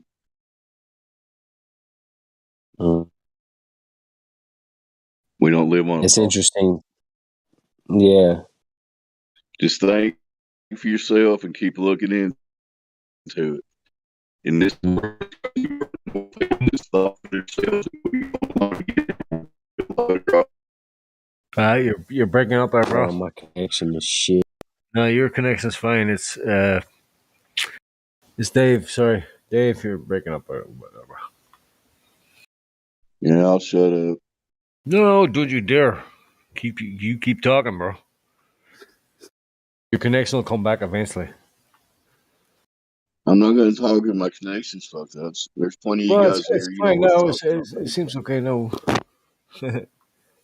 Just imagine yourself, right? Slug. Yeah. Why don't we show some chivalry and let Shines talk if she wants to talk, or maybe she just wants to listen. I don't know. Mm-hmm. I was just trying to show some chivalry. When a lady joins the room, we should be polite. Okay. Anyway, y'all go ahead. Yeah. So, Slug. Yeah. Do you ever imagine, right? Have you ever seen anybody take a tiny wee ball full of water and make it spin in any kind of environment, and the water sticks to the interior of the ship? Have you ever seen a model like that? No. Yeah, me neither, bro. So now imagine that the model is 2,000 times bigger and it's spinning big water ball in a vacuum. Yeah. Does that make sense? No, it doesn't make sense because how would it all have gotten here? Well, now you listen. Now, don't bring a chicken and egg into that shit. Anyway, if you can make a small model of something and reproduce it in reality, then it doesn't exist. That's Yeah.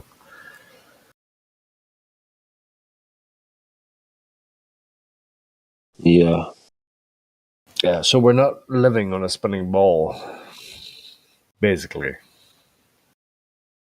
Yeah, I'm kind of aware of that. Yeah, because I you're not think I moving. am. Yeah. You're not moving. Yeah. Right. My mic ain't better now. That's all good. All good, Dave. I changed microphones. So you don't have to believe us, Slug. You know, we're just here to provide information. We don't want you to believe us, really. Go ahead and prove it to yourself. Go to the ocean, find something 10 miles away if you No, can see it. I really do enjoy the conversations. I really do. That's cool. I'm just saying that we're not a cult. You know, we're only I thing we don't want to convince you of I is don't think you're a cult. the only thing I want to convince you of is to think for yourself. Like Yeah, I I would said, call if it. the world had more critical thinkers, we wouldn't have a bunch of Satanist idiots running all this shit and having all this bullshit going on. I would Anyway, call it a conglomerate of free thinkers, and we don't all agree. I mean, there's a lot of people in here that they agree with me. We all agree that the Earth isn't flat. Now, how that happened, or how that came to be, or whatever it is, or whatever's happening, there's there's so many other sides to that story, but we don't go there. The one we just come to the one conclusion and agree that the Earth is not a spinning ball. Yeah, that's Yeah. okay. Yeah. Well, and you don't force your beliefs on anybody. You just, Right.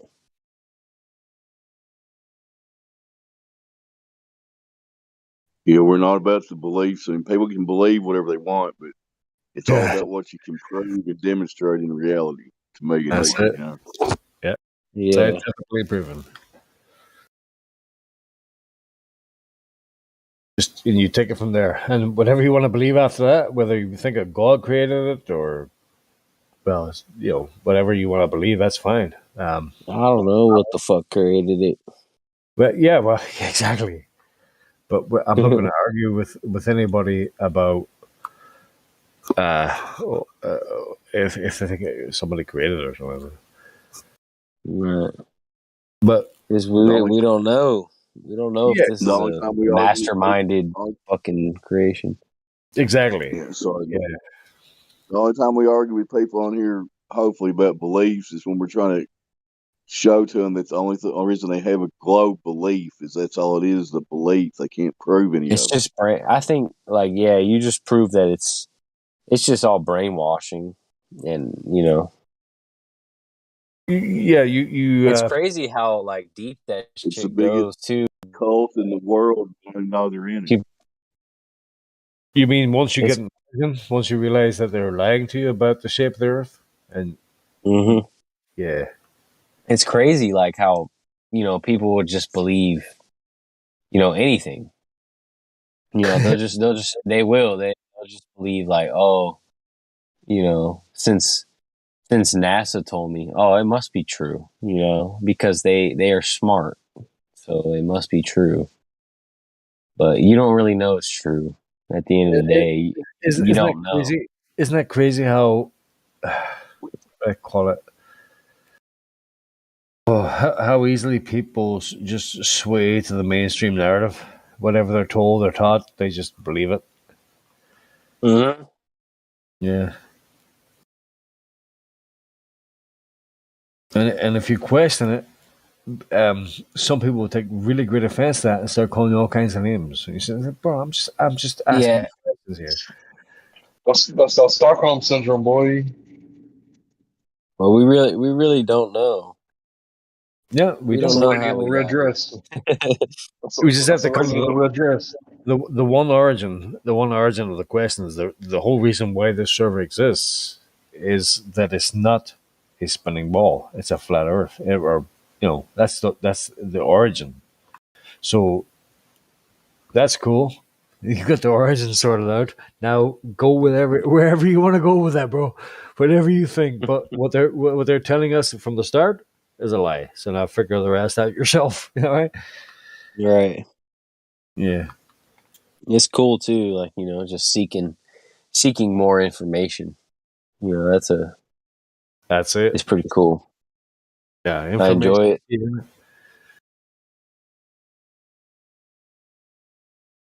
Yeah, whenever you want to research on your own time, we got a lot of information at the bottom of the server. Do you already know about it? Yeah. Oh, I There's a see bunch all of this stuff. categories. Yeah, cool. Where do you live in the U.S., Slug? I'm in Texas.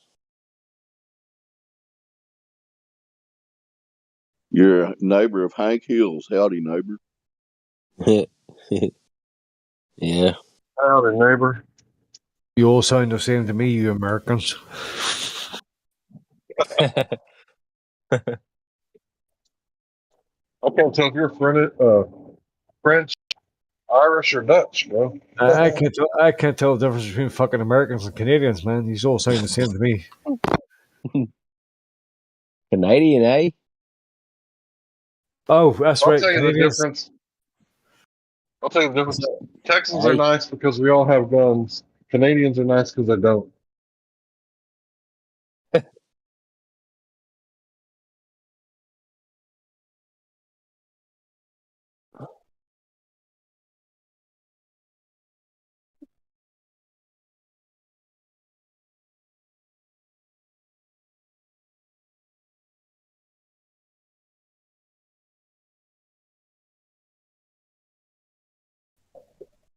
Didn't mean to kill the chat.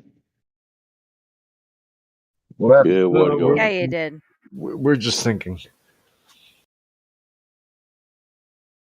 Yeah, you did. Thanks, Hank. yeah, yeah, you How did. many times is that now? Fucking 25? Jesus Christ. Sorry. Hank, if you would like to stop killing chat, we would appreciate it. Thank you very much.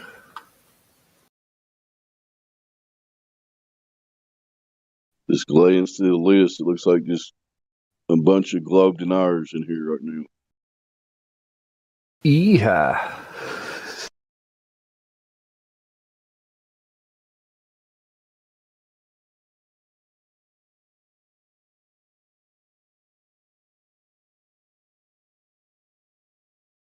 So, Slug, are you there? Yeah. I'll probably head out. Oh. But yeah, I'm probably gonna head out. But I enjoyed the conversation. Cool, man. Just think for yourself. Come back anytime. We're here 24/7. I know. I appreciate it. See ya. Stay flat. Ciao. Dude, my cat just killed a rabbit and brought it in the house. Oh shit! Are you gonna cook it up and eat it? It was too small. Aw. Too much I'm sorry. information, man. That's crazy. Yeah, but I was like, thanks. I'm gonna throw it off in the woods where he might not find it again, but he might. But he's a hunter. My cats have brought me mice before, but no rabbits yet. Yeah, I love how this is the first time. This is the first time for him. I mean, he's killed a squirrel before. It was smaller than this rabbit. This rabbit was decent sized. I mean, it wasn't like big, but it was maybe 3/4 of a pound. You know, wasn't a little baby. If your cat could understand English, he's going to be very upset about your disrespect for not accepting his gift. Dude, I know that, but at the same time, what the hell am I supposed to do with the freaking little bitty dead rabbit? I love how you just accept it. Like, he's a killer. Like, he's a bona fide suitor.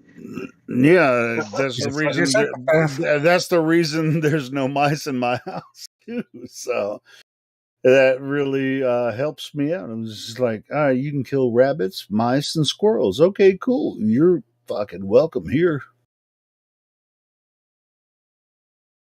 Now, rabbits aren't rodents, but mice. Well, squirrels aren't either, but mice.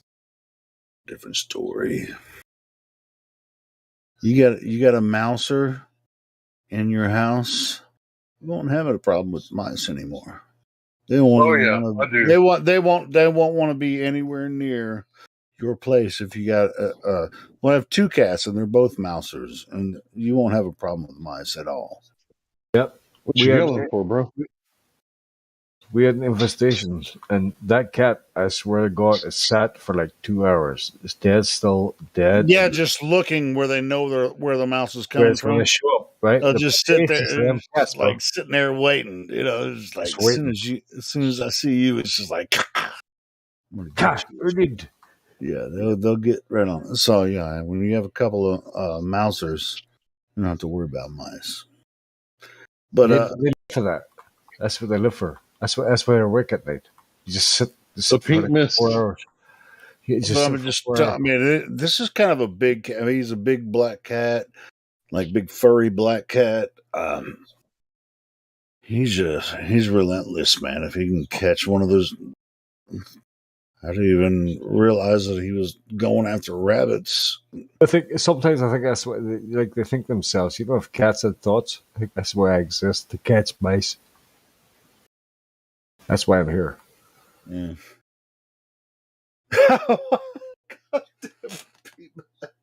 Yeah.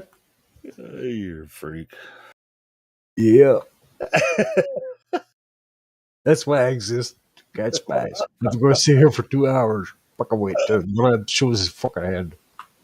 They like. That's the whole reason. I won't even address. Funny.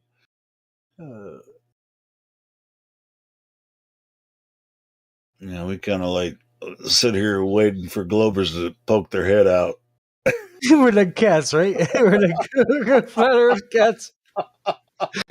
I'm waiting. It's been 4 fucking hours, 4.5 hours, right? I'm bored by shit. I'm going to Forget sleep. it, guys. Fuck you No more collab lab. I'm going No home. more collab lab. We're gonna do Cats the musical. Flat Earth Cats. Oh man. Yeah, That's some funny shit, bro. I took that little rabbit and threw it off in the woods. Hopefully he doesn't go back. I mean, he actually brought it back as a present, you know, but it wasn't big enough to eat. But I was like, man, well, I need to train that motherfucker to kill some bigger rabbits so we can eat it, you know. Mama rabbit wasn't on her guard, evidently, if they got a baby one. I guess not. But it was bigger than, you know. It was about probably 7 inches long. Decent. Kill a deer. Decent size. I mean, not eatable size, but it's just like it was just a real surprise that he freaking brought this big ass. I mean, for his size, I mean he's like, I mean he's a big cat, but I mean, at least he was performing his function well, I mean, in his mind, I guess for 4 hours. he's waiting he's for a that hunter. I mean, he likes to go outside so he can do something like that. It's like I can't blame him. I mean, it's a cat, you know. He's gonna be catching rodents and shit, you know. Thanks for that, cat. Go catch me some deer. There's plenty of deer around here, and I'm pretty sure he doesn't mess with the deer. He'll look at them, but he doesn't fuck with them, you know, because they're way too big. And I've walked out beside my front door, had like 6 deer in my yard, and they'll look at me, and I look at them. And they fuck off. Like, No, Jesus, they just sit there and look at me. They just sit there and look at me. They're just like, they hear me come outside, and then they just look at me, and then they just go back to what they were doing. Let me get this conversation going real fast. One deer says to another, "Is that a human? Like, is that a man?" No, it's like what you call a domesticated human. You ain't gotta worry about those. No, it's just Halo Skeptic. No, bro. I mean, if I came out with a gun and started shooting, then I'd go to jail because you're not allowed to hunt here. On you your know, front porch. no, you can't shoot deer from where I'm at. That's why they feel comfortable here. That's why I said you're domesticated. That's true. But they look so juicy. I don't really eat deer much anyway. It doesn't matter. I like deer. They're fun. What do you mean? My Like problem with deer around here is I run into cars all the time. Like, there's like 20 car deer No, calls a yeah, that's month. not fun. Yeah. You got to be careful around here when you're driving to look out for the deer because they're dumb. Yeah, they'll run straight into you. They'll just run straight in your windshield. I want to know. Yeah. Deer on what's Kentucky. Yeah. Did you say deer munch? No, I said I hit a dead deer. I was actually live on here. I had a deer, and I was like, "Oh shit!" Because it was dead in the road, and I didn't see it because there was no street lamps. So I'm going like 50 miles an hour, 55, something like that. And as soon as I saw it, it's like I couldn't do anything about it. Thunk, thunk. I was you made sure it was dead, didn't you, Hank? I made sure it was dead. I backed over it 3 times. I skipped the time.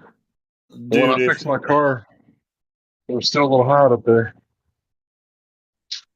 Dude, if you're like middle of the night, hit a deer, you don't even have to have a hunting license to take that motherfucker back to home and gut it and get your meat. Nobody knows. I would recommend calling the game warden and be like, "Look here, man. I've done paid dearly with my fender for this here deer meat. I'm taking it home. I don't care what you do, but I'm taking it home." It's like I'm gonna buy a hunting license. I'm gonna hunt deer with my car instead of a gun. Here's what I'm doing. That's a good idea. Just put a samurai sword right on the front of your 4-wheeler and just drive through the forest. And when you see a deer, just run into it. Kamikaze! Whoops.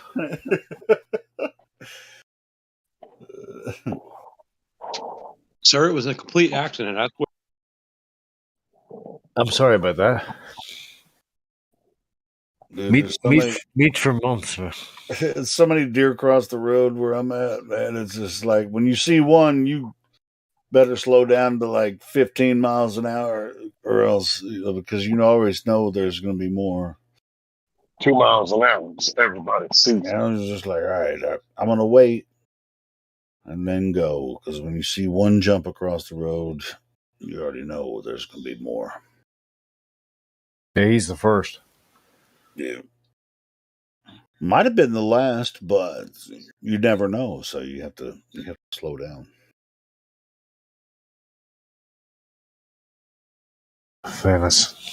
Venison. I'm getting hungry here. Get some venison. Them baby Bambies. Don't be eating Bambi, P-Mac. You're a lunatic. What was that? What was that rabbit's name on the Bambi movie in Disney? Thumper. Thumper. That's you know why they called him Thumper. Wait till he gets a little bit older. What's he gonna do? Thumper harder. Yeah, that's right. Like rabbits, won't it?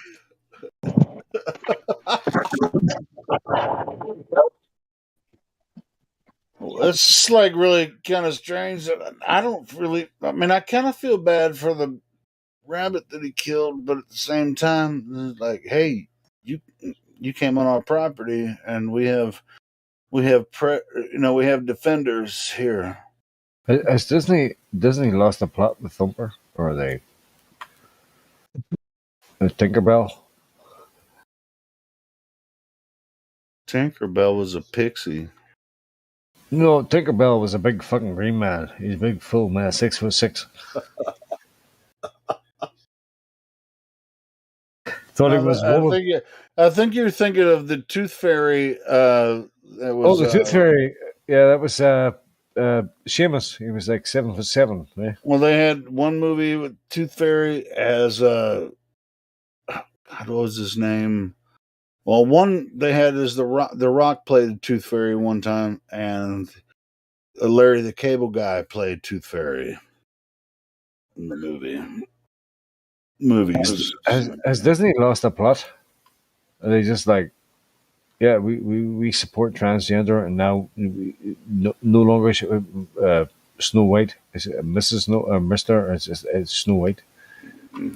Yeah, Right? it's a possibility. Yeah, Have they lost the plot? There's a whole big thing going on there. yeah, I know. I know that.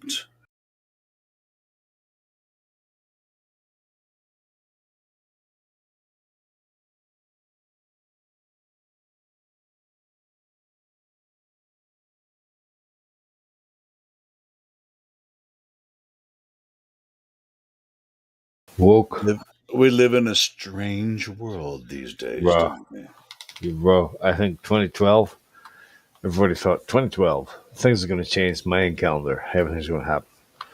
I think and nothing happened, right? I think 2012 we actually went into a different dimension. Everything is possible, and people are just living in fucking cloud cuckoo land. Well, they thought everything is possible, but they might have meant everything's plausible. You know what I mean? Like the plausible, PLAUIs. It's plausible that anything can be a portion of reality, and you can just believe whatever you want to believe, and it doesn't have anything to do with functional, natural reality. And so we can just make all kinds of shit up and go ahead and believe it if you want to. And if you don't believe it my way, then you're an asshole. Or we're going to get the government to enforce our plausibility. Fucking idiots. Yeah, I don't. you're right. I You're still like right. You're right, all the PMAC. media, Yeah, I mean that's about when but, it started happening in but 2012. It's about when it started happening to warp reality. Yeah. it's something is definitely fucking going down here. I used to think that life was normal. Now I'm pretty sure it's not. Abnormal. But then abnormality becomes normality, and it's just The like, normal becomes yeah, it's just like, hey, and you're not normal because you're normal because everything that's not normal is normal. And if you don't agree with me, you're an asshole.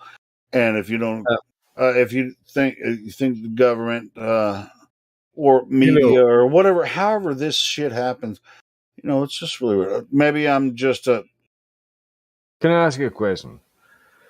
20 years ago, if somebody said to you, 20 years from now, there will be a male swimmer that thinks he's a female and beat all other females and get gold medals and enjoy it. He's such a narcissist. Um, would you think that was normal? Would you think that's a possibility or is going to happen? well, I wouldn't say it's normal, but no, I would never have conceived something like that happening. Yeah, it's crazy, right? Yeah. So what No, the fucking kind of world are we living in now, bro? It doesn't make sense to me.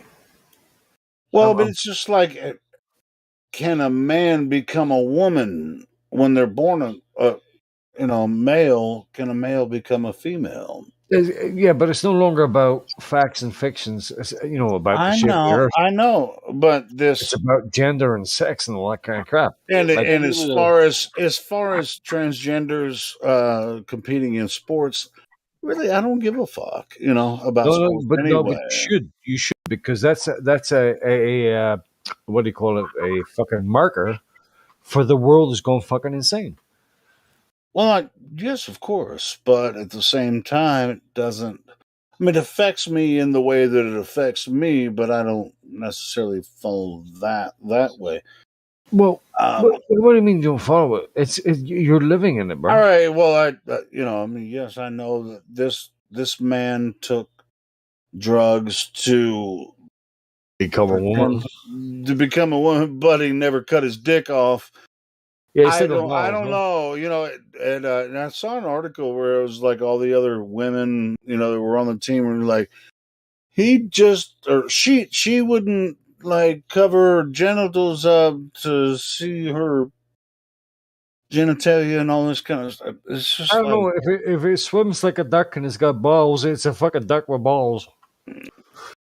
it's just, if it walks like a duck and quacks like a duck, It's a fucking duck, bro. fucking duck, man. You guys are way off topic. I'm just saying. Sorry about that. Sorry, Yeah, let's get off that. hang on.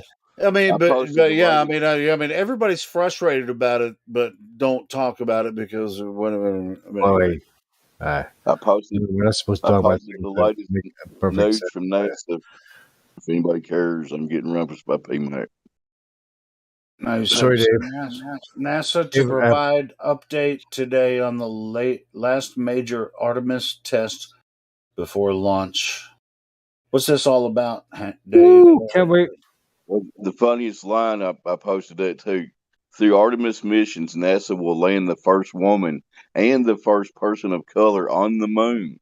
But Paving the way. is it a woman That's or a hilarious. color, or is it Hey, a color PMAC, man? why don't you let him finish what he was saying before you interrupt him, please? Paving the way for a long-term lunar presence and serving as a stepping stone on the way to Mars. There you That go. is hilarious. I thought it So was it's all about yeah. diversity now, right? Let's get the woman. I don't know if any of you guys remember this, but I watched when the quote unquote first all women's space station walk happened. Did any of you guys watch that live? Because I did.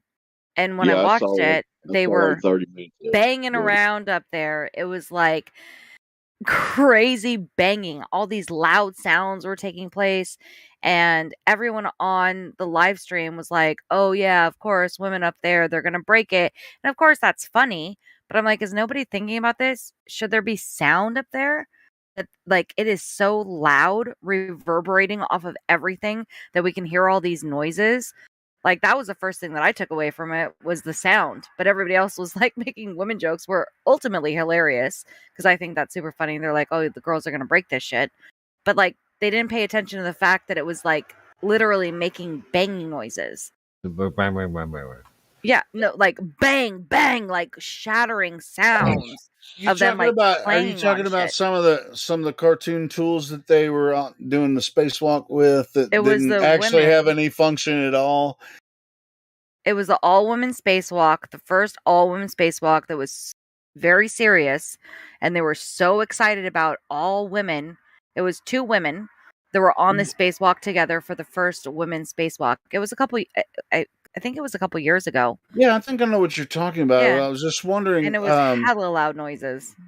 Sure, but what were they actually on the spacewalk for? What was They the? were trying to repair some shit, right? So they went outside of What if they were trying to like blow They the were whistle repairing on the cool?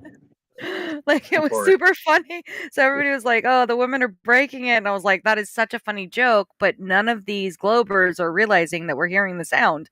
Like, of course, like we can like that is so funny to me. I'm a girl who can make fun of that shit. Like, I think it's hella funny. Like, yeah, these dumb broads are gonna break the ISS, whatever. But on top of that, like, why are we hearing the sounds? And then it just goes to more diversity, right? So now we're going to have, oh, it's all about, people of color. What does that even mean today? And then another female, right? Females and people of color. Exactly. And what does that even mean? So, like, we can get into that topic as well because my husband is African American. He's Egyptian. He's, all of these things that you would think he would be marked as, African American, right? He's Egyptian, All right, African American. so he's Nope, he's Egyptian, white. but he's not black. No, but he's marked as white. So he just got marked okay. as white in the last census. When they came to our door and banged on our door, they were like, "Nah, you're actually white because you're actually more Egyptian than African American." And African American, through slave trade, that means that you could have some white in there. And since you also have Egyptian is white. And we were like, what the hell? Egyptian is white now? And they're like, yep, Egyptian is now white. So you are marked as white. And he sang the theme song to the Jeffersons, like legitimately sang the song. And they did not get the joke at all. They were super uncomfortable. And he was like, looks like we're going on up to the west side or whatever how that song goes. Yeah, moving on up, whatever. And they did not get the joke at all. The break free. So even when it comes to the census, like what is a person of color. What does that mean? Their skin tone, how they're marked in the census? It's only for this What is this? political. It's all political BS. It's total crap, man. It's all political It's value. infuriating. Man, that's It's crazy. amazingly infuriating. It's so silly. The whole thing is so silly. It's sad. It's silly So who do and y'all sad. think? Who do y'all think is going to be the first woman on the moon? That'll be a cool one. It would be Yeah, Joan the first Rivers. woman to fake, which she died after saying what? Monica Lewinsky. What did she say before she died, Helio? She said that What did she Michelle say again? Obama has a Yup. dick. Yup. And then she died. And she's gone. South Park did it. And she's gone. That's why I said Monica Lewinsky. Exactly. Should be the first woman on the moon. She's ambitious. She already knows about the rocket sauce. Yep. There you go. You got it, Hank.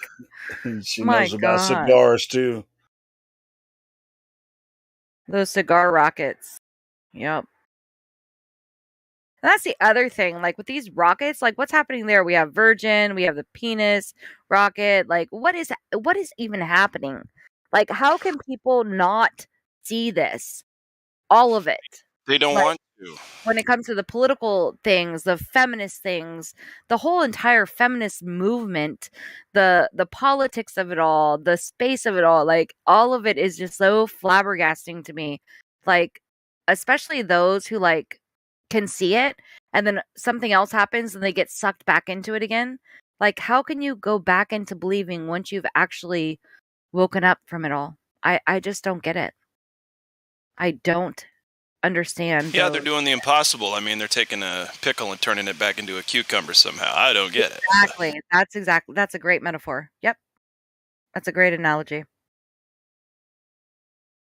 Yeah, I stole it. Somebody on this Sears server said it once. I was like, that's I'm gonna use that as mine later. Yeah, it's a great analogy, right? Yeah. You're taking a pickle and turning it back into a cucumber. Which is really hard. I don't think back into a caterpillar. Like what? Yeah. You can't do it. It's impossible. So they're doing. Hey, listen, they should get Nobel Peace Prizes for kind of sticking with this. You know what I mean? This is one of the things that I've always said is like I have to tip my hat to them. You know that little tip your hat emoji? Like I have to tip my hat to these people that are able to make these people think these ways. Like it is amazing to me that they can control minds in this way. Like how are they capable of this? That is what I think we really should be studying is like what is happening? I'm studying psychology right now, and it's like when I'm reading about, especially like drug addicts and alcoholics, that's what I'm in school for. It's like, wow, I just replaced those words with Glober, and I don't mean to, but it's like, well, I remember when I was an addict, and I could have replaced it with any set of beliefs, you know, like hyper-veganism or fucking whatever you want to do that's not healthy. You know what I mean? Speaking of mind-controlled zombies, how Matthew learns. I'm just kidding. I just jumped in. I missed what you guys were talking about. So. That's okay. Shines was going... She was making good points, and I barged in. We were talking about trauma-based mind control and how the schools reward you for doing what the fuck you're told. And if you ask questions at school and ask me how I know, 3 people from the school will try to get you fired. The administration, the principal, and the fucking lady at the desk will try to get you fired if you ask questions like, why do you got cones blocking the entrance that you want people to go through? Apparently you're not allowed to ask questions. Why are you teaching my 6-year-old kid about fucking genitalia? It's a great question. It's weird, man. It even comes down to, and I don't know what we're allowed to talk about on here, but if we're talking even about politics and like the whole don't say gay bill, not once in that bill does it mention don't say gay, right? Like how they're able to take something as innocuous as House Bill 1135 or whatever it's mentioned, and it has nothing to say, not the word gay doesn't come up once with inside the bill, and the entire in development of news and Disney and every freaking actor and elite can come out with the don't say gay, don't say gay. Like that was never mentioned. Like it's amazing how they're able to do that. It's fascinating. They have a well-oiled machine, and we have to like just bow down. Like, it's fascinating that they can do that. Well, not bow down to it, but fucking point it out how ridiculous it is. Well, but no. But I mean, like, not bow down to it, but like not give them a nod. Like, that is amazing that they're able to control minds like that. They have a well-oiled machine that can change the masses' minds to that, instead of like saying like, "Hey, how about you actually read the bill and what the I mean, bill look- entails?" Right?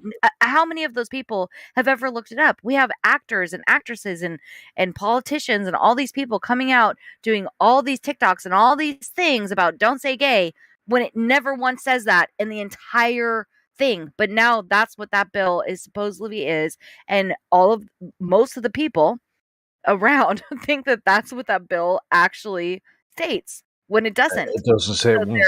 there is a mass mind control that they are able to accomplish because it is such a well-oiled machine. And so you do have to kind of nod to them, like, damn, Well done. you You've got are, the zombies you are well under control there, bro. my God, you are Satan. It's amazing. As that, like 30% of Americans think Joe Biden is still doing a good job. What the fuck, bro? Or Kamala Harris has her shit together. I mean, I look at that sometimes and I listen. You don't get too involved with politics, but my God, the people get the government they deserve. Was that Benjamin Franklin or somebody like that? Joe Biden, he's destroying America. They're actually doing the things that they accuse Trump of. They're actually doing it right now. They open the southern borders, letting everything in. Sorry, we get no oil. Get the oil from Russia. Sorry, there's a war in Ukraine. You have plenty of oil. America's plenty of oil. It's just destroying it, and there's an agenda behind it, right? There's always agenda behind all of it. Even if it's something as simple as within your own city or your own town or whatever it is, they do it through all of those structures. Like, there's always an agenda. Yeah, They like have an algorithm and they plan this shit out. That's what I mean. Like we need to take that shit back and be like, our plan and our algorithm is Well, shit. like have people see the truth and witness the truth, and then we can go from there. And the more that people are only going to witness lies and hear lies, we're Yeah. never going to get anywhere, right? It's funny you should say that. We were just talking about the origin of truth. So the origin of truth is you're not living in a spinning ball. So where did that lie come out of? So go back to the origin of that. And why did they do that? Why do people believe? Yeah, exactly. Control, it's money, it's power, it's all of those things. Yeah, And that goes back to the whole thing of why would they lie? Like, it might seem like a silly question, but what's amazing is the people that actually are willing to even ask that question are on the path that they could possibly even come into truth. So that's why I say it's not a stupid question for them to ask that. If That's the somebody guy. asks that question, why would they lie? It's like, okay, we gotcha. Now think about that for a minute. Like, you actually just had a brilliant thought. Why would they lie? It's not a stupid question.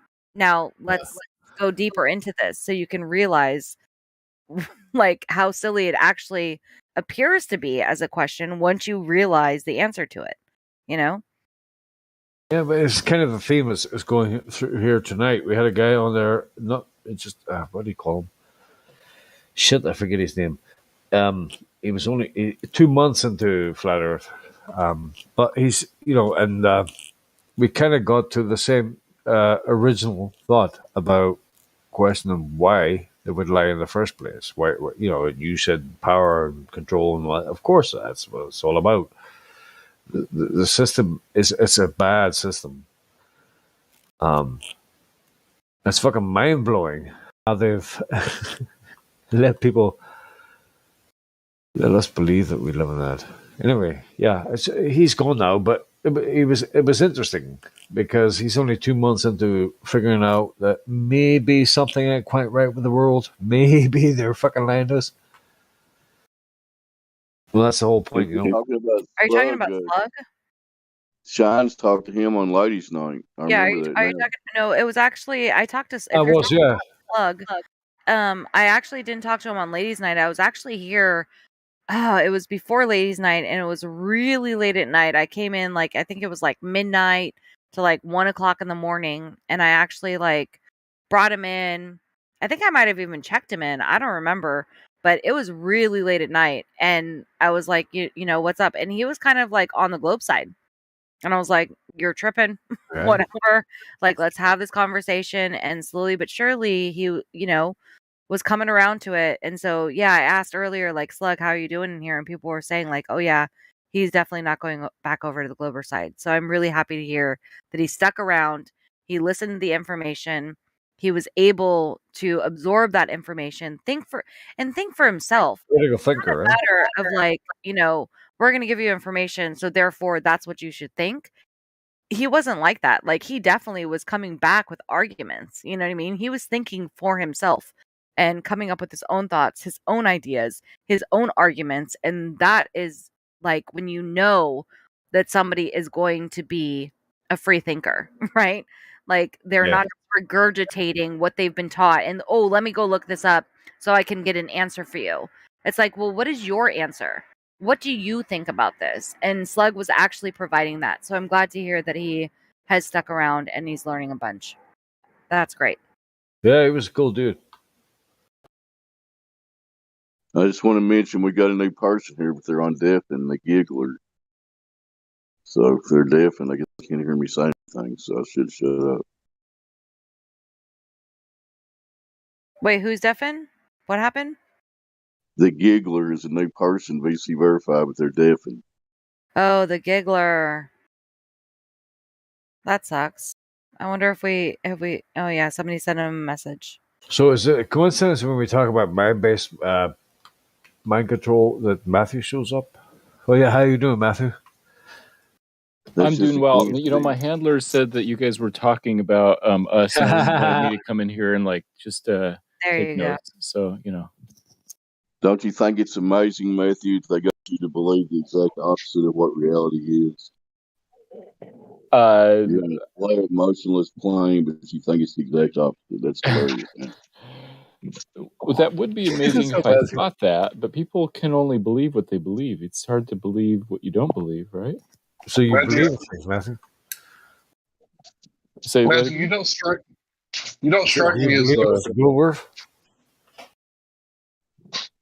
I don't strike you as a glober? What? No. Do you believe it's a globe verb, or do you believe it's a globe earth, or do you have proof Yes, that it's a globe earth? I believe. I think proof belongs in the realm of mathematics and logic. So I would say something like, "Oh, I think there's strong evidence to believe." Right, now I want you to tell the truth. Say I have to believe it's a globe. What do you Well, mean I have to? well, hold on. And even what you're saying is kind of contradictory. So you're saying that proofs lie within math, right? I But think it's proof easier to doesn't use lie as in the shape of the earth. So is that because you're obtaining spherical geometry rather than actual like the proof geometry, which is Euclidean, logical? Like, you have to learn Euclidean geometry before you enter this room. You have to know logic before you can talk about philosophy or anything else. Like, that's Euclidean geometry. He's going to deny his own senses, and he's going to use math to prove it. Yeah, so you are going to invoke math, which the math would be Euclidean geometry, which is based in logic and reason, which has proofs that we can use for the world, but then somehow those proofs don't carry over into the world? How does that make sense, Matthew? Oh, because Math it's is based reality. on your own senses, and I would say that anything that's subject to senses is subject to a tiny bit of like possible optical illusion, whatever. So I just prefer to not use the word proof when you're talking about the physical world. Okay, That's so what I you mean. don't need to use the word proof. Yeah, that's all. That still doesn't make sense because we're talking still about Euclidean geometry, not spherical geometry. Because spherical geometry is based in, something that isn't realistic. We're talking about Euclidean geometry, which therefore does have proof, which therefore is and can be applied to the world that we live in.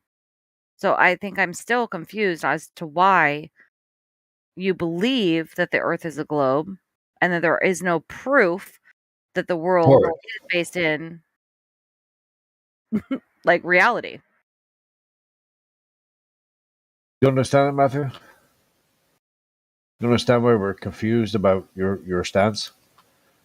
Yes, and I'm fine without with abandoning the word proof and just say strong evidence. That's the way I would put it. And You're still going over my point that I made. but there are spheres in Euclidean geometry. Yeah, Euclidean geometry, right? Which is Right. based in proof, which is based in reality. We're not going into spherical geometry. You can still have spheres in Euclidean geometry, which is based in proof and which is based in reality.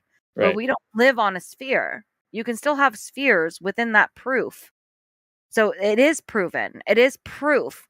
And that is why they say you need to learn Euclidean geometry. Like, all ye who enter here needs to understand the logic before you come here, right?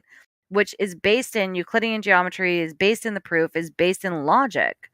So, I mean, I think there's somewhere along the line where you got intertwined with spherical geometry and think that the spheres within Euclidean geometry are the same as in spherical geometry, and that's why you can't claim proof.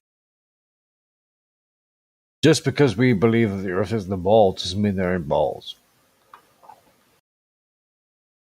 I see what you're saying, but I would even say, just in regards to the word proof, I would even say that you can't prove that the ocean is made of salt water.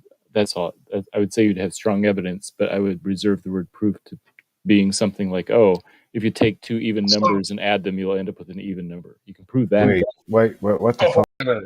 Wait a minute. So take two even numbers, right? Is 0 an even number?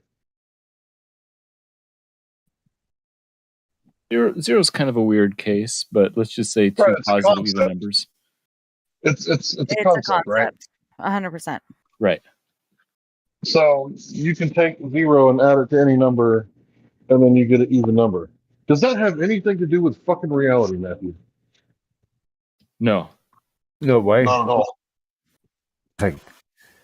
You're a good sport, Matthew, but you're wrong sometimes. I think you're a left brain prisoner. I don't know. I wouldn't recommend that you do a lot of mushrooms and open up that third eye of yours. I wouldn't recommend it because I'm not a doctor and I don't know, what might happen to you. Now, if I was there to babysit you, I could keep you safe.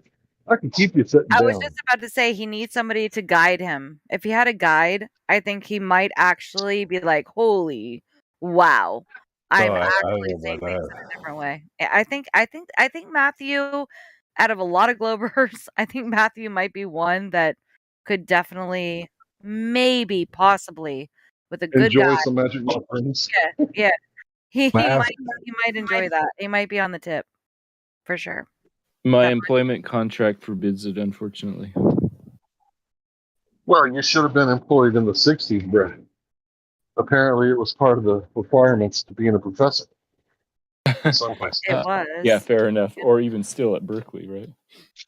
And even Right. still, even if it was forbidden from you right now, like, how would they even know? Unless they were taking hair. Like, that's not going to come up in a piss test. Well, That's it's it. not going to cure the glober, right? Psilocybin mushroom isn't going to cure the glober, but it would open you up for a standard deviation of trait openness, right? So it would help out a little bit. But here's the thing, Matthew. You say that, yeah, the magical process. You say that math proves things, right? Can you prove to me, okay, mathematically, how you get that kind of refraction out of one medium? No, I can't prove it mathematically. Well, and So let it's a me. belief. And Right, this it's is a the thing, is that he also said that no, math doesn't necessarily prove things, right? No, you can prove things mathematically. Like Well, you he can said prove he- that a square of an even number is even. So can spherical math prove things? Yes, you can prove Really? spherical. Yeah. So you think that spherical geometry is something that is proven and realistic? Yeah. I mean, geometry. Yeah, Geometry is geometry. straightforward. Going back to Euclidean, We're not talking about spherical. We're talking about actual real world math.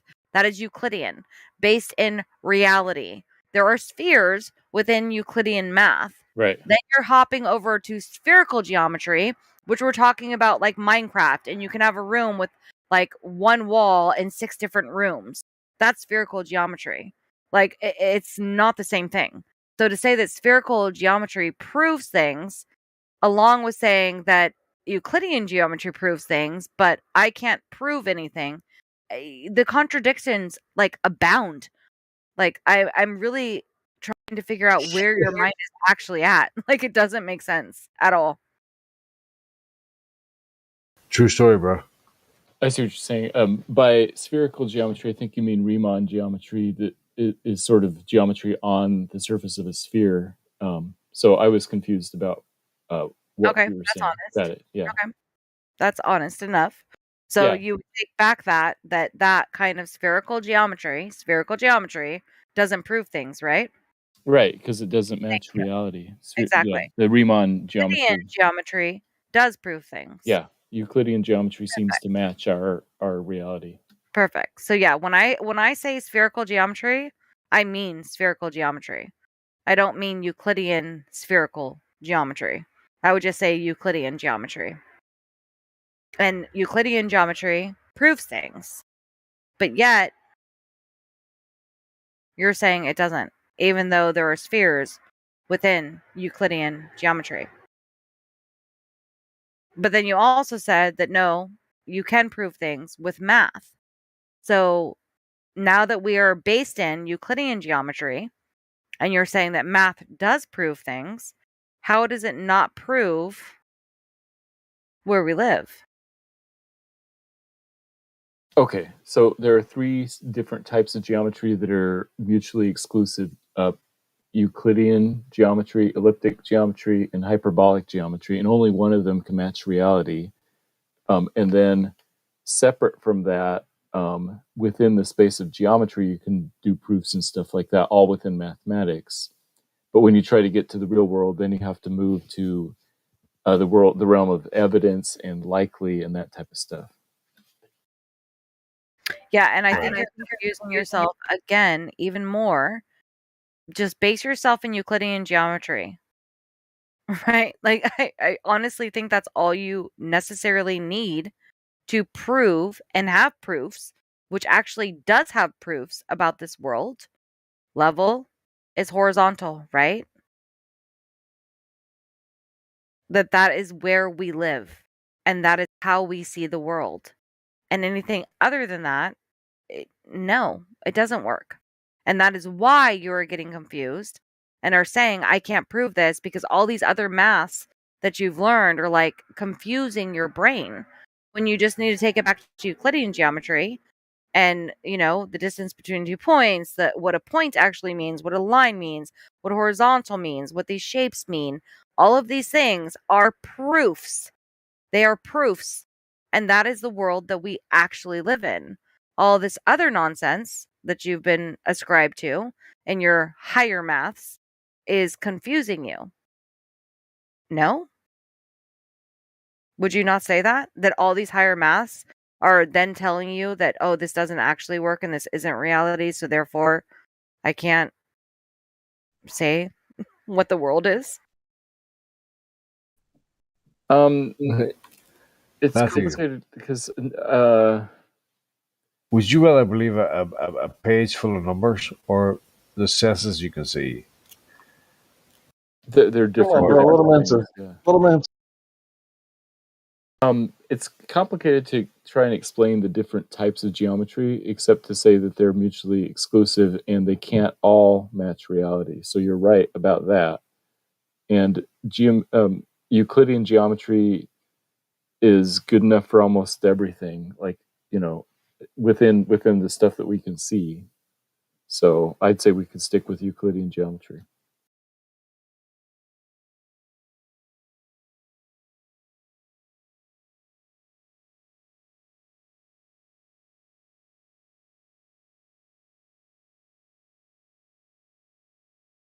So level means that level is not curved, right? That's a separate question because It's not separate. It is totally the same question. Level would mean horizontal, correct? Otherwise, you're taking other maths and applying it to Euclidean geometry, which, no, that doesn't work.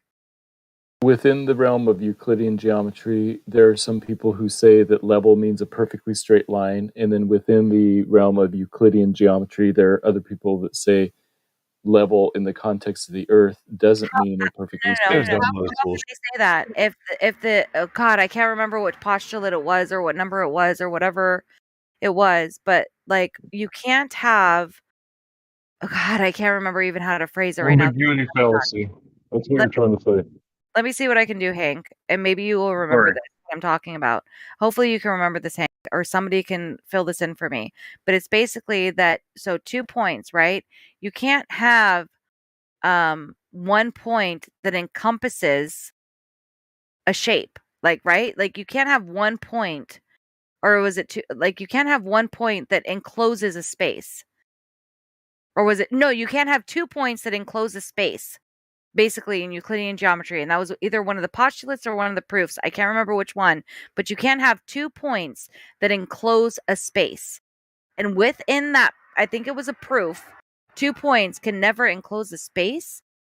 That, like, right there shows you that, like, the Earth can't be what you're saying that it is. But yeah, 2 points determine a straight line, I think. Yeah, 2 points determine a straight line, and 2 points cannot enclose a space, right? That means that horizontal is horizontal.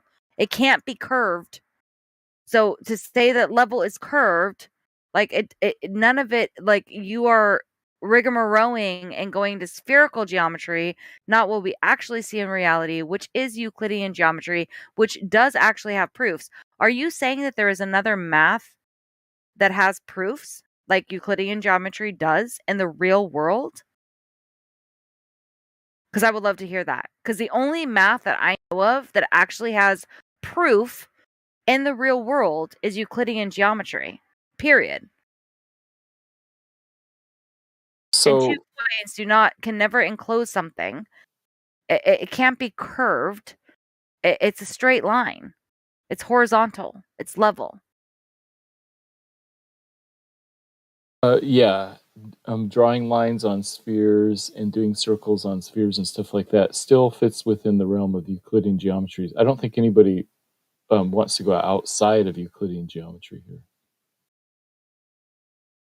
Yeah, that didn't answer my question or any of my questions. Yeah, so a perfectly straight line, 2 points determine a straight line. Everybody agrees to that. That's just one of Euclid's axioms. The question is what the word level means, and sometimes people use that word in different ways.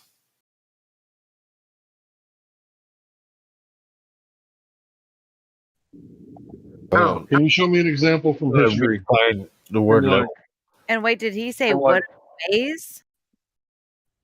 Yeah, Sorry, different people use that same word in different ways, is all I'm saying. Oh, in different. Can you provide me an example from history, like maybe Moby Dick or the Bible, or something like a historical document that has been the same for hundreds of years? Can you provide that, or is that just something that's happened ever since the book 1984 has come out?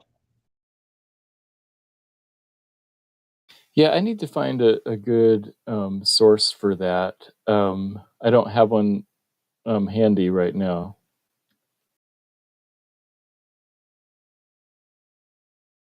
I mean, I could make one up and tell you what I believe that the Globers mean when they use the word level. Shouldn't you have sources for everything you say on here? I use just common sense, but it would be better to have sources. We're using that too, right? Yeah, right. Right. So if you're going to come on here and talk about Euclidean geometry and how it defines reality, shouldn't you have sources for it? Shouldn't you be able to back that up? That would be better, yes. I came unprepared. Right. I didn't know we were going to You just admitted you don't, right? So what are you doing, bro? Talking about trying to explain what we Globers say in Glober, so internally. you're Glober. Yes. Yes, Oh, he is. fuck. And so if we're going to bring it back to it again, I would just like to bring it back to the proofs, right? This is how this whole discussion began. Was you talking about I don't have proof for the globe. So I believe in the globe, but I don't have proof for it. Right. Only math has proof. Right. Well, we know that Euclidean geometry has proof, and that's why I Right. was trying to get you from Euclidean geometry and all these other, geometries, maths, whatever, for you to say, oh, these other ones also have proofs. Do they? Are there other maths that have proofs as solid and strong as Euclidean geometry? Yes, Or there are. The other geometries are internally consistent also. They're different based on different axioms. so we can have these other geometries where it is totally, synthetic, and you have one wall and 6 different rooms based off of that geometry. That works. That's a proof. In reality, It's we're talking about internally reality versus, synthetic. There are 3 different geometries that are all internally consistent, but yet contradictory to each other. So not all 3 of them can be true. In fact, only one matches reality. Exactly. And the only one that matches reality is Euclidean geometry. So thank you again for proving my point that we're right back to Euclidean geometry once again, correct? Only Right. one can be true, and it's Euclidean geometry. Would you agree? Yes, I don't think Okay. anybody Okay. disagrees with So Euclidean then you geometry. just took me on is anybody else listening? Where we just went on this entire roller coaster of Euclidean geometry is the only one that Yeah, has I'm paths, listening. right? And then we had to go on this entire roller coaster all the way back around again to Euclidean geometry is the only one that has proofs. Was anybody else listening to that, or am I alone in this? What the fuck? Like, No, what? you're not alone. It's a head fryer. hell? It's a head scratcher. Shit, what did you just say? Literally, I said it's the only one that has proofs. Or are there other ones? You said, oh no, these other ones have proofs, these have proofs, but only one can actually be true in reality. Therefore, yeah, it's Euclidean geometry. The Yeah, only there's 3 types of them, right? have truth and proof in reality, Euclidean geometry. Thank you again for bringing me back to exactly what I was talking about. So we're back again to Euclidean geometry, which has proof, which therefore resides in reality, which therefore literally is the best subject to witness what we see in our reality. And then you can go on to, there's optical illusions or talk about whatever you want to talk about. But if we're talking about the mathematics of it and how they got this brilliance of mathematics that is Euclidean geometry, it is factually that it is level and horizontal, right? That is what we witness in reality. We don't witness level as a curve. We don't witness it as anything else. We witness it as level and horizontal, and Euclidean geometry is what exactly fits reality. How long have we been talking now? 45 minutes? I don't know how long. Not that long. I would love somebody else to maybe chime in on this, because I think I've had at him long enough to prove a couple things. But yeah, Matthew, it's Thank you, fun. sis. Yeah, nice chatting with you. I I can really tell you. appreciate So it. I'm still here, but yeah, I want to listen to somebody else have a Sure. convo. Let me explain the source. Let me explain the source of the difference between the 3 geometries. It comes down to a single axiom in Euclid, which is if you have a line and a point not on that line, then the question is how many parallel lines can you draw through that point? So imagine drawing a straight line, then you put a dot above that line. How many parallel lines can you I draw? just want to ask you which axiom are you talking about, so I can post it in the chat so people can The fifth axiom. Fifth axiom. Thank you. And Euclid said you can only draw one parallel line. The other geometries come from different assumptions based on how many parallel lines you can draw. Either you can draw 0 or you can draw more than one, and that's where the other geometries come from. So it's all down to the single axiom.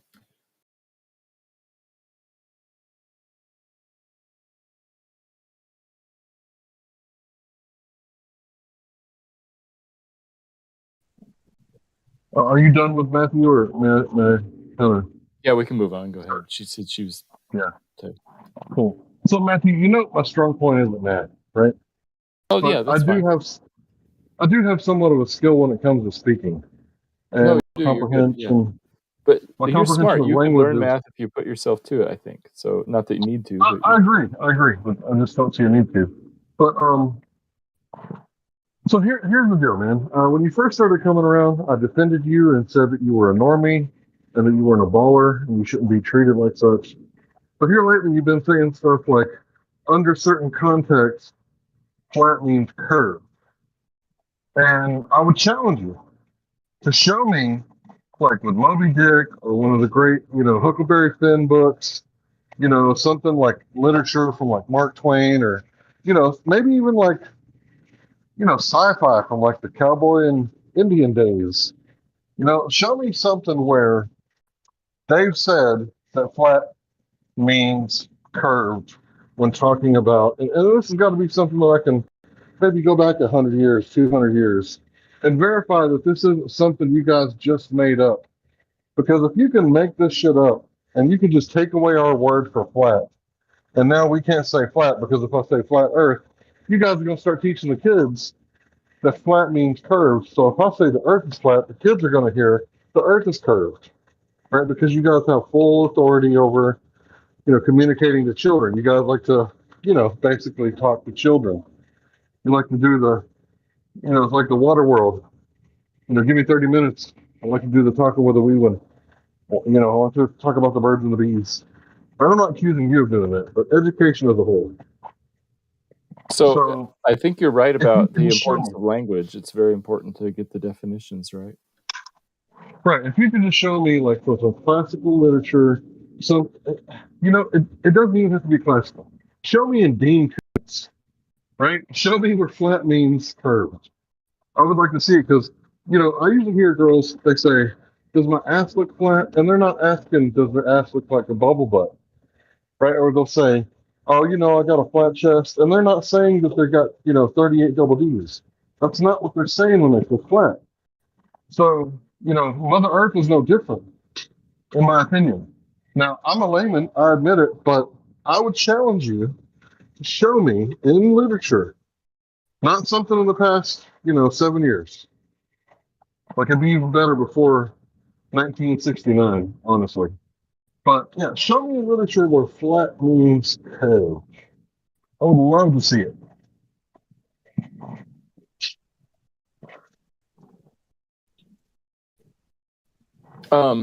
Do you think Mark Twain was a flat earther? He was actually my great cousin. My grandmother, my great grandmother, who just passed away, was 103 years old, and she was the last living Clemens on my side of the family. And I do know that through our family story that he was best friends with Nikola Tesla, and we have like little letters and things like that between them, and books signed by both of them. And I know that Nikola Tesla definitely did the moon was a Sorry. sphere. He thought it was a record like player in the sky, right? That it was we could only ever see one side of it. There wasn't this other side to it, that it was this energy in our sky and we only ever saw one side of it. But the whole flat earth thing when it comes to Mark Twain, Samuel Clemens, I don't know if they were flat earthers, but I know that they were on the tip of like definitely electromagnetism, electrostatics, things along those lines based off of what I know from my family. I just wanted to add those 2 cents. Okay, yeah. I guess I could ask a more general question. Hank, do you think any glober has ever used the word level to describe the ocean? Yes, of course they do. That's a stupid question. Why would you even ask him that? Well, because I'm asking, what do you think globers mean when they say the ocean is Curved. level? They mean that it's curved. Yeah, that's all. That's the only point. Then it's just that we use it differently. Why don't they just say the Earth is curved?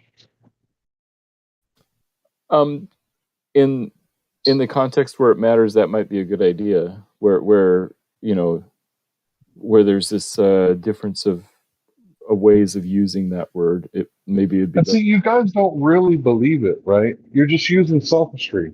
Because if you really believed it, when someone said the Earth is flat, you would say, "Yep, sure is. Flat means whatever you think it means, right?" And you wouldn't even argue with us. You wouldn't even be here. You would be somewhere else doing some watching cat videos or something else, right? You wouldn't be in the flat Earth hangouts and Discords and everywhere else, or Facebook, where we might be hanging out at, right? Because you would know that flat means whatever the fuck you think it means, right? But you know that we're not saying flat means curved, right? And That's why you're Right. here to argue. you also wouldn't ask like obscure questions like, do you think Mark Twain was a flat earther? Was that you who asked that? Matthew? Yeah, because Hank Matthew. was asking for an older quote, and I was trying to. I mean, again, actually so if making we any could just have sense. honest conversations and not bring in like historical references. I'm glad I was here to like answer that, like what I know. Because if nobody was here to answer that, it's like, I mean, why? Why would you bring up Mark Twain, whose name is actually Samuel Clemens, to see if he was a flat earther or not?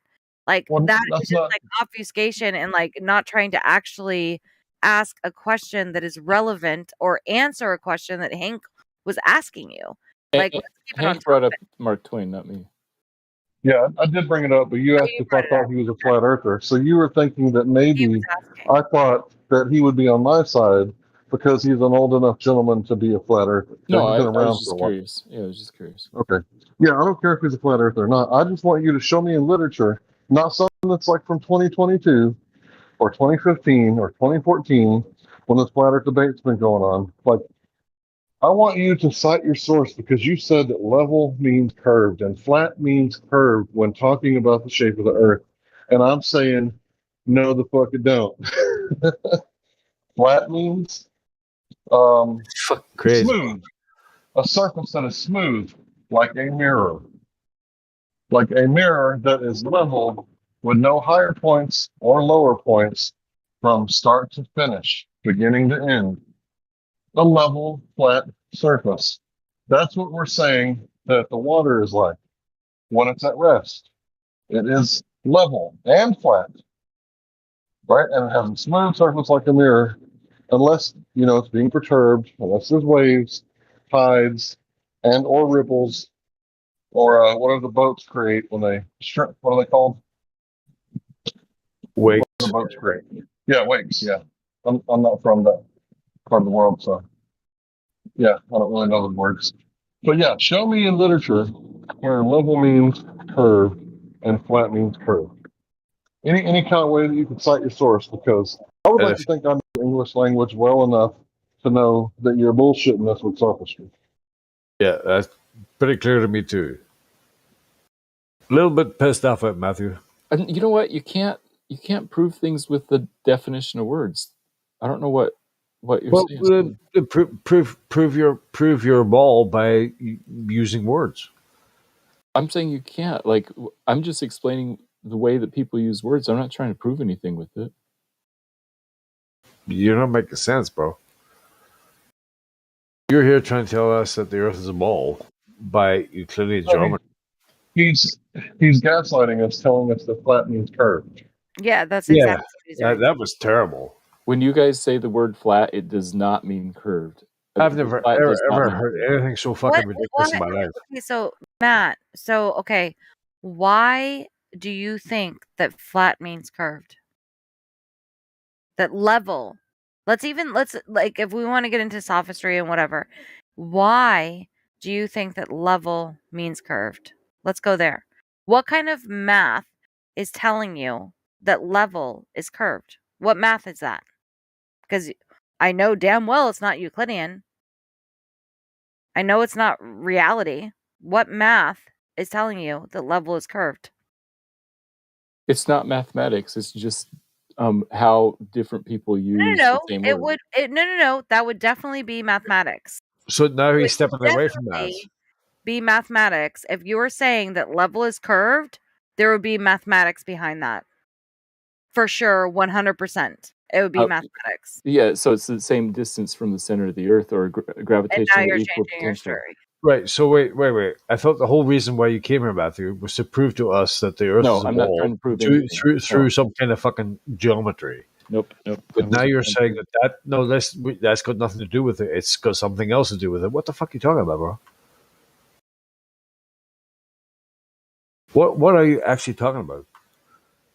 Some people, when they use the word level, mean a perfectly straight line. Other people, when they use the word level, don't mean that. That's all.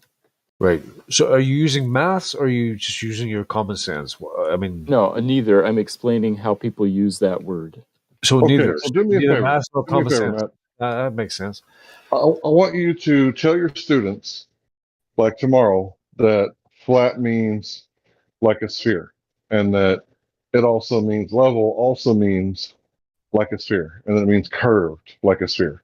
Sure. And then make sure that you send the homework home, and make the parents sign it.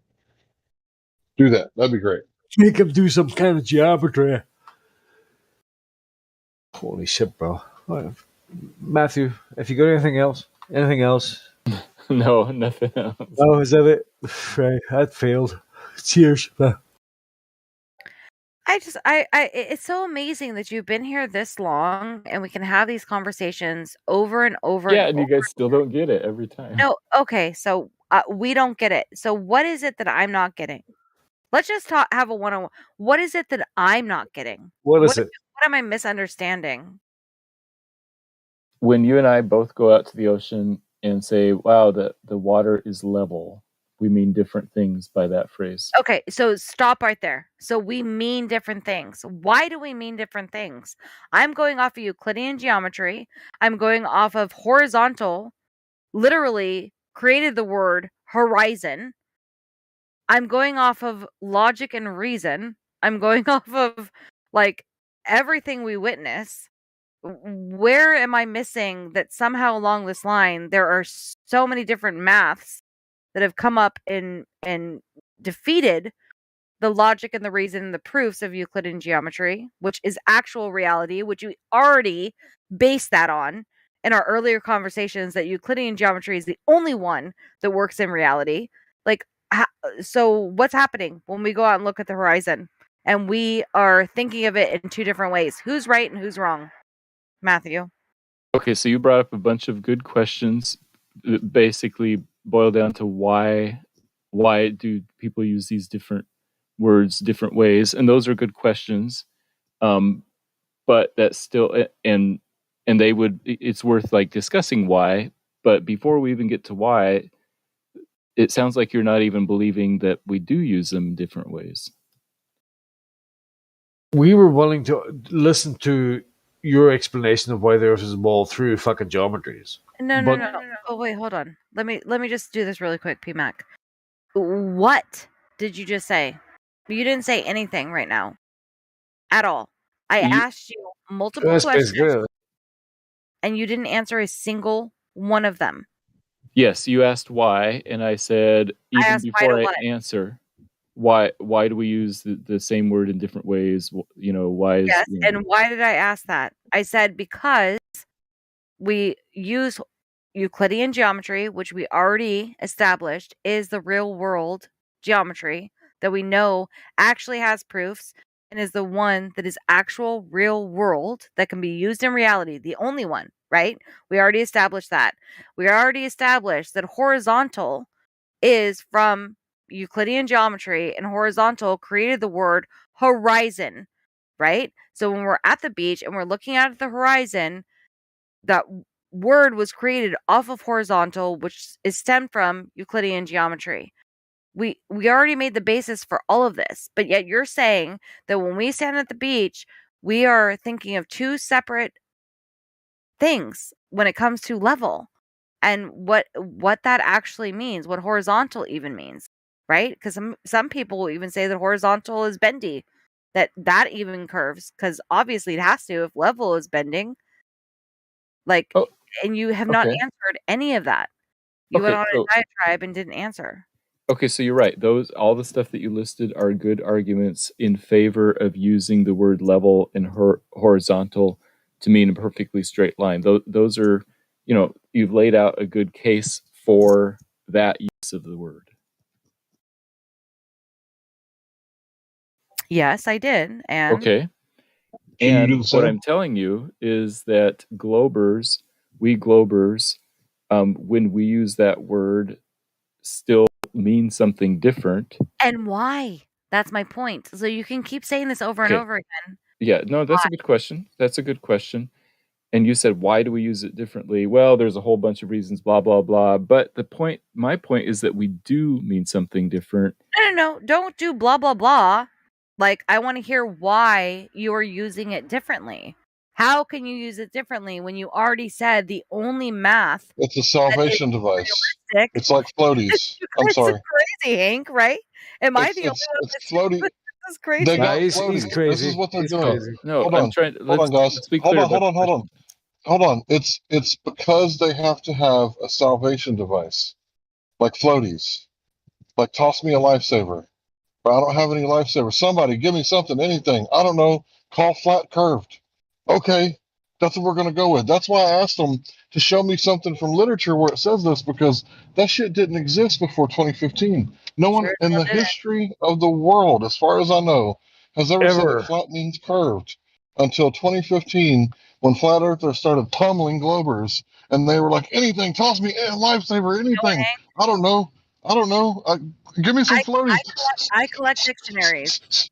Yeah, I actually collect dictionaries. I'm that big of a nerd, and I collect dictionaries and encyclopedias and all that shit.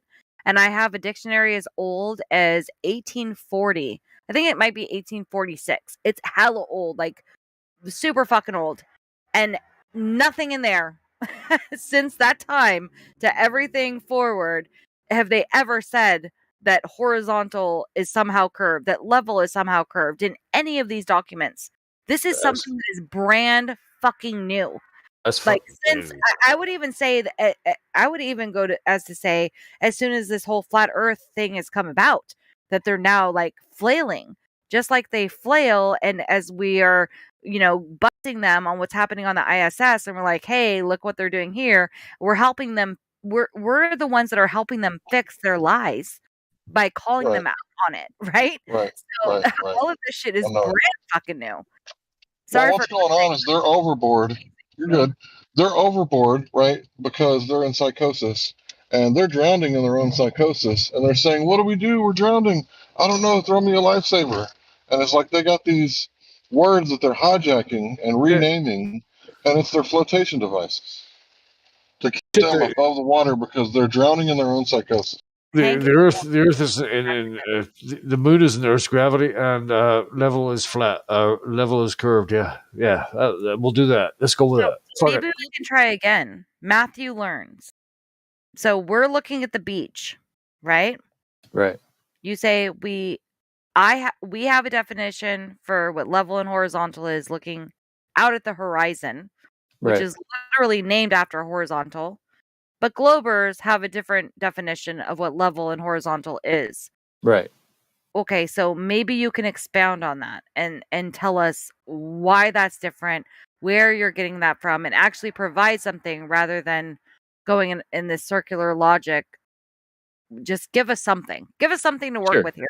Um, Have a debate.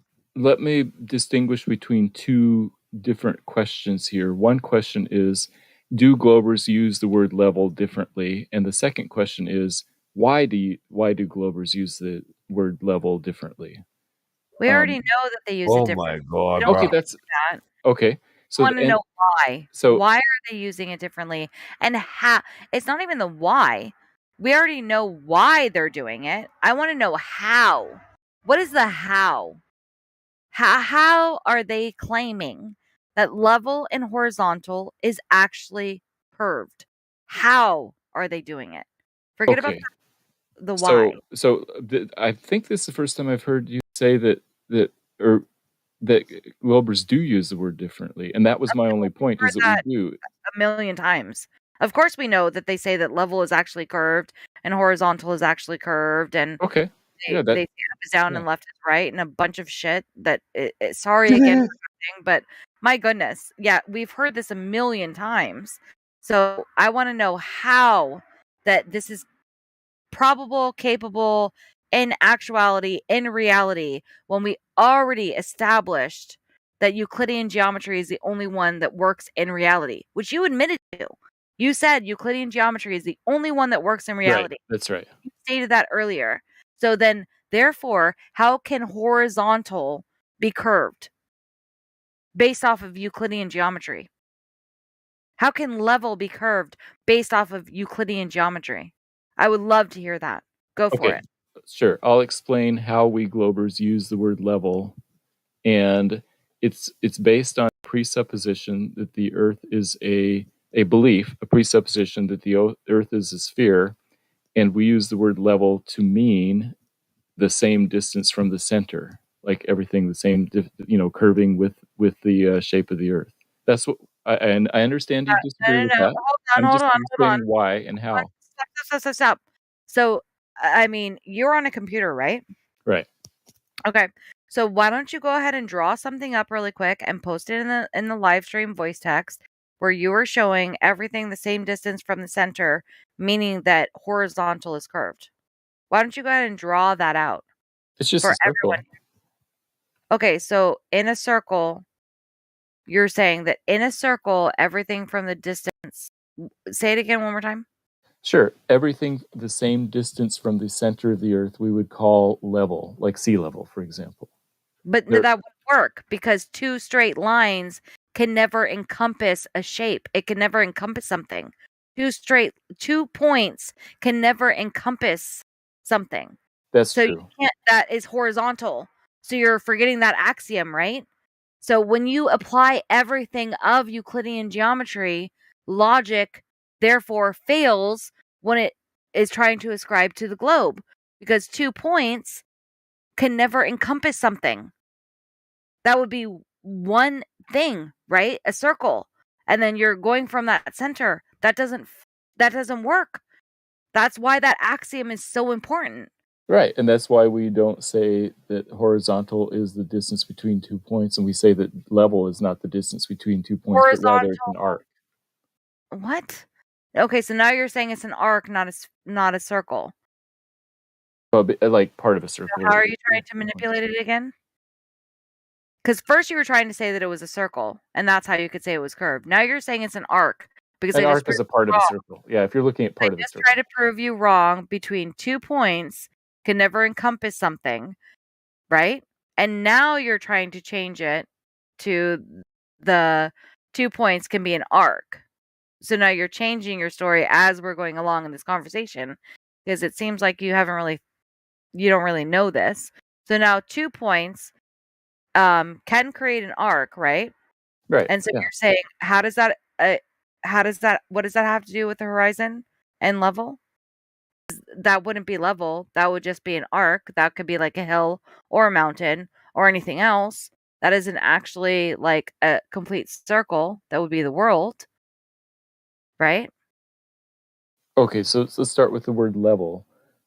When we say that the sea is level, what we mean is that the sea is all about the same distance from the center. That's what we mean when we use going back to a circle, not an arc. And it's because we have this assumption that the Earth is a sphere. So you're saying that the world is a bunch of arcs? Yes. To try and okay. So oh my God, are you guys listening to this? No, this is really what we believe. This is so amazing. I'm trying to explain what we believe. You already said that it was what you really believed was that it was a circle, and I just proved you wrong through Euclidean geometry that it couldn't be a circle. And then now you're saying, oh yeah, it's a bunch of arcs. And so I was even the one who mentioned it. You said it's an arc, and I said, oh, so you're saying the Earth is a bunch of arcs? And you said, yes, this is what we believe. It's a bunch of arcs. Right. You can't even keep your story straight. So you're saying the world is a bunch of arcs. Are you also of the camp that thinks that it's an oblate spheroid, or that it's a pear-shaped, or a whole bunch of different things? Can you even keep up in conversation? I'm so confused by this point. It's astounding. Matthew, I know you're better than this. Come on. Yeah, come on, Matthew. Can just 1 point, Matthew, Jin CBR one here. Sorry to interrupt. There's been 5 different things. Sorry to interrupt you, Matthew. Yeah, go ahead. Sorry to interrupt you, Matthew.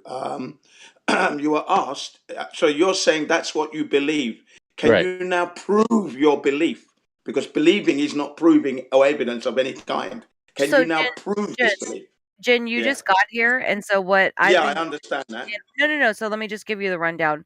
So it's pretty much been me and Hank and a couple of others, but that have been going in on him for like past hour, discussing proving the globe, right? And he said, I can't prove the globe because proof only exists in math, and I only believe in the globe model. And so I said, well, I mean, math proves things. And he said, yeah. And so he said that the only proofs that exist are in Euclidean geometry. He admitted to that. The only proofs that ever exist in reality is Euclidean geometry, right? Now he's Almost. trying to twist Not and not bend. quite, but yeah. Oh my God. Yeah. And now he's Okay. backtracking again, but he's also trying to Okay. twist and bend Euclidean geometry to fit what the globe model is. First, it was a circle, and I said, no, you can't do that because it's 2 points can never enclose a space. So how are you creating that circle? Then he said, oh no, the Earth is a bunch of art. Like it's been going back and forth for a long time now, and he is just not willing I'm not to going to admit. spend long. Yeah, go ahead. I can see you've covered all the angles. I'm just going to ask him a basic I see what you question. did there. Hang on a second, pun intended there. Look, the dimensions are a pair of sports shoes, okay? We have the maps, we have the dimension. I go to the shops, I buy said sports shoes. Physically, they're in my hand. Here's the evidence, you see? So if you're saying to me that you have the measurements, yeah, through Euclidean geometry and the maps, then physically we should be able to see this thing, should we not? So that's the reality we live in. Am I wrong? Right. So now, yeah, you're bringing in the idea of evidence and trying to match evidence with what we see. So yes, you're right. Right. Okay. So we can't find any evidence of this this dimension, oblate spheroid, pear-shaped Earth, curvature. We don't see, and the spin. We don't detect any of this stuff. It's not there. 60 years of my life. Not one shred of evidence have I seen for it. I haven't experienced it in 60 years. And I've traveled a lot of this earth by ship and by air and by motorbike and car. So, and I haven't experienced it. What do you say about that? I mean, what proof do you have? A belief is one thing, believing in the numbers, fine. But in reality, physically, where's your evidence, your photographs, your video footage? Where is it? Where do you have those? So I can show you photographs, but you will say that they're fake. What, of curvature of the Earth without using a fisheye lens? No, using Apollo 11, Apollo 8 pictures. No, yeah, but we got reels of footage showing how they that's faked dog it. shit. No, because Yes, again, we can't like verify. I said, you think you will say it's fake. I Well, hold know on. Okay. Matthew. that no human being has stepped foot on the moon. Okay, that I know. That's something that I know. It's not a belief. It's a knowledge. I know no human being has set foot on the moon, so we don't have such pictures. That's absolute crap. Okay, I'm saying your physical knowledge, yours, personal, something that you know. That's how I know the Earth is not a ball. I've personally traveled most of it, not all of it, but some of it, and I've never experienced any of the curvature or the dimensions they give us. Never. So that's a knowledge that I have. What do you have that you can bring here? Physically. Can't be carrying beliefs around. That's not reality. Sorry. I would love to hear Matthew challenge that. I would, in fact, I'll challenge it. Jim, how do you know that people can't make it through the Van Allen belts and back? Well, according to the people who tell us they exist, they give us the amounts, 2,500 rems per Allen belt. Then there's a third belt that's never mentioned, which was left behind by the Operation Starfish Prime back in 1962. They created a third belt, 100 times more lethal. So if we take the numbers, according to Sir Bernard Lovell, it's no human being can go through there. Not to mention the cosmic ray particles that travel at the speed of light. And these particles are leftovers from supernovas, stars that have died. Okay, they've exploded and they've shattered their matter across the universe, and they travel, supposedly, their story, at the speed of light, which is 670,616,629 miles. That's very fast. And in order to survive that environment, you would need 2 meters thick of shielding.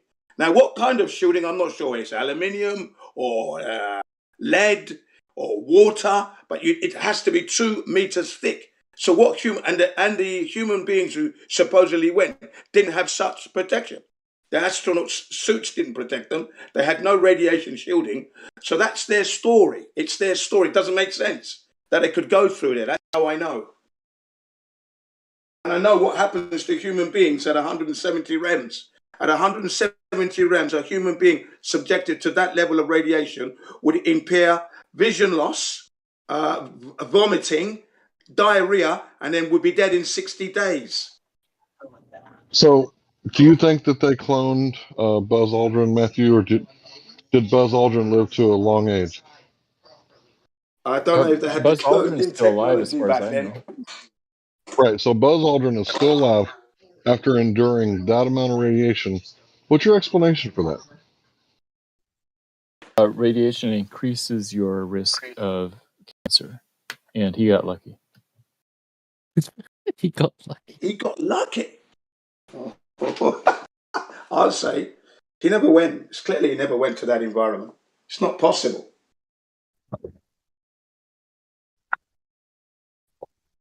Hey Matt, I heard that he had his fingers crossed the whole time. Is that what you mean by when you say he got lucky? Fingers and toes.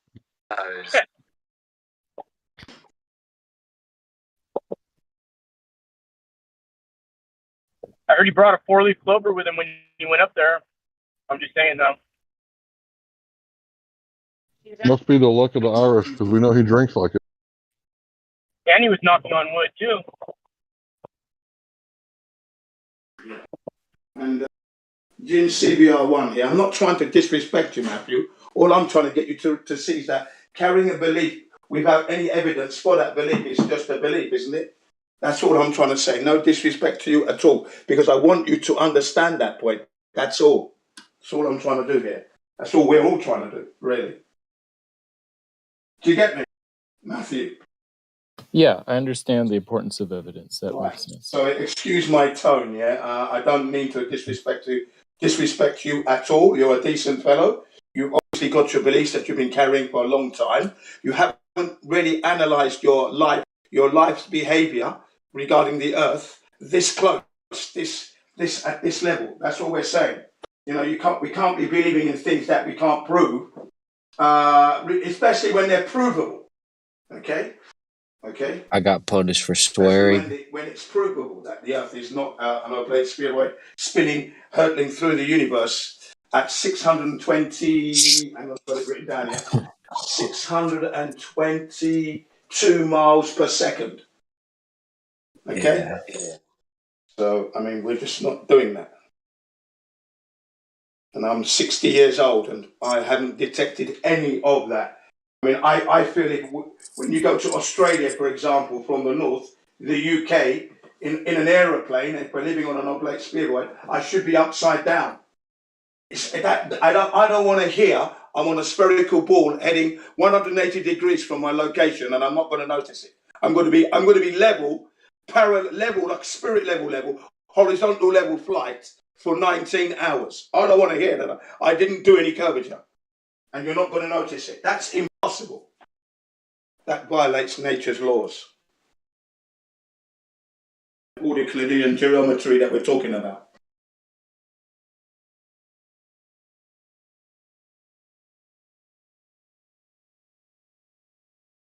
I just don't want to hear that. That's double talk. That's trickery. I don't want to hear that. That doesn't make any sense in the reality that I live. Well, hold on. I was writing something. What were you saying was trickery?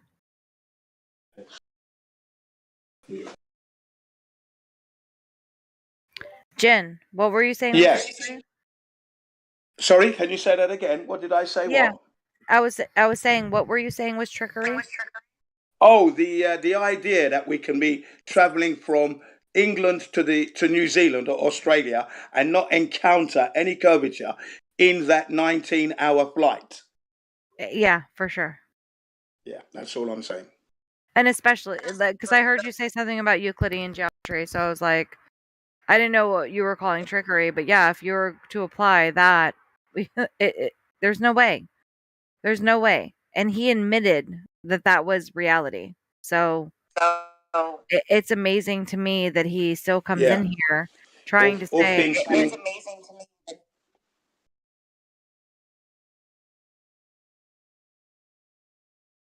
Yeah.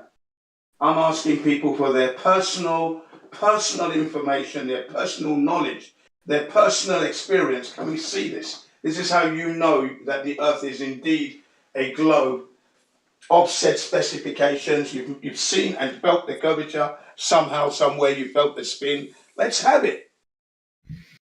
Can't be carrying, all the numbers make sense. He doesn't Yeah. have it. He doesn't have anything. He does. He can't even have an honest conversation about us going out and looking at the beach. And he's like, "We have a flat earther and we have a glober, and we're both looking at this horizon, which is derived from the word horizontal, but yet the glober changes their definitions on what things actually mean to fit their quote unquote model of how they see the world." When we are using actual Euclidean geometry, reality, we definitely take into and this is the other thing. Like one of the reasons why he said he couldn't believe in the globe is because of optical illusions, perspective, things along those lines. And it's like those things are accounted for, right? Like, and of course, there's always things that we don't know, and we will stumble across new things. But based off of what we know today, there is no doubting that the way that we know what we know today, not even no matter what, it is horizontal. It is level. And no matter how we try to spin it, no pun intended, it's not this oblate spheroid pear-shaped thing floating in outer space based off of so many different topics. It's not even funny. Yeah. It's just that we don't. It's just not experienced at No, all. It's not not even there. a little bit. And it's not even just Yeah. through experience, it's through like logic and reason and math. Like it's not there. Yeah. It's not happening.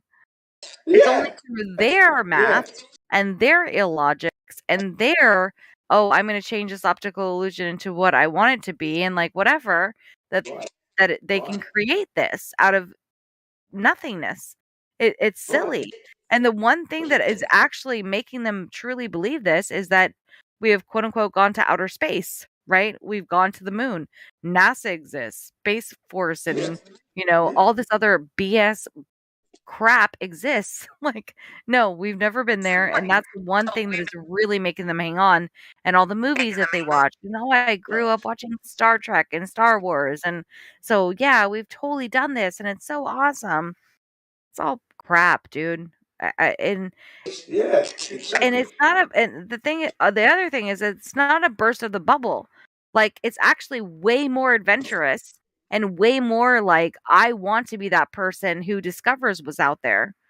Let me be the Star Trek person that actually gets to see what's going up in the sky. If you come to our side, like you get to be that first frontier man and realize like how far out can we go? How far up can we go? How far down can we go? Like there's so much to be discovered, so much more adventure in the truth than there is in the lie. And that's what blows my mind the most is that they're unwilling to see how much more real adventure there is.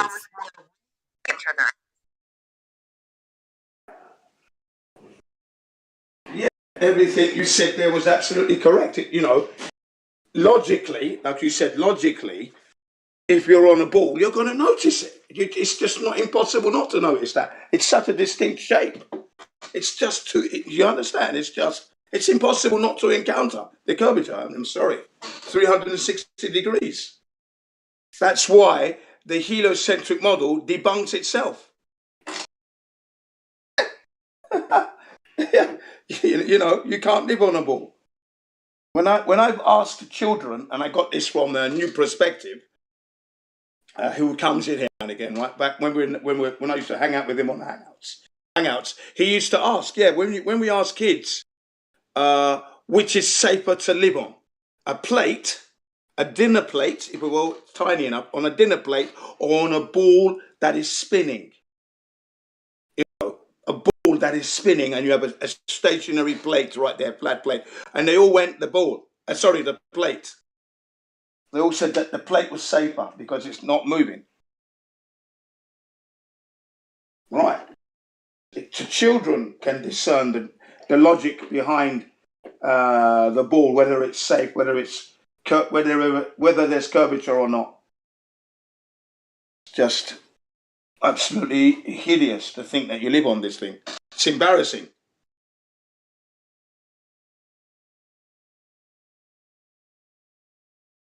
Mic check.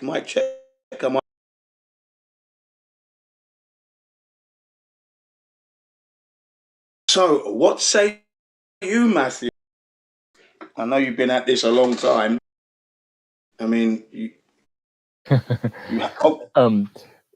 So I will say that I'm not embarrassed. We've been chatting about QE's picture, QE's triangle for sextants in the voice chat for a bit. But yeah. So you're not, you're not worried. You're not embarrassed. That's okay. I know that feeling because people tried to make me feel embarrassed for being a flat earther, and I just said, really? Come on, try harder. Try harder, man. But in reality, seriously speaking, you haven't proven it to yourself, have you? Really? That's what you're displaying at the moment, that you haven't actually verified for yourself in the physical world that you live in, that the Earth is indeed an oblate spheroid spinning through the vastness of space, hurtling through the universe. Right. Have you now? I would describe it as I have come to believe based on evidence that I think is trustworthy from other people. So that's the way I'd put it. And these evidence are what?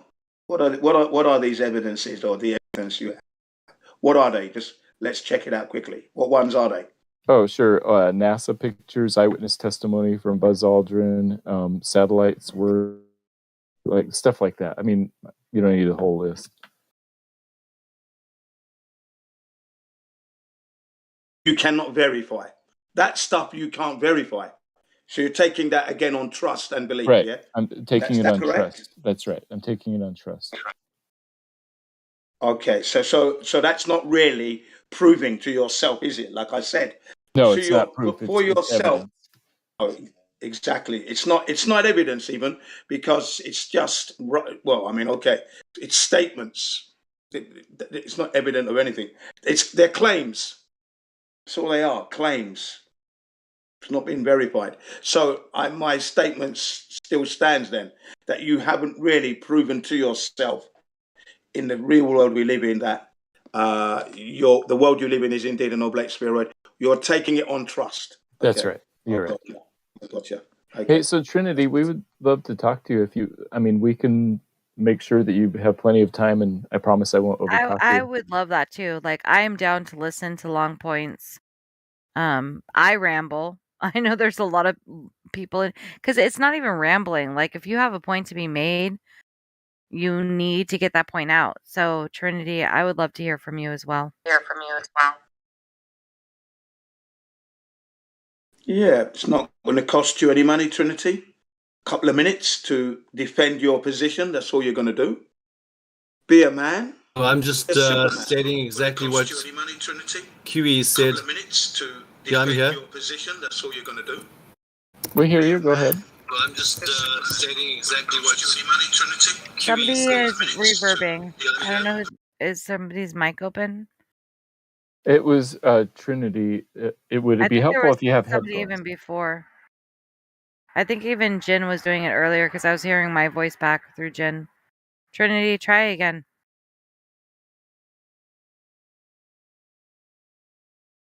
I think I've got YouTube on in the background somewhere. Oh, okay, yeah, turn YouTube off. Yeah, that's perfect. Hold on, I've got to find it. It's in my. I've got too many tabs open here. Hold on.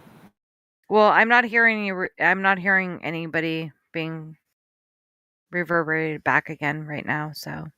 Yeah, I think I closed that YouTube.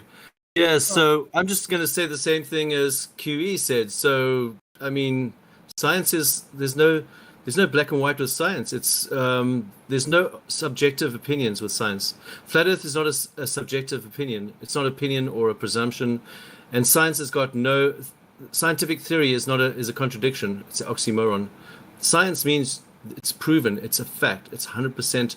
You know that you know that you know that you know. You've seen it. You've actually held it. You taste it. You touch Stop it. right there. Science is not something that you can just that you can just have as a theory or make up a theory. There's no theories with flat Earth. No. Wait, no. Wait, hold on. Science is not that you know that you know that you know that you know, and everything is knowing. Science is not a consensus, and it's not even further than that it's a knowing. That's not science. QE said that? Has anybody else heard QE say that science is that we know, and that it's like even beyond a census that we know prior? I've never heard QE say that. Has anybody else? Okay, give me the definition of science. So the definition of science can come in multiple forms. Definitions of science can be a broad knowledge, like these are things that I've learned and picked up along the way, that is so-called a knowing, right? Like I've gathered this information, so therefore I know this information. That doesn't mean that knowing it means that it is a knowing, that is a fact. Okay. And when we're actually talking about science in the realm of what science, lowercase science, what we're talking about here, we're talking about observing a natural phenomenon and then creating an independent and dependent variable and then witnessing what those independent and dependent variables do. Right. And then you gather that information and you see what happens from that information. That doesn't mean that this is like a rock solid, like this is what we know and there is no going against that. Has anybody else heard QE state that? I'm confused right now. No, I've never heard Yeah, I've QE never say heard that. anyone and anyone state that prior. Yeah. Now what you that's what just I understand described he's saying, though. there. Well, hang on a second, please. Hang on. What's been described to you just now was the scientific method, the integrity of the scientific method. And once you've gone through that, you hand that information to your peers so that they can cross-reference it and make sure that what you're coming out with is the same. That's an integral, peer-reviewed, if you will. The integrity And that's where it through could the also get scientific fucked up. Right, Jen, is where we're now dealing with the Yeah. politics of everything. Somebody's hot miking, but the integrity of all of this, where, now we have politics involved and money involved. So people will come up with the scientific method and have an independent and dependent variable and then get backing to say, you know what? Yeah, we want this one to be pushed to the forefront. We're not going to allow these other ones. We're going to put the money in the backing, and we want you to say that this is what the outcome is. And we want you to say that this is what this is. And that is why we say that there is a capital S science, which is like this religious science, this political science, this money-backed science that is claiming that they know things, that science is a consensus, as if like, global warming and now all of a sudden it's climate change is a consensus and that we know that these things are going to fucking happen. That is never science. That is not true science. True science is that anything is possible. There is no way that we no that there is no way of changing things with science. Now, if we're talking about the shape of the earth, right? And we're talking about horizontals and things like that, there is a natural phenomenon observed, but this is not something that, it's like watching a tree grow or a bird taking flight or things that are interchangeable and the climate and medicine or whatever. We're talking about how we witness the world. That is a different aspect of science, is witnessing the world versus how the world behaves. And how we witness the world is based in, we can go back to, again, Euclidean geometry and say, this is how we witness the world, right? So the world isn't going to just magically change from this thing to another thing. It's just how it is structured. So maybe that's where you're getting confused. I'm not quite sure, but I've never heard QE say that science is this is what we know. So I would like to hear Trinity, where you're coming from on that. No, he's never said that. Well, let me say something to that. That's how I understood him. And if he didn't say that, that's fair. Well, good. And whatever you believe, that's great. You're welcome to believe it. And we all agree on flat Earth. And I'm not going to No, argue and with I'm not here to believe either. Hold on. It's not about belief. Let me finish. Yeah. Yeah, let me finish. Yeah, that's a good point. So you have flat Earth, right? Whatever you believe beyond flat Earth, I'm not talking about flat Earth because we all agree on that. I told you. Whatever you're talking about beyond that that you believe, that's your problem, and that's nothing to do with me. So you can believe whatever you like to believe about anything and life and everything.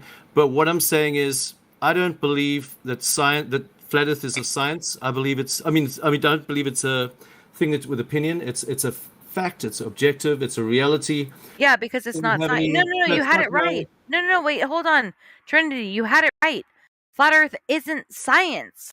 It is an objective reality. You had that right. So don't say, oh, no, I had that wrong. That was where you were actually correct. I use the word science differently. I use the word science as emphatic fact, in the imperable objective reality fact. Yeah, that's what and science means to me. that's not science. That's my definition of science. No. Stop. You had it right. So you said the empirical fact that the Earth is this shape, right? It's like a natural law. A natural law is what is, right? A natural law is what is. So like the second law of thermodynamics, it's what is. It exists. There is nothing else that can ever change that. When we're talking about the shape of the Earth, that is what is. It is the shape, and not even the shape of the Earth, because we can get into the semantics of that or whatever, but level is horizontal, right? We know that level is horizontal. That doesn't change. So therefore, that is what it is. That isn't science. We aren't testing with an independent and dependent variable to witness through science to do an experiment on whether level is horizontal. It's just what is. We know this. We witness this. It has been tested time and time again, and it's a test, not an experiment. Science is an experiment with an independent and dependent variable. And that's where I think what you were taking what Kiwi was saying and getting confused with what he is describing as science. So I think that you're spot on. You're just getting your words confused, right? I see the word science. If you go up onto just go a bit higher, up to, let's see, where was I saying that? Today at 2:26 a.m. The intellectual and practical activity are encompassing the a systematic study of the structure and behavior of the physical and natural world through observation and experiment. That is science. Do you agree? Read that one more time. What are you reading, and where are you reading it from? Today at 2:26 a.m. Can you repost it? Repost it right now for all of us to see in the live stream voice text. I'll Take a repost it again. screenshot. Thank you. You didn't see it the first time? Just take a screenshot. Take a screenshot of what you're saying. This is what I'm not doing screenshots. I'm just going to post again. Okay. No, are you saying this is what QE posted? No, this is what I posted. Oh, well, yeah. Then if you're saying that at 26 minutes after the hour, I can see what you're posting as the definition. Where did you get this definition from? Well, it's correct. Observation and experiment. No. I asked you, where did you get this definition from? From Google, but it's actually a good one. I mean, it's not the best. There's probably better ones, but cool. So there's a bunch of different definitions you can get about science, and this is probably a good one. Most is the one that is the best. Well, no, this is not bad. It says experiment. So if you do an experiment and you observe and find an experiment, and you actually find the result of the experiment is positive. Exactly. So are you listening to yourself even right now? Experiment. Okay, I'm not doing philosophy. Sorry, I got to go. I don't do philosophy. Sorry. Bye bye. Oh my God. Really? Oh, okay. What? Yeah. You all heard that, I like right? what you Where said he that. was wrong on so many levels. Like, I mean, I hopefully, I mean, he's silver on here. He's a silver flat earther on here. So I don't know what's going on with the rigmarole on here, but dang, I'm only silver, and I heard that. that was amazing. No, you described it well. I was just going to add to what you said was that, when you were talking about the sciences, is that science has become a religion at the moment, the political side. It has become a religion. That there are two documentaries people can watch for those who are listening. One's called Scientism, and Scientism 2, okay, by the Celebrate Truth group. Okay, Celebrate Truth is the channel. Scientism and Scientism 2, okay? And basically they're arguing amongst themselves that, are they really doing science, is science real, etc., because there's a lot of a divide. There's a lot of theories going on that we don't see in reality, and they're coming to a conclusion that haven't really been doing science with integrity. That's what the argument is about in these two documentaries. Okay, so it's like you said, it's all been political. They sit down. If they all agree, then it becomes a kind of like a law, an agreement. But it's all theory to begin with. Nothing's proven. And you got what's his name? Krauss. What's his name? Something Krauss. Neil deGrasse Tyson, I think's in there. Brian Mullins is in there, and a few other really good experts in the field are speaking out that science has become a religion. It's in the realms of religion now. They're not following science and the natural laws with integrity to prove what is, as you were saying. Sometimes they agree on things that are not in reality, but they make them seem like real.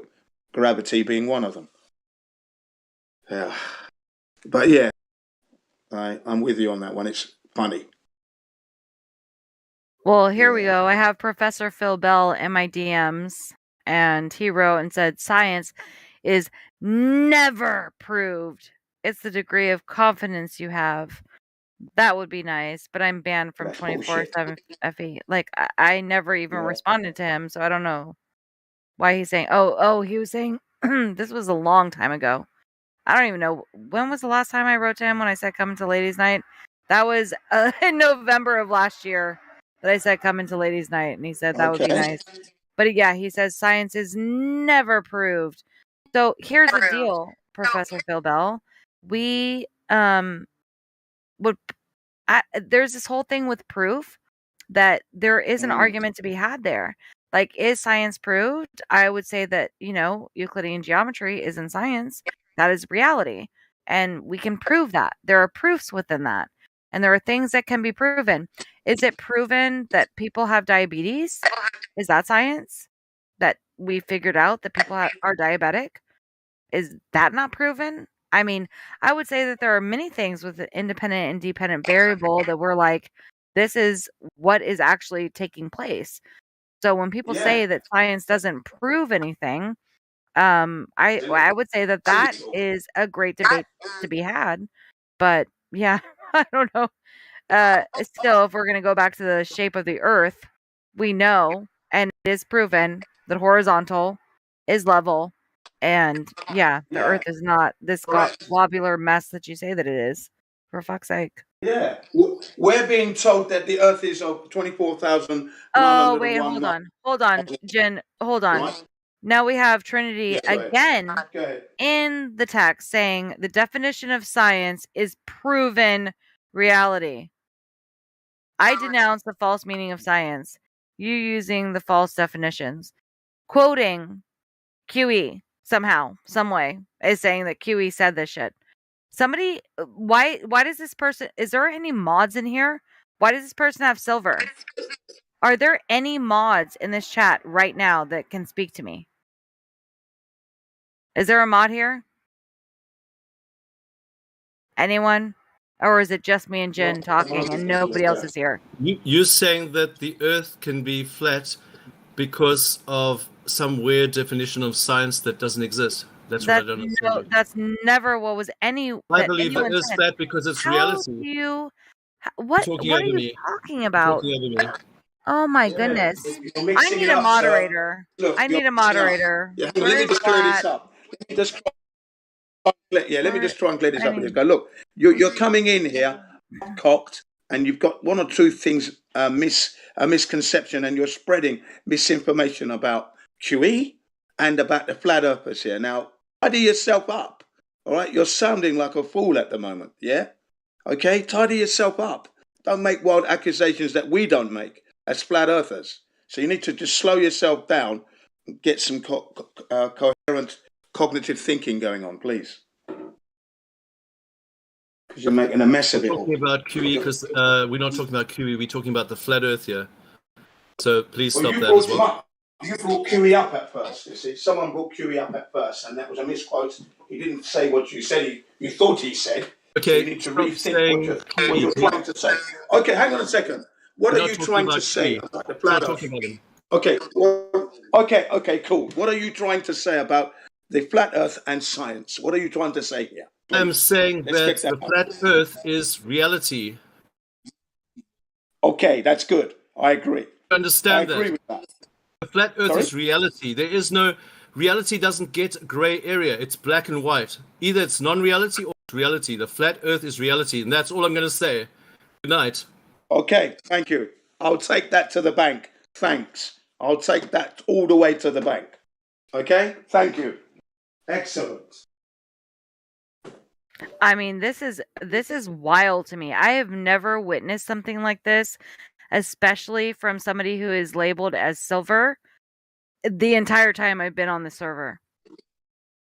This is incredible. Especially saying that you're quoting QE when saying that science is fact. And what is happening right now? Your silver needs to be stripped. Like, if you can't have a rational conversation, and you even admitted, like, oh, I can't have a rational conversation because I'm going to talk over people or get irritated. How did you ever get silver? Who granted you that? How did that happen? I think it was What is sarcastic. happening right now? Sarcasm. Like, it's so crazy to me. It's crazy that I believe the Earth's some flat. misunderstanding, maybe. There might be No. It's crazy to believe the It's Earth's not flat. a misunderstanding. Are you working for the Globers now? Are you working for the Globers? Trinity. You are you a tripping. Shrill? Trinity. QE has never said that science is fact. QE has never given the depth. I've already told you. Forget about QE. Forget about QE. You're not even talking about QE. If I misunderstood him, I'm sorry. I'll take that back. Okay, so forget about him now. Finish the subject with QE. We're not talking about QE. We're talking about the flat Earth here. Okay, so just relax and enjoy the flat Earth. To clarify, scientific theory is fact. Perhaps that's where the misunderstanding lies. We're not busy with theories. We're busy with total real facts. Black and white. Yeah. There's no gray areas. And that's what I'm saying. That's all I'm saying. I'm saying we are dealing with facts, not gray areas. That's all I'm saying. I don't know what you're trying to think I'm saying or make that I'm saying or what trying to straw man's you're trying to put on me, but that's all I'm saying. That Earth is a fact, and that's it. There's no gray areas. That's it. But when it comes to science, when you mention the word scientific theory in conjunction, that would denote a fact because it's been experimented upon. As long as that theory isn't something that you make up in your imagination, as long as it's a theory, I don't like that word theory because if it's not real, it's got to be reality. And if it's not real, then what are we using the word theory for? Because theory induces the word, it's kind of linked to the word fantasy and something that's in the imagination.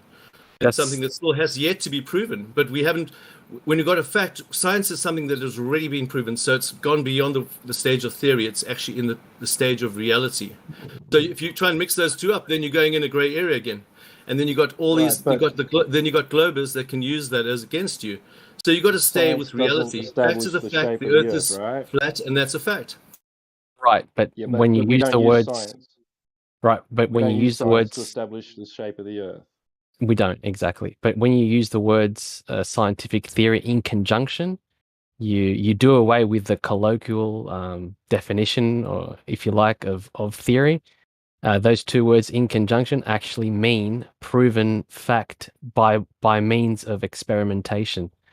So even though they may invoke feelings within someone that may, you may think the word sort of means an idea, but once, like I said, in conjunction, scientific theory means proven by way of experimentation. So if anyone ever mentions those two words, you know that they're talking about an actual fact. I just don't like the word theory put in there, because theory, it's got the connotation of it still hasn't been proven. Yeah, it may have that. Yeah, it may have that connotation to you. Like, I think it's not wise. So basically, what I'm saying is that my language is more selective than Shine's, and we're fighting over language. That's all we're doing, which is actually really childish. Basically, it's not childish at all. In my opinion, if you debate semantics, it's a good thing, because we need to really stamp down on our definitions to the words that we use. And in this context, like I said, whether you like it or not, it is what it is, and it means what it means. Yeah, but I don't like it, and I'm not going to use it. I'm going to use my language that I want to use. And fair enough, that's fine. What you want to use, but I'm going to use what I want to use, and you can't change me. I'm going to still believe in the flat Earth and use what language I like. And you can't change my language, and I can't change yours. You're breaking up, Jin. You're breaking up, sir. From what you've said for you, that's good. Take that. Let him go with that. That's with the same zeal. Okay. Let's not get bogged down into. I'm explaining to people about theories. They're going to get confused. They're going to think I'm talking about something that still has to be proven. So I'm not going to go that direction. I'm going to not use that word at all. I'm going to cut that word out of my vocab and use something else instead of theory. I refuse to use the word theory. Yep. Yeah, but it depends what. You know what? I'm with. That's my temperament exactly. So I fully understand your emotional. You're breaking up, Jin. You are breaking up, Jin.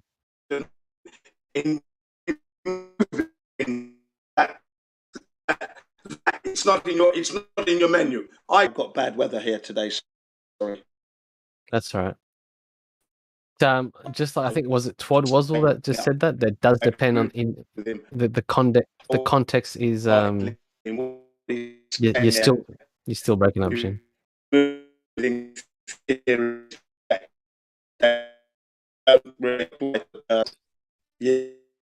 So remember, the guys who made the dictionaries, they're all working together with the sophists. They're working together with these fake scientists. They create the false definitions. In our dictionaries, we have the word gravity as a word, which is not even a word. It shouldn't be in the dictionary. It should be cut out of the dictionary. And we have the false definitions of science that people use every day. And they use that word wrongly all the time. When I speak to people, they're using the word wrongly. And science is not something that you can just... For most people, science means, most globers, it means anything in your imagination and whatever you think might be a good idea. That's science, basically. That's what they're actually saying. But they don't realize it.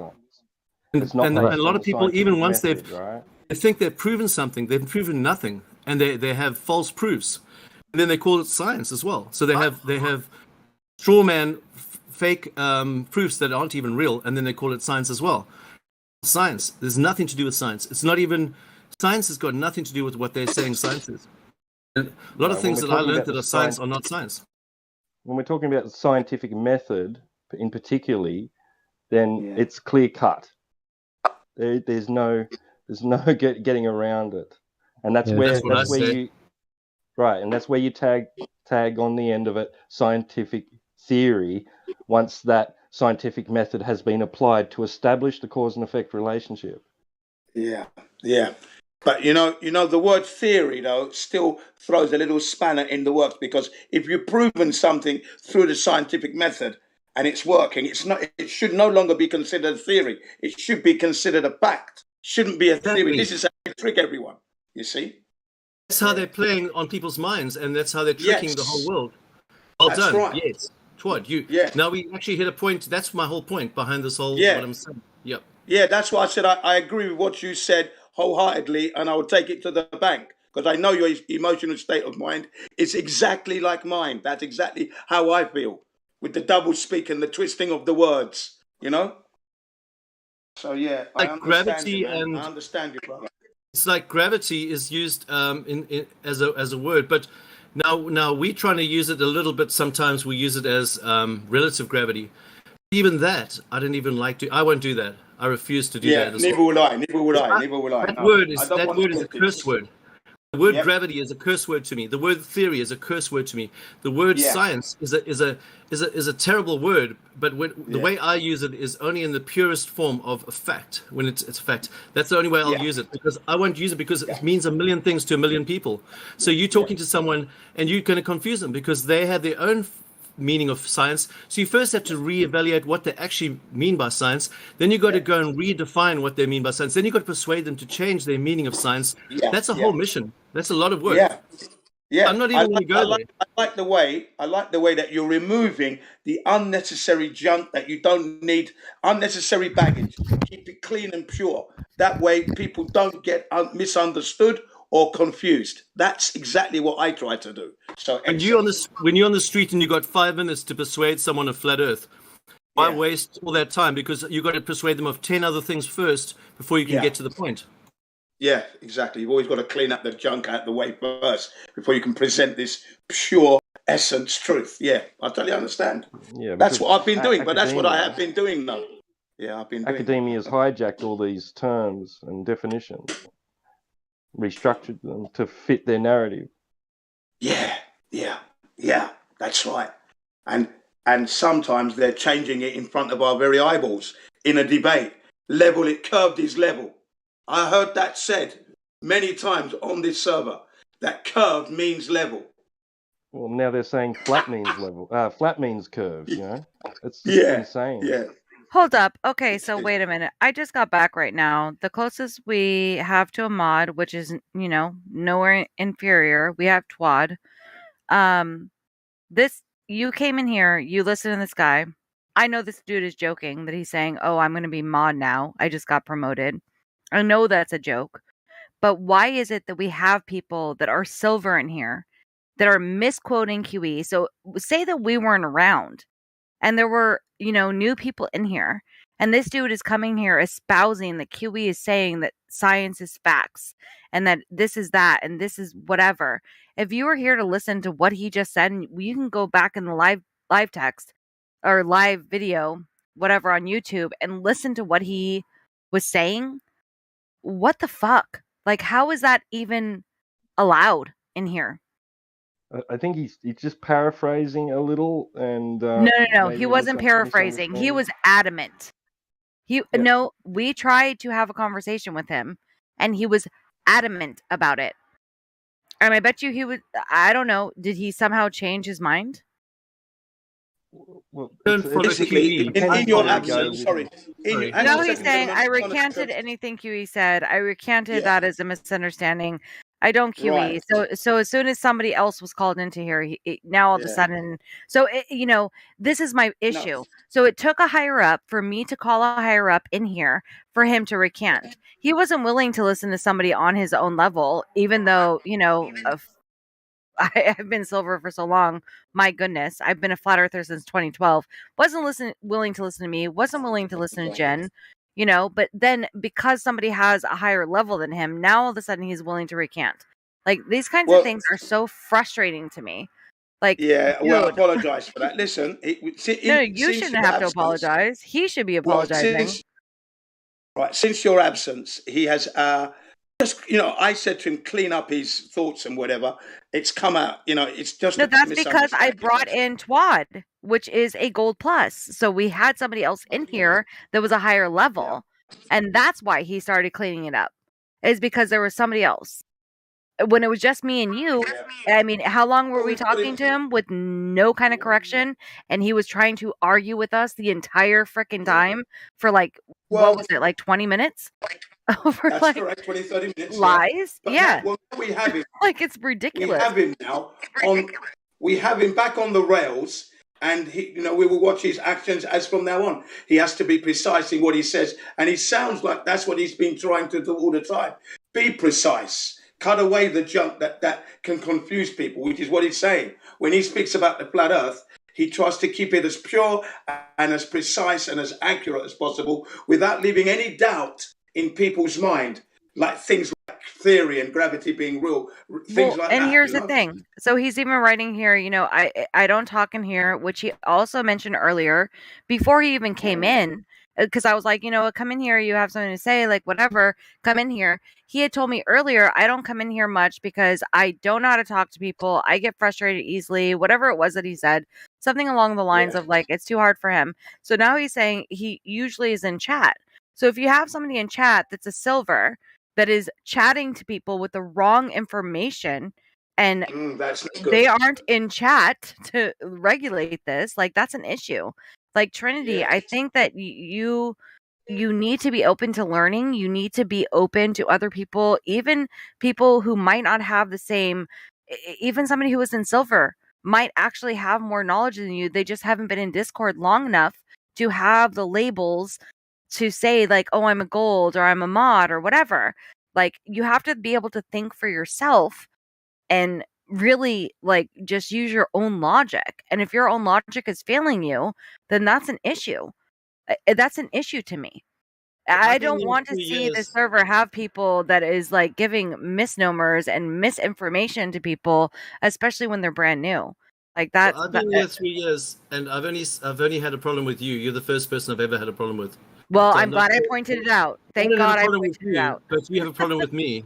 You No, apparently have a problem thank with God me. I pointed it out, I Trinity. don't have a problem with you, but apparently you got a problem with me. I have a problem that you were lying. Big That you were problem. saying QE was saying some shit that he never Well, said. that's what I thought he was That is saying. a That's how I problem. understood him.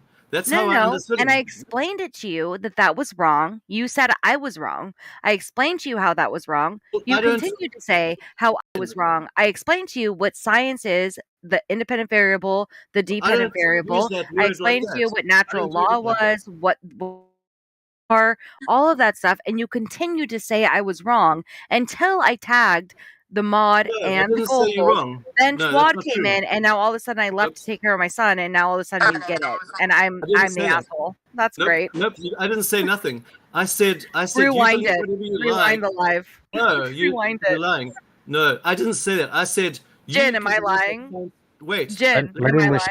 let him Let me respond, respond. please. You're talking over me. You're talking over me. Yeah, I let said him respond. I didn't say that. I said you can believe science is whatever you believe, but I believe science is reality and fact, proven fact. If you want to believe something And else, that's you bullshit. believe whatever you like. I That's don't not care. true. And Do whatever you again, you're like. still wrong. Do what you like. You're I don't still care. wrong. So you That's what still I'm haven't gotten saying. it.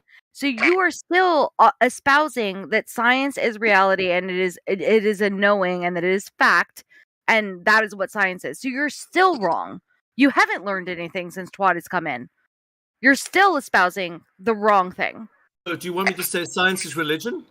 No, of course it's not religion, which Well, is it's what you're one or the trying to other. say that It's it one or is. the in between. It's either Oh my religion or God. it's fact. It could be both.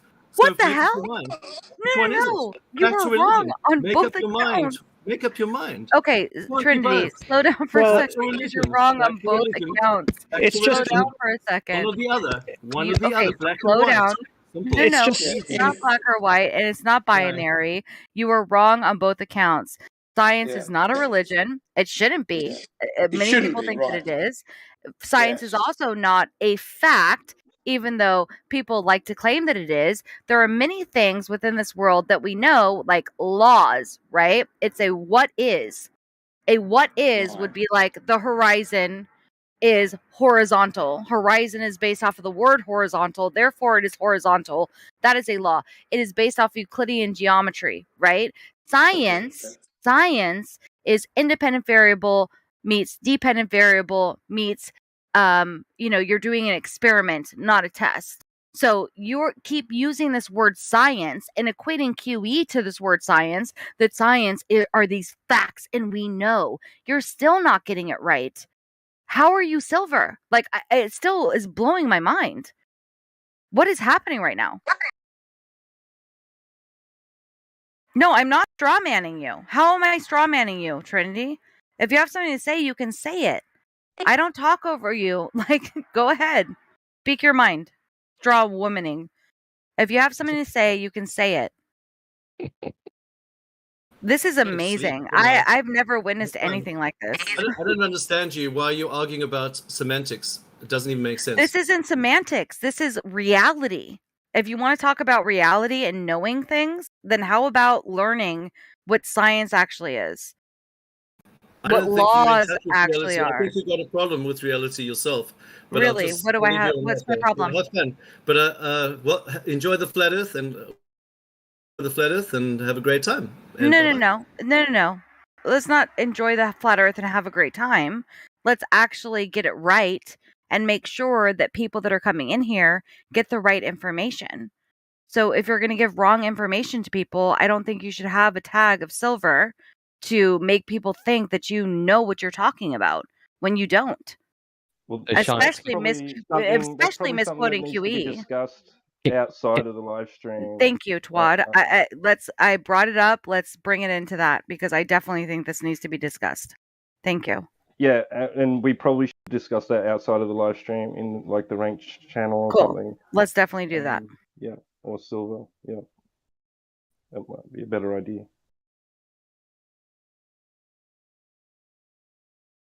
I still think it's a great conversation when somebody tries to say that, science is knowing and it's fact. And QE said this. No.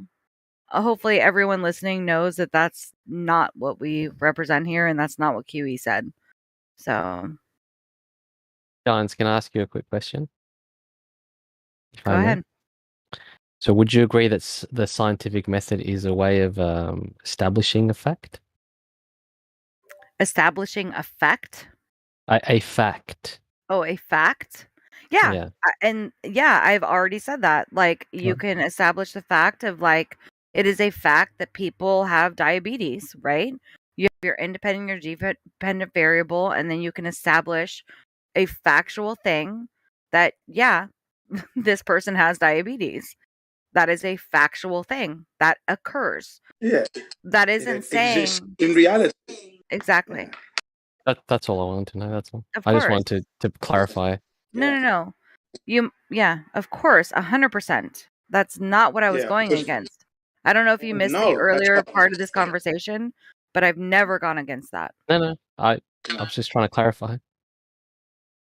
We have scientism, which is the religion. We have pseudoscience, and then we have science and natural laws. Natural science. Okay, and the scientific method is a tool, a mechanism to keep everything with integrity. Okay, so we actually come to a more just and honest answer or result. That's what that is. That's why the scientific method was there, to control it, so people don't just make theories in their heads and start passing that off as truth without any evidence to back that up. That's why the method was evoked, I would say, or started up, or created. So can we all agree that this scientific method establishes scientific theories? Well, I would say it can. Well, okay. What other I don't method? like that word theory as such. What other method are you going to theory use? in your head. I think you have a theory in your head. Can I just say this? You have a theory in your head. You hypothesize over that. That's your theory, hypothesis. Then once you've gone through and you establish that it's a fact, it shouldn't be a theory. It should be a fact. This is where Trinity lives. He doesn't like the idea that you have a fact, you've proven something, and you're now going on with it, carrying on as a theory. It should no longer be a theory. It should be a fact. All right. Fact. So my point was that it becomes a scientific theory. Those two words are used in conjunction. So not just a theory that's in your head. Once you use the word scientific prior to using the word theory, it actually means established fact. That's what I'm saying. I'm not saying that. But that's confusing. Yeah. That's confusing because when you say it's a scientific, for me, when I hear scientific theory, I don't see that as a scientific fact. I think it's a theory still. It's confusing. That word should never be associated with your scientific method. You've got the results. It's finalized. It's proof. That should be a fact. It should be scientific fact. not theory. Wrong word. If you've proven something, wrong word. You see? That's what Trinity is talking about, and that's what I say as well. I don't like that confusing. That's why I hate that word, scientific theory. No, it should be scientific fact. Only because outside of the field of science, the word theory has taken on like in the colloquial sense, a postulation, an idea. But in the scientific sense, it is saying that this is how it works. This is the fact, you know. The scientists are wrong as far as I'm concerned. In the English dictionary, before the science, theory meant an idea. That's what it always meant, a theory. It didn't mean fact. That's what it's always meant. It's an idea. And then you hypothesize over this idea. You do your experiments. You do your scientific method. It's proven as a fact. And now you say, this is a scientific fact. That's what I'm going to do. That's what Trinity is going to be doing. Trinity is going to be doing that. That's what he's saying he's going to be doing. He's not going to be saying, if he's got something that he's proven through the scientific method, he's not going to start saying, oh, it's a scientific theory. He's saying it's scientific fact. And I would agree with him on that point. I'm not going to do it either. I'm not going to start saying I've proven something and then now it's a theory. Those words will never come out of my mouth. It will be scientific fact. That's what he's saying. That's where we stand. Still flat earth, but we're being more precise with the English language. So there's no confusion. And I'm prepared to challenge any scientist and professor on that one. Any one of them. That's in CBR1. I'm like that. Sorry. That's why context needs to always be taken into account. Context is everything. I agree with you on that. Yeah, I agree with you on that. And I will always be clarifying that as I go along through my life from now until the day I die. Because that scientific theory thing is confusing. Scientific theory. A theory is something that is an idea. You hypothesize, you prove it through the scientific method. It should then be titled as scientific fact. Why can't we say that? Why do we need theory on the end of it? It's no longer a theory, isn't it? You prove it. Well, no, it can be. Here's the deal, right? So I was writing a bunch of messages, so I just caught the tail end of this. Is that we're going right back to what Trinity was saying, that QE is stating that science is proven, it's fact, there's no way around it, this is what it is, right? It's the knowing, it's the fact, it's this. No. The only thing that we have as like ultimate knowing fact are laws, not theories. Theories are not like a knowing and a fact is a law. Like the second law of thermodynamics, right? Like that is a law. We know that occurs and it happens every single freaking time. Even when it comes to when we're doing science, you have the independent, dependent variable, you have the cause and the effect, and then you can come out with, okay, this is what we have realized that's what's happening, right? And even when it comes down to diabetes, we can say this person has diabetes. Well, guess what? Unless it's like type 1 diabetes, and even then it can be tricky. But if it's type 2 diabetes, guess what? Diet and exercise, they no longer have it. So it can change. And with a bunch of things in science, with an independent and dependent variable, and we are coming up with a theory and all these different things or whatever the case may be, it can change due to new information. New information can change this. And even with a law, that could change. Let's say we travel somewhere and we're able to witness different things. Maybe, possibly, that could even change. So there are new facts that come into our world, different knowings that can make that something different, right? So to say that, science, an independent and dependent variable, which science is, witnessing a natural observation and then doing that experiment of the natural observation, independent, dependent, and then claiming that's the fact, that's the end all be all, this is what it is, that's why the earth is flat, that's why this is blah, blah, blah, blah, blah, like how he was coming in here and saying that. And even what you were just saying, like, that's arguable. It's arguable. And I know that QE has never stated that. I've never once heard him state that. No, ever. I can say that as well. I've never heard him say that either. But this is how I'm expressing how I feel about that whole scientific world situation where they have these scientific theories which are facts. But then it's confusing because of the word theory means it's an idea. It doesn't mean it's fact. It doesn't mean it's law. So they're confusing people. And this is how they sneak in laws or facts. Well, not fact, misinformation and make it law. Like this one. Listen to this one, yeah? A body in motion remains in motion unless acted upon by another force, right? Now, that would apply maybe on Earth here, but in space now, there's a question mark because that's part of their theory in a way, yeah? You understand that a rocket, you fire thrusters and it keeps going. Now, how can that be? We can't prove that. You see what I mean? So there's a question there. So if that's a law, that should not be a law. Hasn't been proven.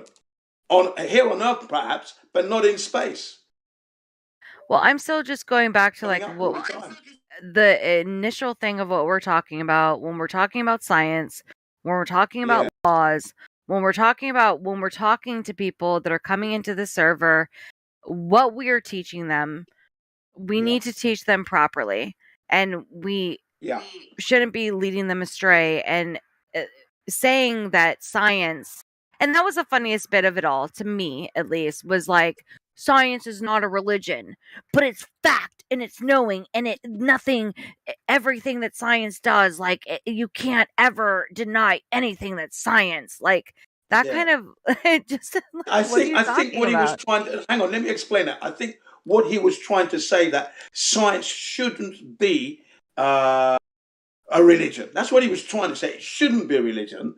And it should be precise and exact, is what he's trying to say. It should be. It may have come across wrong in the way he was trying to deliver that, but that's what he's trying to say. It should be certain. There should be no grey area, and things like scientific theory then being purported to be fact, then moving on to laws is a little bit confusing, you see.